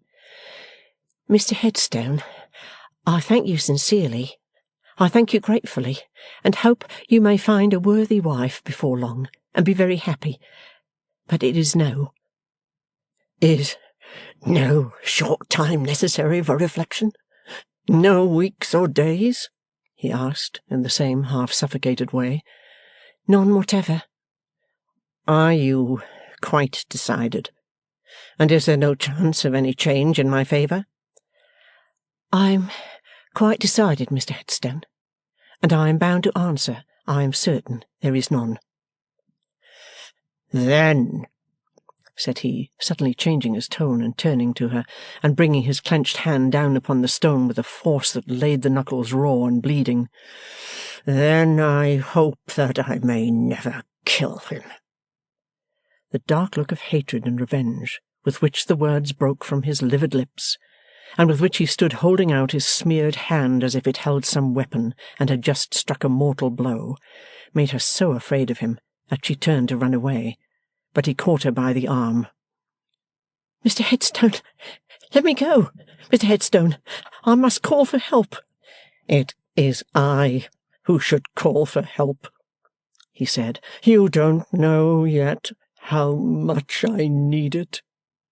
The working of his face, as she shrank from it, glancing round for her brother and uncertain what to do, might have extorted a cry from her in another instant. But all at once he sternly stopped it and fixed it, as if death itself had done so. There. You see, I have recovered myself. Hear me out. With much of the dignity of courage, as she recalled her self-reliant life and her right to be free from accountability to this man, she released her arm from his grasp and stood looking full at him. She had never been so handsome in his eyes. A shade came over them while he looked back at her, as if she drew the very light out of them to herself. This time at least, I will leave nothing unsaid.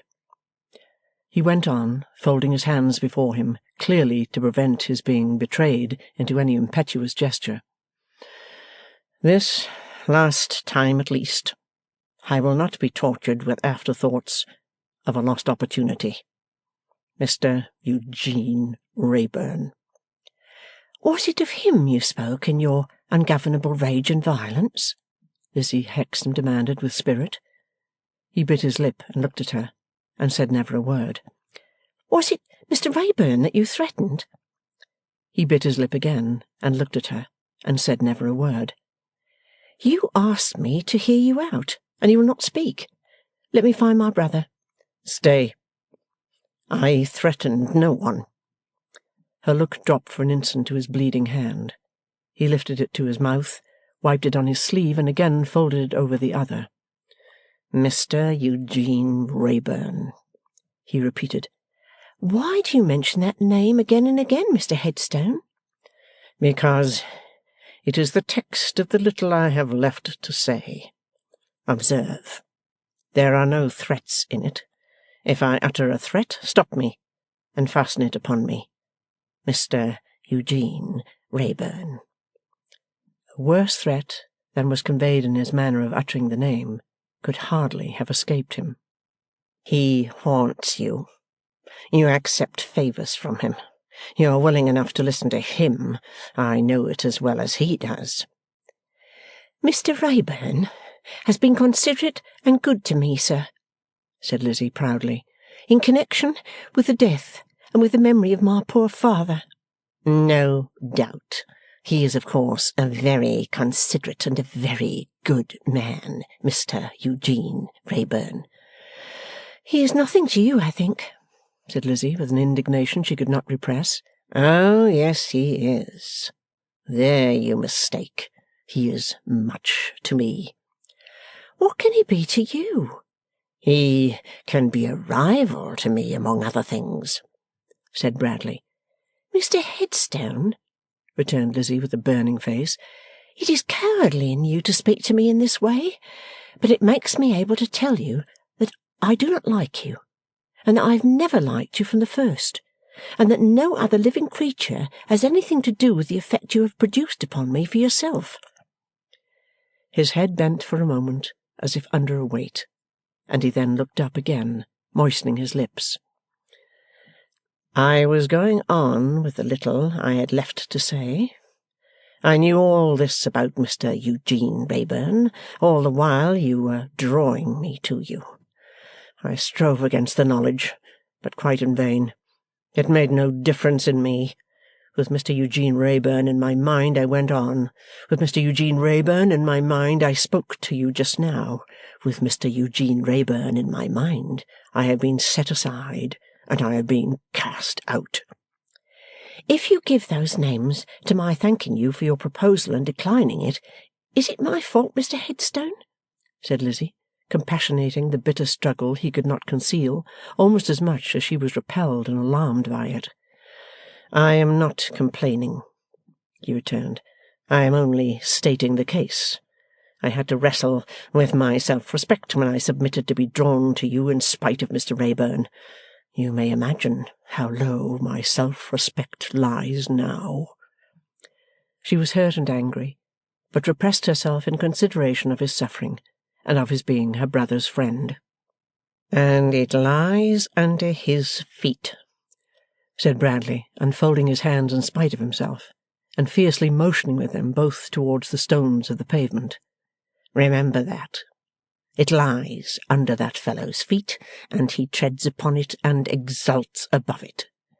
He does not, said Lizzie. He does, said Bradley.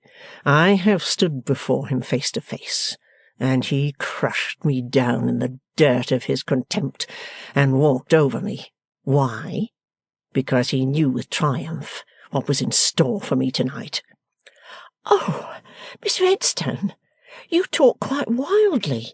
Quite collectedly. I know what I say too well. Now I have said all. I've used no threat, remember. I've done no more than show you how the case stands. How the case stands, so far. At this moment her brother sauntered into view close by. She darted to him and caught him by the hand. Bradley followed and laid his heavy hand on the boy's opposite shoulder. Charlie Hexam, I am going home. I must walk home by myself tonight, and get shut up in my room without being spoken to. Give me half an hour's start, and let me be till you find me at my work in the morning. I shall be at my work in the morning, just as usual. Clasping his hands, he uttered a short, unearthly, broken cry, and went his way. The brother and sister were left looking at one another near a lamp in the solitary churchyard, and the boy's face clouded and darkened as he said in a rough tone, "What is the meaning of this? What have you done to my best friend? Out with the truth." "Charlie," said his sister, "speak a little more considerately." "I am not in a humour for consideration, or for nonsense of any sort," replied the boy. "What have you been doing? Why has Mr. Headstone gone from us in that way?" He asked me, you know he asked me to be his wife, Charlie." "Well?" said the boy impatiently. "And I was obliged to tell him that I could not be his wife." "You were obliged to tell him?" repeated the boy angrily between his teeth, and rudely pushing her away. "You were obliged to tell him? Do you know that he's worth 50 of you?" "It may easily be so, Charlie, but I cannot marry him." "You mean that you are conscious that you can't appreciate him, and don't deserve him, I suppose?" "I mean that I do not like him, Charlie, and that I will never marry him." "Upon my soul," exclaimed the boy, "you're a nice picture of a sister. Upon my soul, you're a pretty piece of disinterestedness. And so all my endeavours to cancel the past and erase myself from the world and erase you with me are to be beaten down by your low whims, are they?" "I will not reproach you, Charlie." "Yeah," exclaimed the boy, looking round at the darkness. "She won't reproach me. She does her best to destroy my fortunes and her own, and she won't reproach me. Why, you'll tell me next that you won't reproach Mr. Headstone for coming out of the sphere to which he is an ornament, and putting himself at your feet to be rejected by you." "No, Charlie. I will only tell you, as I told him myself, that I thank him for doing so, and I am sorry he did so, and that I hope he will do much better and be happy." Some touch of compunction smote the boy's hardening heart as he looked upon her, his patient little nurse in infancy, his patient friend, adviser, and reclaimer in boyhood, the self-forgetting sister who had done everything for him. His tone relented, and he drew her arm through his. "Now, come, Liz, don't let us quarrel. Let us be reasonable and talk this over like brother and sister. Will you listen to me?" "Oh, Charlie," she replied through her starting tears, "do I not listen to you and hear many hard things?" "Then I'm sorry.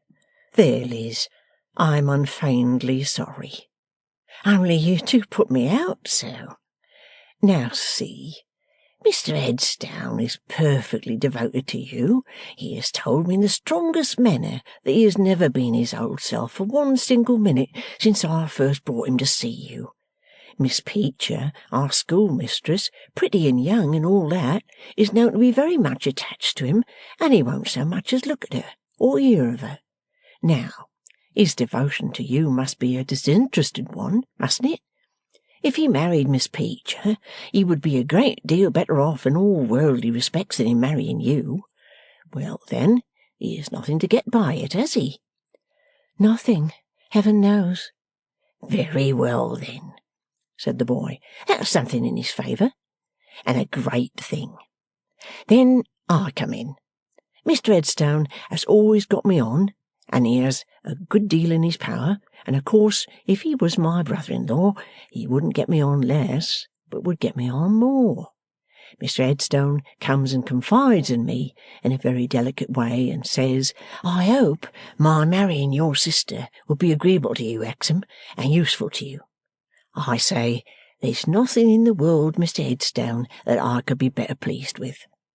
Mr. Headstone says, 'Then I may rely upon your intimate knowledge of me for your good word with your sister, Hexam?'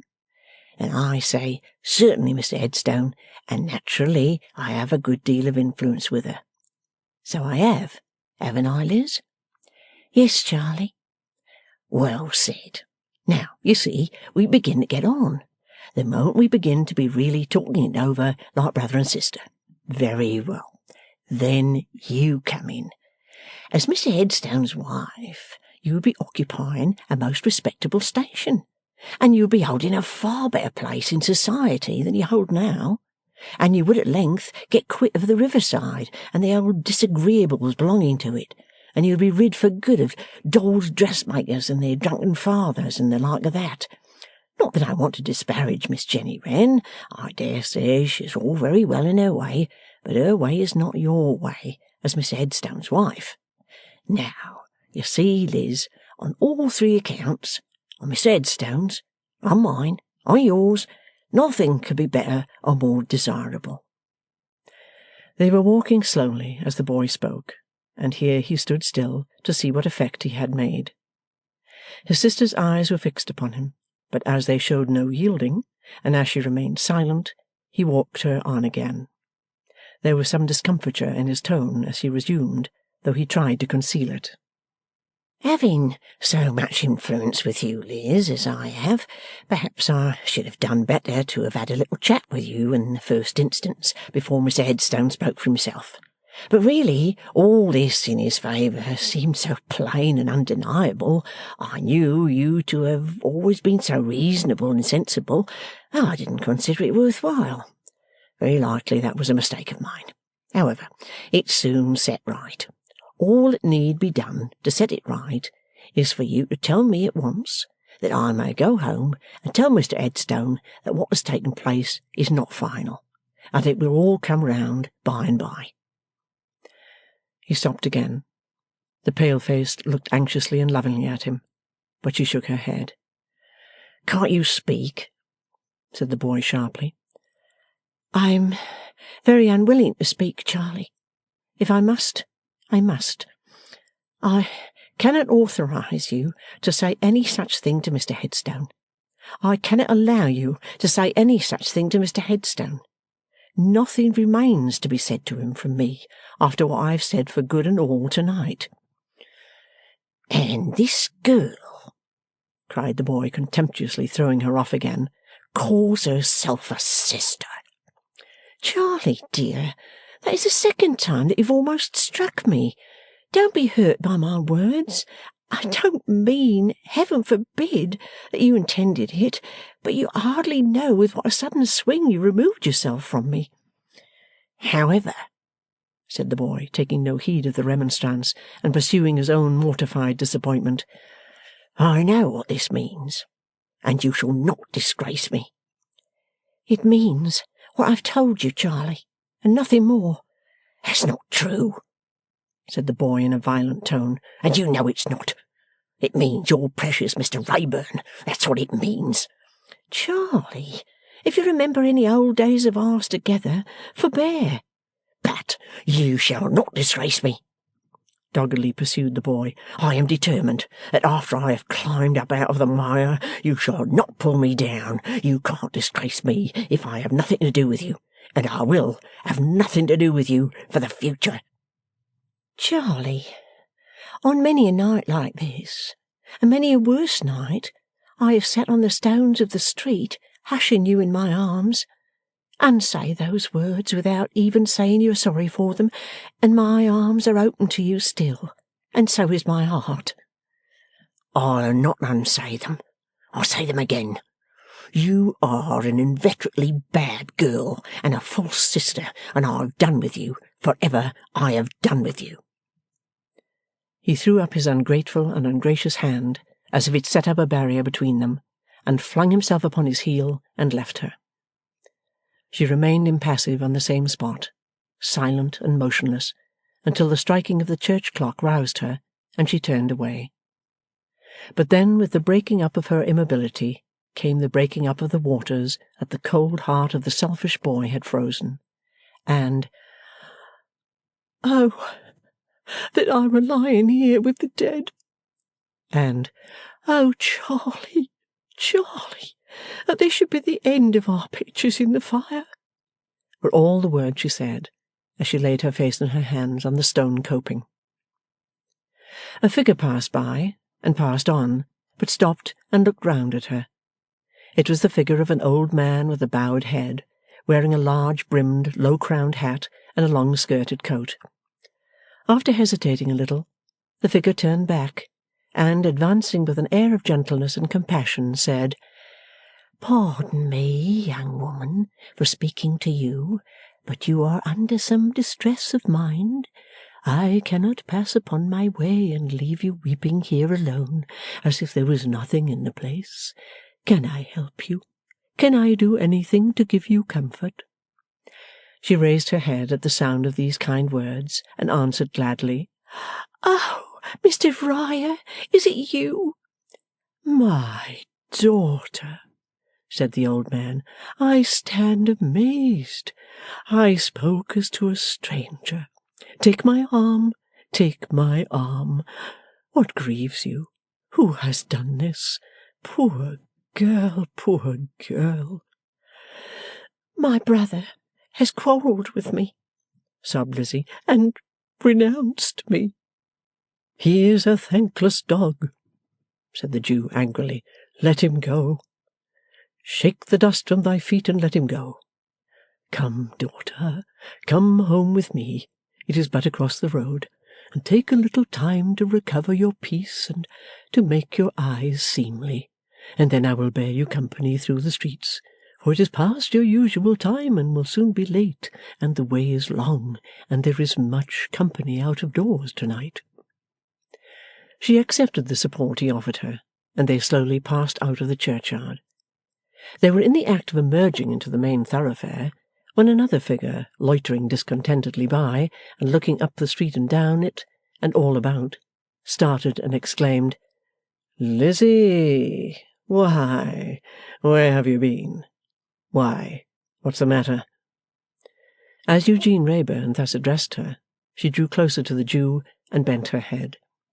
The Jew, having taken in the whole of Eugene at one sharp glance, cast his eyes upon the ground and stood mute.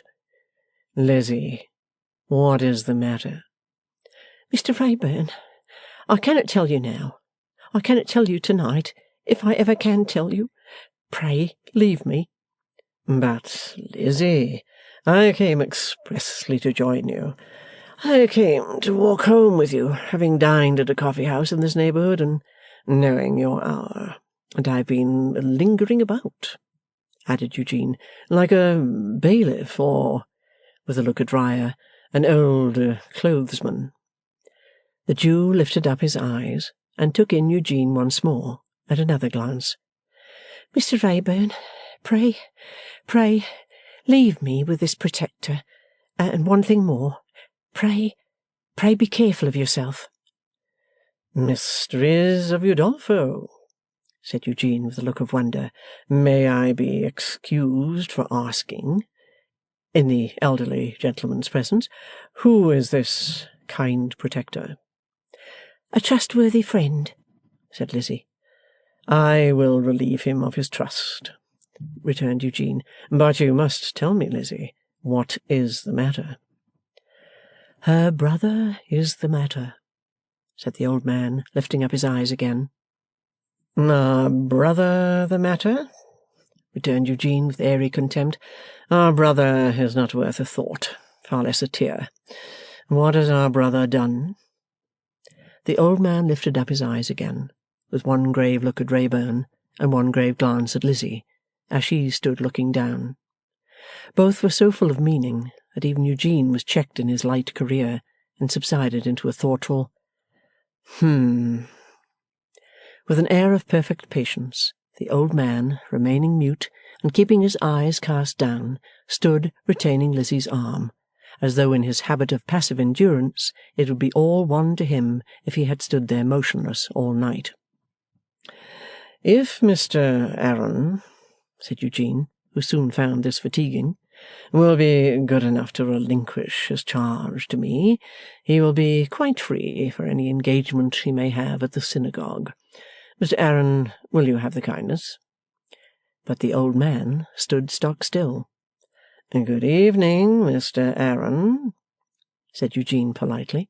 'We need not detain you.' Then turning to Lizzie, 'Is our friend Mr. Aaron a little deaf?' 'My hearing is very good, Christian gentleman,' replied the old man calmly, 'but I will hear only one voice to-night, desiring me to leave this damsel before I have conveyed her to her home.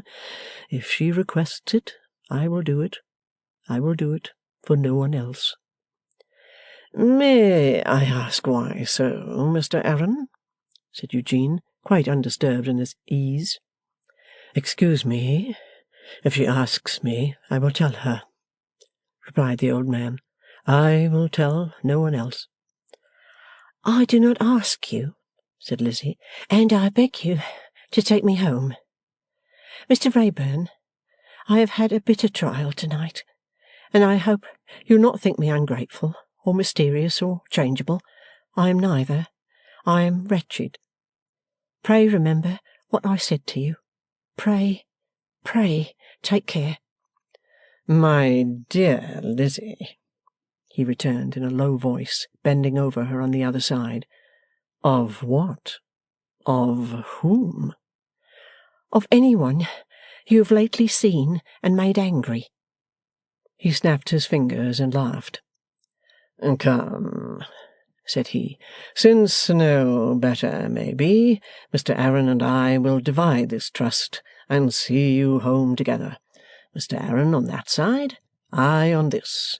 If perfectly agreeable to Mr. Aaron, the escort will now proceed.' He knew his power over her. He knew that she would not insist upon his leaving her. He knew that, her fears for him being aroused, she would be uneasy if he were out of her sight. For all his seeming levity and carelessness, he knew whatever he chose to know of the thoughts of her heart. And going on at her side, so gaily, regardless of all that had been urged against him, so superior in his sallies and self-possession to the gloomy constraint of her suitor and the selfish petulance of her brother, so faithful to her, as it seemed, when her own stock was faithless, what an immense advantage, what an overpowering influence were his that night!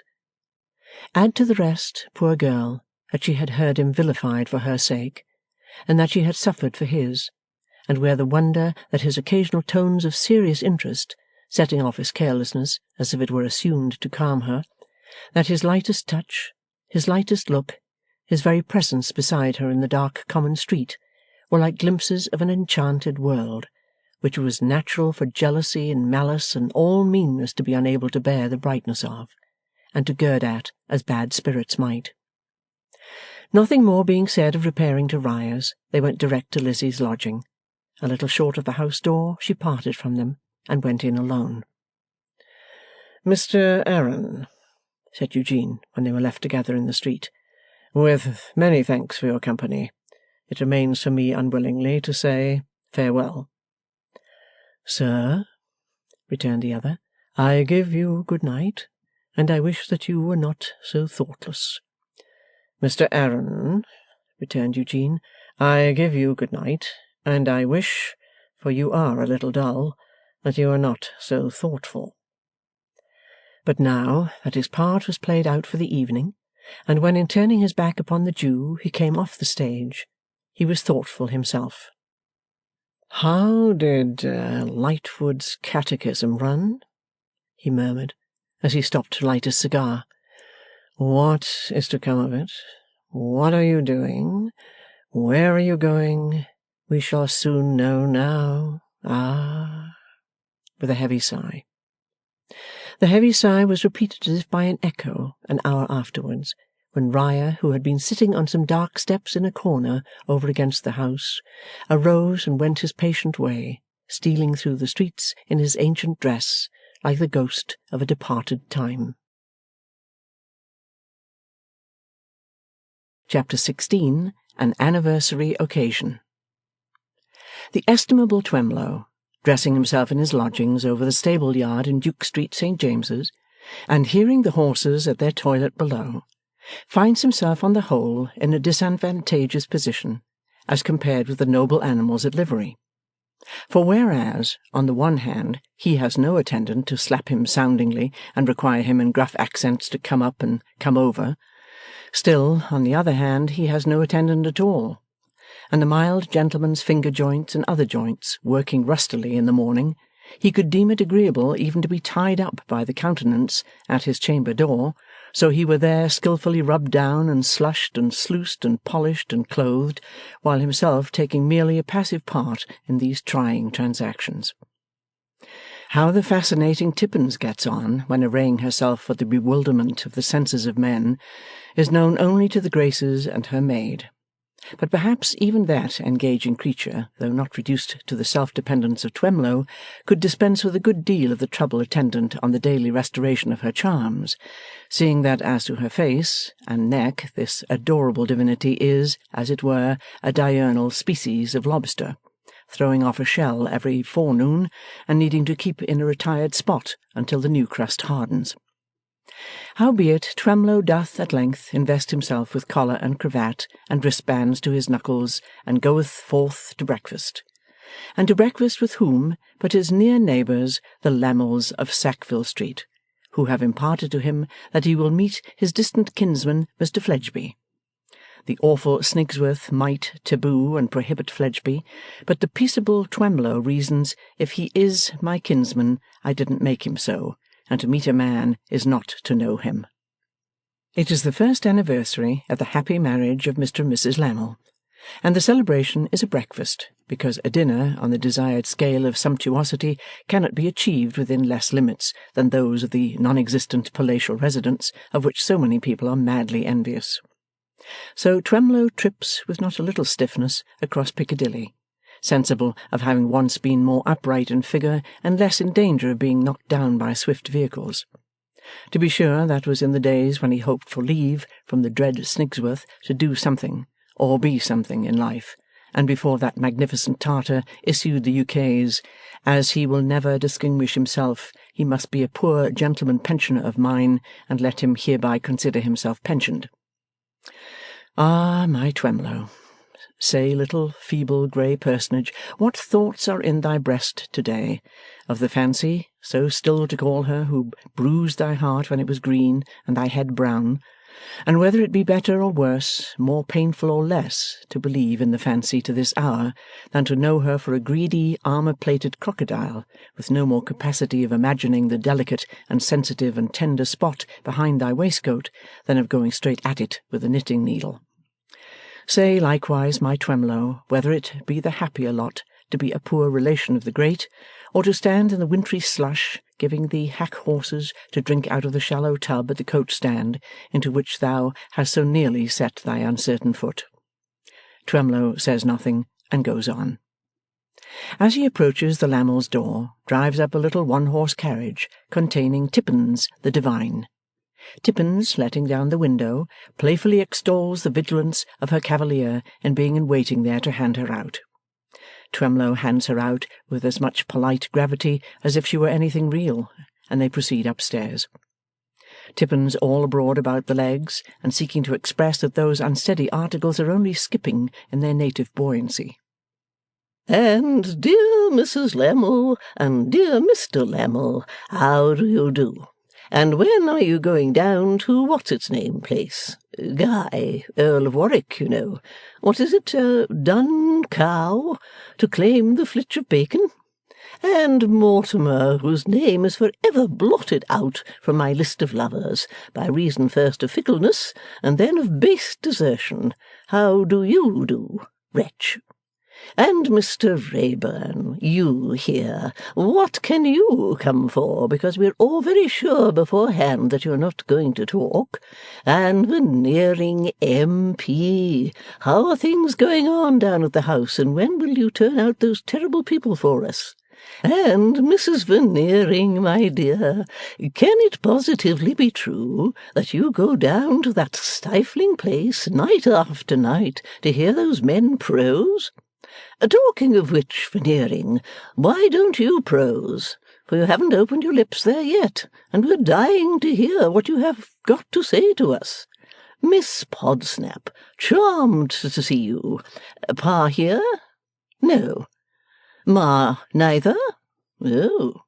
Mr. Boots, delighted. Mr. Brewer, this is a gathering of the clans.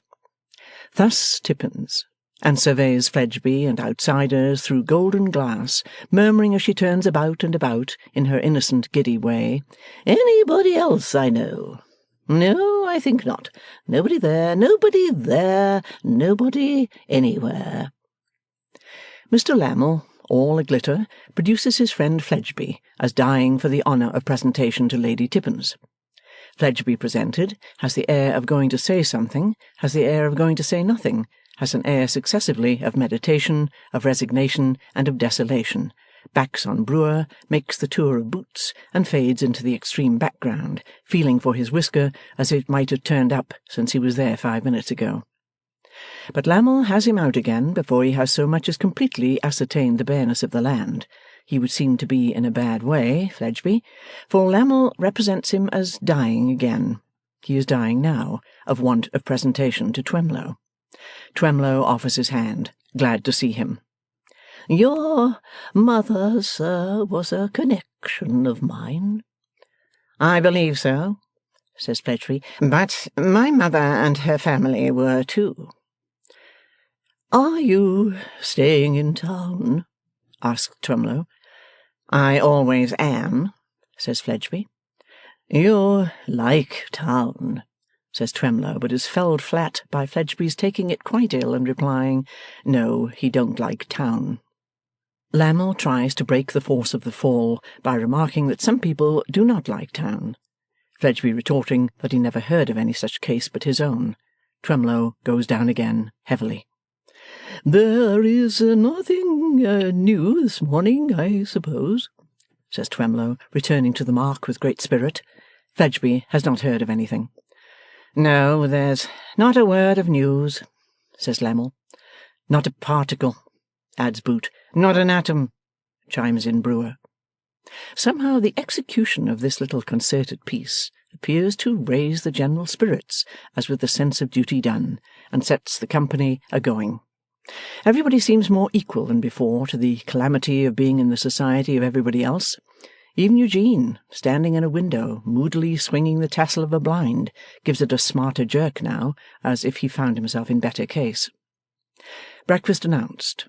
Everything on table showy and gaudy, but with a self-assertingly temporary and nomadic air on the decorations, as boasting that they will be much more showy and gaudy in the palatial residence.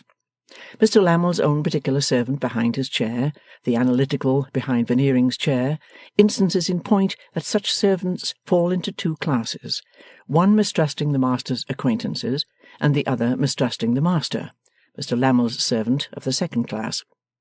Appearing to be lost in wonder and low spirits because the police are so long in coming to take his master up on some charge of the first magnitude.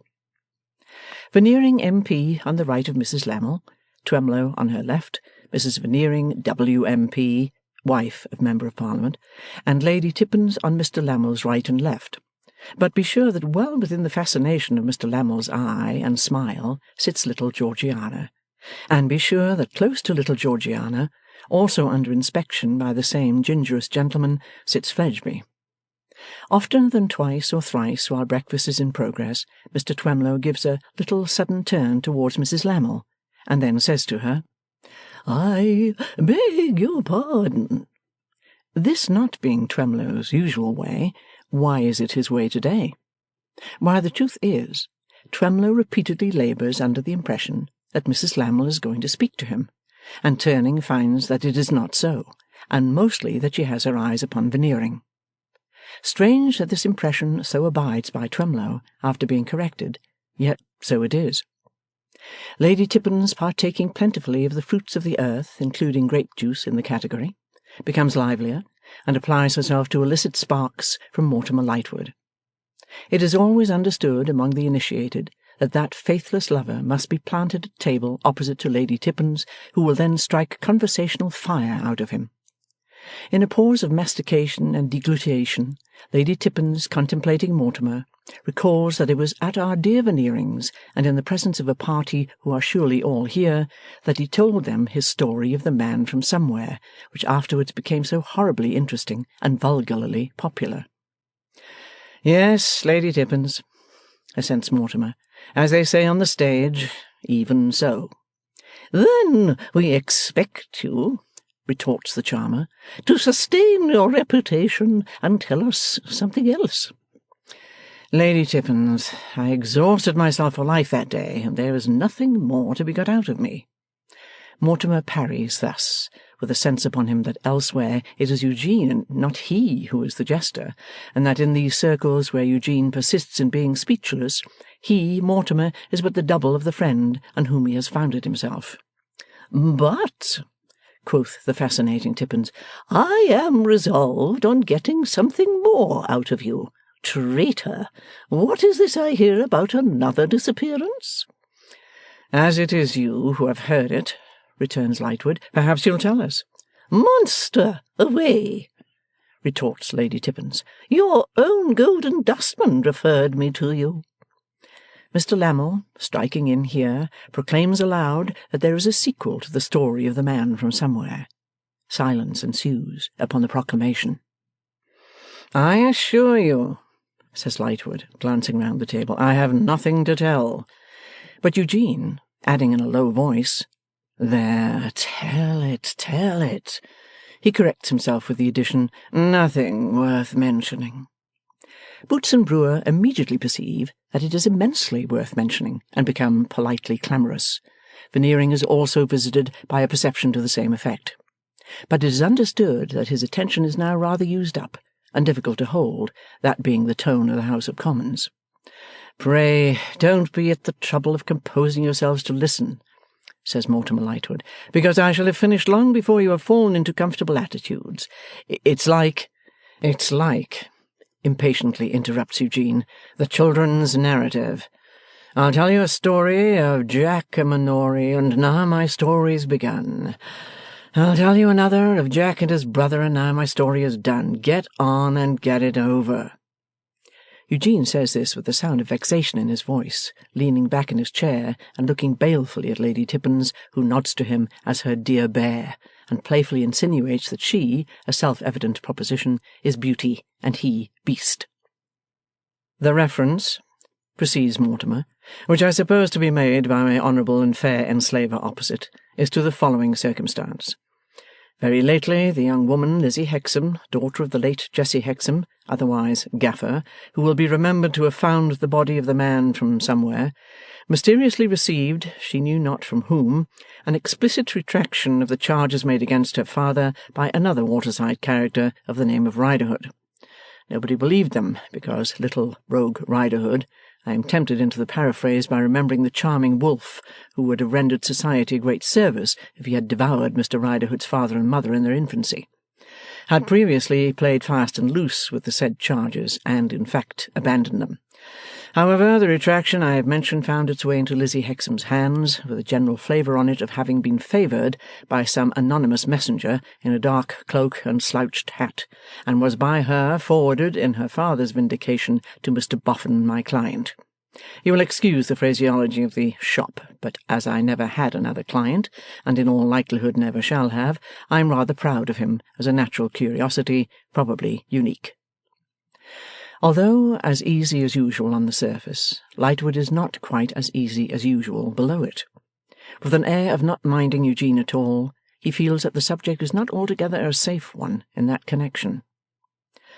The natural curiosity which forms the sole ornament of my professional museum, he resumes, hereupon desires his secretary, an individual of the hermit crab or oyster species, and whose name I think is Chokesmith.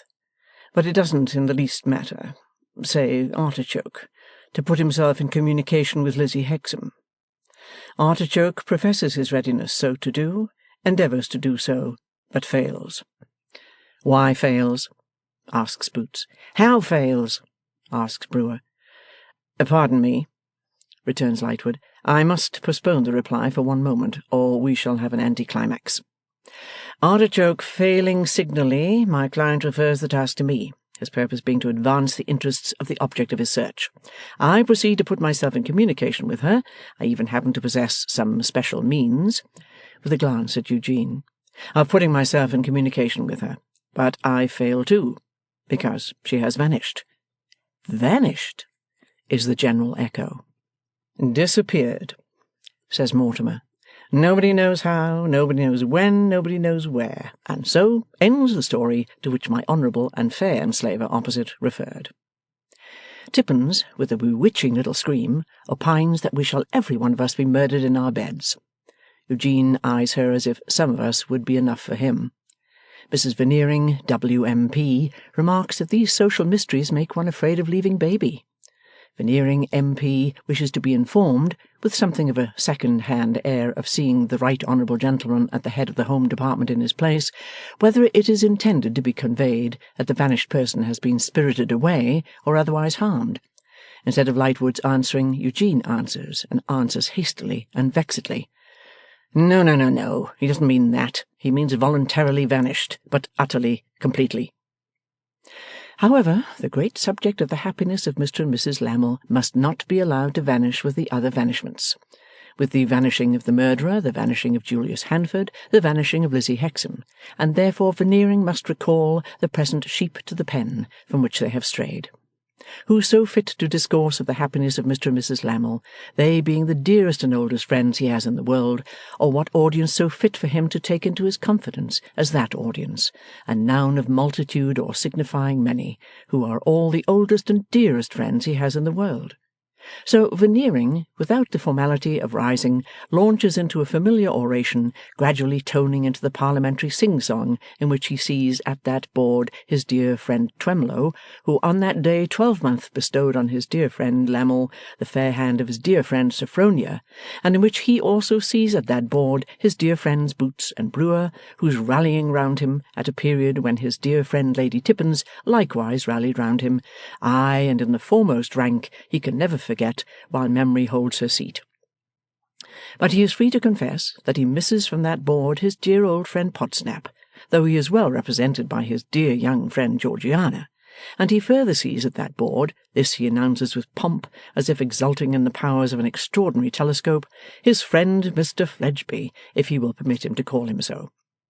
For all of these reasons, and many more which he right well knows will have occurred to persons of your exceptional acuteness, he is here to submit to you that the time has arrived when, with our hearts in our glasses, with tears in our eyes, with blessings on our lips, and in a general way with the profusion of gammon and spinach in our emotional larders, we should one and all drink to our dear friends the Lammells, wishing them many years as happy as the last, and many, many friends as congenially united as themselves. And this he will add, that Anastasia Veneering, who is instantly heard to weep, is formed on the same model as her old and chosen friend Sophronia Lammle, in respect that she is devoted to the man who wooed and won her, and nobly discharges the duties of a wife. Seeing no better way out of it, Veneering here pulls up his oratorical Pegasus, extremely short, and plumps down clean over his head with, "Lammle, God bless you." Then Lammle, too much of him every way, pervadingly too much nose of a coarse wrong shape, and his nose in his mind and his manners, too much smile to be real, too much frown to be false, too many large teeth to be visible at once without suggesting a bite. He thanks you, dear friends, for your kindly greeting, and hopes to receive you, it may be on the next of these delightful occasions, in a residence better suited to your claims on the rights of hospitality. He will never forget that at Veneering's he first saw Sophronia. Sophronia will never forget that at Veneering's she first saw him. They spoke of it soon after they were married, and agreed that they would never forget it. In fact, to Veneering they owe their union. They hope to show their sense of this some day. No, no, from Veneering. Oh, yes, yes, and let him rely upon it. They will, if they can. His marriage with Sophronia was not a marriage of interest on either side. She had her little fortune, he had his little fortune. They joined their little fortunes. It was a marriage of pure inclination and suitability. Thank you. Sophronia and he are fond of the society of young people, but he is not sure that their house would be a good house for young people proposing to remain single, since the contemplation of its domestic bliss might induce them to change their minds. He will not apply this to any one present, certainly not to their darling little Georgiana. Again, thank you. Neither, by the by, will he apply it to his friend Fledgeby. He thanks Veneering for the feeling manner in which he referred to their common friend Fledgeby, for he holds that gentleman in the highest estimation. Thank you. In fact, returning unexpectedly to Fledgeby, the better you know him, the more you find in him that you desire to know. Again, thank you. In his dear Sophronia's name, and in his own, thank you. Mrs Lammle has sat quite still, with her eyes cast down upon the tablecloth. As Mr Lammle's address ends, Twemlow once more turns to her involuntarily, not cured yet of that often recurring impression that she is going to speak to him. This time she really is going to speak to him. Veneering is talking with his other next neighbour, and she speaks in a low voice. "Mr Twemlow." He answers, "I beg your pardon, yes?" Still a little doubtful because of her not looking at him. "You have the soul of a gentleman, and I know I may trust you. Will you give me the opportunity of saying a few words to you when you come upstairs?" "Assuredly, I shall be honoured.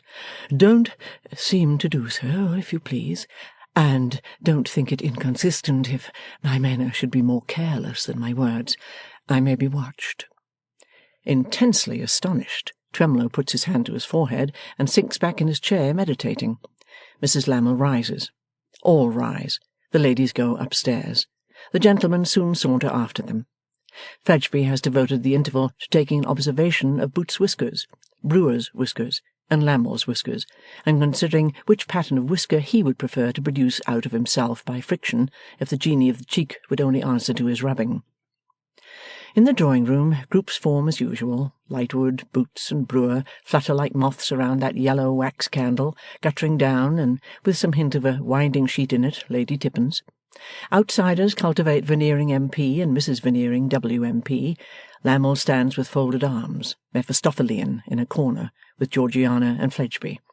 Mrs Lammle, on a sofa by a table, invites Mr Twemlow's attention to a book of portraits in her hand. Mr Twemlow takes his station on a settee before her, and Mrs Lammle shows him a portrait. "You have reason to be surprised," she says softly, "but I wish you wouldn't look so." Disturbed Twemlow, making an effort not to look so, looks much more so.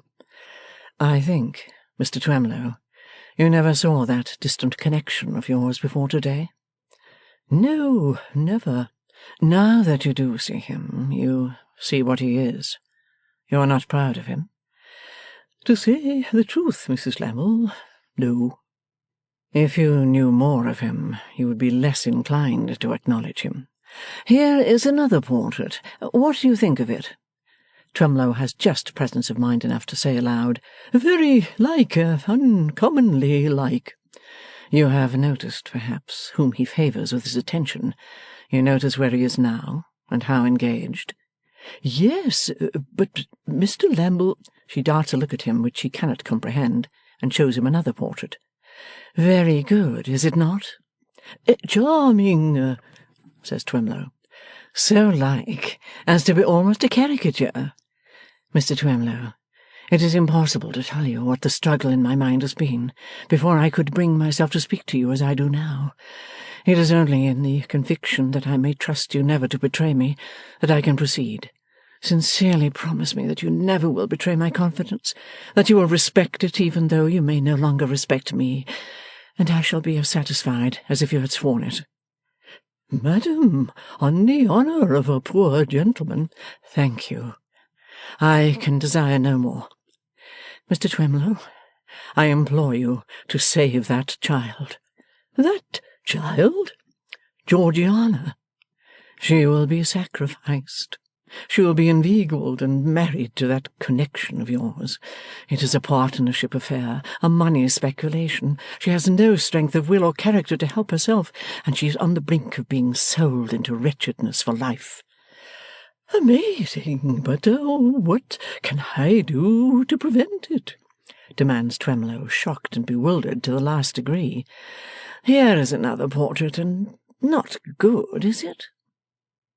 Aghast at the light manner of her throwing her head back to look at it critically, Twemlow still dimly perceives the expediency of throwing his own head back, and does so, though he no more sees the portrait than if it were in china. 'Decidedly not good,' says Mrs Lammle. 'Stiff and exaggerated.' 'And But Twemlow, in his demolished state, cannot command the word, and trails off into 'exactly so.' 'Mr Twemlow, your word will have weight with her pompous, self-blinded father. You know how much he makes of your family. Lose no time. Warn him.' 'But warn him against whom?' 'Against me.' By great good fortune, Twemlow receives a stimulant at this critical instant. The stimulant is Lammle's voice. 'Sophronia, my dear, what portraits are you showing Twemlow?' 'Public characters, Alfred.' 'Show him the last of me.' 'Yes, Alfred.' She puts the book down, takes another book up, turns the leaves, and presents the portrait to Twemlow. 'That is the last of Mr Lammle. Do you think it good? Warn her father against me. I deserve it, for I have been in the scheme from the first. It is my husband's scheme, your connections and mine. I tell you this only to show you the necessity of the poor little foolish affectionate creature's being befriended and rescued. You will not repeat this to her father. You will spare me so far, and spare my husband, for, though this celebration of today is all a mockery, he is my husband, and we must live. Do you think it like?' Twemlow, in a stunned condition, feigns to compare the portrait in his hand with the original looking towards him from his Mephistophelian corner. 'Very well, indeed,' are at length the words which Twemlow with great difficulty extracts from himself. 'I am glad you think so. On the whole, I myself consider it the best. The others are so dark. Now here, for instance, is another of Mr Lammle.' 'But I don't understand. I don't see my way,' Twemlow stammers, as he falters over the book with his glass at his eye. 'How warn her father? Not tell him? Tell him how much? Tell him how little? I'm getting lost.' 'Tell him I am a matchmaker, Tell him I am an artful and designing woman. Tell him you are sure his daughter is best out of my house and my company. Tell him any such things of me. They will all be true. You know what a puffed-up man he is, and how easily you can cause his vanity to take the alarm.